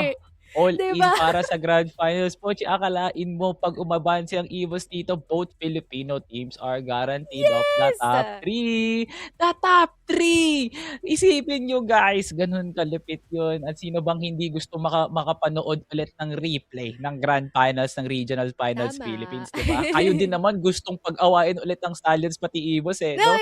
Kaya kailangan ng manalo ng EVOS dito laban sa all gamers and I'm very, very much excited. Grabe, man. What a breakthrough for the Crossfire Philippines scene ngayong taong 2025. And hindi pa nagtatapos. And this is still not the peak. Hindi pa natin nababasag ang kisame dito, Mochi. There is still a lot of highs na pwede natin makuha sa tournament na to. At maganda ang pakiramdam ko na ang parating na mapa ay mapupunta sa Tondo. Ayan nga, no, nako po, grabe yung bars mo doon. Alam mo, napakalapit na ng Pasko at ayan na damandama ko natin. Kaya naman, nako po, tuloy-tuloy lang ang pamigay. Ay pasok na natin ang mga casters natin dito. Yep, hindi talaga tayo nagkakamali dito. You guys heard exactly what they said. Black Widow from all gamers. Sila yung nag-pick ng mapa na to. Uulitin ko, ginusto nila yung mapa na to. And unfortunately, similar to what we saw earlier, no, sa may STS, ang second map, I would expect to go in the way of the Philippines, pare. Black Widow nga naman to, pare. Grabe yung effectivity, grabe yung efficiency dito ng EVOS Arcilia. Aasaan ko talagang magiging magandang performance nila to unless may kakaibang niluto ang all gamers para sa mapa na to. But considering the performance earlier, no, even with DOO, sobrang activated niya kanina on Ankara, parang nagkulang pa rin. Exactly. At saka daming moment doon na unpredictable yung mga ginagawa ni ZQ. Zeta. 12-22. Actually, both of them close to 20 kills on the board, no? Even then, hirap na hirap pa rin sila sa Ankara, no? I would imagine the same thing dito sa Black Widow, where EVOS definitely feel comfortable. 7 seconds as we head into set number 2. EVOS Arcilia, 2 set wins away from getting into the Upper Bracket Finals. It's getting spicy, pare. It's getting spicy. Not to mention, no? Ulitin natin to Black Widow to. Pare, here we go. Nice quick active push galing sa EVOS na pushing all the way through water. Making their way towards or si Elvin again giving pressure sa may LA. Pero dahil walang follow through ng mga mga smoke galing kay Elvin, actually binitawan ng all gamers yung area na to. What they don't know is it might just be a mid push kung saan wala nakabantay. Mag-isa lang dito si Shui. Calling for help now from ZY. Can he get the timing? No, he can't. Yobib is ready for him, pare. Handang-handa. A trap play from EVOS to catch ZY off guard. Pero si Shui, babawian ang boy si KSA. Now the rotations will commence. 2 people on each site para sa dalawa nating kuponan. Hindi nga nila in-expect, Josh, yung mid-push dito ni KSA. Kasi in CFPL, nobody does that. Peeking mid-doors nang wala man lang kahit isang smoke. Nahuli tuloy si ZY. But the quick adaptation mula sa AG dito, nahuli din nila si KSA as a trade. Kaya back to square one para sa EVOS, hindi na sila pwedeng bumalik dun sa mid. Dahil may isa nang nakabantay doon, it is 12-22. So, lalapit ng sila ES dito. Yes, sa ES. Hindi sila makapag-decide. Attempting to execute papunta dito sa short ng A sites. There's no one here. Louis not even looking. DOO could be caught pants down dito Nakatingin siya sa LA. ZQ is playing from down under. And this could be deadly as well from ZQ. If he gets the timing right. Pero, masyado nang tahimik, no? Elvin. Waiting. Oh, look at Shui. Look at Shui. Cetra might not be ready for this. Nako po, Cetra. Tatamaan siya from behind. Nahuli na. Papasok na dito choice. ang EVOS. Dahil nahuli si Zetra pero si Kel makaharap ng isa. 12-22 on the board. At hindi nila na-shutdown si DOO. Ayun lang. Because they were forced to push in. May naiwang butas May naiwan nga. Unfortunate yun, no? Medyo naging indecisive yung EVOS doon. Actually, nakasetup na sila kung tutuusin, no? It just looked like may inantay sila maybe 20 or 30 second side take na nag-overcook nga sila. So it became a freebie para kay Shui na hulihin doon si Cetra na again, ina-expect nila yung sniper is always on the back lines para sa EVOS. Kasi yun din yung naging pattern nila kanina sa Ankara. But KSA, dito, KSA, the first frag. Opening up mid now at tamang smoke lang, no? So ngayon, at this point, magtataka yung all gamers. Kailangan nila mag-invest ng tao dito. Yung i-invest na is DOO. Kasi baka sakaling may nakatawid na nga dito. Kel, gahanap ng contact pero wala siya makita for now. EVOS, again, slow. The mid-round call is to reconnect bago sila mag-commit sa isang site. And it looks like that site to be committed on will be A, kung saan si Shui, mag-isa lang siya dito sa Maiter. Yun na nga. It's a powerful position para kay Shui dito pero may 3 taong paparating. At alam din ng EVOS itong position na to. Mahilig din silang maggentong setup Take up the flash. Yun nga lang si KSA nauna na against the flash. May nakapuslit sa likod mo, Shui. At si Yobib yun. That's the kill. And the opener for KLR as well. At yun lang, pumosisyon lang sa LA dito ang EVOS pero hindi sila papasok. All gamers played like a fiddle dito sa round number 2. At lilipat ng EVOS dito. They have so much control, Josh. Naglalaroan lang nga sila ng EVOS, men. When we talked about yung spacing, yung pressure, yung timing ng EVOS kanina sa Ankara na medyo off, it looks like this time they're playing this perfectly, no? Equal yung pressure sa mapa nila. Di nila alam kung saan titingin. Ngayon, ZY, nasa ilalim mo yung kalaban mo. And then Elvin catches ZY out in the open, leaving DOO now all alone. Na-spot out pa ni Yobib, so they're gonna get to plant here. And look at Zetra. Long flank. Na try and catch DOO. Ready dito, tago sa may kabaong si Keller sa may labas. Now he has to be able to survive this 3-man post-plant setup and the time is running short. Keller spotted, you know where he is now. Inaabangan niya, inaasahan niya na may magpapakita sa kanyang ibang tao. Si Kel lang ang makikita niya. Yobib sa may likod ng kabaong, pare. Binuksan ang hukay at doon binigay ang katawan ni DOO. Good read from Yobib and a good read from EVOS in that round. Nahuli nila yung malambot na depensa doon sa Ter. And Yobib with the proactivity to go around the flash. Getting them that kill on to Shui. Pero ngayon si KSA naman ang maghahanap ng contact dito sa LA. But a nice setup of the smokes dito ng all gamers. Kaya hindi pa makakapasok ang EVOS. They have to be careful of that flank to. Yung mga position dito ng all gamers medyo malalim. Kaya kapag nag-ingay ang EVOS, pwedeng makapag-lurk dito. Si Shui, for example. Medyo maraming angulo na tinitingnan si Kellar. So kailangan nilang mag-ingat dun sa lurk coming from B. 3 eyes on to mid. At naiwan si Zetra dito sa LA. Pero yung pressure na binibigay, ito na naman, no, Zetra, yung with the smoke up like this, both in mid and covering LA, Daydom, talagang magtataang AG, pero they're fully committed here. 12-22 and ZQ, hindi nila binibitawan yung angulo na hawak nila. At si Shui, nag-aantay na may mag-explore galing sa EVOS para sa round na to. The question is, can they find the timing? Kasi ito na, nawala na yung smoke kay Zetra, so wala nang tao. Di nila kailangan i-investigate yung area na yun. And 12-22 is gonna get spicy. That's 3 people in front of you. Can you check? He checks. Wow. He gets KSA pa rin dyan si Hope. Yung bilis ng trade. Now ZQ from underneath. Down, undercovered. Pero wala na namang tao. Naglaho na naman yung EVOS ng parang bula at di nila alam saan sila titingin, Zetra. Sees do. Naku po. Hindi niya tamang kita. head glitch lang. Magkakakitaan ba sila dito? Can he strike first? Kita nila, he gets Elvin and he gets out of dodge. Pero ang dami nilang katapat. ZQ here to catch the pressure kung ano yung binahatid ngayon ng EVOS. At ngayon si Yobib na lang natitira mag-isa. 1v4. And Yobib has to find a way around. Grabe yung angulo ni DOO doon. Deadly. Ako ng isa getting a kill, backing off. At si ZY naka-double kill pa nga.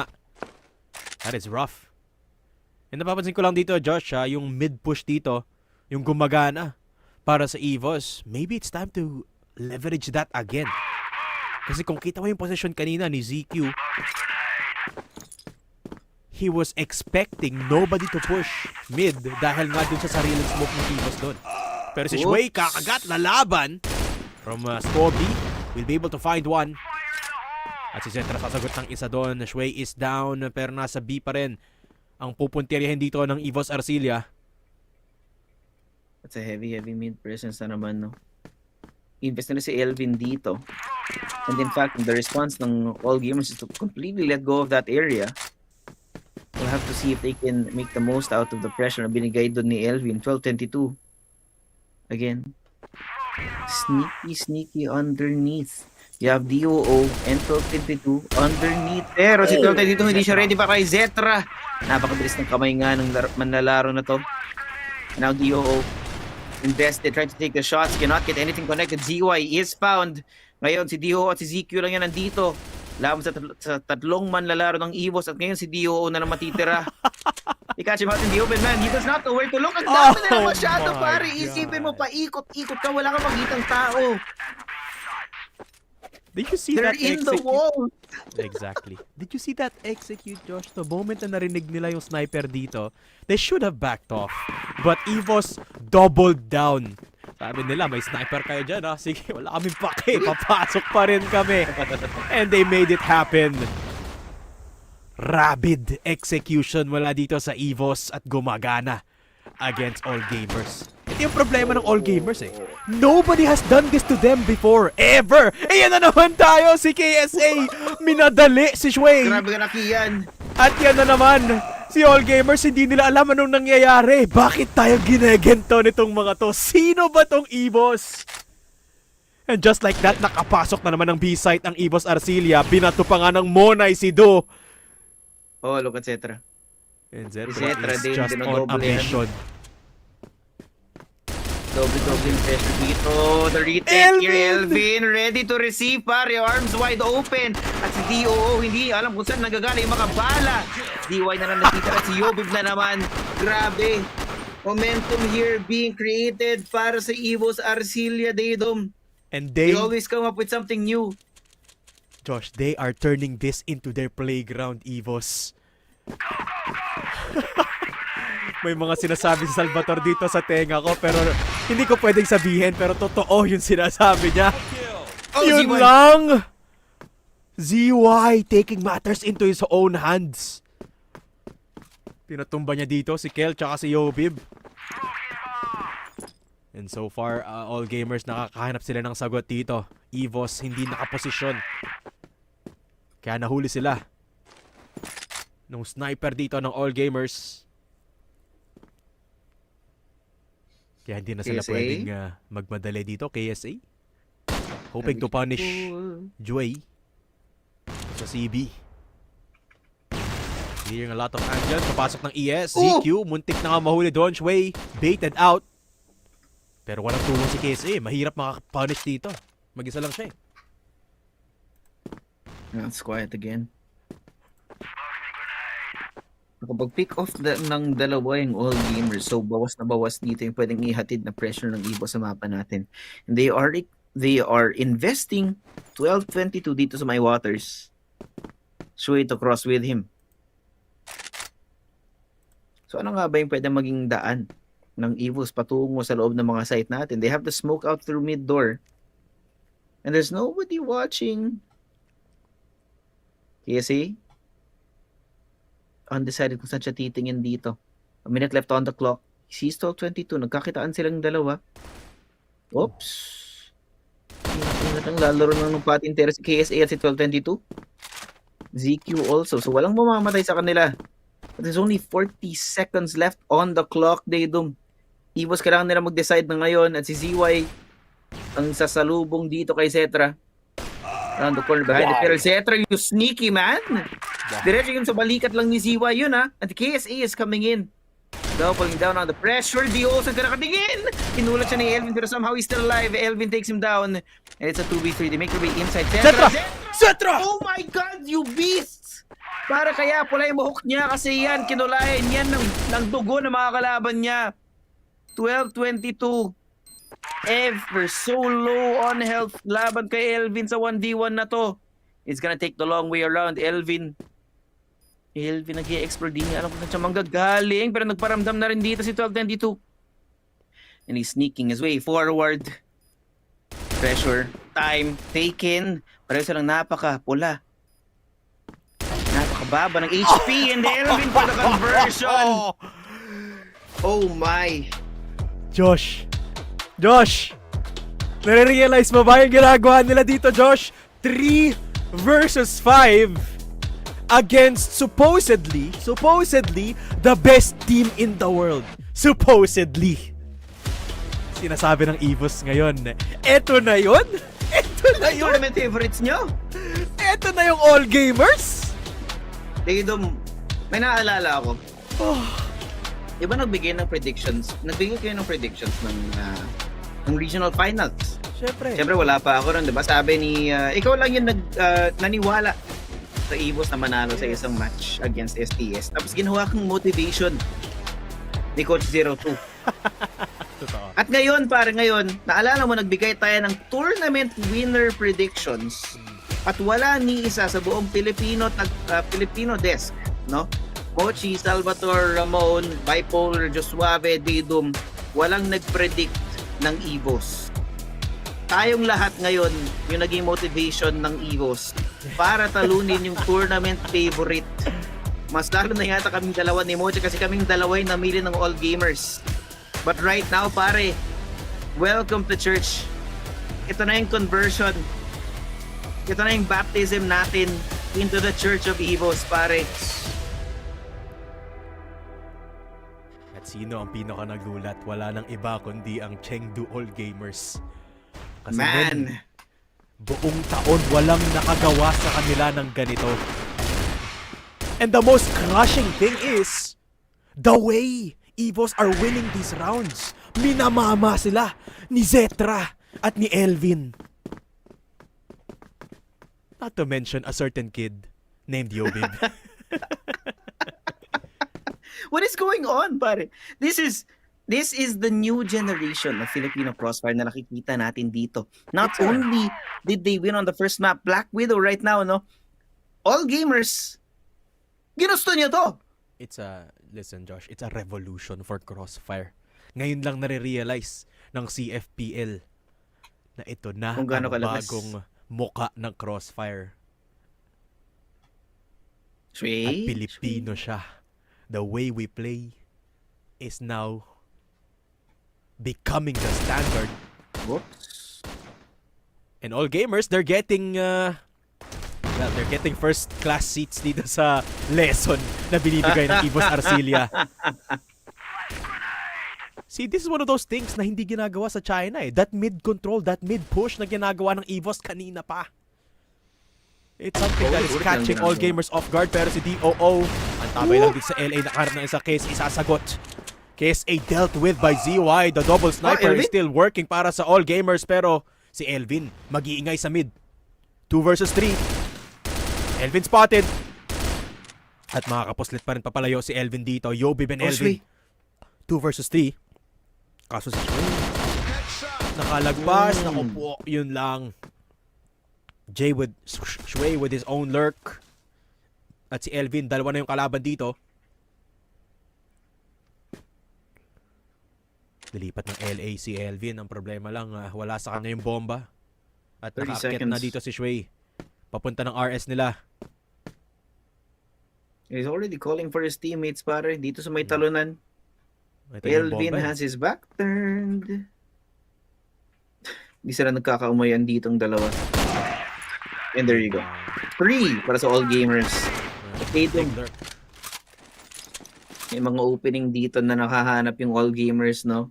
At some point, you have to see some adaptations from EVOS Arcilia para hindi masyadong maging malayo. Kasi, pare, parang bad for the health naman itong mga game natin, no? At the half for 5, nag-OT tayo, munti ka nang umabot ng golden round. Yun lang, nahuli si Zetra this time around. Lumaban sa LA. Si ZQ at si Shway. They know how important it is to get early space from EVOS. Ito rin yung dahilan kung bakit na-rotate si Shway kanina. Oh! BOO. EVOS. Getting caught 2 times. At mukhang lalaban ulit sila dito sa House B. Cutting noise. Nagla-line up na nga yung tatlo. From EVOS. Flash coming in. KSA with the pistol. 12-22. Nahuli ni KSA. Okay, House B in their control. KSA lumalapit na rin. Ubus na ang utility dito. Isang HE na lang for Yobib. Elvin still has. Essentially a timing on this rotation.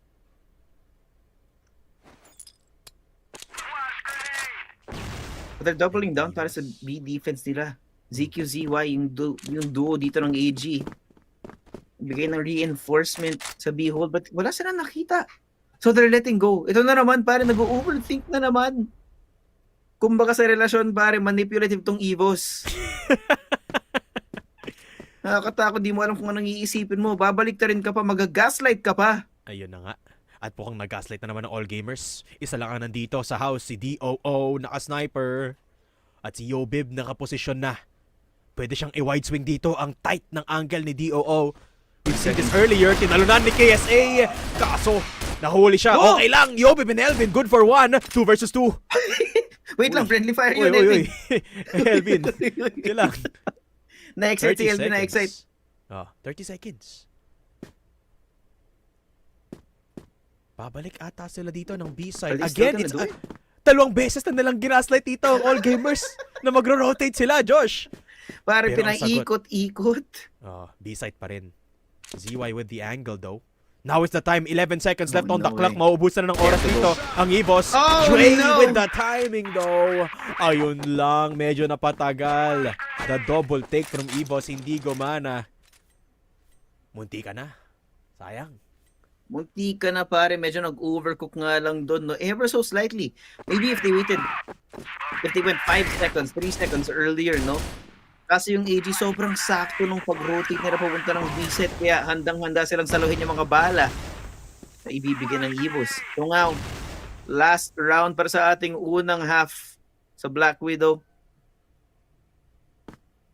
Again, the slow play from EVOS. All gamers left. Scratching their heads again. Every round is a confusion. Every round is a puzzle. And the thing is, kaya hirap na hirap ma-predict ng all gamers kung anong gagawin ng EVOS is because they basically use the same set of utility in the same places. Itong smoke sa mid. And anything could come of it. Pwedeng nasa B, pwedeng nasa LA. Kaya nagpupush dito ang all gamers. EVOS, narinig nila yung nade doon sa LA kaya lumalapit na sila sa ES. ZQ from down under.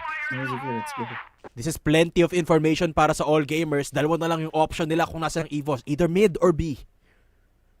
And they're slowly catching up. Flash is coming in. This is a giveaway. ES. 12-22 takes down Elvin dito sa mid. Pero sasagot si Kel. That's an option para sa EVOS na rotate dito sa mid doors. And ZY catches KSA. Yobib papasok. At si DOO tatama din dito sa mid. Good nade coming through from Yobib. Pero nakapasok na si Yobib. Can he get more space? The answer is yes. ZY is down. Yobib. Yung LA tinatry niya namang kunin dito pero si Yobib babalik dito sa mid. They do have that option dahil wala na yung rotation dito ng AG. Nasa A na lahat. At papasok si Zetra. Ito na naman si Zetra. Ayun lang. The shot doesn't connect from Zetra. It's all down to Yobib. Babalik na naman ng A. Saan ko pupunta, pare? Push and pull mura sa EVOS. At nakita na. Jig is up. Alam na ng all gamers kung nasa si Yobib. And ayun na naman. A little bit too much for EVOS. 5-4 lamang ang all gamers. Pero, nakita na natin to kanina. Yeah. This is the exact same look na nakuha natin sa first half ng Angkara, pare. The BL side, para sa EVOS, was very confusing for AG.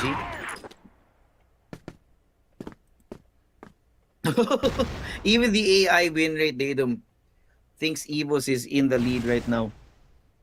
Kahit dehado sila ng isang round, no? Yung control, yung impact na hinahatid nila dito sa Black Widow, hindi mapantayan ng all gamers. But we will have to see, no? Kung ano yung magiging tapatan ng BL side galing sa all gamers natin. Oh my, ZY. Spicy. Pinatulog si Yobib ng maaga dito sa round na to and they back off again. Ito yung mahirap, no? Taking a page out of the book ng EVOS. Yes. Ito yung mahirap, no? You can't really be as predictable. Or as unpredictable, rather. Dito sa GR side ng mapang to. There's only so many avenues you can create. Pero yung EVOS, sabi nila, we will take that challenge. No, KSA. Oh, what a shot from KSA. Mamba out after the fact. Dahil dyan, 4 versus 4 na agad. Habang yung all gamers, uti-uting lumalapit ng A site. Okay lang, ang ganda pa rin ng posisyon dito ng EVOS eh. Isang marcha lang, diretso na sila sa A ulit. So Zetra. Even if all gamers have made their way towards LA, nakaposisyon pa rin si Zetra, si KSA malapit pa rin. Oops. Dito mami may coordinate dito galing kay Zetra. Now they know the entire team's coming this way. KSA! A brick wall thrown in the faces ng ZY and Nijue, leaving ZQ and 12-22 to try and clutch out this round. Outnumbered. Zetra Paris somehow still alive with only 1 HP. Makakapag-plant na ngayon ng C4 ng all gamers. Pero ang daming panggagalingan dito ng EVOS Arcilia. Zetra now, the first one to fall, but KSA is already here. Di 12-22 pare, nagbato siya ng warning shots kay KSA, which means KSA knows exactly where he is. Around the corner now, wide peek from KSA. Can he get it done? ZQ and 12-22 good for 1 each. Si Elvin na lang natitira. Again, the clutch falls into the hands ni paring Elvin. Kung saan ang dami niyang katapat. They know where he is. They know that he's here. ZQ playing with him. Tamang head glitch lang. Taking the damage, giving the damage, and taking the round. All gamers striking first the second half natin. Grabe naman yung movement na yun from ZQ. Sumisilip-silip, tumalon. Inakyatan yung kahon. And then nahuli niya si Elvin. Sayang naman yung round na yun. A big round for KSA. Actually getting 3 kills. Opening a lot of avenue. You can see Coach Shane dito. Nile-lecturean niya na yung boys. Stop. Nakakunat na yung noon niya, pare. No, stop making these big mistakes. 4-6. Dalawa lang naman ang lamang dito ng all gamers. But EVOS Arcilia, they're keeping it tight. Keeping it unpredictable. It's gonna be tough. Pero kaya-kaya to ng EVOS. Magtitiwala tayo dito, men. After all, nag-back-to-back champion din sila dito sa Pilipinas. After all, nag-evolve sila galing sa international failures nila. And they made it here. Only one match away. Pagkatapos na yung all gamers, magkikita silang dalawa ng best friend nilang Team Stallions sa upper final. At nakikita mo, gustong-gusto nila yon. These guys are so hungry for international success that has eluded them for the longest time, Dedom. And it looks like they're ready. We're going back into the server. Okay, we are back into Black Widow. And I love that you pointed out yung international dito ng EVOS, no? Ever since they stepped first in the international stage, ang laki na ng improvement ng EVOS. Man. It used to be na medyo scattered yung EVOS with Yobeb leading the charge. Now, everyone takes the spotlight. Everyone. Look at Elvin. Look at Kel. Look at Zetra. Look at KSA. Everyone has had their moment. At ang tagal-tagal na natin sinasabi, pare, that EVOS needs to function as a real team. And they do. As you mentioned, no? And now they do. Everyone's functioning. Si Kel nga, MVP for how many matches? Elvin, nakailang MVP. They don't need one player to win. They just need to stick to their guns kasi nandito na, dumating na. Hinahanap-hanap na consistency dito ng EVOS. Coming in the form of everyone just doing their job. Everyone listening to the plan. And now KSA first to strike on the Shui versus ZY. The flood, napakarami. The waterfall from all gamers. Zetra pushing forward, taking down Du. Now it's a 3v3. ZY, very low on health. Pero si 1222 nakapunta sa loob ng site. Di ready si Zetra dito sa may kabaong at si Yobi pang layo pa. Medyo late yung niluluto nilang flank dito. It's gonna be a very difficult retake. But Kel, pinatulog si ZY, pinasabog. Pinahatid sa langit ng maaga. Now, meron tayong retake utility galing kay Yobib. An HC being thrown out. 1222 alone on the set with ZQ playing. Able to slightly off the angles, playing with the heights, playing with the verticality, and hindi ready doon yung EVOS Arcilia. Medyo nabotcha yung play doon ni Elvin. Trying to play the unpredictable angle. Ang problema lang, sobrang risky kasi ng position niya. Called for the flash. Pero hindi ako sure kung nabulag siya doon sa setup nila. Their own flash, EVOS. Attempt failed from EVOS doon sa depensang yon. So they will move towards Zetra instead dito sa mid. Shot not connecting. Kaya magre-reposition muna si Zetra holding mid doors. Kabalang pressure dito galing sa EVOS. And it looks like the lack of pressure, pare, is what's it's giving all gamers yung confidence na i-explore with only contact plays, no? Yung mga magkakabalang dako ng mapa natin. I mean, look at Shui. Nakarating siya dito ng LA, nakarating siya ng Terra nang walang problema. Kasi walang mine-maintain, walang pinapakita na map control yung EVOS na maaga sa rounds natin. They're just waiting inside the sites, and it's a little bit different. Now, you would usually have Elvin or Yobi try to find space. Try to open up some area of the map. At yun yung inaasahan ng AG. But now it's been so long. It looks like all gamers want to go all in on the B site. Pero dalawa silang dito. KSA. Actually. And Elvin. Napapasok dito sa B site. Si KSA tatama ng isa, ng dalawa, ng tatlo. KSA for 3. At si Elvin tatago sa likod ng kahon. Beautiful defense from EVOS. Sabi ko nga, natunugan ni Elvin at ni KSA yun. Kaya sila nakakuha ng magandang depensa. 12-22, nakapasok na naman pero wala siyang makita. Alam niyang nandun si Elvin pero alam niya bang nasa likod niya si Kel.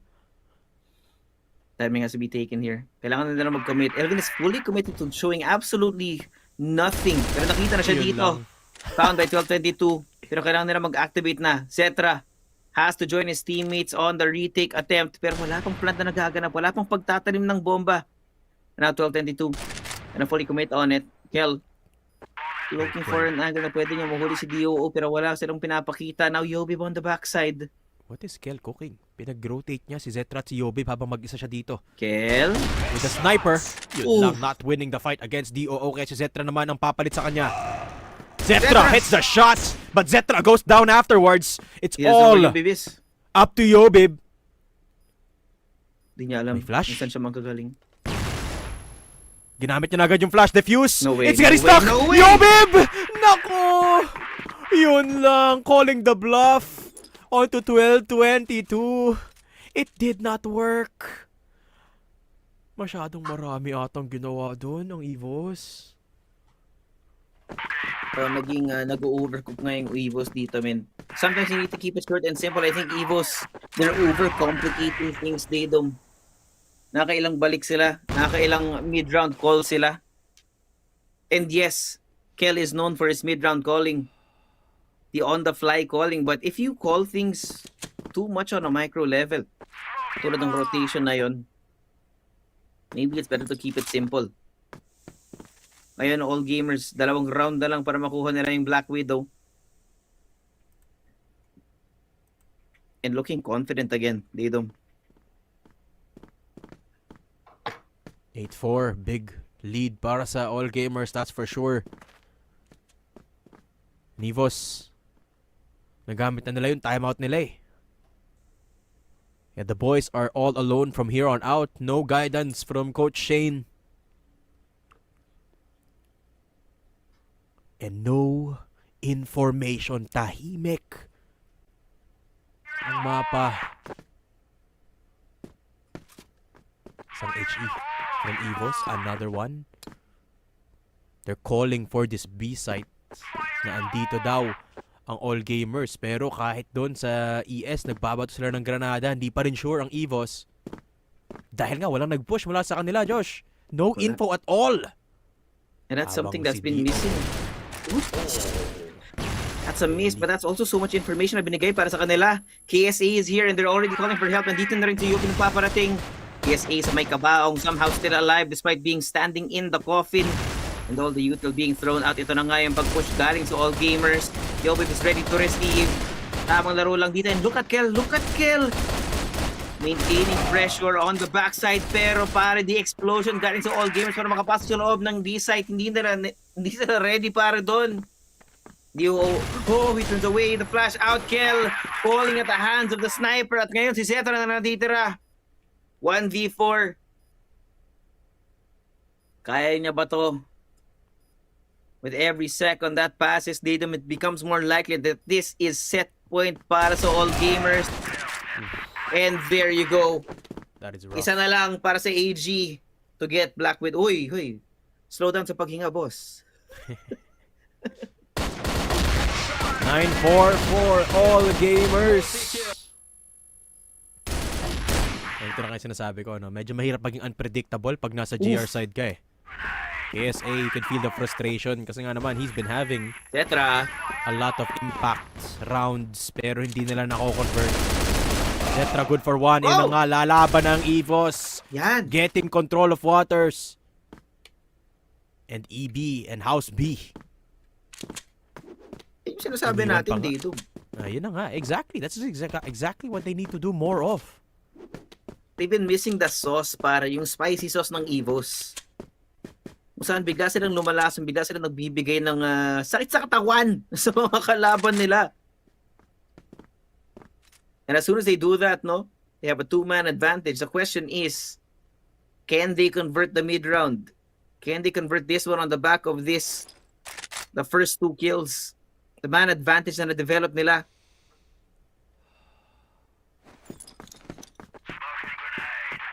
Two players down para sa all gamers. This is one of the best starts that EVOS has had in a few rounds at least.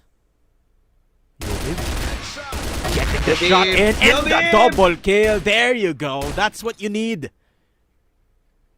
That's EOO. Magso-solo dito sa mid. Wordplay.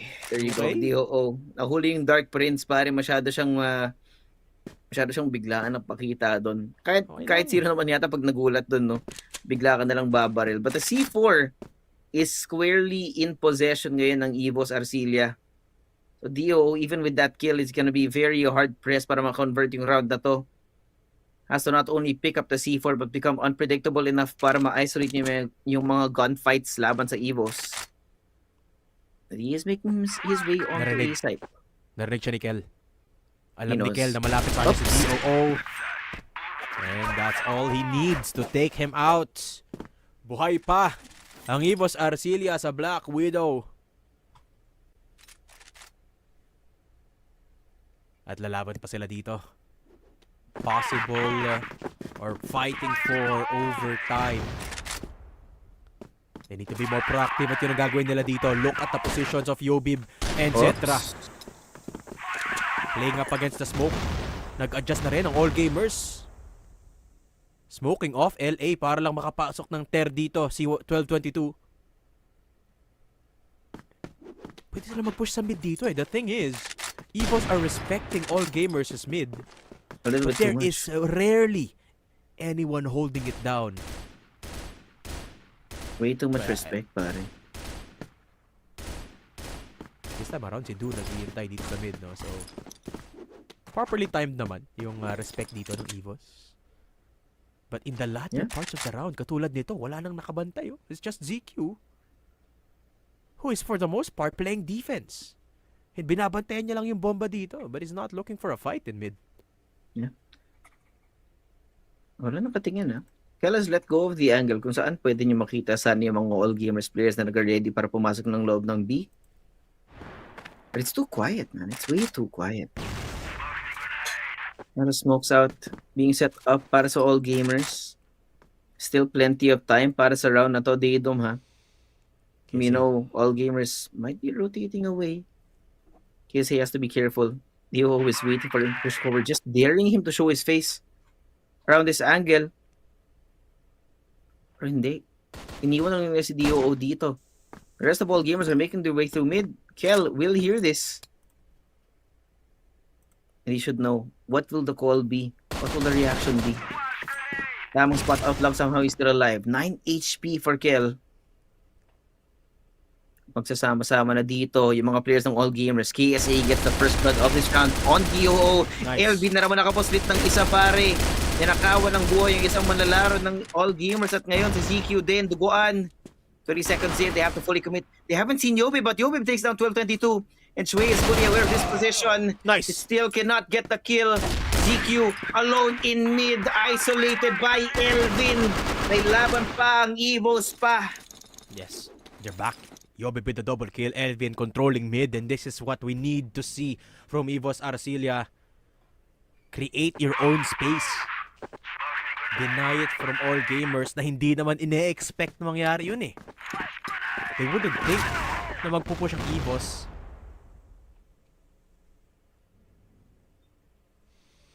And we go back to the same default para dito sa All Gamers smoke sa LA. Pero ngayon, inaabangan na sila ng All Gamers. Two players Zetra. anticipating Zetra. But Zetra hits those shots every time. 12-22 is down. That is revolting, pare. Kung kanina disgusting, revolting na rin ngayon. Revolting? Elvin, playing with the verticality dito. Maaasahan ba siya? Oh, I like this smoke as well. Mas lalong magko-commit ang All Gamers to fully push out through this smoke. And Elvin will be given the potential para makapag-spray transfer lang. Shui, good. Already conversion para kay Elvin. Pero walang tao sa loob ng site. Hindi nila makita kung nasaan si Qadsiah at si Yobib yung binabantayin nila. It is a full commit. ZY slowly pushing his way forward for si Yobib. Pare, biglang umupo. At pinatulog yung mga manlalaro ng All Gamers dito. DOO na naman, matitira namang isa.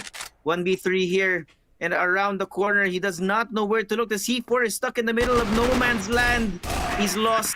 He's confused, and KLR will put him out of his misery. KLR keeps the dream of overtime alive. 7-9, dalawa na lang. OT na tayo dito to deny that Black Widow conversion para sa all gamers. This is what happens, Josh, when EVOS are not afraid to fight. Zetra pushing LA. The House B fight from EVOS, giving them the man advantage na kailangan dito ng EVOS. Pareho silang lalayo sa LA ngayon, no? 3 players from all gamers para lang mahuli si Zetra. Pero kung nasan ba si Zetra? Nasa ES. Nasa mid.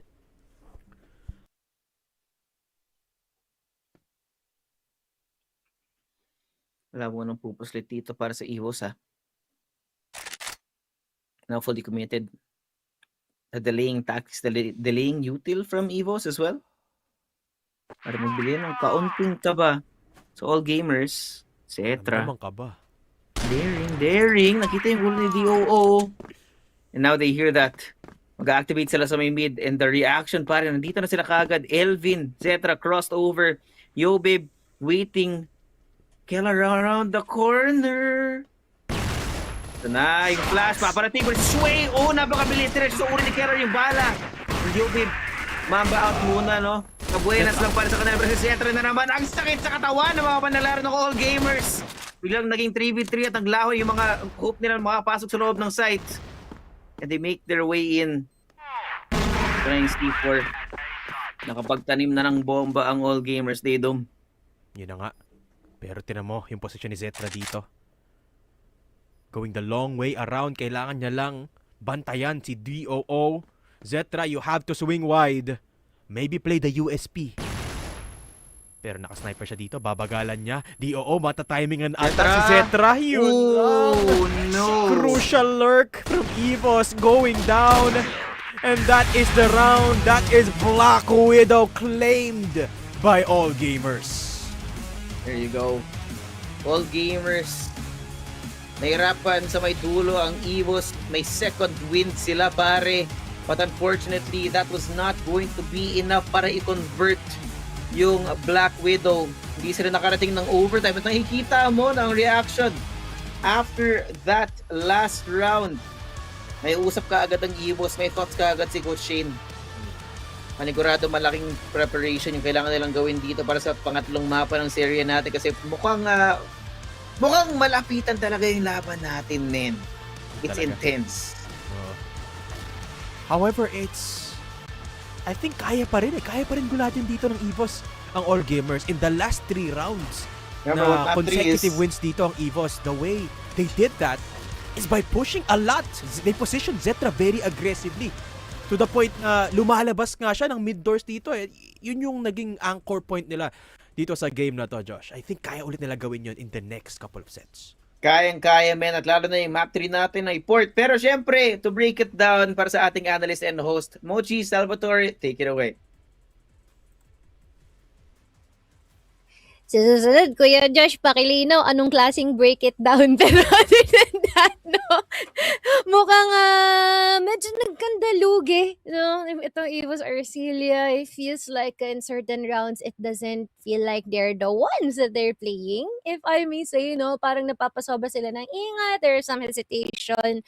But still, they still set the par up to a 7-10. Not bad, to say the least.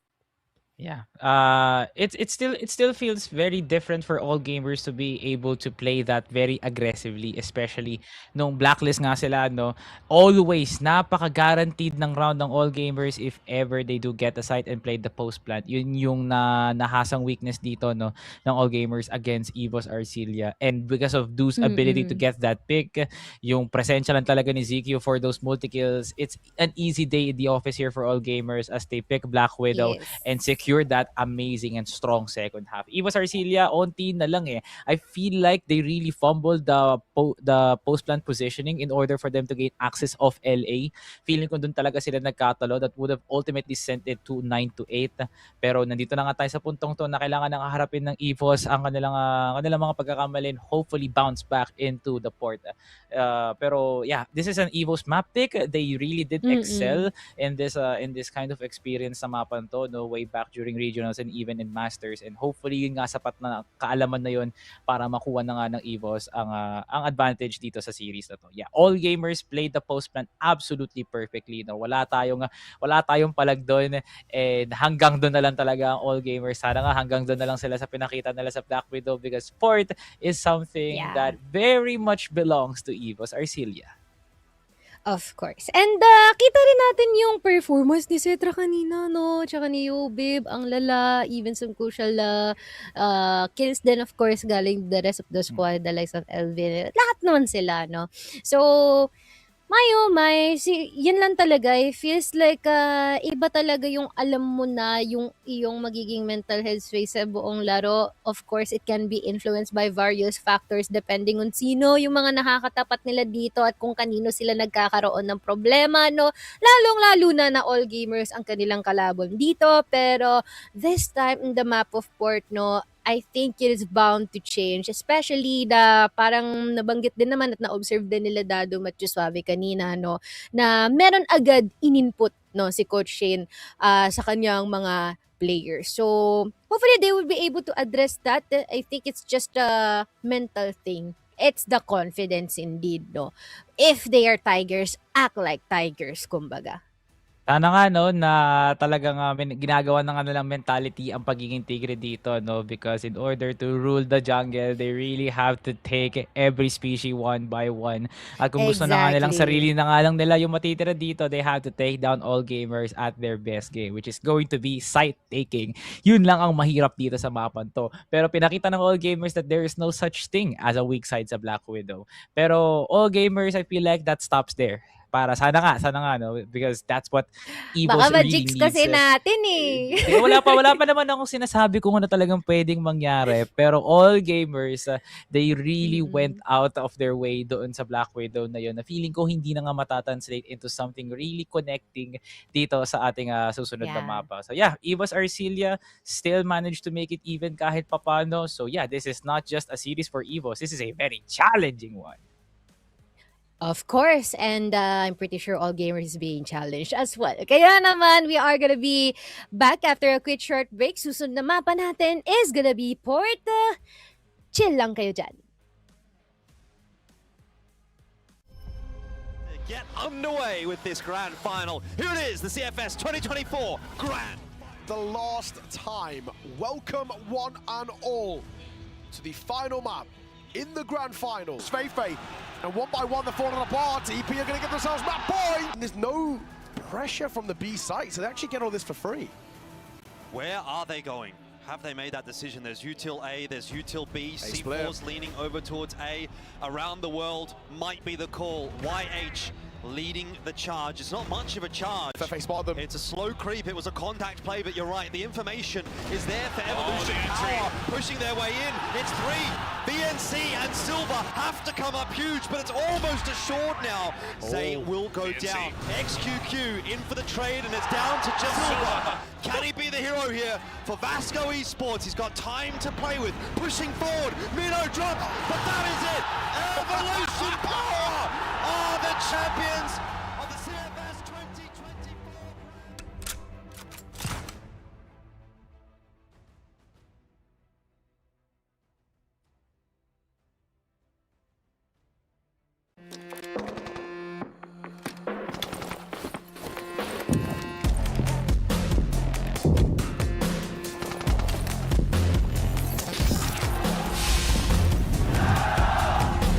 The match kicks off. Let's follow the global risks perspective to see how the match starts. Watch out for that grenade. Quick reflexes. He dodges just in time. The Blacklists are pressing hard on A side. They're spamming through the boxes to get the C4 planted.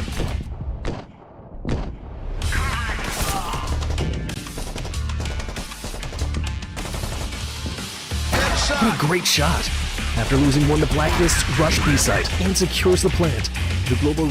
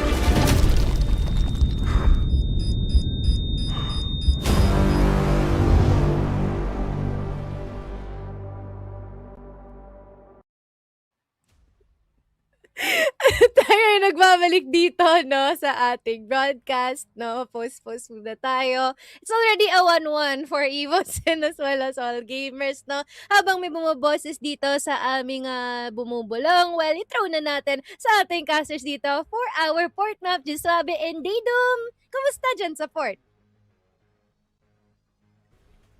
Ito, medyo malamig naman. Okay naman. May hangin galing sa dagat. Tamang weather report lang mo kung meron tayong 20% chance of rain ngayong gabi. Ang ganda dito. Kita ko yung Dolomite Beach. Maganda naman. Solid yun, pare, nakakatulong siya sa mental health, men. Yes. Lalo na pare, no, kailangan nasa Manila tayo diba? Kitang-kita talaga yung Dolomite Beach galing dito at kitang-kita yung bahay ng EVOS Arcilia, pare. Yes. We've seen port so many times from these boys. And it's such a scary map, no? Lalo na ngayong CFS Grand Final, kung kailan naka-activate na ulit si Cetra. Nag-peak na rin sina KSA at KLR. At si Elvin, pare, napakaraming pasikot-sikot na pwede niyang ikutan para gulatin yung all gamers dito sa mapa na to.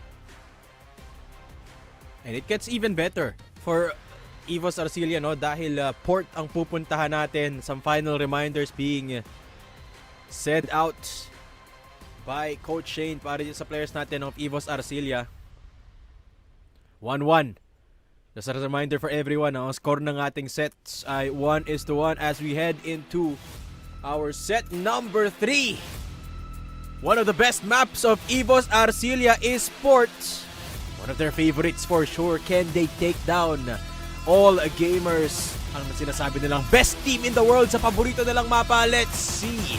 Set number 3 para lumamang dito sa ating upper semifinal. Pwede nga magre-reveal na nga tayo dito kung ano yung mapapakita ng EVO starting on the BL side already. Look at this control na meron din na DY. Hindi sila ready para dyan. Ang daming tao nakaantabay. Si 1222 nakadalawa, si ZQ nakaisa rin. At biglang naglako yung tatlong miyembro ng EVOS Arcilia. Cetra and DOB. Ito na naman, silang dalawa na naman. Ang kailangan mag-clutch para sa EVOS. Pero nakalalim na agad si Yobib. Oh, ba yan? And ZQ has to watch from that Is he angle. expecting Hindi niya ata alam na sa mid manggagaling si Yobib, not from RS. Lipat ng A side, there's nobody there. Yes. And this is a What a very good read. decision. Very good decision from Zetra and Yobib. What a read. An easy plant, walang kahirap-hirap at makakapag-set up pa sila para sa post plant nila. Plenty They have to be utility. careful. Oo. Parang nakatingin sa LA.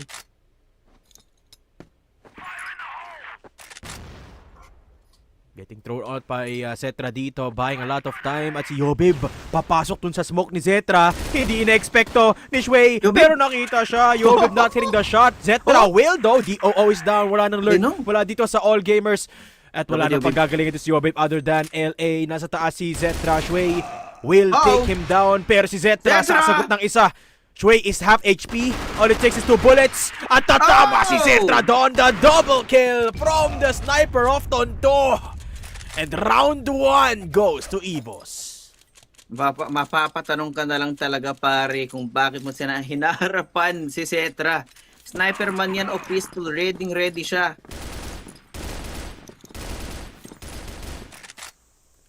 1-0 for EVOS Arcilia. At yung depensa na yun ng all gamers, ha? It's something that EVOS loves to do. So they're taking a page out of the EVOS playbook pero hindi nila napagana yung post plant. Ito sa ating dalawang Golden Boys, Cetra and Yobib.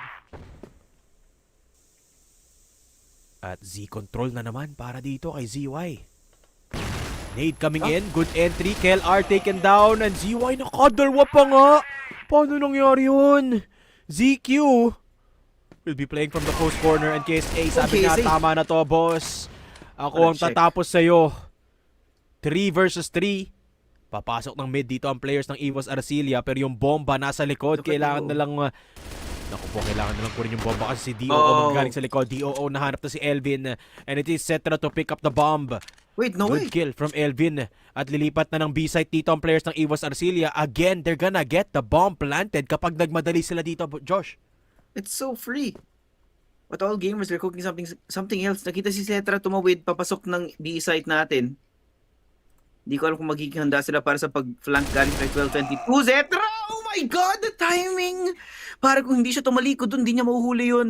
Yun na nga. At ngayon si DOO 1v2 yung kakaharap niya dito. And KSA is so ready. 2 rounds in a row para sa EVOS Arcilia. They can definitely feel the comfort in port. Especially this man on the screen. 4 kills in 2 rounds for Zetra.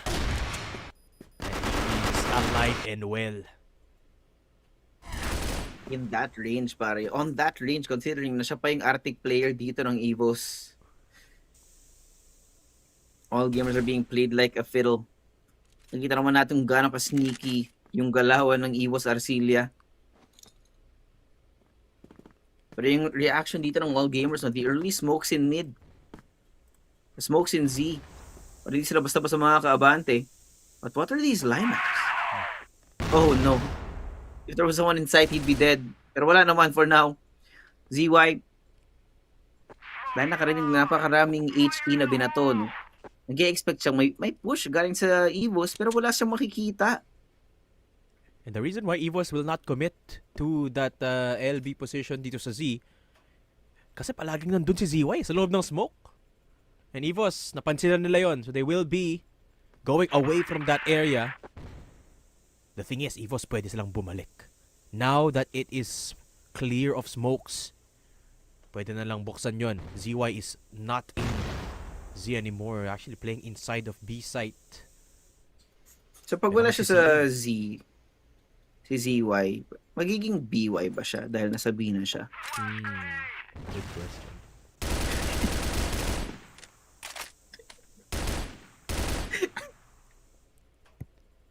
Anyway, Zetra siya si Yobib. Oh! Zetra gets a kill onto ZY. At papasok ng CA naman dito sa KSA. Pwede na sila mag-A site dito. Pero yung mga miyembro ng all gamers dito hindi gumagalaw. They're calling the bluff on the B site execute. At tama sila dahil yung bomba nandito pa sa mid. Pero si Shui. Naku po, Shui. Oh, the timing. Tumalikod siya. Hindi sila nagkakitaan. Parang Kimino na moment. This is gonna be very deadly. Pero si KSA papasok na sa LH way. Oh, Nakapasok no, sa bridge. And that's the bomb. That's the bomb. Elvim is down. Yung CA, nandun yung bomba. At si Yobib nakatalikod din. Shui, a massive lurk. And GQ will be coming in from the other bridge. At si Zetra hanap sa kanya. 12 seconds left on the timer. Kailangan ubusin ng EVOS ang AG. At kailangan nalang hanapin si Shui with 6 seconds left on the clock. Hindi na makakapagtanim dito. At alam ni Shui yon. Big lurk from Shui. At paano siya nakapunta doon? Naku po. Man. Ganda ng lurk na yun, pare. Uy, Zetra. Biglang dumami, pare. Di naman ako aware na may Shaja Boys tayo dito. Gibon Shinojutsu.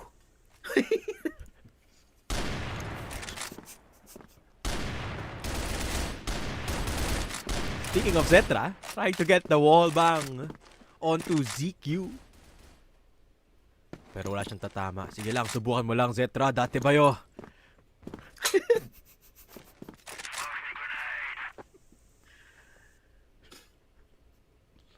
At si KSA naman ang susubok dito sa mid. Looking at Shui from up above. Pwedeng mag-Z si KSA dito ha.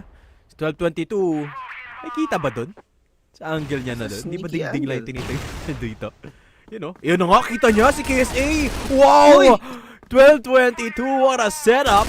At si Zico papalag kay Yobe, but you don't do that to the Prince of Tondo. Yobe takes him down 4 versus 3. At si Elvin mahuhuli si Shui, wala nang lurk mula sa all gamers. Pero yung bomba nasa likod na naman. Kailangan nilang tabayanan dito si Du na manggagaling din sa likod. Pero sakto ang posisyon ni Zetra dito. Yun long! Na wide swingan ni DOO na para bang siya si Orochimaru. Si KLR matitake down din ni 12-22, 2 versus 2. Pero si Yobib hindi pa siya tapos na double kill from Yobib. And that's going to be the B site secured for Yobib. Napakagulo ng buhay dito ng all gamers, men. Yung EVOS nagkakibunshin na nga, nag-substitution jutsu pa. Paikot-ikot sila dito sa mapa natin and now still no plant ha. So si DOO, mas lalo nagtataka. Saan sila nanggaling? Saan sila pupunta at this point? Kasi biglang tumahimik yung mapa. DOO. Back and forth, undecided kung saan siya pupunta, kung saan siya tutungo para habulin yung EVOS Arcilia. Once na marinig niya yung sound cue na may magtatanim ng bomba, bigla siyang hahabol dyan. But still, he's fully committed now. Yobib, Elvin, they have to be ready for this. There goes the plant. Yobib down the corner. DOO is not ready for it. Tamang headshot lang again, pare. The Dark Prince. He's so back. He is. Kumbaga sa storyang ito, siya si Sasuke. Lamang ang EVOS Arcilia ng dalawa. 3-1. Papanagpilit sila ng Z dito. Yung all gamers pero walang tao. Ang mga players dito from EVOS, hinahayaan lang nila na makapasok dito ang all gamers. Habang aakyat sa CA dito ang tatlong player ng EVOS Arcilia. That's KSA, that's Yobib. Taking control of mid as well is Elvin. Uy, what an angle from Do. Nakakataas siya dito. Medyo tight. Medyo maluwag. Medyo maganda yung setup dito ng all gamers. Napakaganda nga ng setup, Daydom. From up above, pero si KSA, he will dismantle that! Zetra with the shot! And KLR onto ZQ. Yung A-site natin in full control. KLR with 2 and EVOS up to 4. Hindi nyo dapat pinapalabas yung port dito para sa EVOS, men. Kumbaga yun yung pinakamasakit na jutsu ng EVOS Arcilia pag nilabas niya yun. And unfortunately, they let it get through. At mapapatanong ka, bakit nga ba hindi nila binan yung port? Sabi ni Coach Dono, they did their research. Why'd you let port through then? Tama ka. Did you really do your research? Did you really do it with do? Shout out kay Mr. DOO. Yun. Salamat sa interview ng isang araw. Good vibes.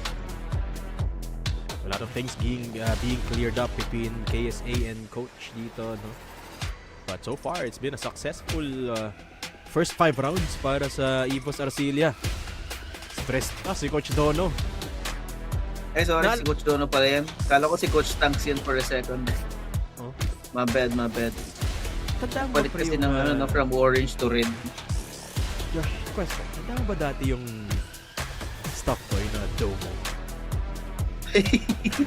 Parang hindi ko yata yun naabutan, pare. Parang mga 5 years old pa lang ako nun. Grabe naman.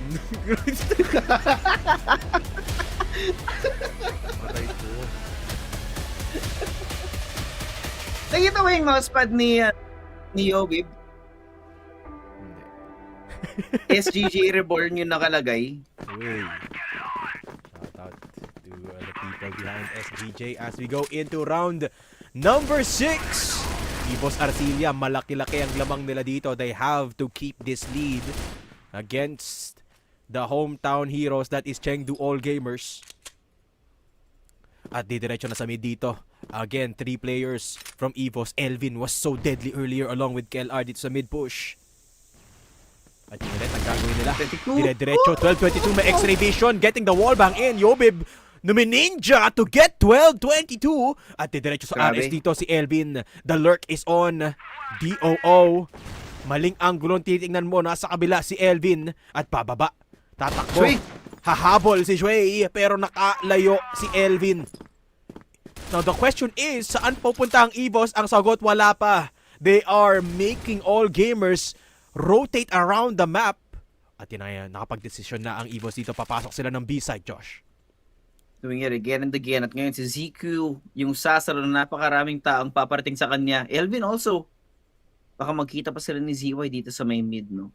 So there will be sustained pressure galing sa EVOS Arcilia. Dahil nga pabalik-balik sila sa iba't ibang dako ng mapa ngayon. Pero si ZQ is ready to receive Captain Kel.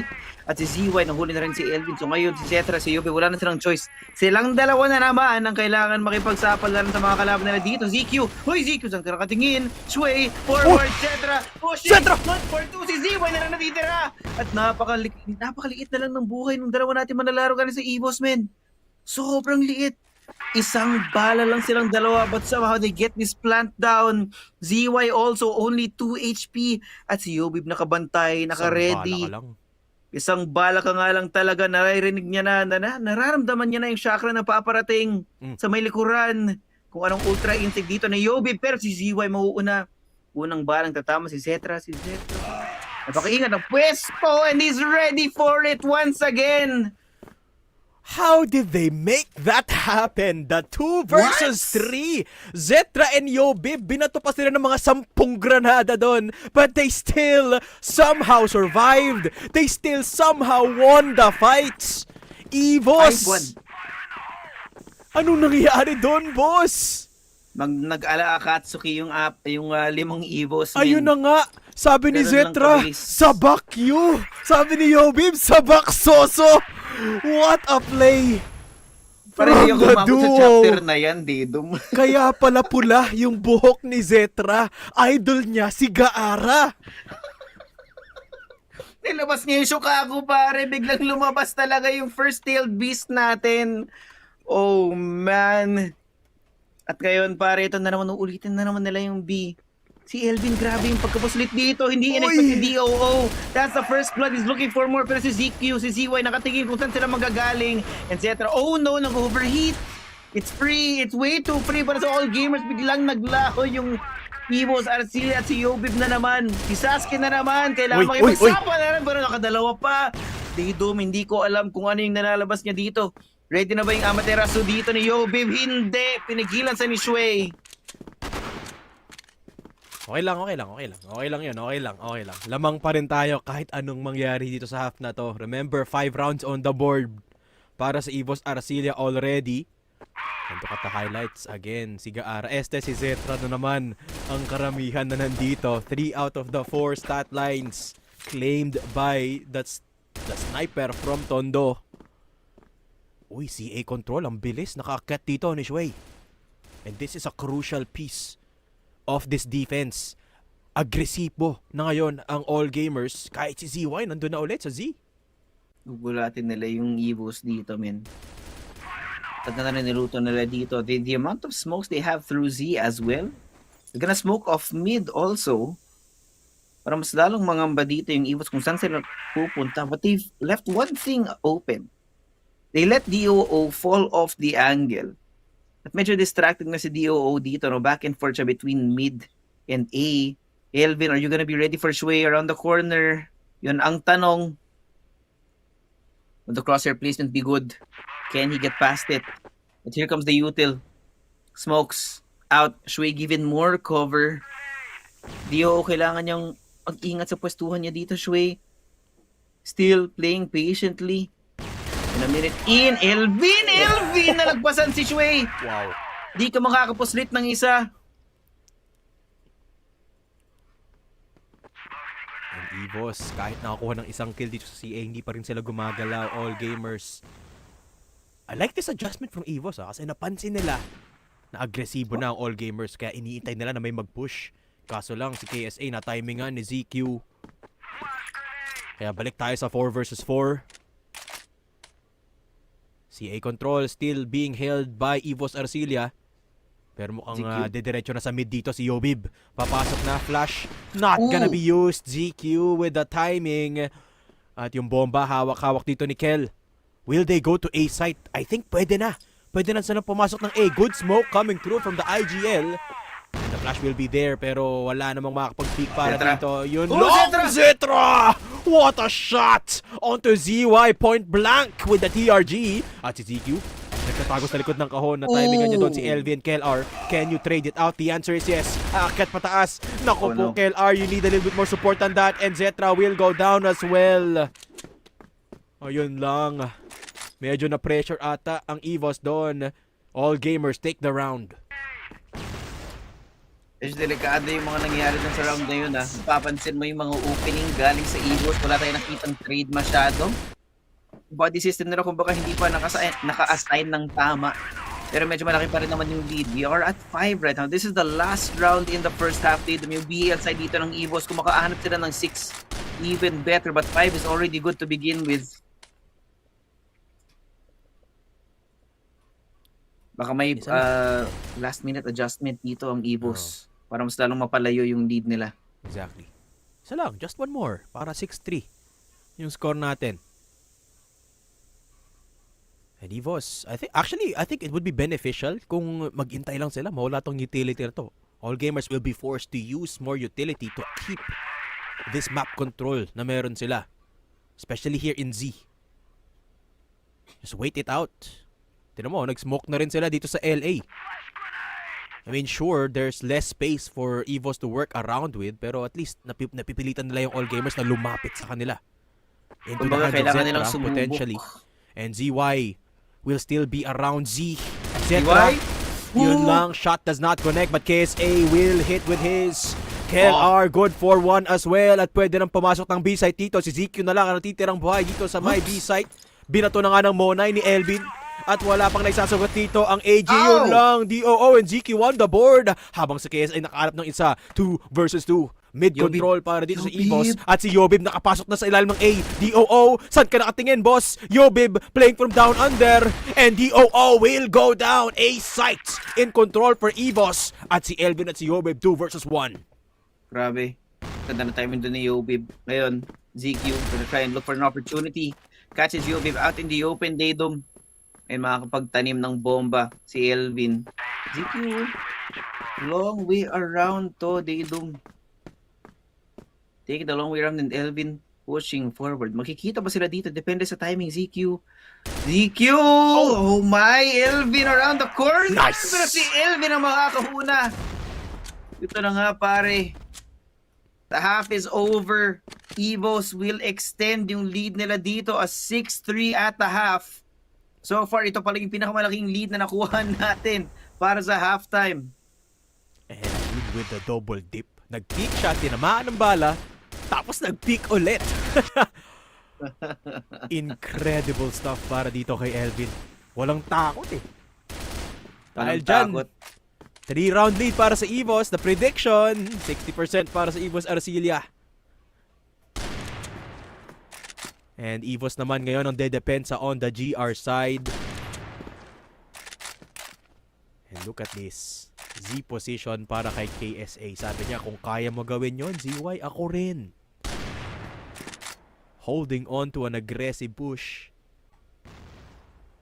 Preemptive HE mula dito sa A site ng EVOS para sa CA position, pero wala pang tao doon from all gamers. Majority of them still near RS. Tinamaan ang ligaw na bala. Buhay pa rin naman si DOO, but Zetra is still in LA. Tamang ingat lang. They like this, no? Tamang double dip lang galing sa EVOS para mas lalong mahirapan yung all gamers. Look at the amount of damage.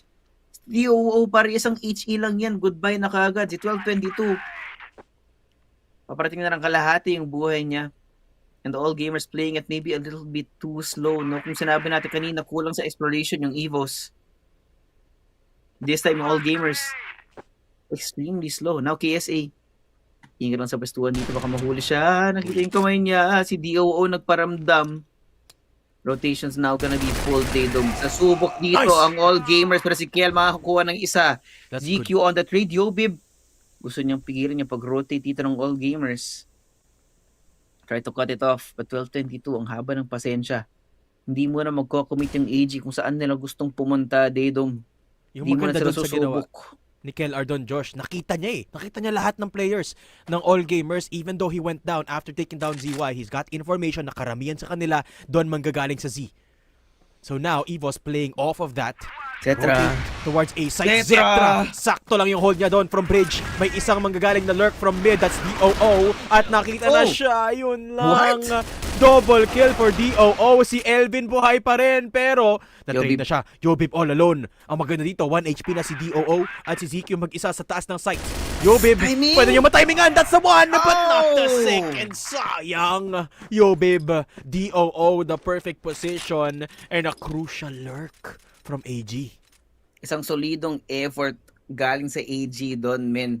Di maipinta kumbaga ng EVOS kung saan sila manggagaling.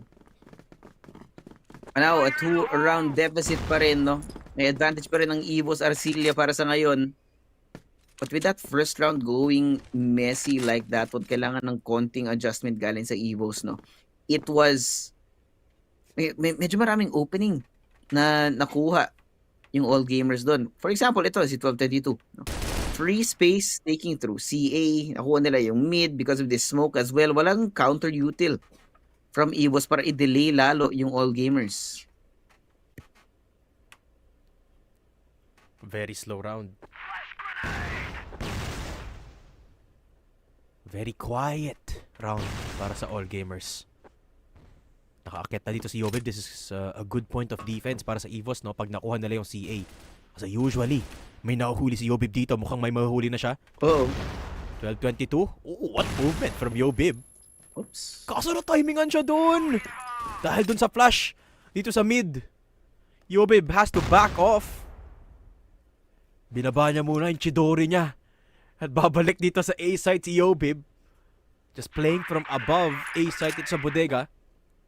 Pero the flashes are being set up. The smokes are being thrown by all gamers. Mukhang papasok na sila sa A-site, Josh. All in na nga.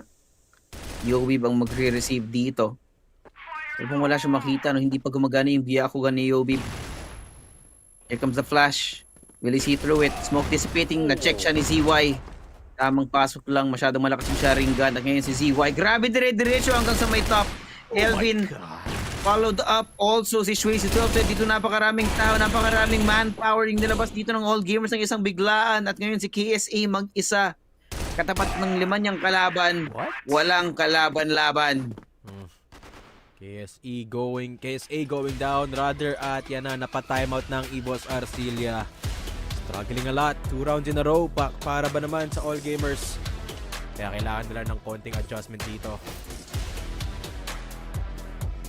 Alright.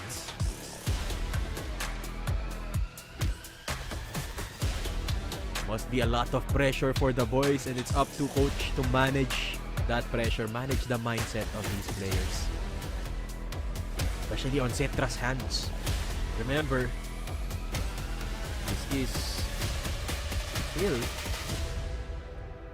just an early point in the international career of Cetra. Very early, man. What has it been?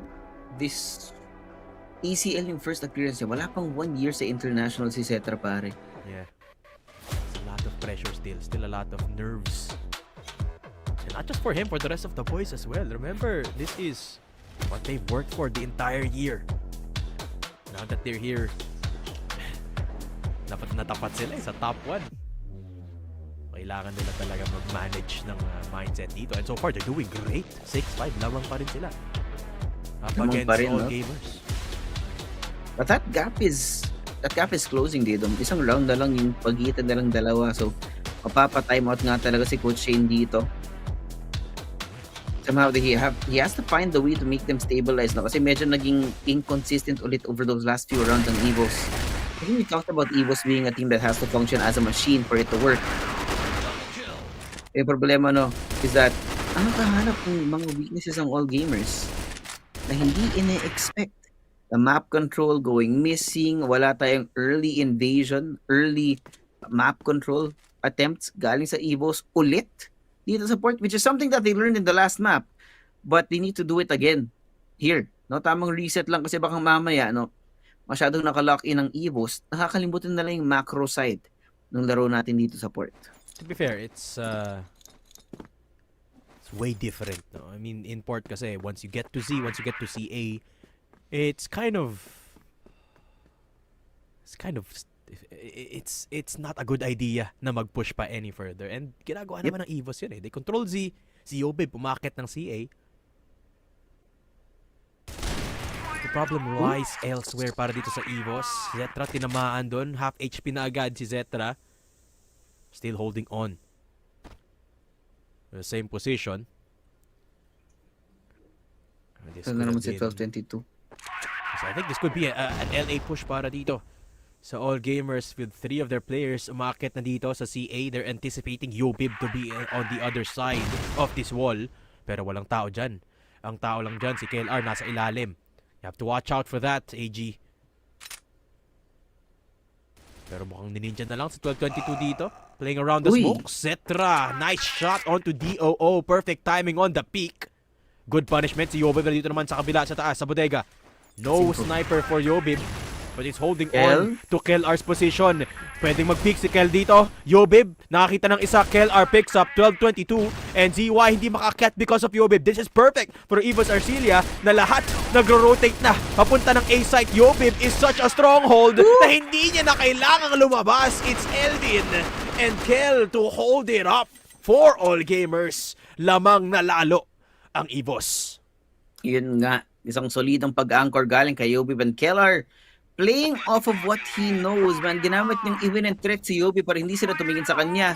At doon nga nalaso ng all gamers. Now, finally, some rains have come dito para sa EVOS. No, it's been dry. It's been a drought for quite a few rounds sa paghahabol ng all gamers. Again, DOO.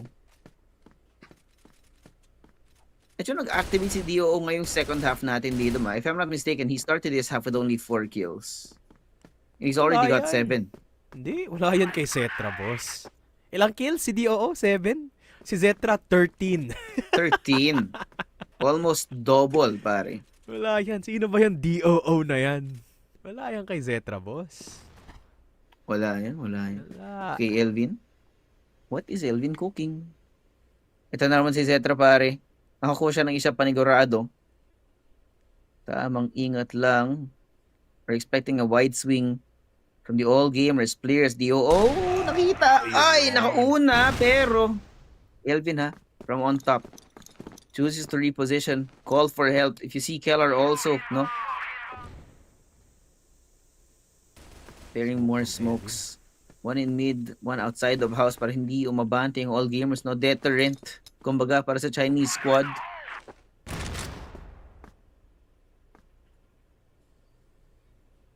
Uy, nagpupush si Kel. Naku po, Kel, pag bumaba ka dyan, medyo delix. Oh? Kel, akyat ulit. Uy, no-ninja. Si Kel R, I like this play from Kel R actually, pero makikita niya lahat ng all gamers. Lahat na nga, all pa, no? Dami nun.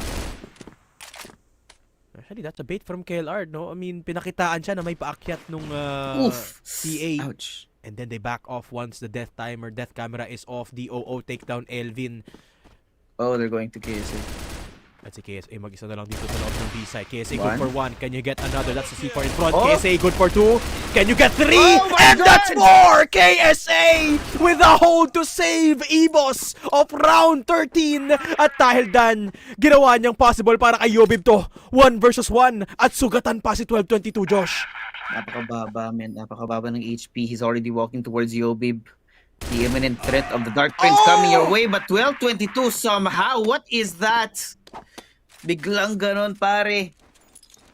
Isang Herculean effort galing kay KSA, but unfortunately the conversion was not there.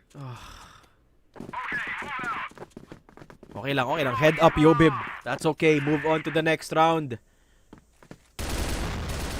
Lamang pa rin naman tayo, EVOS. We can't let that mental slip away.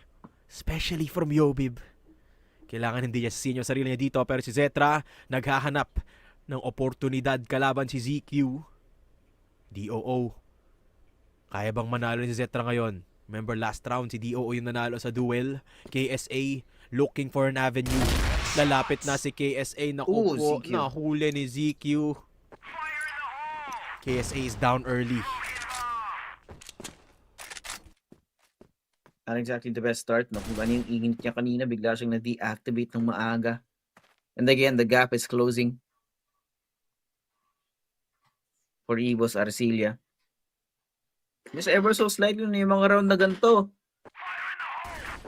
Yung mga napaka-importante when it comes to this game. Now 12-22 nagpaparamdam, no? Babato ng HE. Pero si Kel hindi siya aabante sa may CA. Aantahin niya lang.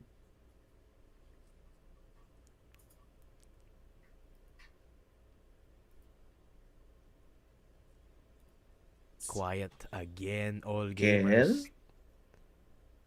KLR nasa ilalim ng CA dito the moment they jump down.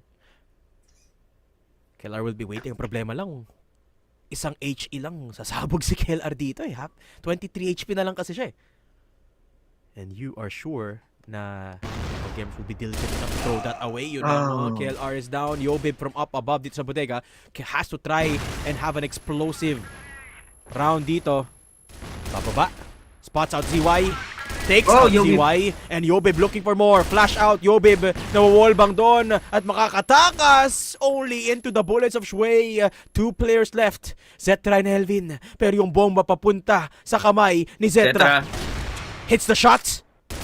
Adjustment ng konti. Elvin finds 1, 2 versus 2. Kailangan mag-chill ni Zetra sa ngayon pero pinupush na siya dito ni DOO. At manggagaling sa baba. Zetra good for another. ZQ 1 HP. And Zetra has the chance to close it out. Good play from Elvin. And a good round for EVOS. Tamang pag-anchor lang galing kay Zetra yung kailangan para sa round na yon, pare. He was an impenetrable fortress sa loob ng B-site. Hindi nila in-expect yun, men. And even then, no, they were still looking for more space elsewhere. Sabay-sabay nawala yung mga plano ng all gamers sa round na yun. At ngayon, EVOS are so close. 2 more rounds to go. And look at the pop-off, man. Zetra 15 kills. KSA, Yobi, both at 13. And that's a round that they needed, EVOS. Zetra. An explosion dito sa B site. And yun na nga, no? All gamers, they can never underestimate EVOS. Remember, reiterate ko lang, Josh, one of the highest clutch conversions para sa EVOS Arcilla. Number 2, precisely. Dito sa CFS Grand Finals. At tinutuloy nila yon. Zetra being one of those key players to watch out for. 15 kills para sa kanya, no? 13 for Yubib, 13 for KSA. You do not want to mess with these players of EVOS Arcilla. Not one bit. They're still quiet. Pero mo yung Utah na binabato ng EVOS, man. They're denying vision in mid. So 1222 has to commit more here. Check the angles, play with the verticality. And use util in return. Zetra already opening it up dito kay ZY. Si Kel nakatawid. ZQ lang nakapuslit ng isa. Hindi ko alam kung nagkakitaan sila ni KLR dito, ah. Pixel angle spotted out para kay ZQ. That will call attention para sa all gamers dito sa may mid. And as you can see, yung C4 nila, no? Dahan-dahan nang gumagap ang papunta ng A site. Hindi sila makapag-decide. Di nila alam kung kailan mag-pick out si KSA who is right outside of house. He has to be careful. DOO. Uy, nakita niya. Oh my gosh, the information, pare. Free information para sa EVOS. Nakakita ng dalawa dito.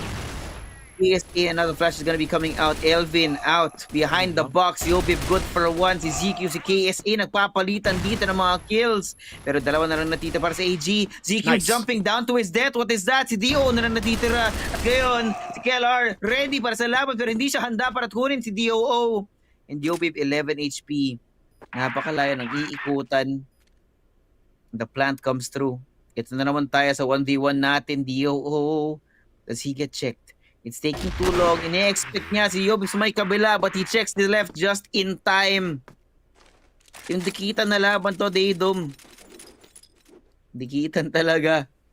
Ang hirap huminga kung isa kang manlalaro ng CFS. Hirap talaga. 8-7 lamang pa rin naman sila dito.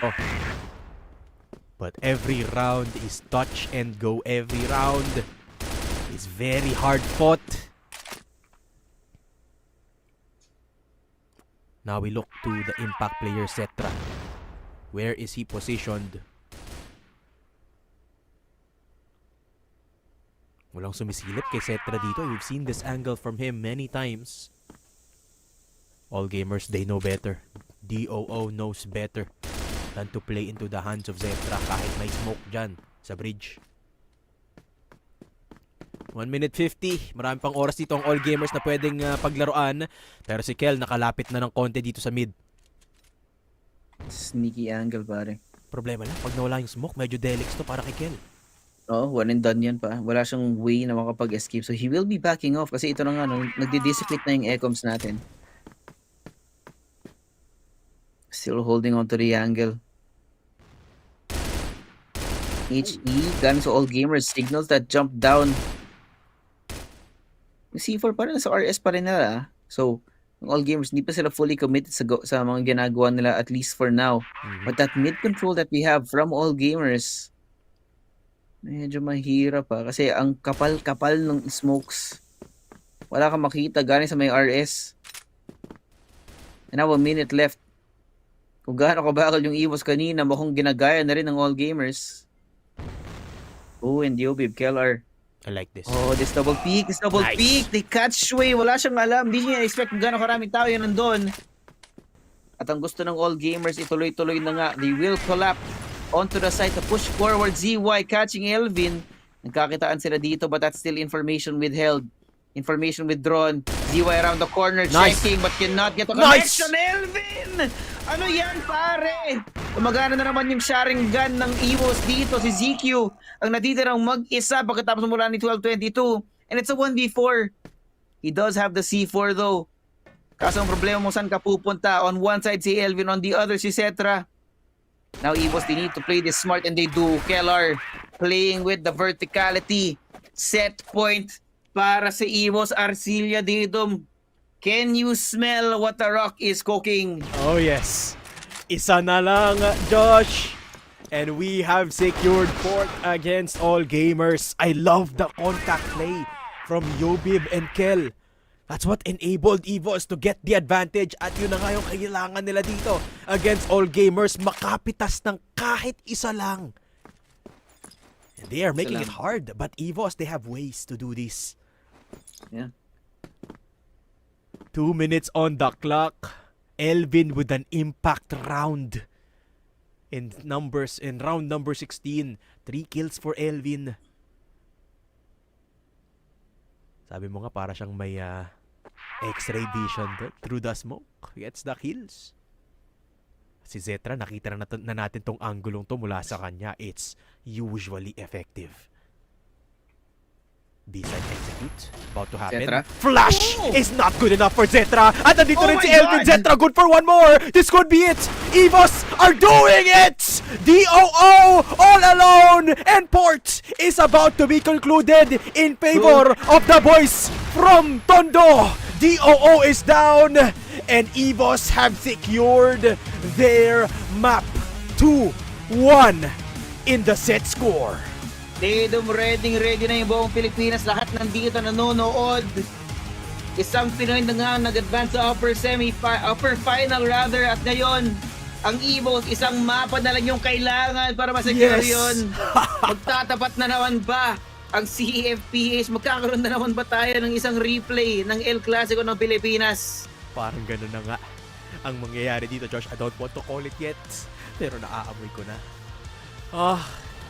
This is such a good set para sa EVOS Arcilia. There were ups and downs, highs and lows. Madaming round na nasayang, pero napakaganda ng kompostura ng EVOS Arcilia. Ang laki din ng lamang nilang nakuha dito, no? 6-3 heading into the second half. At tuloy-tuloy lang ang lamang nila dito, never once losing grip of this game. And this is exactly why you don't pick Port against EVOS.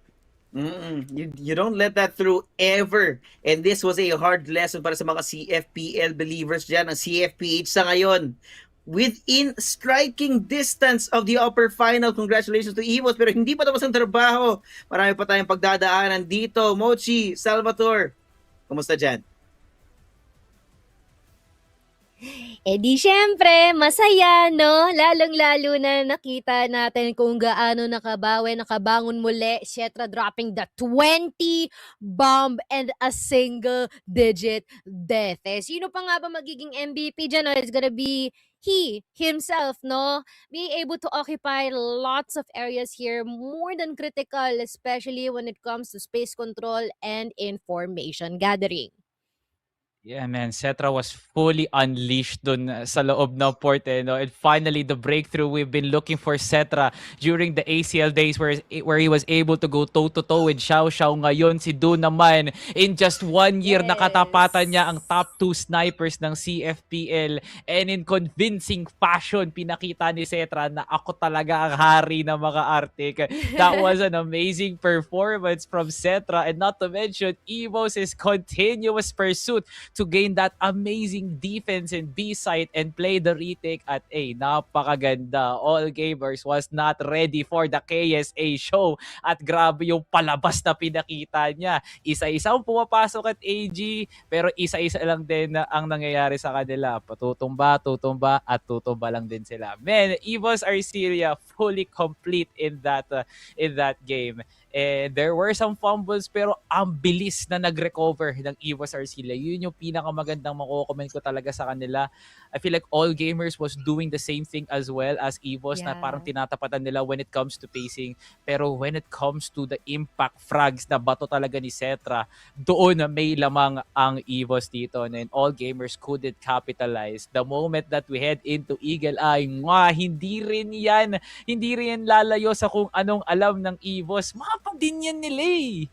No, yun din yung maganda dito, sobrang lawak ng mga mapa ng EVOS, no? In terms of the map pool, majority of those pabor talaga sa kanila, no?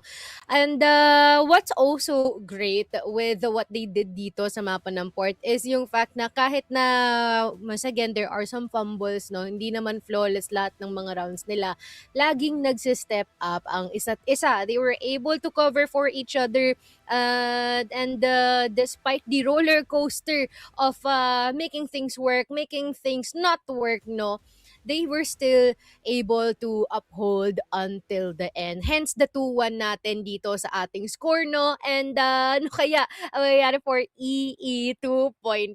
I really do wish, no, parang sa atin kasi pag kinumpare natin to, kung maihahambing natin sa subbase ng Team Stallions, ito ang Eagle Eye ng EVOS. So, more than expected that they will be so aggressive onto this one, and I really do hope na mapatameme ang All Gamers on this, or would All Gamers actually already have a counterplay against them? Pero once again, how? Especially given their unpredictability.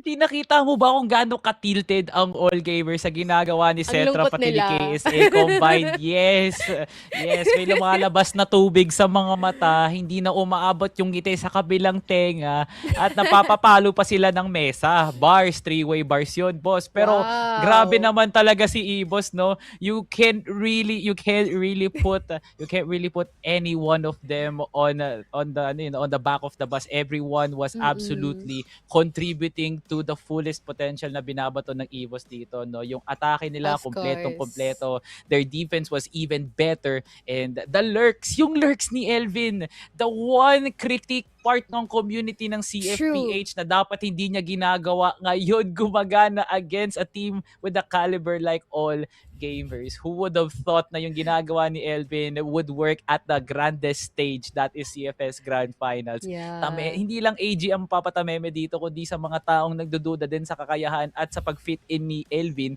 dito sa roster na to. And finally, he broke through lahat na papagana na ng EVOS. Cetra sniping, Yobib's entry, and KSA's pick off.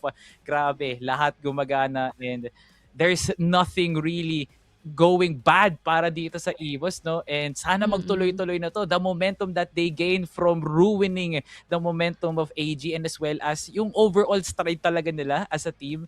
Etong Eagle Eye na to ay aba, listang-lista na ang mga tao.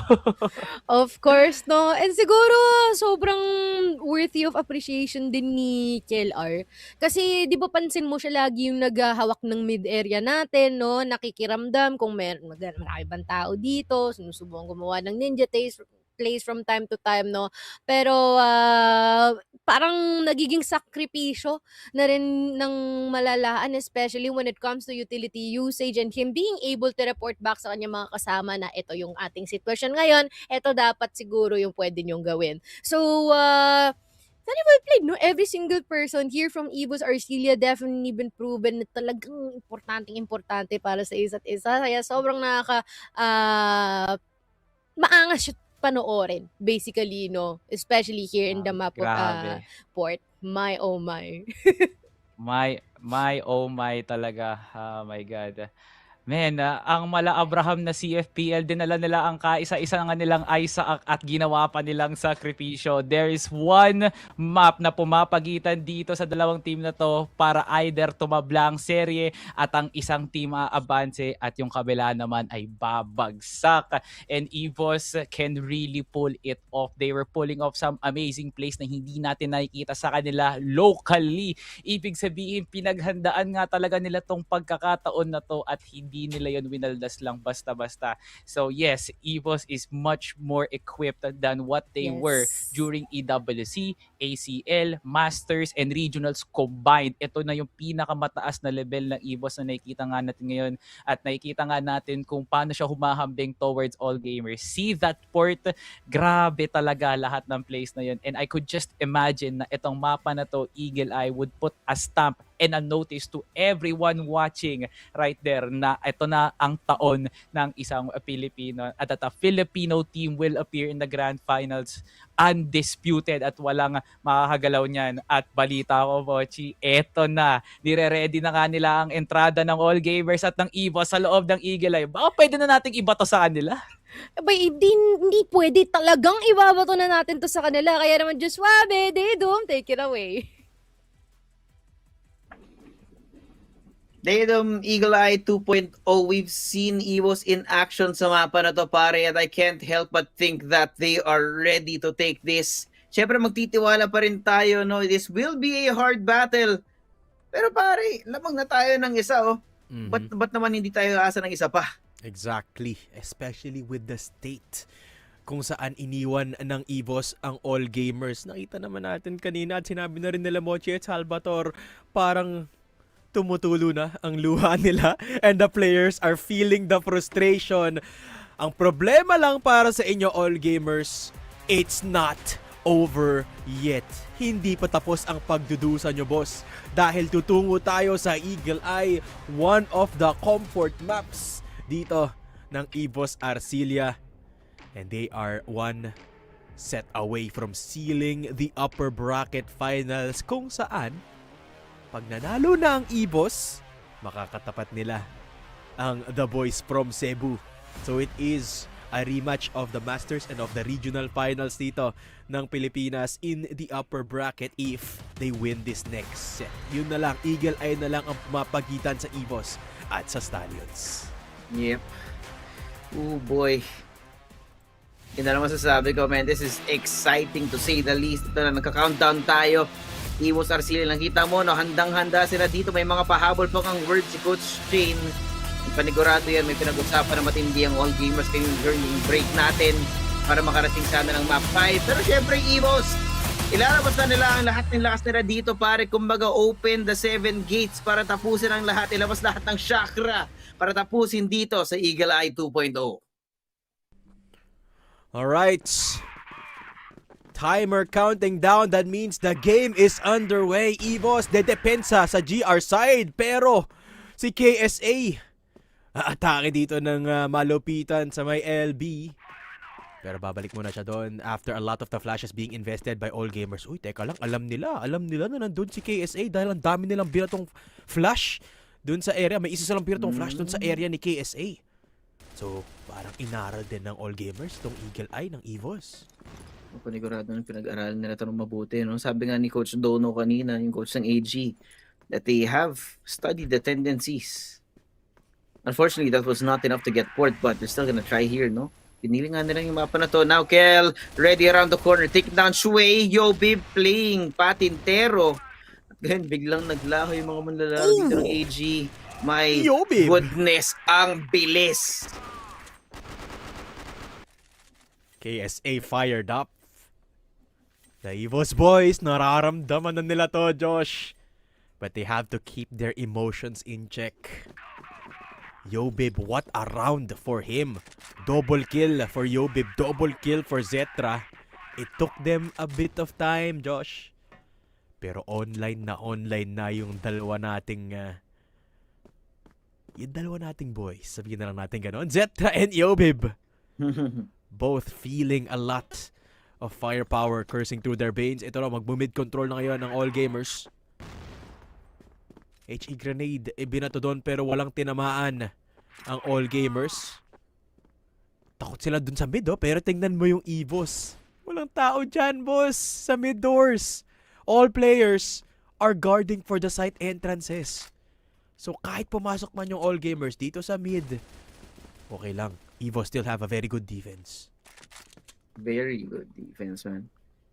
Kung gustuin man nilang pumunta ng mid, no, ang naka-ready dyan si Cetra. Pero, DOO pushing for dito sa may LA. Mga delikado mga angulo yung hawak nila dito. Si Kel, yata sila magiging handa. Do they check this corner? No, they do. ZY will find Kellar. Gandang opening para sa kanila. And now also, the push ZY, hindi nila inaasahan kung gano'ng kabilis yung pagkilos. Napakaliksi ni ZY na makapasok sa loob ng site. Ngayon si KSA at si Elvin na lang natitira. Kung ano yung binilis ng EVOS kanina ngayon, yung AG Ginaya. It is a 2v5, Daydom. 2 versus 5. ZY with a triple kill, pero buhay pa si KSA, buhay pa si Elvin. May ibabatpat pa tong mga to. 12-22 close. Mid doors, kaso hindi nakita ni KSA. Si Elvin mag-isa na lang tuloy. And Kelvin is bleeding. He is literally 2 HP. Kaya tatakbo na lang dito si Elvin. Reset for the next round.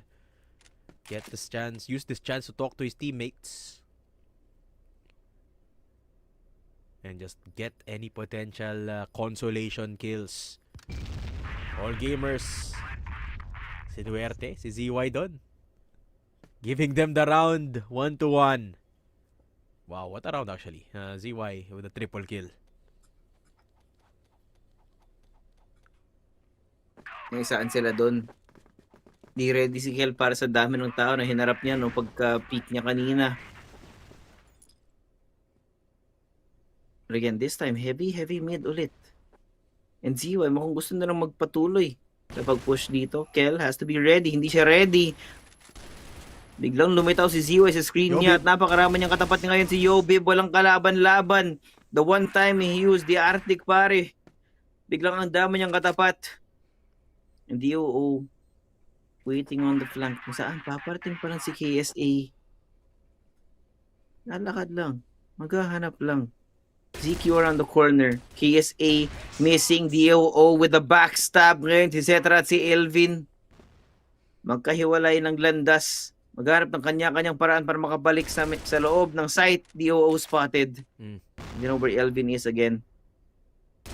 Time pa rin. Nauubos. Kada segundo. Somehow, no, buhay pa rin si ZQ at si DOO. Ang sakit ng mga dinanas ng mga manlalaro natin sa EVOS. And now, Elvin pushing. Time running out. And it's too late. All Gamers 2-1. Yes. And there needs to be a change of setup dito for EVOS no sa A site.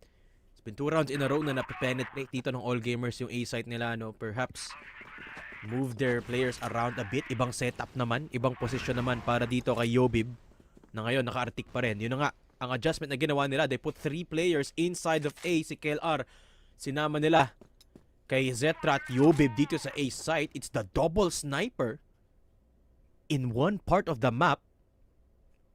Medyo tight yung angulo dito ni Zetra holding from mid, so kailangan niya mag-peek if he wants a better angle. So that's very risky from EVOS Arcilia. But this is Zetra we're talking about. Yeah. Napakainit niya the last few maps. Pero pare, ang mainit din si ZY dito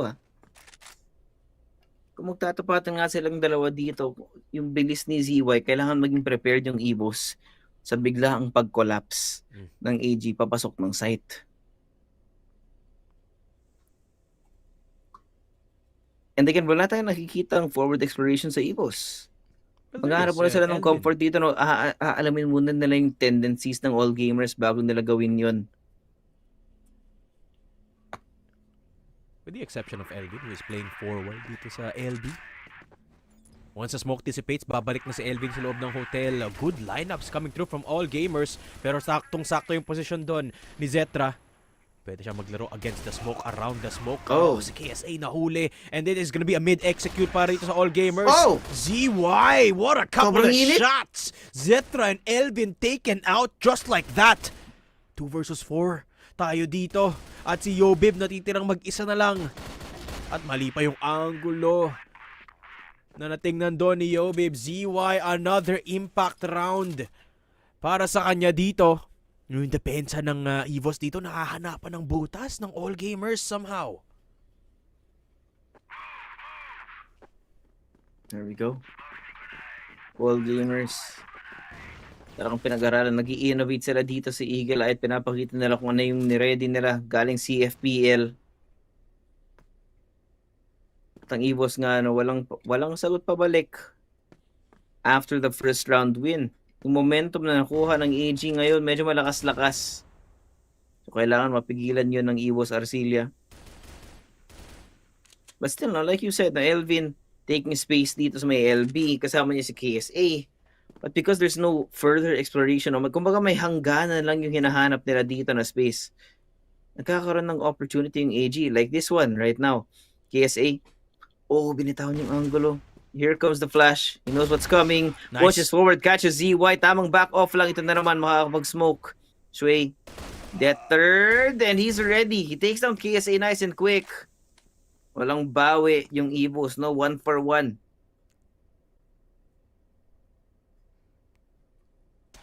And DOO, yun na nga, nahuli ni Zetra. Perfect shot. Playing whack-a-mole. Kalaban si DOO and ZQ is around the same area. And there's another shot from Zetra. That's good. Flash out, ZQ. Pwede rin mahuli dito. KLR manggagaling mula sa exit. Meron na nasa likod niya. KLR, kailangan mo tumalikod, boss. Kel, may manggagaling din sa likod ni 1222. But he only Elvin gets one. Elvin, good coverage. At dahil dyan, mag-isa na lang si ZQ coming in from LA. And Zetra with an impact round. Getting 2 kills is all EVOS needed. ZQ, time running down.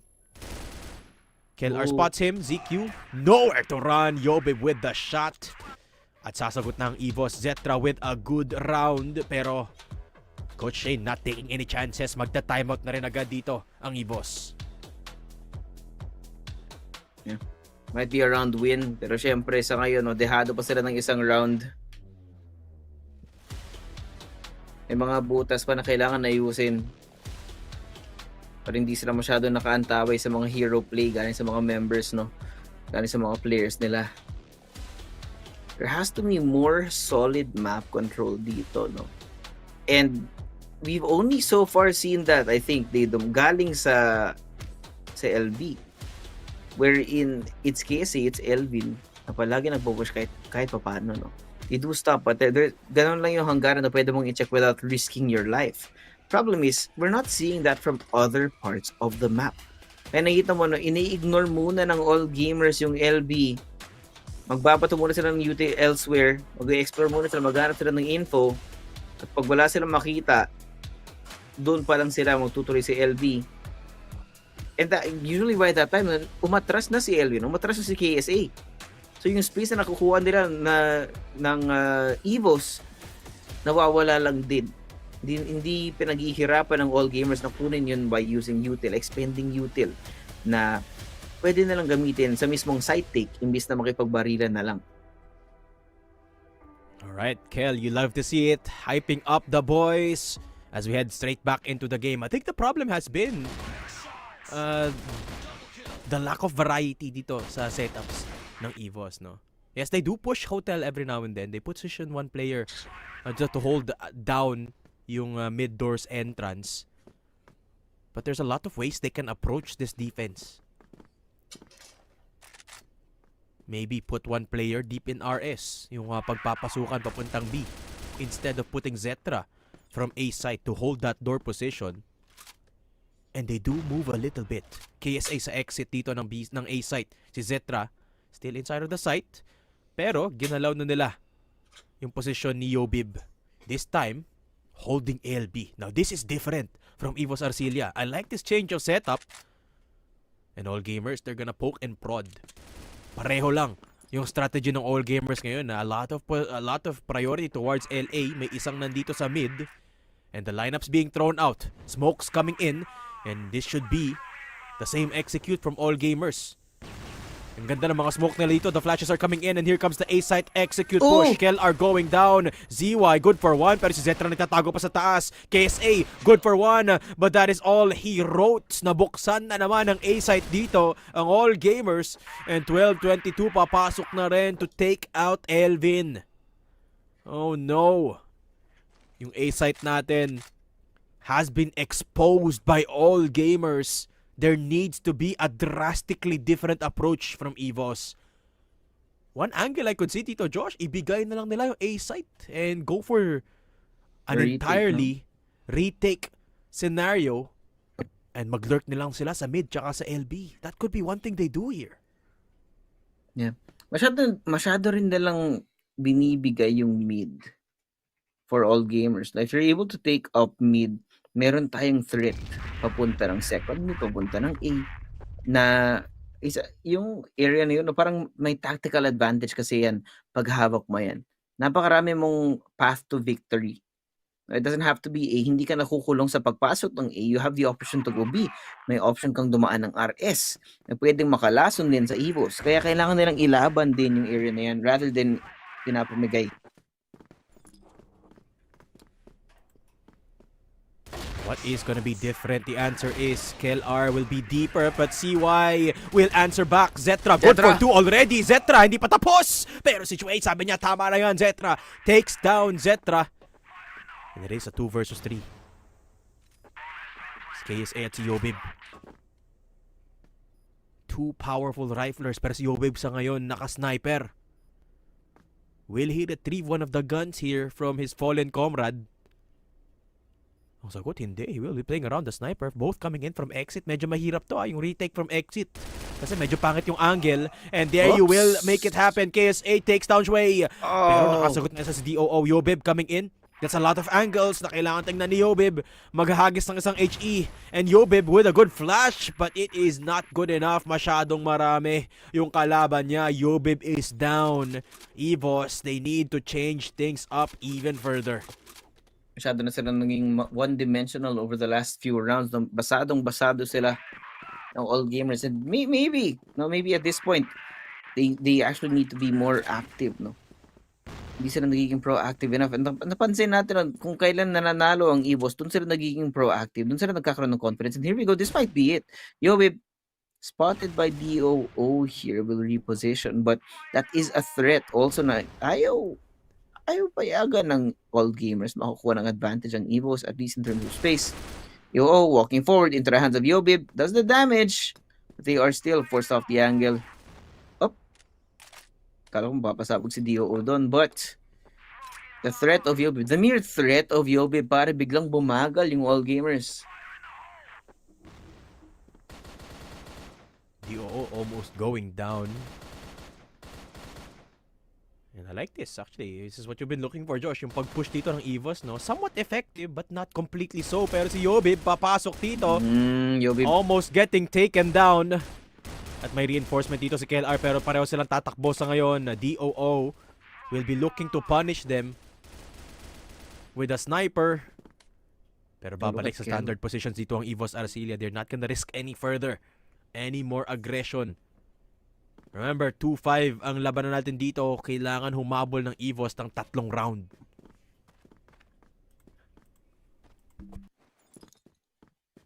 This heavy mid emphasis, no? Galing sa AG has been really problematic para sa EVOS. Ito na naman yung mga smokes nila na wala akong makita. And ZY, usubog tumuwid sa may mid kung saan nakabantay si KSA at KLR. Can he get the timing right? Yes, he does. KLR is not prepared. ZY again, napakainit ni ZY, man. He already has 12 kills in this round. KSA, he misses, he reveals his position, but he gets one. The reposition cannot keep him alive, but Elvin will stop them. Shui, good for 1 on to Elvin. Now, 3v2. Yobi, medyo maraming panggagalingan si Zetra. Dito yung kalaban ng all gamers. Still only a sniper in his hands. Yobi disappearing as well. The red-haired lad from Tondo, pare. Dami niya kailangan pagdaan. Wait, what? Wait, Si DOO nalaglag mula dun sa tower. Okay, Zetra will take that freebie. Picks up the EBR at si Jway nasa loob ng cable. Can he take him down for the early contact? The answer? Not yet! He will! Zetra gets the kill! Switch of guns! ZQ pinupush na nga dito! And Zetra with a valiant effort pero kinulang pa rin. Eagle Eye so far has been all gamer territory. Yeah. Grabe yung pinapakita ng all gamers dito, men. And I think the number one win condition for all gamers in these rounds is this heavy mid control na pinapayagan lang ng EVOS na kunin. Oh! And Zetra has been caught out by ZY. Men, napakainit ni ZY. Whether it's the TRG or the EVR. 13 kills para sa kanya. And right now, EVOS, they're looking very deactivated. Kellar is struggling. The AG seem to be calling circles around EVOS. At least for now. Come on, EVOS. But this is the last round sa first half natin, men. Come Pero on, natin EVOS. kung ano yung mayahatid pa. Sobrang deadly kasi nung A-site execute dito ng AG. Maybe they could find a way para ma-waste yung utility, yung mga smoke dito ng all gamers and play away from it.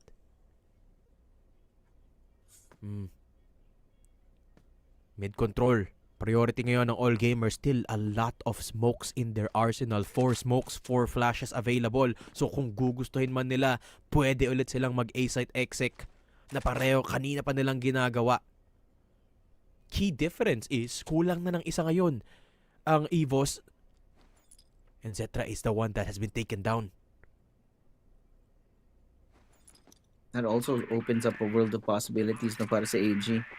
Yung mga longer angles kung saan pwede maghawak dito si Zetra, hindi na mahawakan ng EVOS ngayon. Okay, let's see. EVOS, what are you gonna do? This defense so far has been lopsided para sa kanila. Smokes have been laid out by all gamers. Flash is there. As Situate, tama kay Yobib. Somehow the lurk has been destroyed. Yobib with a desperate attempt at nalaglag kagad siya. KSA, can you defend this site? This mid area. Mag-isa siya. Lumipat ng posisyon. Uy, iikot na rin dito. ZY? Ang players ng all gamers. ZY. Na-timingan si KLR pero si KLR yuyuko muna. Nice shot from KLR and KSA. KLR coming in from RS. 12:22 nilalaban na siya. KLR fighting with all that he can. Pero malalaglag siya. KSA, good timing. And now it's a 1 versus 2. Elvin will be coming in from the other side of the map. 1 versus 2 for Elvin. Wala yan ang panggagalingan niya dito at tapos buong-buo pa yung buhay ng dalawang players ng AG. ZQ and 1222 have fully committed to holding on to RS. Maganda lang dito para kay Elvin na magkahiwalay yung dalawang players ng AG. In fact, he might be able to beat out 1222 to push forward. But instead, siya yung aabante. Nakiting si ZQ around the corner. Tamang wallbang lang. 1222! Oh! That's another round. Rough half para dito sa EVOS Arcilia. Again, we go back to that argument of that defense from that A site. Paulit-ulit nilang ginagawa yung setup sa A. 3 people, 4 people holding on to it. Pero lopsided pa rin yung defense nila doon, Josh. Dahil dyan, 2-7 ang score natin. The biggest lead that we have had ever since this set or this series has started, this match has started. This is the biggest halftime score advantage that all gamers have found in all of our sets. Okay, 1222. Tignan natin kung makakalagpas dito, makakalusot sa defense ng AG yung EVOS. 1222, gotta be careful here. Pag nawala yung ecoms natin, pwede siyang biglang mahuli ni Zetra, ha? He gets away. Tamang time lang in the resmoke again. More delaying tactics galing sa all gamers. GZQ. Grabe, napakatagal nung pasensya. All gamers, but now they let go. They leave only 12:22 na bantayan sa may hotel ang B-site natin. The rest of AG fully committed on mid, on A. Pero wala nakita si 12:22. Hindi naghahanda yung EVOS Arcilia doon. Hindi sila ready. Si KSA nakalusot. Misha ready na naman. 12-22 gold for 1, but Yobib here for the trade. Now, 3 second versus mid. 5. Hawak ni ZQ. Elvin. Oh. That's rough. Elvin going down. That's one of their anchors taken away. Ang ganda sana ng posisyon ni Elvin doon sa mid doors. But with him taken out, it's Zetra and Yobib. Pero, it is Zetra and Yobib. Nagawa na nila to before. ZQ, nakita na si Zetra.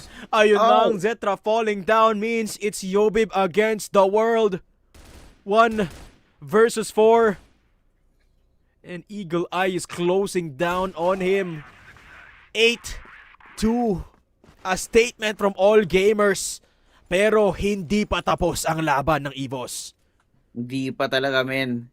But it's gonna be a long fight. Tatum, 6-round deficit para sa EVOS Arcilio. Yung kailangan nilang habulin sa all gamers.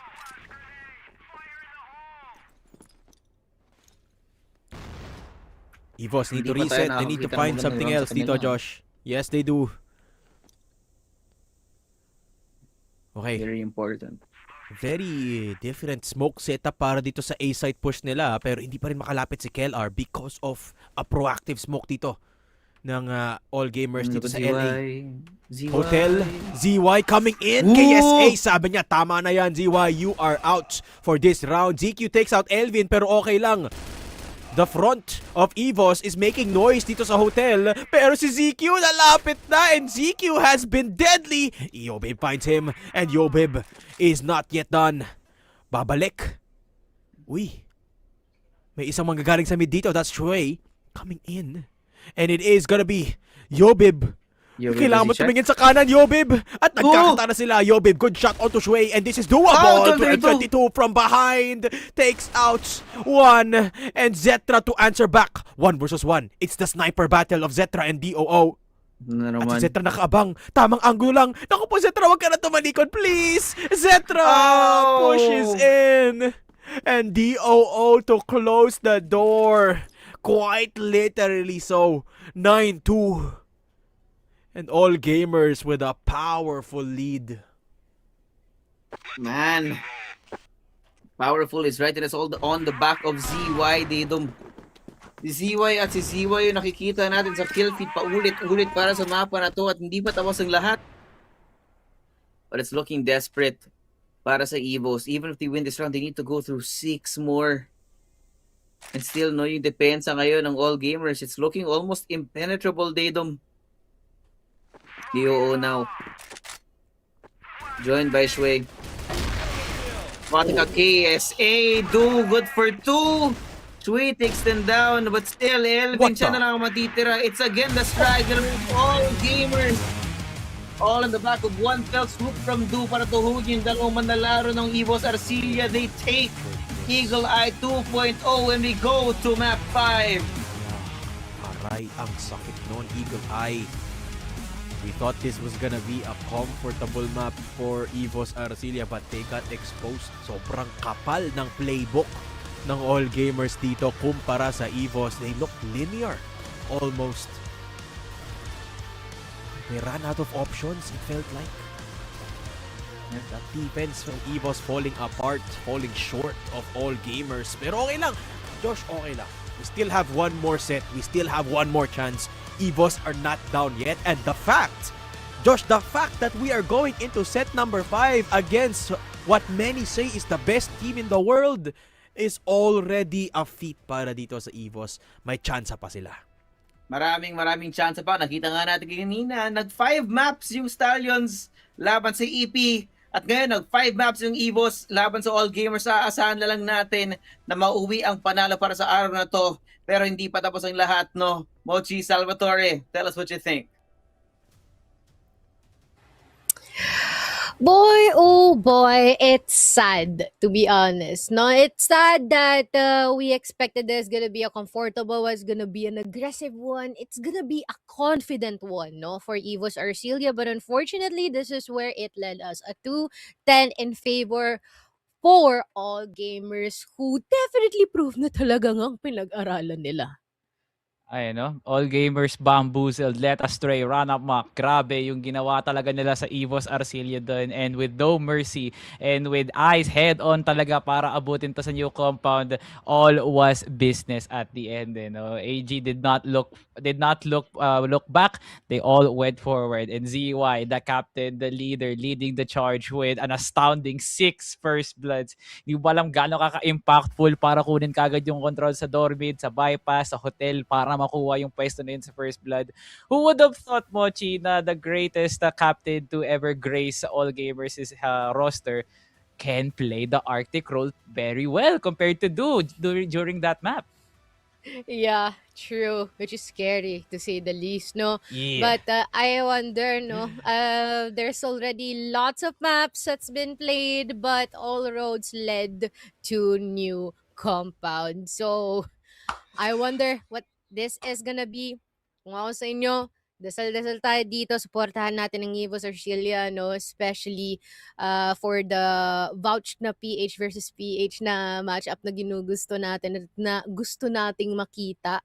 But at this case, no, it's gonna be pretty much a difficult one. Especially that this is probably an all-gamers map.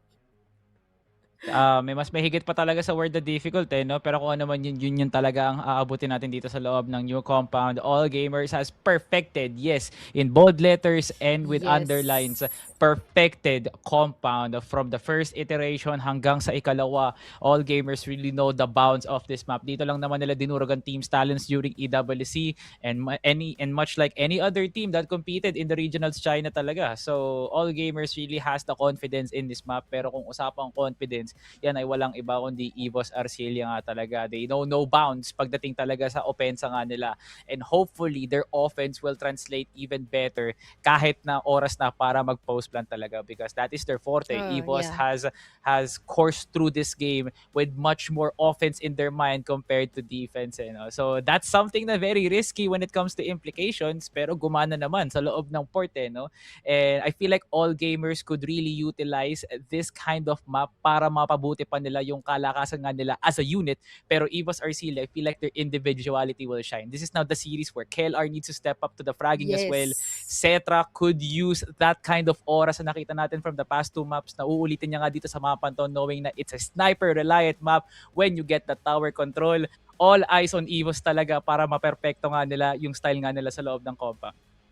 Again, they don't have to overcomplicate everything, no? Yes. Sometimes it's just boils down to sheer duels, no? Because I don't know, that eagle eye map really felt like they're stepping or walking on eggshells. But let's see what's gonna happen dito sa ating susunod na mapa, no? Once again, we're gonna be taking a quick short break, which is Salvatore in the panel desk. Later, we'll have new compound. Get underway with this grand final. Here it is, the CFS 2024 Grand. The last time. Welcome one and all to the final map in the grand finals. Feifei, and one by one they're falling apart. EP are going to give themselves map point. And there's no pressure from the B site, so they actually get all this for free. Where are they going? Have they made that decision? There's util A, there's util B, C4's leaning over towards A. Around the world might be the call. YH leading the charge. It's not much of a charge. Spotted them. It's a slow creep. It was a contact play, but you're right. The information is there for Evolution Power pushing their way in. It's 3.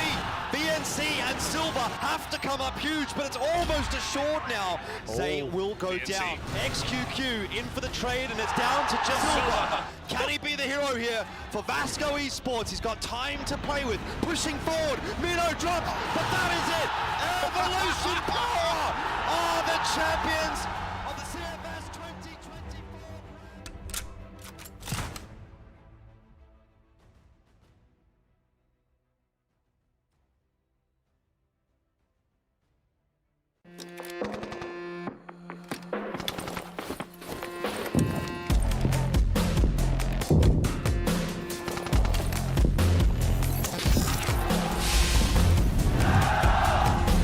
The match kicks off. Let's follow the global risks perspective to see how the match starts. Watch out for that grenade. Quick reflexes. He dodges just in time. The Blacklists are pressing hard on A side. They're spamming through the boxes to get the C4 planted.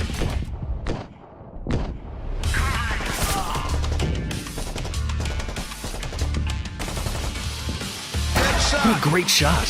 After losing one, the Blacklists rush B side and secures the plant. The global risk got.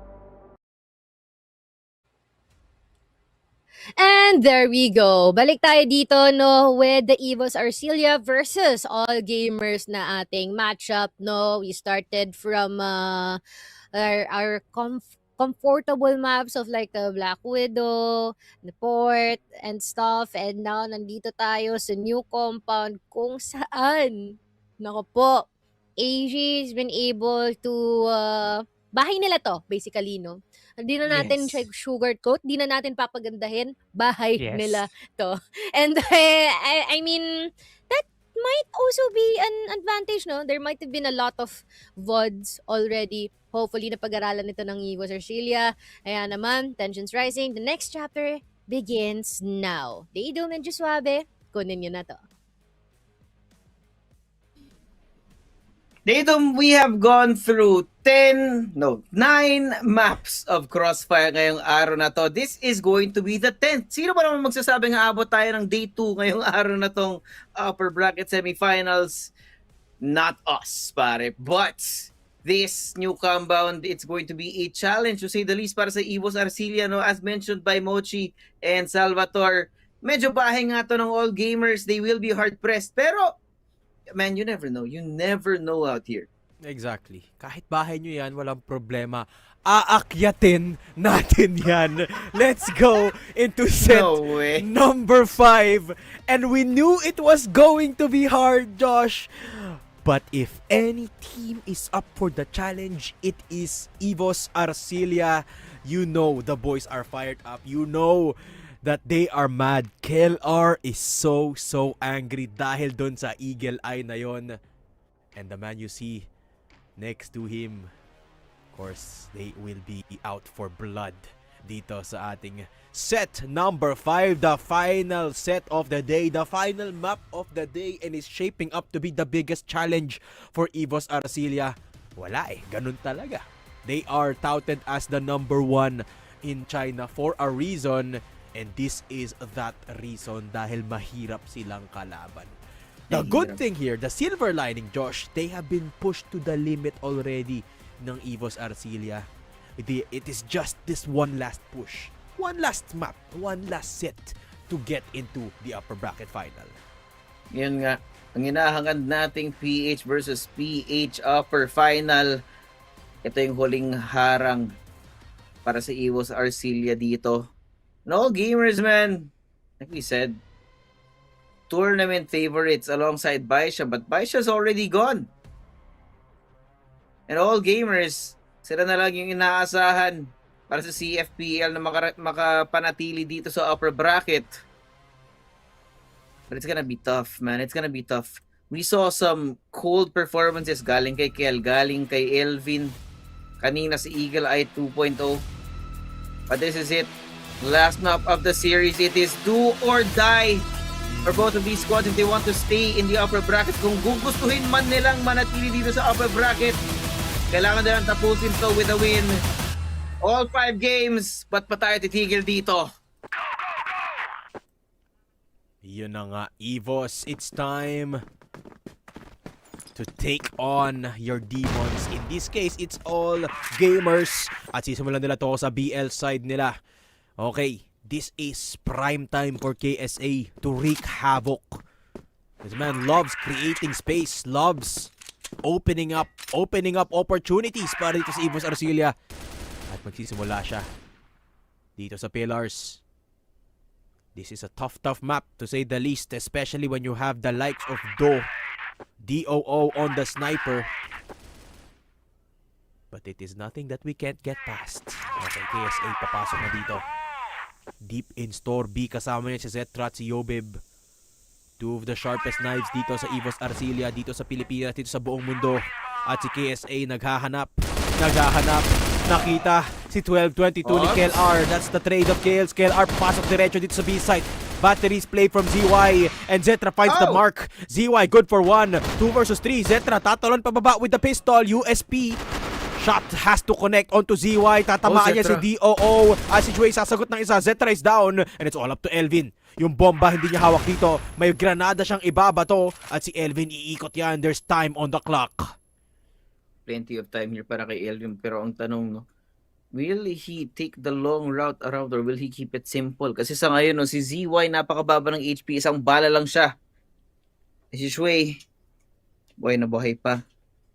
For these two, the most probable thing to do is to just stay on the C4. Kasi Elvin na antayin siyang mag-overextend yung all gamers. But the problem here, Datum, is these guys don't overextend ever, arguably. Yeah. That's the problem for Elvin. Kailangan niya i-challenge itong dalawang to ng sabay. Nang wala ng granada, wala ng flash. Elvin. Cutting noise. Dre, nakita niya na ZY. Taken down. Elvin, what a shot, what an adjustment. At si Dre lalapit din. Nice attempt from Elvin. And Dre will be taking him down. Okay lang, Elvin. Hold your head up high. That was a very good attempt. Round 1 goes to all gamers. Sinubukang puwersahin doon ng EVOS ang B site. Ang problema lang, that's still B site. Even with the revamped site, mahirap pa rin pasukan yan. Bagong itsura ng batteries dito, no? Napapadali ng konti, pero yun nga, no, nanatili siyang napakahirap, no? What? Uy! Dio! Almost catching them on that angle. Medyo kinabahan ang ng konti, pero tamang util lang dito galing sa EVOS. Taking control here of CA and of Curve. Kaya fully committed ngayon ng all gamers para hawakin yung mga angle dito. Uy, my gosh! What is that? Double kill para sa kanya. Si Zetra nakabawi nga dito, pero masyado na yatang late yung pagdating ng mga natitirang EVOS players. Elvin, Zetra, sila na naman ang kailangan magkapag-clutch dito. Elvin and Zetra. And Zetra finds the kill onto ZQ. Okay, that's a good start for this 2 versus 2. Ang problema lang yung bomba medyo nalalayo. Zetra coming closer. 12-22. Inside the smoke. Naku po, Zetra. That's not the right angle. The moment the smoke goes away, Zetra is in danger. And 12-22 playing around. This is Sway. right nasa Oh likod. my gosh! Zetra! Zetra! Good flick. And 12-22 still unspotted. And si Zetra, this is a very smart decision playing around the pillar. Zetra taken down, but that's information. Elvin umakyat. Elvin, can you do it this time? The answer is yes! That's the round. 1-1. EVOS nakasagot. There you go. Kaya pa.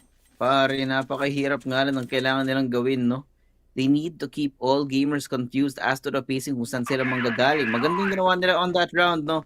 Using the utility to cover both CA and curve.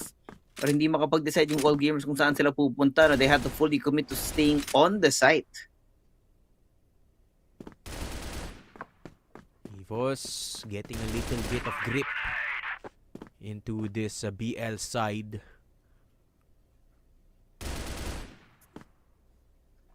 Deep smoke into EA. Pero ang pupunteryahin nila dito ay pillar ulit. The last time they attempted this, di sila nakapasok ng maayos sa B site. Problema pa ngayon si 12-22 naka-sniper sa store B. Very interesting angle as well. Malalim yung angulo ng 12-22 dito. Pag nakakita siya ng impormasyon, pwede siyang magtago sa likod ng kahon. And KSA has been spotted by 12-22. Smoke is out. KSA attempting to enter. Pero magkuha siya ni 12-22. Good for 2 kills. Yobi missed the third. Oh no! Hindi na naman makapasok ng EVOS dito. Zetra forces his way in. At kasama niya pa nga si Elvin. Pero ZQ shoots Elvin down. And now it's a 1 versus 3 for Elvin.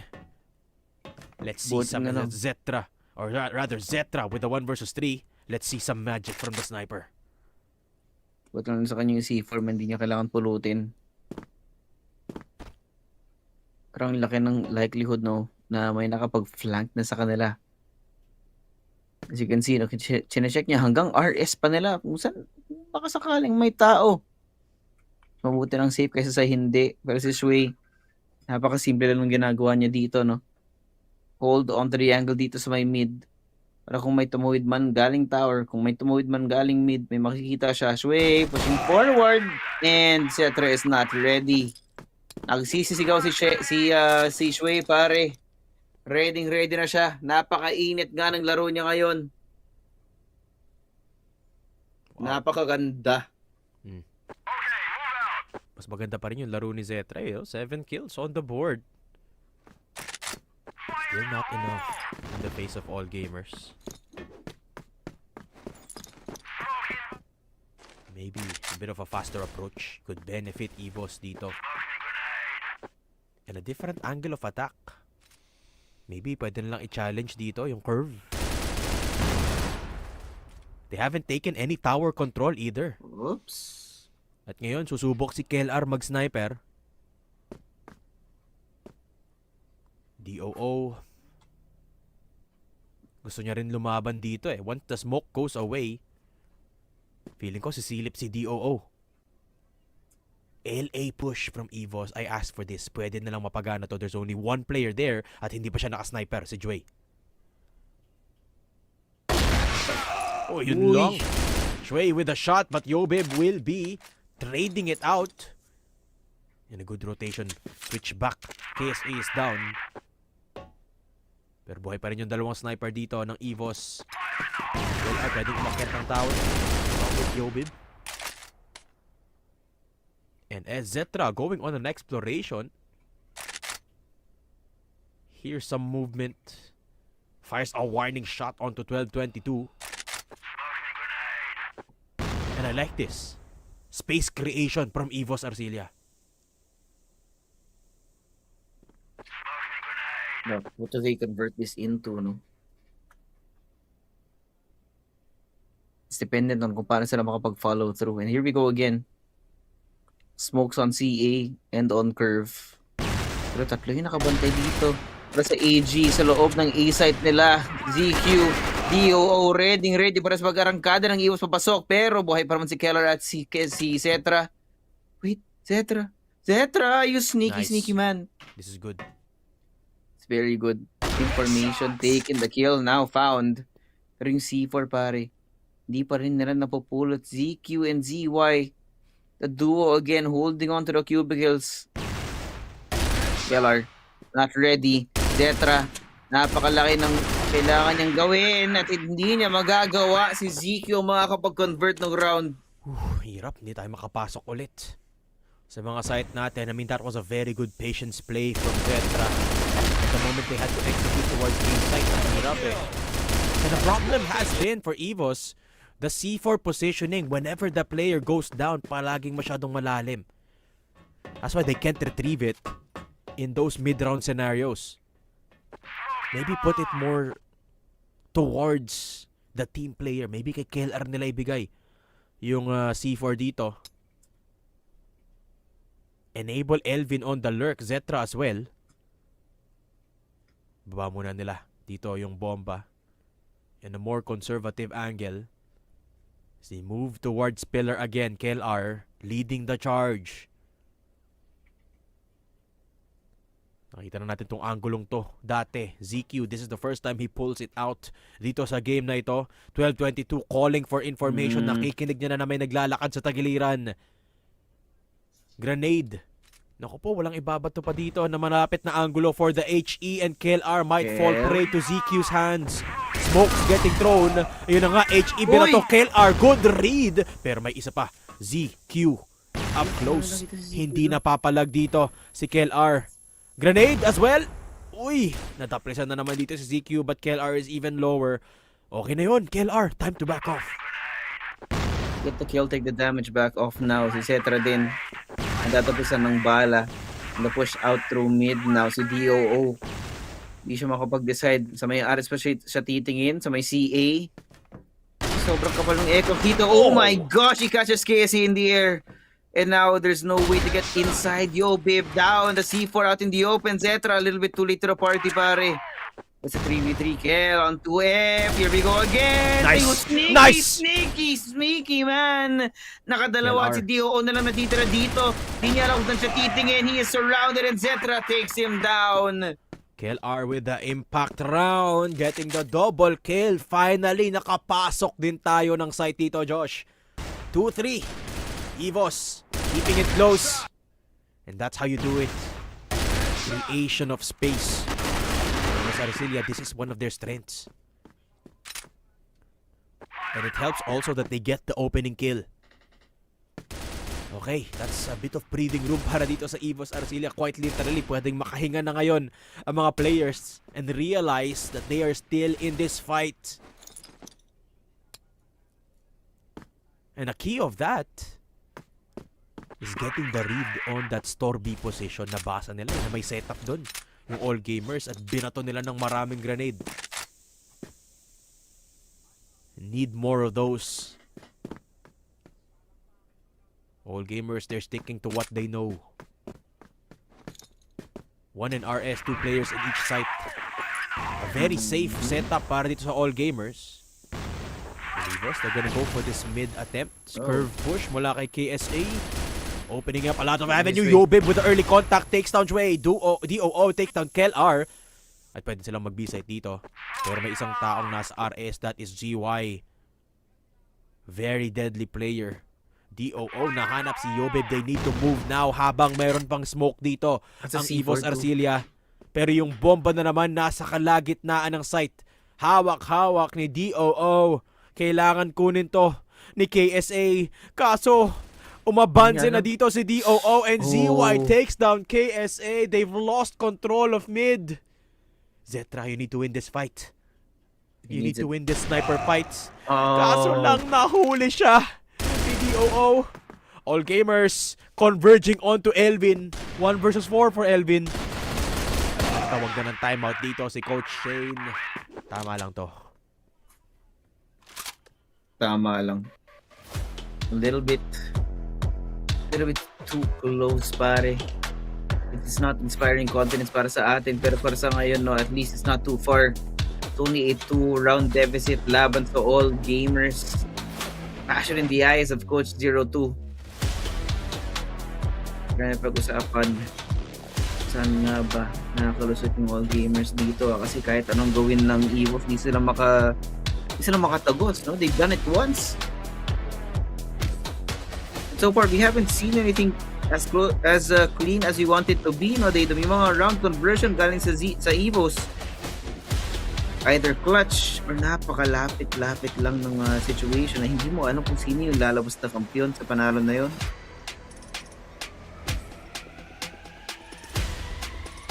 Forte working double time. Precious timeout. Tandaan nyo, it's only one timeout per game, per set. So, using the timeout in round number 7 is very early. Because the need to do so. Kailangan to i-maximize ni Coach 02. 8 seconds and we head back into this final set between All Gamers and EVOS Arcilia. Home stretch, boys. Konti na lang. Konti na lang to.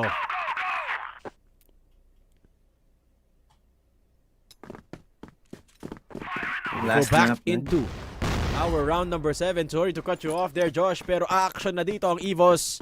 What is the change going to be? Hirap sila makapasok sa lahat eh. B-site. Mid. Maybe it's time to challenge that LA position again. Maybe. Just maybe. Didom. Kasi sa ngayon, it feels like EVOS medyo wishy-washy sila sa mga gusto nilang gawin. They take one, they back off. They take one, they back off. Maybe they need to change it up. Kasi ine-expect na ng all gamers yung mga mid-round rotations nila. Yung mga pick-off plays na ginagawa nila para bawasan yung mga numero nila. That's why they're playing so far backward, no? Si ZY, si 1222, this may high-low setup tayo galing sa kanila. And they're so wise right now to the util usage galing sa EVOS in mid. And they're doing it again, no? Smoke in CA, they're gonna be expecting a smoke in curve. And yeah, they've done it quite a lot of times na hindi mo alam kung saan sila manggagaling, but medyo nagiging linear nga yung pattern, no? Pag ginawa nila yun, magtatago na si 1222 at si ZY sa loob ng site. And now, this B crunch. KSA with a good grenade. And papasok dito si Yobib. ZY inside of batteries. And that is going to be the trade on to KLR. The lurk down mid. Pero may isa pang lurk si Elvin yun. Manggagaling din sa mid. ZY spotted and taken down by Yobib. Elvin with a massive lurk. Double kill for Elvin. At yun na. Napagano nila dito ang mid-aggression nila. Akala ng all gamers si KLR lang yung lurk. But Elvin struck from mid. Yan na yung hinahanap-hanap natin na activation galing kay Elvin, no? The different players now of EVOS being used, being utilized in their strengths. Kasi so far, we've seen Zetra, we've seen Yobib, but the rest of the team has been very quiet. No, si KSA, he's not been given the opportunity to create the space that he wants to, that he's used to creating. But with Elvin there as well, 4 out of 5 activated. That's the best they can do for now. And keeping it close, no? 3 and 4. If Eagles could get this and the next one, they'll move into the second half here with an advantage, Dedom.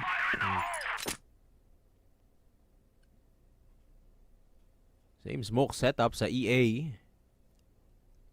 Pero wala ng tao sa tower. I think they should use tower more. Straight up, EVOS. The one time na ginamit nila yung tower push dito, tumalon si KLR sa bintana ng tower. Made it happen. They took control of curve because of that play. Nag-iingat sila dito sa LB, no? Kasi na-punish sila ni 1222 kanina sa may crate na yun, no? Ang binapagalan na yung pagkilos nila dito sa mapa. What? They're going here. Holding with the lineup on to curve, actually. Napuntang ED. Pero papasok na ng AD to ang mga players ng EVOS. There's a lot of noise being made. At si Trey magtatago sa loob ng side. KSA with first contact. And that's a nice shot from KSA. They take control of that A site with that kill. Pero si DOO manggagaling mula sa kabila. ZQ attempting to re-establish control. Si Elvin na nakantabay doon. DOO, what a shot! Headshot pa nga with the sniper. They can't plant the bomb yet. dahil wala silang control dun sa itaas. KSA kailangan niyang pumunterya doon sa akyatan, and Zetra, good shot onto DOO. That's the impact kill of the round. Zetra taking down DOO. At si Zetra na huli din ni Zetra. Double kill for Zetra. ZY coming in. KSA from up above. That's the shot onto ZY, and it is all up to 12-22. KSA good for 2 along with Zetra. That's how you take A site. As soon as we say KSA has to activate, pare, this guy flips a switch like it was nothing. From only 1 kill to 4 in a singular round. The amount of impact na binigay ni KSA dito, pare. Now we're standing even, Steven. And the last round here para sa ating first half, EVOS. The blacklist side is not bad. Not bad at all, Daydom. And a big part of it is Zetra. 12 kills on the board. Doble. More than 2 times anyone else in the EVOS roster. No one comes close. Kahit si DOO, 7 kills lang. In the face of Zetra. Eto na. EVOS regaining that confidence. That unpredictability. And they use the exact same EA setup. Napansin na nila, dun sila na pupuntirya ni DOO eh. So constantly smoking EA is choking the space for DOO. They should, and they have maximized the use against DOO. Hanggang ngayon, wala pa rin makita sa DOO. That is crucial para dito sa EVOS. Nakapag-invest ng 2 tao sa may mid yung all gamers dito, no? In response to what EVOS have been doing. When they throw the smokes on CA and on curve, they expect a mid push. But for the first time, kasabi mo lang kanina, they need to go through LA more. And they're doing it this time. They've invested 2 people on mid, which means si DOO, mag-isa lang siya maghahawak ng angulo. KSA, Yobib, Elvin. Util being thrown out to get them off the angles, but they've already called for help. 3 na yung nakabantay. They've changed their mind. In-insert lang nila sa KSA dito. In case meron tayong early push out. That's so good. many Actually, people. 3 players. They check Shui around the corner. Yes, and they do. Yobib pushes in onto Shui. That's already 1 down. ZY takes down Yobib. But it's a full-out commencement dito sa A. Kaso lang, si ZY at DOO nakakuha ng tig-2. Agay. Akala ko nabasa na nila yung all gamers. Akala ko nilipat na ng B. But they went for the A side commit anyway. Right into the trap of all gamers. Dahil dyan lamang ang all gamers going into the second half. Pero isa lang naman. That's okay. Perfectly fine, pare. But okay, win rate prediction of 76%. Tira natin if EVOS can tira natin kung masisira yun ng EVOS pagkatapos ng round na to, na after all they are gonna be playing on the GR side. Kaso si Kel, no? Double sniper setup with Kel on the TRG joining Zetra. Nasaktan pa na rin si Elvin. Kinadugo mo, pinatikim ng shrapnel galing ng HE. It's time to move for KLR. But they double down on Store B. Sinama pa nga si KSA dito kay KLR. LA push mula dito sa all gamers. At si Shui tumatalon-talon. So only 1 player watching A exit. That is Zetra. At maganda ang angulo ni Zetra dito. KLR nasa pillars pa rin. All gamers, strategic ang pagkuha nila ng map control. All angles accounted for. Mid. Store A. Pillars. Wala talagang avenue para makapag-lurk dito ang EVOS kasi the moment na may lumabas, madali silang mahuli. Hence the double sniper setup from EVOS Arcilia. This is so deadly from the BL side of all gamers. Kaya kailangan mag-sniper dito ni Kel. At kailangan niya makuha ng kill. Dahil nasa pillars na ang players ng all gamers. KLR naririnig niya na. Nararamdaman niya na. Sniper shot. About to ring true for KLR. Ayun lang, nahuli siya ni ZY. What an angle that was. And GY will opening up store B. Pero andito na si KSA at si Elvin. Tutulungan naman siya. And KSA has to make this defense happen. Smoke. Wala pa. Nabinabato dito ang EVOS Arcilia. Paubos ng oras. 25 seconds left on the clock. They are about to commit to this B site. And there comes the flash coming in. Good time buying para dito kay KSA at Elvin. KSA and Elvin both in batteries. Yobib nakakita na ng isa. KSA good for one. But ZQ finds Yobib. Elvin is down as well. The B site defense dismantled by all gamers. At si Zetra na lang natitirang buhay para sa EVOS. Mahirap to para kay Zetra. Yes, he's been super consistent, man. 12-7, but retaking onto B alone with a sniper, man. It's less than optimal. It's terrible odds, in fact. Mahirap paniwalaan na kaya niya to, but he will try anyway. Really no point. Oops. DOO spotted out. He has a flash and an HE, but he will be backing off.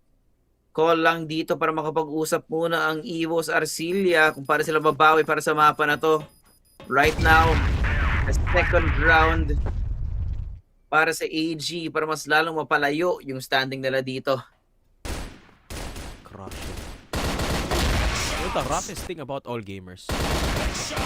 They're not the flashiest. They're not the most precise in terms of firepower. But they barely make any mistakes. Yun yung nakakatakot dito sa all gamers. So if you play just to punish them, you're not gonna get anything. Kasi napakapulido ng playstyle nila dito. Kahit yung pagbanse nila dito, accounting for every single angle. Pero, this could be what they're looking for, Elvin, deep in enemy lines. Ito kung gaano ko build drill yung all gamers dito. Elvin might be a little bit too late. Shui is already pushing forward, taking down Zetra. Pero si KSA ngayon magpapakita, no? Ng kaunting lakas. Putting a stop for all gamers at least for now. And Elvin, way too far away, pare. Inaabangan nila yung pag-rotate dito ng all gamers. Pero si KSA mahuli si ZY. Di nila ina-expect na i-push sila dito. But 12-22, what is that? Nakahuli ng dalawa. KSA, si KLR. Wala sa mapa natin. And Elvin, late to the party once again. The spacing has been trouble para sa EVOS Arcilia. Hindi sila makakuha ng timing sa AG. You have the bomb taking RS now. They're being cut off from the rest of the map. Nagsama pa si Yobib dito at si Elvin. At papunta na naman ng AG sa B. Wow. Even the execute this late into the round, ang ganda pa rin from all gamers. But the silver lining para dito sa dalawa natin, ginamit nila lahat ng utility nila. Meanwhile, Elvin, full kit, Yobib, meron pa rin pwedeng gamitin dito. Okay, they're gonna split up. This is okay kasi meron nga silang smoke. Meron silang flash pang isolate, meron silang HE, pareho ni Elvin at Yobib. So we can fight this separately. Flash coming in from Elvin. Yun lang! Nahuli siya ni Do. And it will be just Yobib all alone. And he will just fall to the hands of 12-22. A triple kill for 12-22. All gamers closing in 3-round lead. Yung depensa ng EVOS hindi pa nila mahanap. Oh man. Hindi nga makahanap dito ng pagkakataon yung EVOS. But hey, we're looking at a much more active push. But Zetra is immediately punished. KSA, tamang trade lang. Hindi sila pwedeng mag-overextend dito. With Zetra gone, they have to hold on to the shorter angles. Hindi nila pwedeng asahan dito. Knowing na currently, no, si DOO napakainit. He's currently sitting at 12-6. Wow. Slightly too spicy for EVOS to handle Daedom.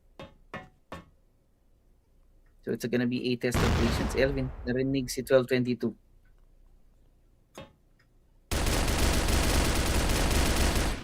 EVOS. This is technically still an even round. 4 versus 4 tayo dito with Zetra down. Ang problema kasi si Zetra yung nawala eh. The biggest fragger, the biggest impact killer dito ng EVOS. Si Yobib nag-sniper na rin to try and fill in the gaps Smoke onto curve.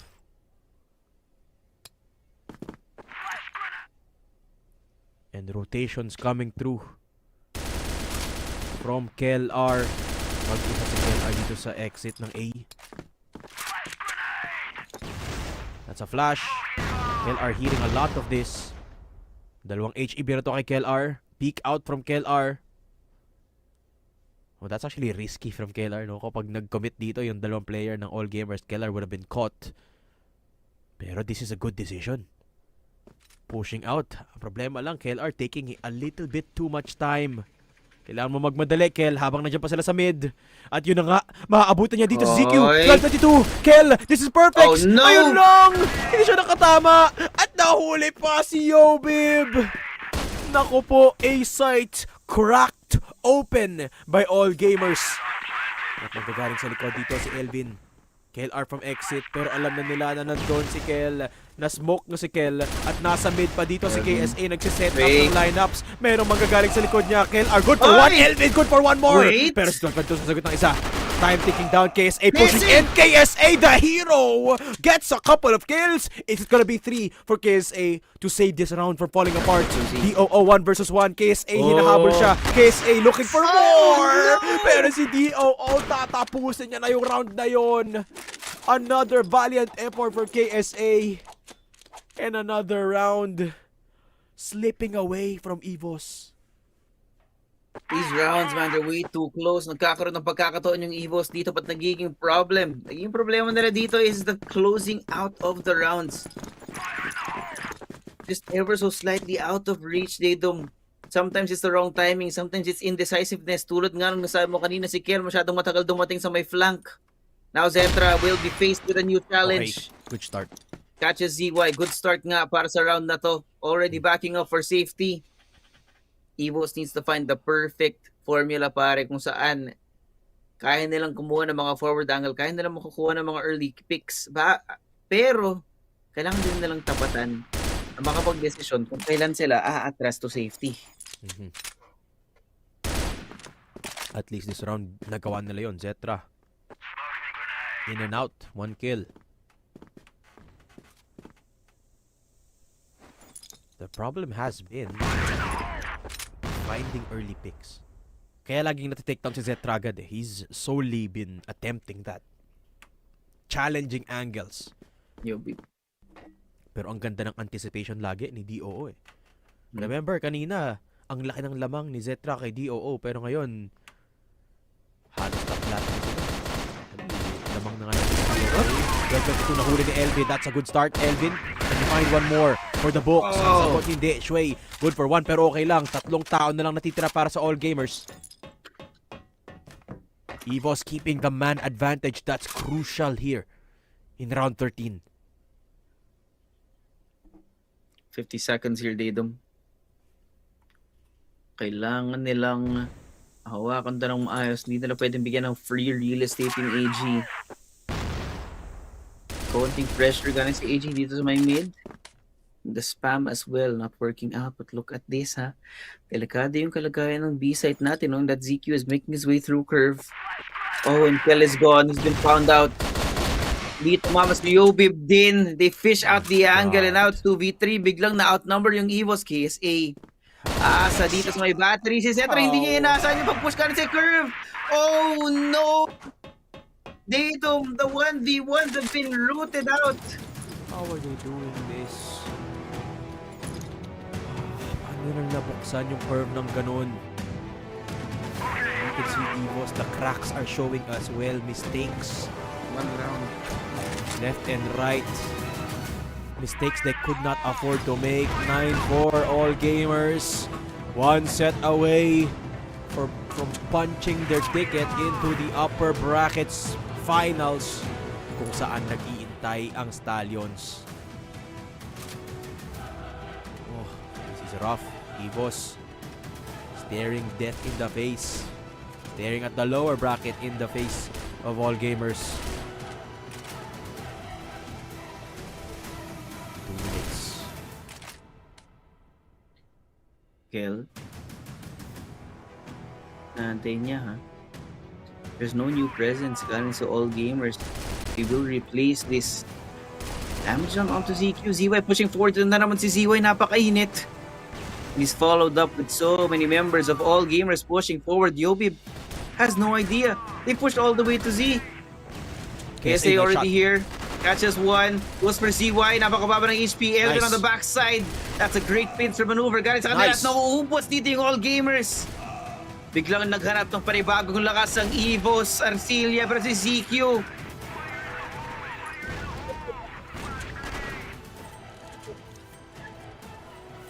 It's a long road ahead, Dedum.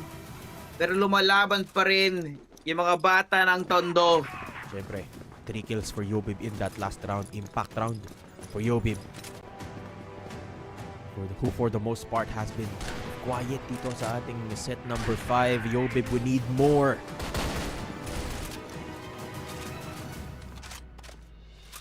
Okay. Round 15, possible pa to. 4 rounds is not too long. Kaya pa. Just minimize mistakes. Yung hirap sa all gamers eh. Yes, you can be unpredictable against them, but in a game of endurance, in a game of perfection, of minimizing mistakes, yun yung na-perfecto na dito ng all gamers. They're so used to it, man. And EVOS, they need to be able to play, to dance with all gamers in the same respect. That last round with Yobib popping off, ayun ang solusyon. The sheer amount of reps now para sa all gamers, man, yung perfection is not brought easily. Pinaghirapan din nila to sa CFPL, 2 seasons bago makarating dito. So many years of playing Crossfire. Collective experience for the all games roster. Kaya ang hirap nga nila. Hirap talaga ng katapat ng EVOS Arcilia, but there's only a minute left. Hindi nila alam kung saan sila tutungo. Yeah, both Zetra, both and Yobib turning back and forth between mid and through exit. The C4 is so far away. All gamers are giving information, they're giving sound cues in places na hindi ina-expect dito ng EVOS, but ZQ has been spotted. Kel, flash. Oh, Shui, here for the push. Zetra spotted. Do, ZY, grabe nang pop off dito yung all gamers. Gusto nilang tapusin ang lahat. Pero si Yobib! Si Yobib lalaban. Lalaban at lalaban. The Dark Prince of CFPH. Yobib! Holding a singular hold. Pero si Elvin ang matitira. 1v2. 1v1. DO 8 HP. And Elvin, he has to take matters into his own hands. And he does. Oh, man. That round, Dedum, it was way too close. But EVOS, they get over the finish line. Yes, they make it work with Yobib and Elvin. The massive hold from Yobib just when they need him. Yobib steps up. 9-6. Buhay pa rin ang EVOS Arcilia. They're fighting with everything they've got. Oh boy. Yobib late to this party pero okay lang. Welcome back. We are still in it to win it. Pwede pa tayo mag-overtime. Just 3 more rounds. 3 more rounds of perfection. Galing sa EVOS Arcilia, Dedum. With Yobib here, with Yobib activated, as long as they don't overextend, things should be fine. Si Kel doesn't even need to frag out here. It's all about the calling for this point in time. And all gamers. Idea from EVOS. I like this, Josh. Iwan nyo na lang yung mid. Hindi nyo naman ma-hold eh. KLR kanina naging sacrificial lamb lang siya. That's okay. Basis yun. O just control RS, control EAEB. Iwan nyo na yung curve. Kel. It's not working anyway. Oh, this could be an insane lead, Dedum. KLR, store A position. This is far better. Kasi meron silang preemptive information kapag may nag-push dito sa store A. KSA poking and prodding. 12:22 on the lurk. The time is winding down, Dedum. All gamers have a 1-minute timer left para sa kanila, and now the smokes are dissipating. Full commit now. Dito sa may mid. Bullets ringing out into the night. ZY and Shui medyo dusukotan ng konti. Oh no, pero si KSA nahuli. Zetra will be watching for this cross. Yobib catching Shui. ZQ, di pa muna magpapakita ng gilas dito sa area na to, but the flash is out. Zetra around the corner. Hindi sila nakatingin. Zetra's gonna be good for 2. Kinuha yung makabuhay ng dalawang manlalaro ng AG, and now it's gonna be a 2v2. They have not seen Keller yet. Nice Keller shot. finds a C4. Elvin is an unknown entity. EVOS bringing it so close, pare. Round So after round close. after round. Dito, now they're only 2 rounds away from unlocking overtime. Yes, All gamers sir. mapapa-time out na talaga kasi pare napakalapit tong lawan natin. Sinabi ko sa'yo, Josh, bahay nila to pero aakyatin natin. 7-9! The boys from Tondo are making it happen. They're making the number 1 Chinese team work for it. Every round, we are staying afloat. Zetra, Elvin, Kel are working together this round to make it happen. We are still alive. Hanggat hindi tapos ang set na to, hindi pa tapos ang laban. Overtime. Just 2 more rounds. Kung ano mang ibabato ng all gamers sa round na to, ito lang. Yun yung kailangan nating i-anticipate. But other than that, leave the killing to the boys. Oh my. Oh man. Yung dalawa nating match ngayon, napakatindi. Didum. He endured 5 maps of Stallions versus EP. Now we've got 5 maps of EVOS in the AG. Possibility of an overtime here in the very last map, Didum. Nakakatakot. But Alright, EVOS, here we go. they're ready for it. Do the same setup as last round. Iwan nyo na yung mid. Go 1 in RS. Si Yobib sa A. That's exactly what they're doing. Okay, KLR in LA in store A. This is a good setup. It works for EVOS. Hayaan nyo na lang si Yobib yan sa A side. Kaya niya i-hold mag-isa yan. Put faith in the Prince of Tondo. 2 players in store B. The sniper of Zetra gonna be crucial. Yobib hearing a lot of things dito sa mid-curve play mula sa All Gamers. Minamadali na dito ng All Gamers. Zetra nagbato ng flash ng HE. KSA with contact. KSA is down. Okay lang. KLR, you don't need to push this. Just hold. Zetra, nice shot on the pistol. That's a good start for this round. KLR, good push! And 12-22 sasagot ng isa pero okay lang. 3 versus 3. The C4 not in possession of All Gamers. Medyo naiipit na dito ang All Gamers. Yobib needs to hold. Yobib needs to find impact. And Yobib has spotted DOO. Yobib, kinalhati na yung buhay ni DOO dito. Aakyat papunta sa itaas. And Yobib is still alive and kicking. Impact from Yobib finds 12-22. Si DOO maghahanap. Pero ang makikita niya lang, barel ni Yobib. ZQ, mag-isa na lang dito. It is still possible to get into OT. And Yobib is the key. Yobib, iikot. ZQ nasa loob na ng A-site. But as long as EVOS stay together, 3 versus 1 to, there's no way ZQ should be able to pull this off. With just 40 seconds left on the clock, magtatanim na siya. Retake for Zetra, Elvin, and Yobib. 1v3. 1v3 nga dito. As long as they stay together, like you said, this should be simple. Oh, but Yobib, he overheats, pare. It's a little scary para si Elvin, si Zetra to. Great closers, silang dalawa. We've seen Zetra, we've seen Elvin. 2 clutches. This isn't even a clutch, it's a 2v1. ZQ spotted, he gets 1. Elvin, napakababa ng HP ni ZQ dito. No! May pit para sa EVOS Arcilia, pare. He was so close. But unfortunately, all gamers, they get over the finish line. Not like this. Not like this. Oh, we had it. Oh, I was so ready. Perfect. It was the perfect setup. Oh my goodness. Not like this. Not like this. Grabe, man. That would have been perfect. 2v1 siya. But the spacing again. We pointed out the spacing before. when they're playing together, masyado silang magkalayo, and that did not give the opportunity for the immediate trade. And unfortunately, yes, EVOS bring us to all 5 maps, Daedom, but they could not give us the PH versus PH upper final na hinahangad ng buong CFPH community dito. GG, EVOS. Wow.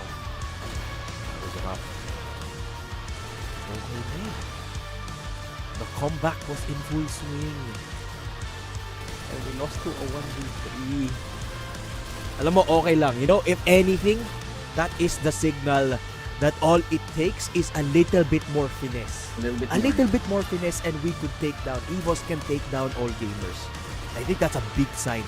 And I think that's also a sign that if EVOS can take down AG with just a little bit more tweaking, they can make it out of lower bracket.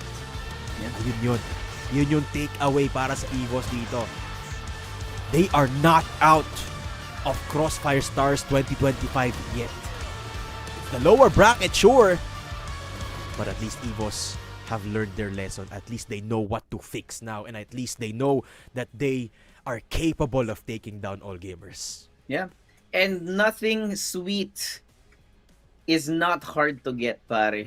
Ganon talaga. Paghihirapan mo talaga kung ano yung sarap na gusto mong danasin dito para si EVOS. And unfortunately, that means they have to go through there. But with that being said, no, that's gonna be the end of our series. Mochi, Salvatore, take it away.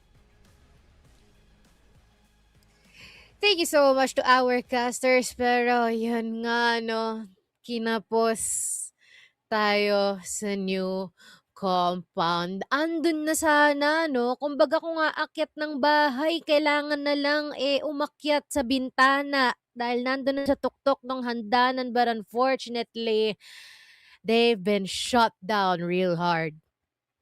Yeah, the shutdown was absolutely huge talaga. Giniba pa mismo yung bahay bago pa nila akyatin.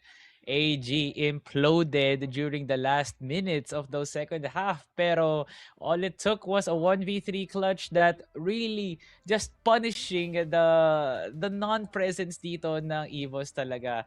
And hindi na nga natin kailangan i-sugarcoat pa. That was a rough play to end new compound, to say the least, no, Mochi. And hopefully yun nga yung magiging area of improvement dito ng EVOS na 1v3, you just gotta send 3 players to 1 opponent. Walang magagawa yun. M14 man yan. For sure, all of the bullets na ibabato nyo, talagang raragasa yan dun sa kalaban nyo. So, all we can say para dito sa EVOS is NT. Pero for our friends at All Gamers, congratulations. Advance na nga sila sa next round as they await Team Stallions dyan sa bracket na yan. And EVOS will now get sent to the lower bracket awaiting Qadsiah. Grabe, no?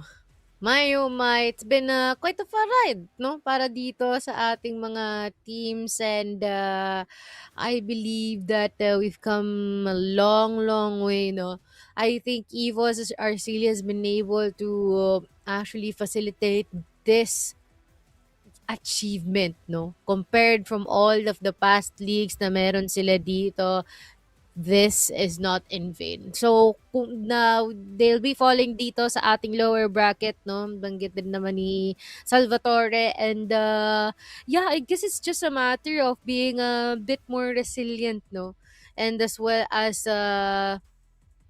yun nga, composure and being able to work closer alongside each other. Kasi man, ang lapit na sana nun, no? Parang abot kamay na, kitang-kita mo na yung ilaw sa dulo ng kuweba. Sadyang kinapos lang talaga being able to stay close to each other, capitalizing more on the strength in numbers, the body system nga, ika nga, no?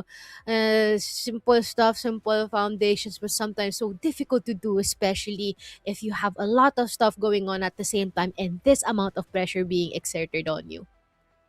Yeah, there was a lot of efforts talaga na kailangan nating ilabas dito mula sa EVOS for them to be able to get that rally on the second half. Hindi pa yun yung effort na kailangan nga nilang tubusin yung first half na yun para man lang dumikit or mas maganda yung transition nila. All of the efforts, all of the brain cells, lahat ng kailangan nga nilang gatasin at pigain was brought through that rally that would have sent it 9-8. Pero here we are, just weeping with the 10-7 scoreline dito sa compound na to.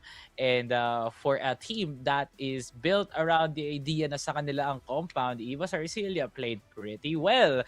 This is not one of their maps that would be indeed na masasabi nga nilang prayo, pero pinakita nga nila na dumidikit na talaga tayo sa region ng China when it comes to competition. And we now know na EVOS at high stakes and under pressure can perform really well. Cetra still dropping double digits. KSA still dropping the multi-kills. Yobi very consistent with his positioning. Pero yun nga, we cannot give in the fact na ganun pa rin eh. May mga onting mishaps pa rin ng EVOS na hopefully sa mga susunod na araw, mabawi nga nila yun and still advance through the course of this lower bracket. Kasi Qadsiah's matchup will not be easy and inaabangan din nila kung sinong mananalo dun sa bracket niyan kasi XROCK and Evolution Power will be having a date with Destiny kung sino man talagang advance dun sa series nga nila sa may bandang taas. So yeah, all gamers now set in stone sa laban nga nila with Team Stallions setting up that EWC rematch, and there's really some challenging aspects dito sa series na to, no? And it kind of felt like EVOS really tilted the balance of everyone's narrative sa araw na to. Of course, no? It's a matter of perspective, kumbaga rin, no? All the stuff that's being thrown dito din, no? In our current series, it's heavy match against all gamers.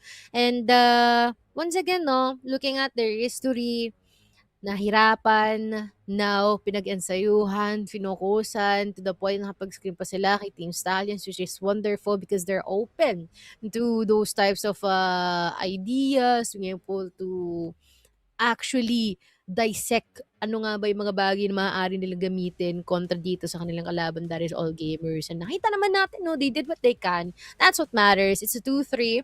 It's close. Especially during our last map, no? Sadyang nagkaroon lang din tayo ng fumbles dito sa ating Eagle Eye. But let's check out. Sino nga ba? Ang ating MVP is no other than the guy himself. DOO at 1.25 KD. I don't... My oh my man. First kills as well. 7. Yun. Yes. Nakuha mo ako doon, Mochi. Grabe. Like, insane. I really don't know. Grabe kayong dalawa talaga ni Xiao Xiao sa loob ng CFPL. Why are you guys consistent with your first kills? Always averaging 5 pataas. I don't know, man. Pero Du was the bane of EVOS Arcelia nga talaga. And despite the challenging ang karamala sa kanila, he still produced one heck of a stat line, even heading into Black Widow na nagpahirap sa buong EVOS family, and heading into the transition wherein Port was such a huge map para sa kanila. Him and ZY was delivering on both ends of the floor. Pero man, oh man, ang pinakamahalaga talagang parte doon was Du's performance and a crucial map like New Compound. Pero maraming tayong sinasabi, no, Mochi. Gusto ko malaman, ano naman ang masasabi dito ng all gamers sa laruan nila? Ayan nga, no? Kaya pakinggan na natin. Kaya possibly, kay Duto manggagaling. 比赛也是给粉丝们安排上速效救心丸了，有想过最终会是以3-2这样的大比分获胜吗？肯定赛前没有想过能以3-2这种微小的分数获得胜利吧。那我们先来复盘一下啊，今天的第一张地图异域是从下半场8-5开始连续丢分，好像被对面锁分了一样。从语音回放上来听，感觉当时是队友之间的意见不太同步、不太统一，能不能跟大家具体说一说？是什么情况？就是我们现在就是中残局，每个人想法都很多，然后就是有人说话之后，但是都有自己的想法，没有一个统一意见去打这个游戏，所以说导致我们在领先之后，然后一直被翻，残局中残局一直打不过，这是一个很大的问题吧。也是需要大家尽快调整和复盘，看看如何解决到了。第二张地图看到大家状态明显不一样了，开启战斗脸了，也没有一开始那么放松的状态，是不是感觉到压力上来了？是的，因为上来我们没有想到就是能输一场赌嘛，然后后面慢慢的也觉得对面确实今天状态也好，然后针对我们的东西也比较多，所以说没有那么的放松了，更谨慎一点。确实啊，今天的这一场比赛，其实大家都是大比分倾向你们直接能够获胜的，但没想到两边打得如此焦灼。在港口的时候，我们其实担任优势的保卫方，仅仅只拿到了3分。看到对面优比几次是在旋转跳的位置做动作，那我们有做一些针对和调整吗？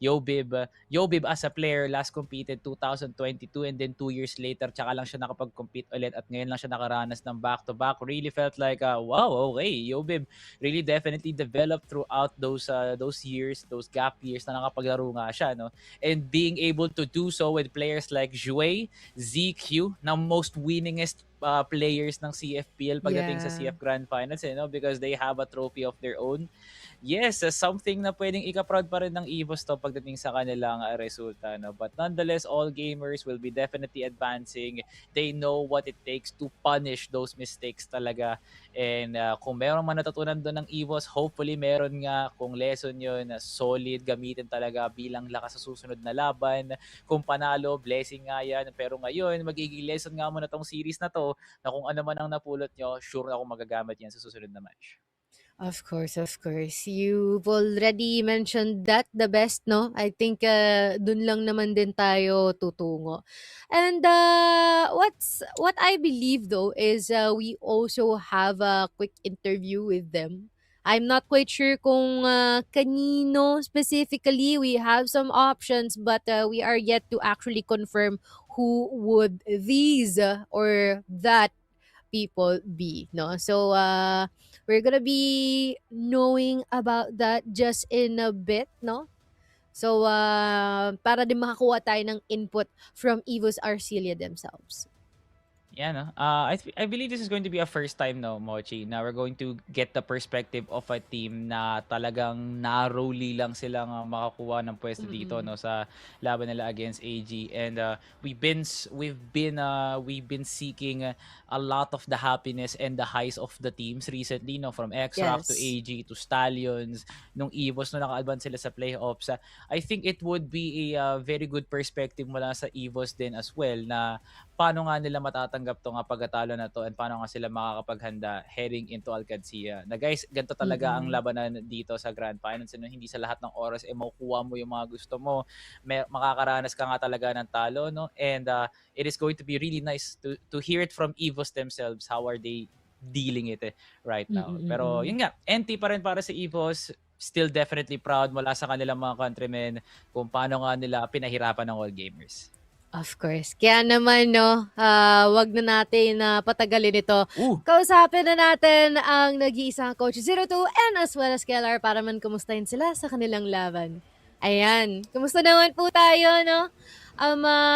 It's quite unfortunate. It's a 2-3 but still a well-fought fight. Kamusta naman po tayo? Okay naman ngayon. Medyo kinapos. Sobra kasi yung bakasyon ng isang araw. Dapat binawasan natin isang araw yung pasyal eh. Ewan ko ba? Gulo mo?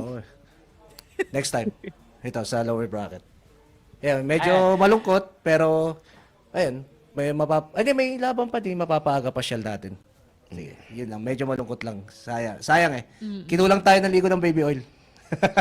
Di dumulas. And Coach, no, I'd like to ask a question na mula sa iyo, Coach, no. Heading after port, no, you guys already had a series point against all gamers and then all eyes set on you dito sa Eagle Eye, knowing na malakas ang identity dito ni EVOS sa loob ng mapang yon. But we all know what happened with all gamers. Talk us through, parang handa ba ang team na yon para sa ginawa ng all gamers or was it just a miscom? Like, give us an insight naman.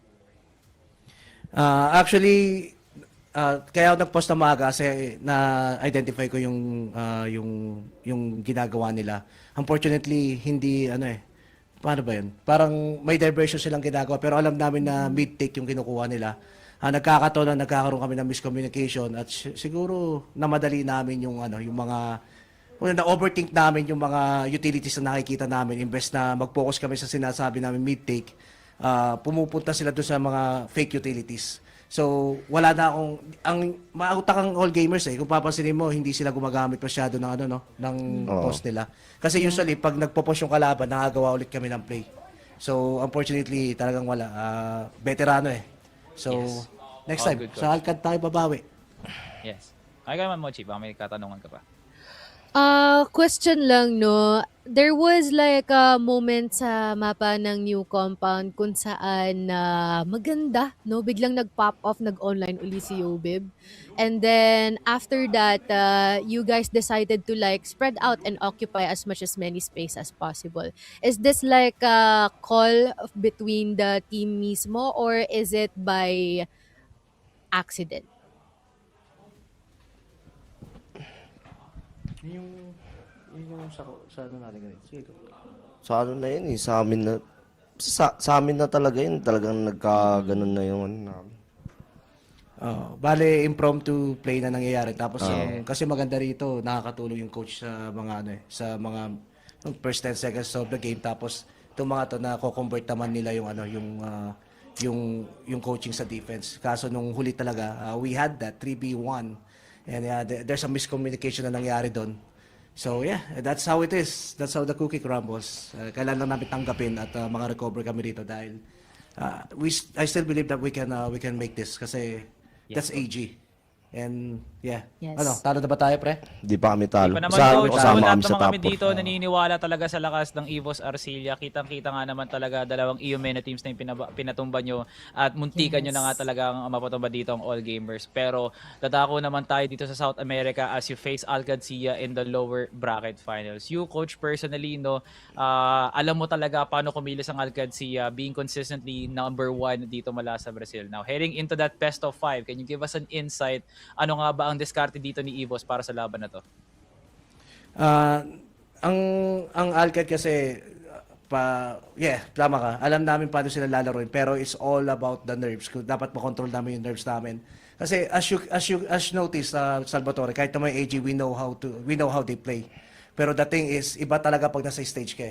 So we need to control that, and that's what I'm going to focus on dito ngayong gabi bago kami matulog, na focus on this one. Kasi we have the play, we have the tactics, we have the firepower, pero the thing is we cannot control our nerves when the time comes. So hopefully we can fix that. Yeah. Hopefully. And hopefully we need to fix that, Kel. We need to fix that. So para makakita tayo ng isa pang Pilipinas kahit man lang sa top 4. At bago pala kasi last question STS, congratulations, pare. Alright. Congrats. Thank you so much, Coach. Yes. Bibigyan ko na rin kayo ng plataforma dito, Boss KLR and as well as 02. Baka may gusto kayong mensahe dyan. I-shoutout sa mga gusto nyo batiin dyan at sa mga sumusuporta sa EVOS Fam, or baka may mensahe kayo sa mga susunod yung kalaban. Kayo na bahala. Boss KLR, Coach Shane, take it away. Shoutout nga pala sa mga sumusuporta sa EVOS dyan. Sa EVOS Pam, Arcilla Pam, maraming salamat sa suporta nyo. Ganon din sa haters at bashers. Kung wala kayo, wala rin kami rito. Maraming salamat sa inyo. Yeah, ako rin, I wanna shout out my wife and my daughter, yung syempre parents ko, buhay pa yung parents ko doon. At shout out din sa inyo, yung mga players ko, at kahit paano nilaban natin to hanggang dulo, at syempre yung mga sumusuporta sa amin dyan. At shout out din sa mga bashers, tama siya, kung wala kayo, hindi kami lalakas ng ganito. So kino-convert lang namin yung negative energy into a positive energy. And of course, shout out sa EVOS family, yung mga EVOS supporter namin sa Indonesia. Shout out sa inyo. Thank you so much for watching. At we're sorry that we failed, Philippines, pero hindi pa tapos. We will try our best to crawl back sa top 4, and mark my word. Di ba sabi ko magta-top 4 tayo? Oo. Okay. Hindi matutuloy yung panda namin, Mochi. Next time, tapusin muna namin yung Alcad. No need to sorry, Coach. No, alam naman natin na nilalabas talaga ng EVOS Arcilla ang kanilang 100% lakas. Nonetheless, Coach, grabe nga naman yung performance nyo. Still, head up high para sa inyo, and good luck sa series nyo with Qadsiah. Ayan. Maraming salamat. Laban kung laban, EVOS Arcilla. Naku po, good luck. Kayang-kaya niya, no? Bawi kung bawi, no? Ipakita niyo yung tunay na lakas ng Tondo Tomorla. Ayan, no? At nakapanayam na natin, no? It's very insightful, no?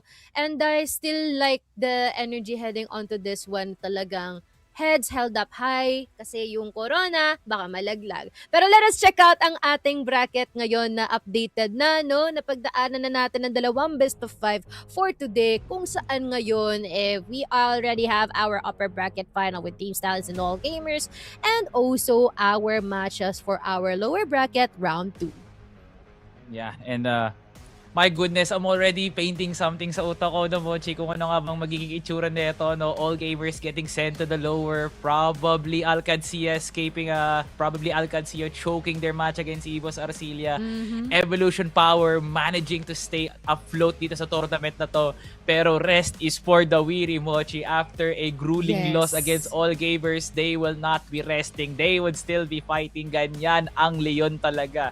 EVOS Arcilla versus Qadsiah for our opener tomorrow, and followed by a derby mula sa kanilang mga kadugo. China versus China match. Evolution Power versus XROCK. The number 4 versus the number 2. It's going to be a spicy sets of matches for tomorrow, and I can't wait. Pero higit sa lahat, gustong-gusto ko makita na bumawi ng mas malakas pa ang EVOS Arcilla.